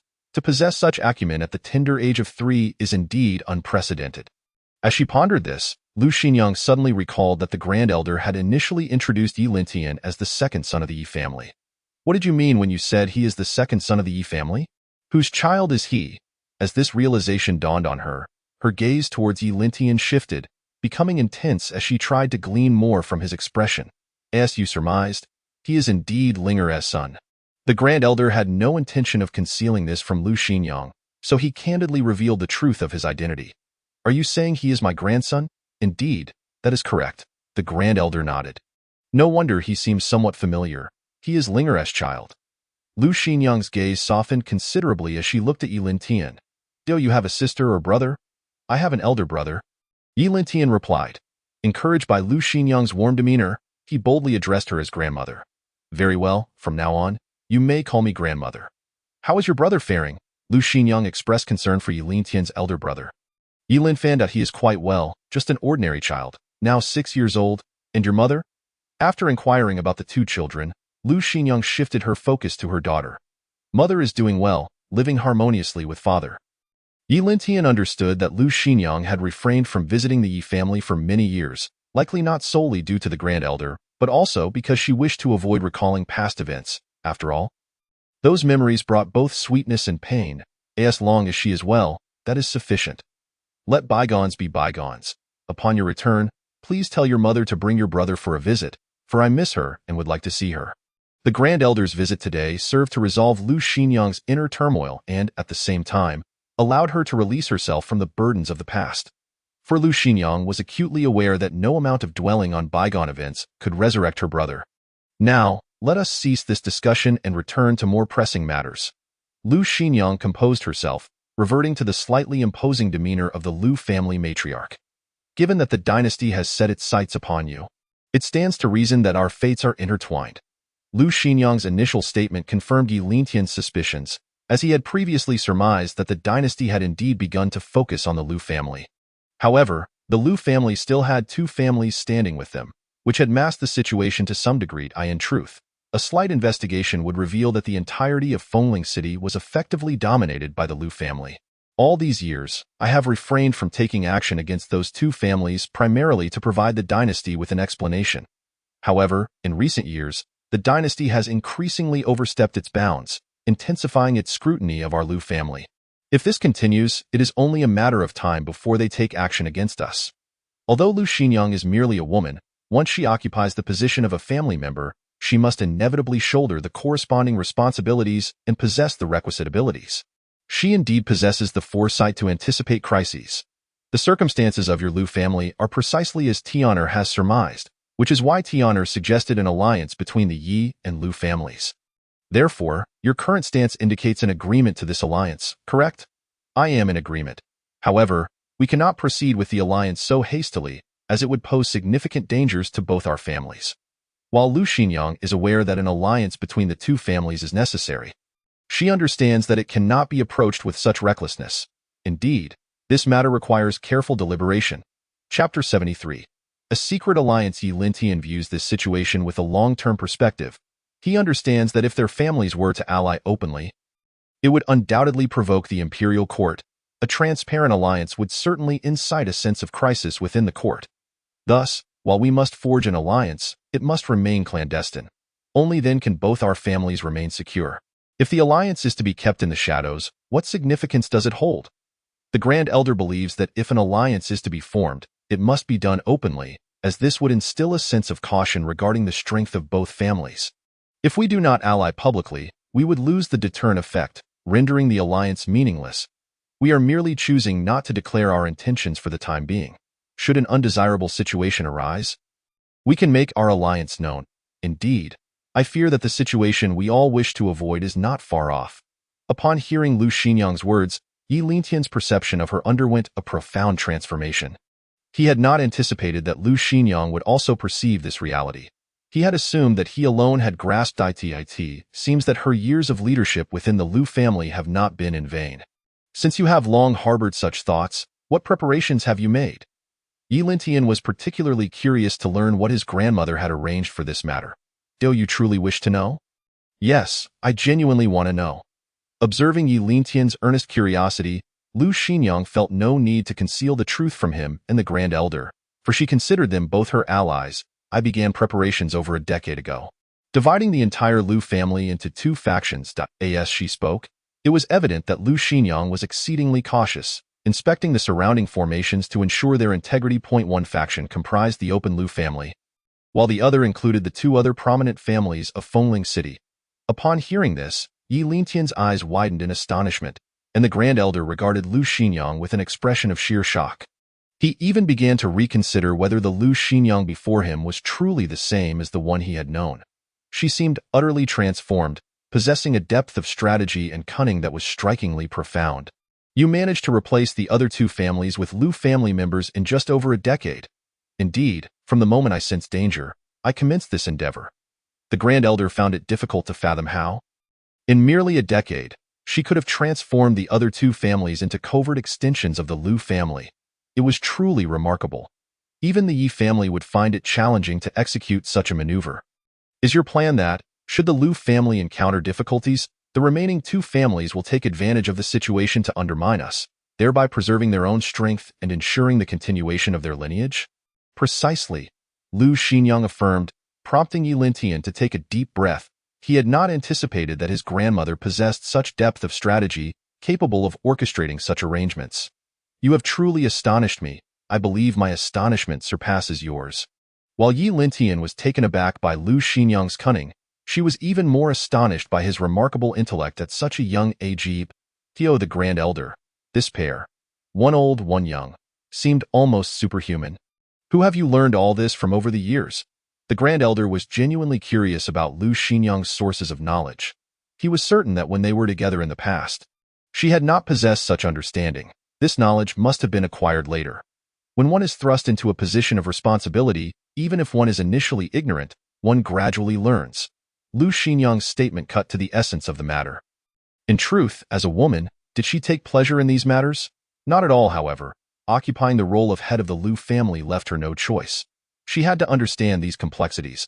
Without such understanding, her position would be precarious, and the Lu family would be endangered. If I had anticipated this, I should have retained some talent from the Zhao and Wang families. Yi Lintian felt a sense of regret. They should not have eradicated the Zhao and Wang families entirely, but rather spared a few individuals. Nevertheless, now that they had eliminated them all, it was too late for regrets. It would be more prudent to contemplate how to eliminate the imperial court. Eliminate the imperial court? Is that your intention, grandmother?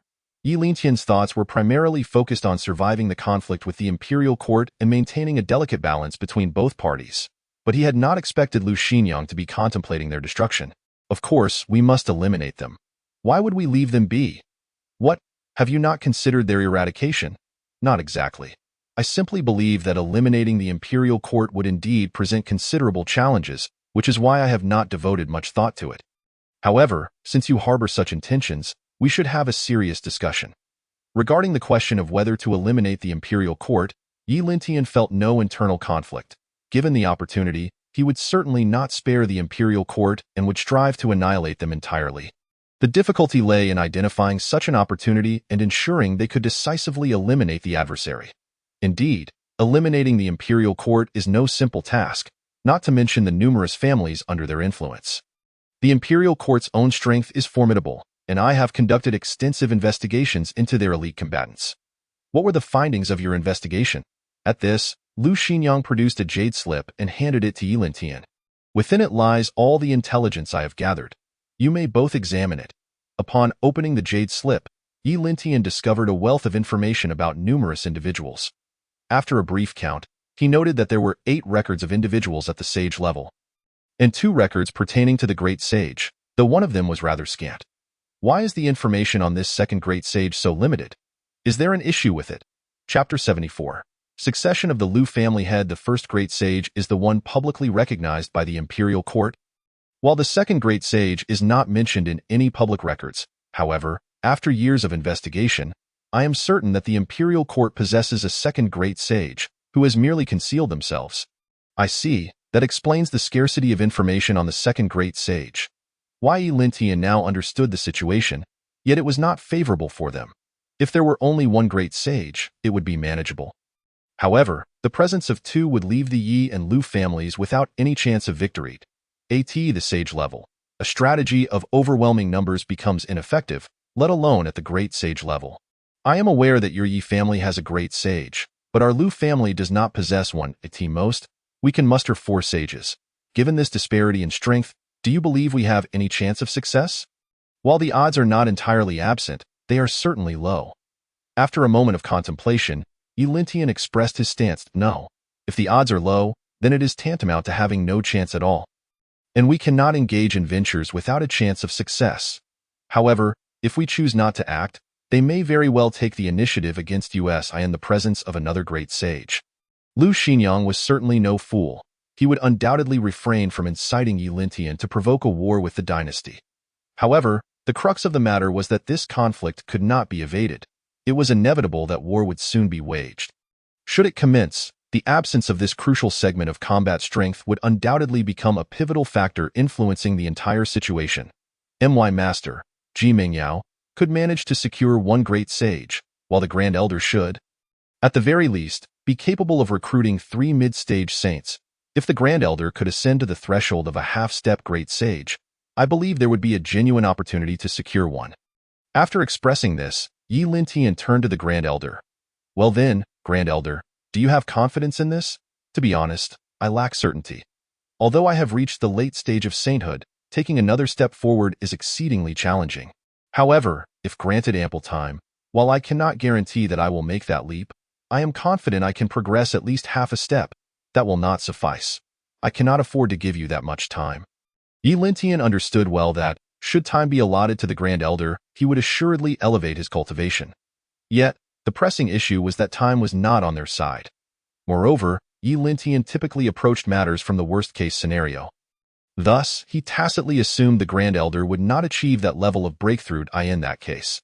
An alliance between our 2 families would hold little promise of victory, unless we could find another family with a great sage to ally with. Lu Xinyang, ever thorough in his considerations, proposed a solution. We cannot pursue a 3rd family. Should we do so, the increased numbers may backfire. Yi Lintian immediately dismissed Lu Xinyang's notion. If we truly wish to leverage the strength of others, we can only negotiate with them after engaging in battle. If multiple families unite, the dynasty's chances of victory would undoubtedly increase significantly. However, we must not reach out to them before the conflict begins, as some families might betray us to safeguard their own interests. Thus, it was imperative to entice other families' post-war initiation. But if we proceed as you suggest, the risks are far too great. Lu Xinyang acknowledged. Yi Lintian's approach was indeed the most prudent. Yet the risks they had to undertake at the outset were overwhelming. Should they be swiftly overrun by the dynasty after launching an attack, they would not only fail to gain allies but might also acquire numerous adversaries. I do not believe that to be the case. Initially, the dynasty will not exert its full strength.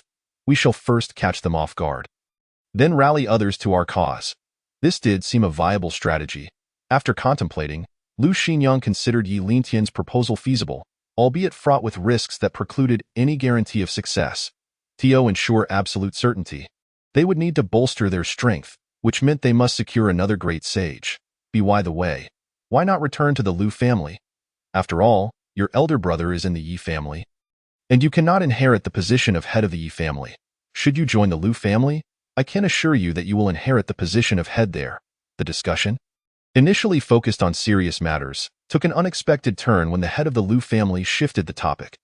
This caught both Yi Lintian and the Grand Elder off guard, particularly the latter, who was taken aback by Lu Xinyang's audacity to propose recruiting Yi Lintian to the Lu family. The matters between our 2 families are our own, but such actions cannot transpire. Tian'er is the future hope of our Yi family. Why so stingy? Does he not have an elder brother?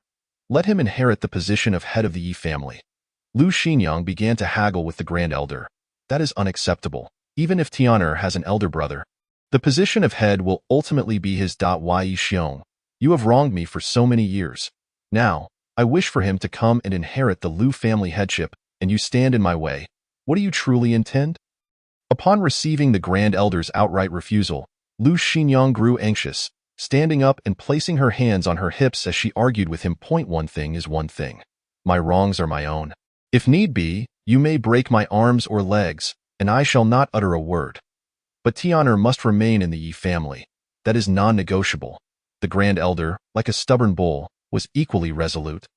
He would never consent to Yi Lintian transferring to the Lu family. What is the issue? Why is it not possible? At this juncture, Lu Xinyang resorted to a more petulant demeanor. It simply cannot be. Can you not see Tian'er's cultivation level?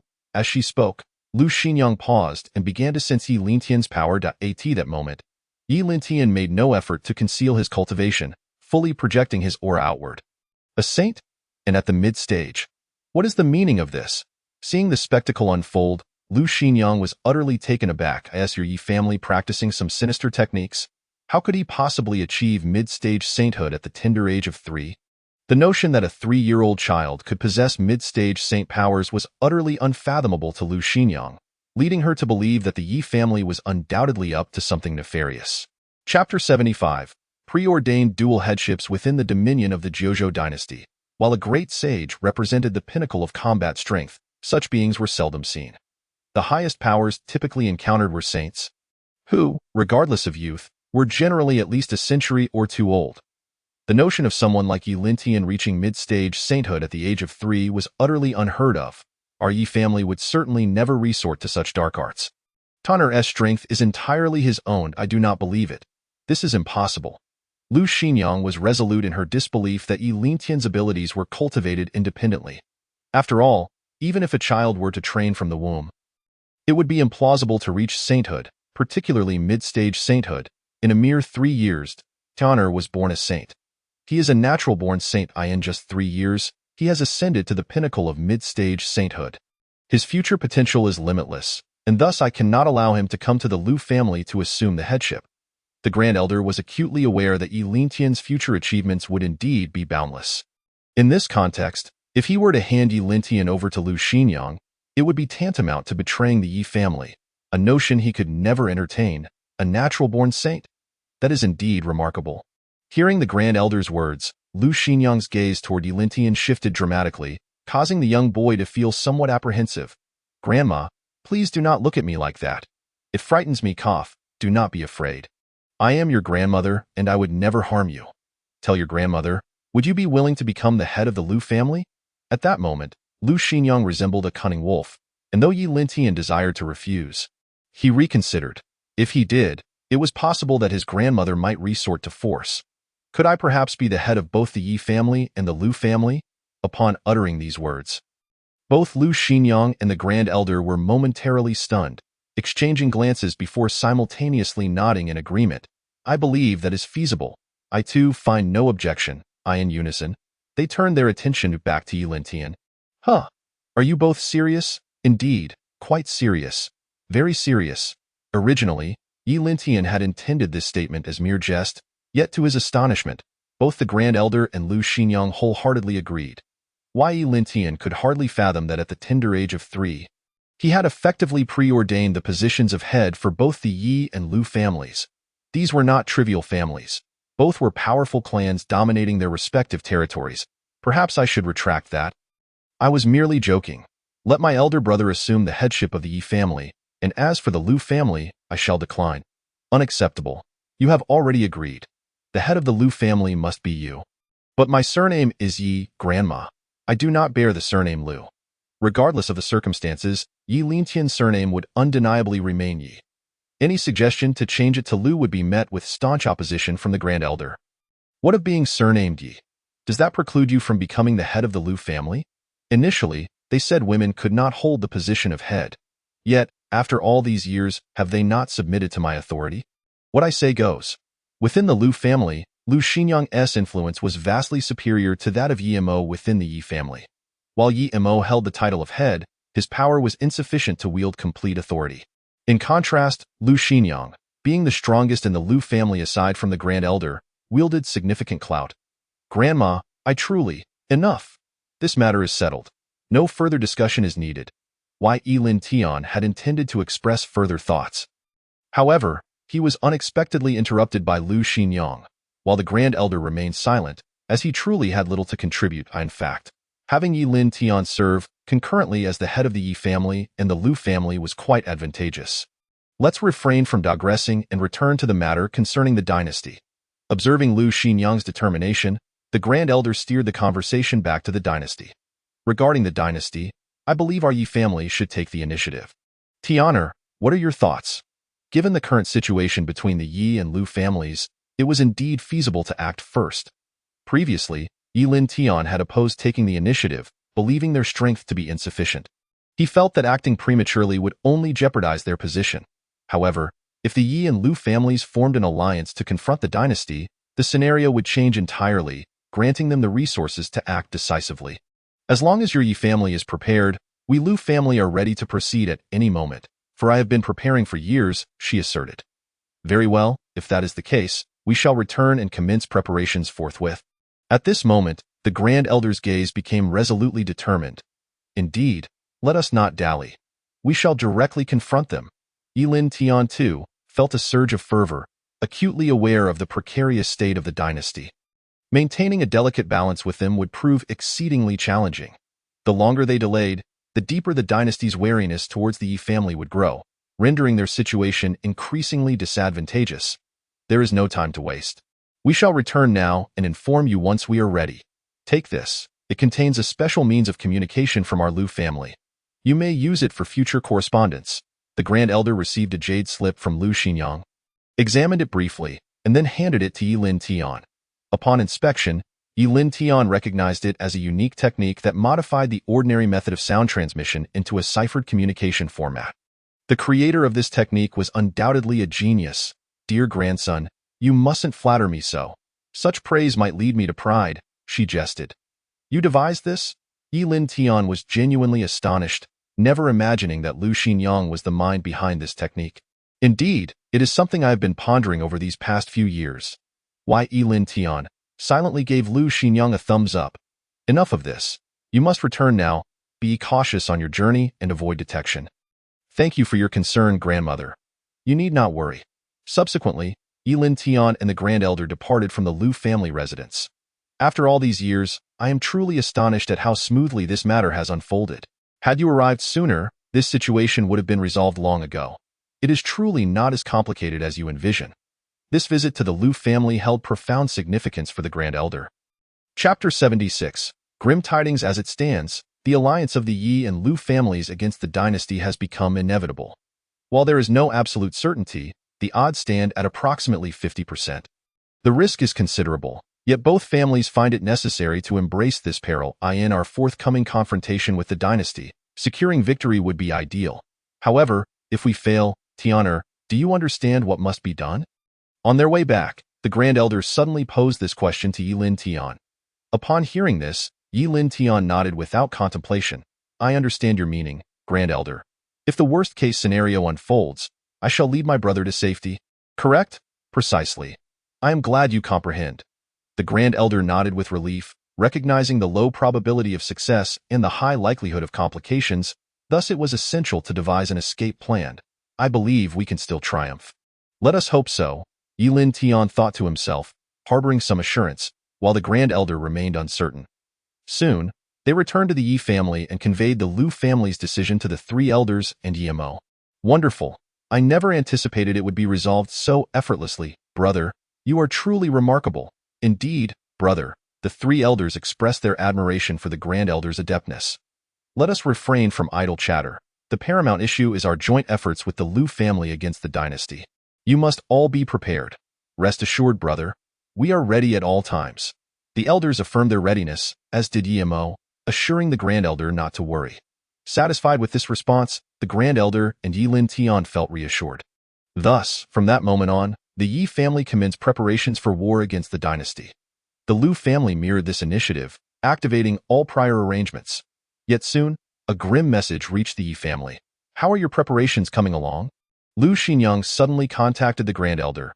We are nearly ready, poised for action. What is amiss, Xinyang? Upon hearing Yilin Fan's voice, the Grand Elder sensed something was amiss, prompting him to inquire further. Do not proceed with your plans for war. Perhaps you should prepare for an evacuation, an entire family retreat. What do you mean? Has something occurred?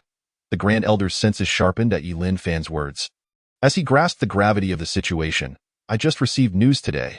There are indeed two great saints on the side of the dynasty. Moreover, one of them is not merely a novice but a mid-stage great saint. Do you comprehend the implications? Is the source of this information credible? The Grand Elder's heart raced at Lu Xinyang's revelation. If this information were accurate, the prospect of the Yi and Lu families confronting the dynasty would be utterly hopeless. The information is entirely reliable. Our people witnessed the actions of another great saint firsthand. After a prolonged silence, the Grand Elder finally spoke. Understood. We shall cancel the previously agreed-upon plans. I have already done so here. Following his conversation with Lu Xinyang, the Grand Elder sat in contemplation for an extended period, realizing that the Yi family might truly be at a dead-end point. Two great saints, both mid-stage, rendered victory impossible. Subsequently, the Grand Elder sought out Yilin Tian. Just now, Xinyang informed me that the dynasty has confirmed the presence of two great saints, both in their mid-stages. You should grasp the significance of this. Is this news genuine? Yilin Tian's response mirrored the Grand Elder's apprehension, both anxious to ascertain the truth behind the claim. They understood that if this news were true, the plan for their alliance against the dynasty would be utterly futile. Engaging in battle would spell doom for both families. The source is entirely credible. There are witnesses who saw the actions of the other great saint. After a few moments of silence, the Grand Elder looked up to Yilin Tian and asked, Tianer, what do you think the Yi family can do now? The reason the Grand Elder sought Yilin Tian to share this news was that after much contemplation, he had failed to conceive any strategy to extricate the Yi family from this calamity. Even if he and the Lu family refrained from attacking the dynasty, it was likely the dynasty would soon turn its attention toward the Yi family. Given that the Yi family currently dominated a city, even if their joint offensive plan was scrapped, the Yi family would still be in peril. This predicament is indeed challenging. Please grant me some time to contemplate. Very well, take your time. The hope of the Yi family now rests upon your shoulders. The Grand Elder could hardly fathom that the fate of the Yi family was to hinge upon the 3-year-old Yilin Tian. It was indeed a preposterous notion. By the way, Grand Elder, please inform my father to halt preparations temporarily and revert to our previous state. We must not allow the dynasty to perceive any anomalies. Understood. I will notify them. Once the Grand Elder departed, Yilin Tian swiftly pondered how to break this impasse. Altering the current situation was no simple task. Facing two mid-stage great saints rendered any potential resolution seemingly unattainable, particularly as Ji Mingyao could only withstand one of them. System, are there any elixirs available to enhance my power in a short time? There are elixirs with such effects, but the system does not recommend their use. What is the reasoning behind this? The host may review it at their discretion. Subsequently, a user interface materialized before Yilin Tian, showcasing various elixirs available for power enhancement. Upon inspection, Yilin Tian noted that each elixir bore substantial side effects, so severe that consumption would be utterly inadvisable unless in dire circumstances. Was there truly no elixir devoid of adverse effects? Currently, there was none. Initially, Yilin Tian had contemplated utilizing the system to exchange for several elixirs to bolster his power. But upon recognizing the alarming side effects, he promptly abandoned the idea. It seemed he would need to devise alternative solutions, as this method was evidently unviable. Chapter 77. A detrimental strategy. Though the elixirs within the system could indeed augment power in a short span, their terrifying side effects rendered them unusable for Yilin Tian, compelling him to seek other avenues. At such a critical juncture, why was there still a task notification? As Yilin Tian pondered potential solutions to his predicament, the system reminded him of an unresolved task, one that required him to usurp Yilin Fan's acquired Dao body, a task he had consistently avoided due to the immense psychological trauma it would inflict upon his parents. No, this cannot be right. Upon seeing the task, Yilin Tian fell into deep contemplation. It appeared that a feasible solution might exist after all, albeit one that was rather ruthless. However, should this plan succeed, it would indeed be a win-win scenario. Yilin Tian meticulously reviewed the necessary details of this strategy, and once he confirmed its viability, he couldn't help but smile. Haha, this is the way to go. I am truly clever for conceiving such a plan. The gloom on Yilin Tian's face dissipated as he sought out the Grand Elder. Grand Elder, I have found a way to resolve our current issues. Is that so? Tanner, have you truly devised a solution? Indeed, I have. Please summon the other 3 elders and my father immediately. The Grand Elder, filled with excitement, quickly called for the remaining elders and Yilin Tian's father, eager to hear the proposed solution. Tianer, my elder brother says you have a method to address our current dilemma. What is it? The second elder inquired, gripping Yilin Tian's shoulder. Yes, Tianer, what is your plan? Yimo, the family head, was equally curious, fully aware of the precarious situation the Yi family faced. What do you believe is the fundamental reason the dynasty fears our Yi family monopolizing a city? Isn't it obvious? They fear our potential growth. The second elder responded without hesitation. Correct, they are indeed fearful of our ascension. But what do we rely on to achieve such growth? Yi Lintian posed, surveying the gathered individuals. Yet none grasped his implication, all shaking their heads in confusion. Ultimately, it all hinges on people. Only with a promising younger generation can the Yi family flourish. Yet, what if our youth either fled or became worthless? Can the Yi family still prosper? Tian'er, what do you mean? The Grand Elder felt an unsettling shift upon hearing Yi Lintian's words, prompting a serious inquiry. Grand Elder, I trust you understand my previous statement. What I intend to do is quite straightforward. I will personally extract my elder brother's acquired Dao body, rendering him incapacitated.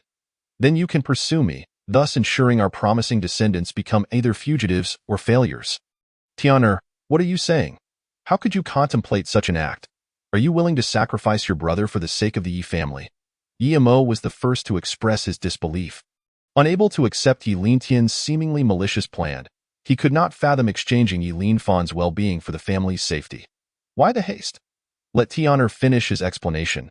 I believe he possesses a compassionate heart. The Grand Elder understood that, despite Yi Lintian's seemingly carefree demeanor, he would never resort to such cruelty without reason. Indeed, my actions are grounded in rationale. I know that once my brother's Dao body is removed, it can regenerate. This is a process of destruction leading to rebirth. Thus, my brother will be unharmed. Who told you this? The Grand Elder remained composed, not questioning Yi Lintian's intentions but curious about the source of his knowledge. During my training under my master, I encountered ancient texts that documented this principle. It should be accurate. Even if your brother's Dao body can regenerate, what about your own safety? The Grand Elder posed the most critical question. Even if Yi Linfan could recover, Yi Lintian might not be able to stay with the Yi family, as they would undoubtedly pursue him. As for me, you need not worry, I can flee to my master or elsewhere. With my current abilities, I can escape anywhere without concern. Absolutely not, Tian'er. We cannot allow you to take such a grave risk. Even if it means sacrificing the entire Yi family, your safety is paramount. Yes, indeed, Tian'er must not come to harm. After hearing Yi Lintian's explanation, the Grand Elder immediately dismissed his proposal, and the second elder shared the same sentiment. They were acutely aware that Yi Lintian was the true future of the Yi family. A naturally gifted individual with limitless potential, I understand that both elders have my best interests at heart. However, have you considered how I would feel if such a scenario unfolded? I believe you have observed my talent. Given time, I will undoubtedly break through to the great sage realm. When that time comes, I shall return and rectify everything, so you need not fret for me. Yi Lintian spoke with righteous fervor, appearing to sacrifice himself for the greater good. Yet, in truth, he felt no real danger. He could fulfill the system's task, achieving a truly advantageous outcome. Absolutely not. This cannot transpire. I cannot agree. Yi Mo suddenly realized the gravity of the situation. Such an action could result in the loss of 2 sons. Even if he could come to terms with it, he was certain his wife, Bai Linger, would never accept it. Father, it must be this way. If we do not act, the dynasty will inevitably strike against us. Once they do, we stand no chance. At this moment, Yi Lintian appeared tragically resolute, yet internally he reveled in the knowledge that he would emerge unscathed. No, under no circumstances can we allow this. Chapter 78. An exhilarating scheme. The strategy proposed by Yi Lintian, if executed, could indeed save the Yi family. However, the risks were exceedingly high, and the prospect of losing 2 sons was an unbearable notion for Yi Mo. I now have 2 questions for you, Tian'er, and you must answer truthfully. The Grand Elder fixed a serious gaze upon Yi Lintian, who returned it with a solemn expression. Grand Elder, please ask. First question. You are certain your brother's Dao body can regenerate? Correct? Yes, I am certain. Yi Lintian affirmed with gravity. Good. Now for the second question. Can you guarantee your own safety? I assure you, I can ensure my safety.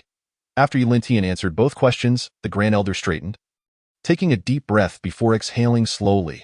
Since you are confident, let us proceed as you suggest. Grand Elder, you cannot. Yi Mo attempted to object once more, but the Grand Elder raised a hand to silence him. As the family head, can you not allow your emotions to cloud your judgment? Tian'er is making these sacrifices for what purpose? To ensure the survival of our Yi family, and yet you oppose him? You should not bear the mantle of family head. The Grand Elder felt a deep sense of frustration and despair at the current situation, accumulating pent-up anger towards Emo, who repeatedly opposed without offering any alternative solutions.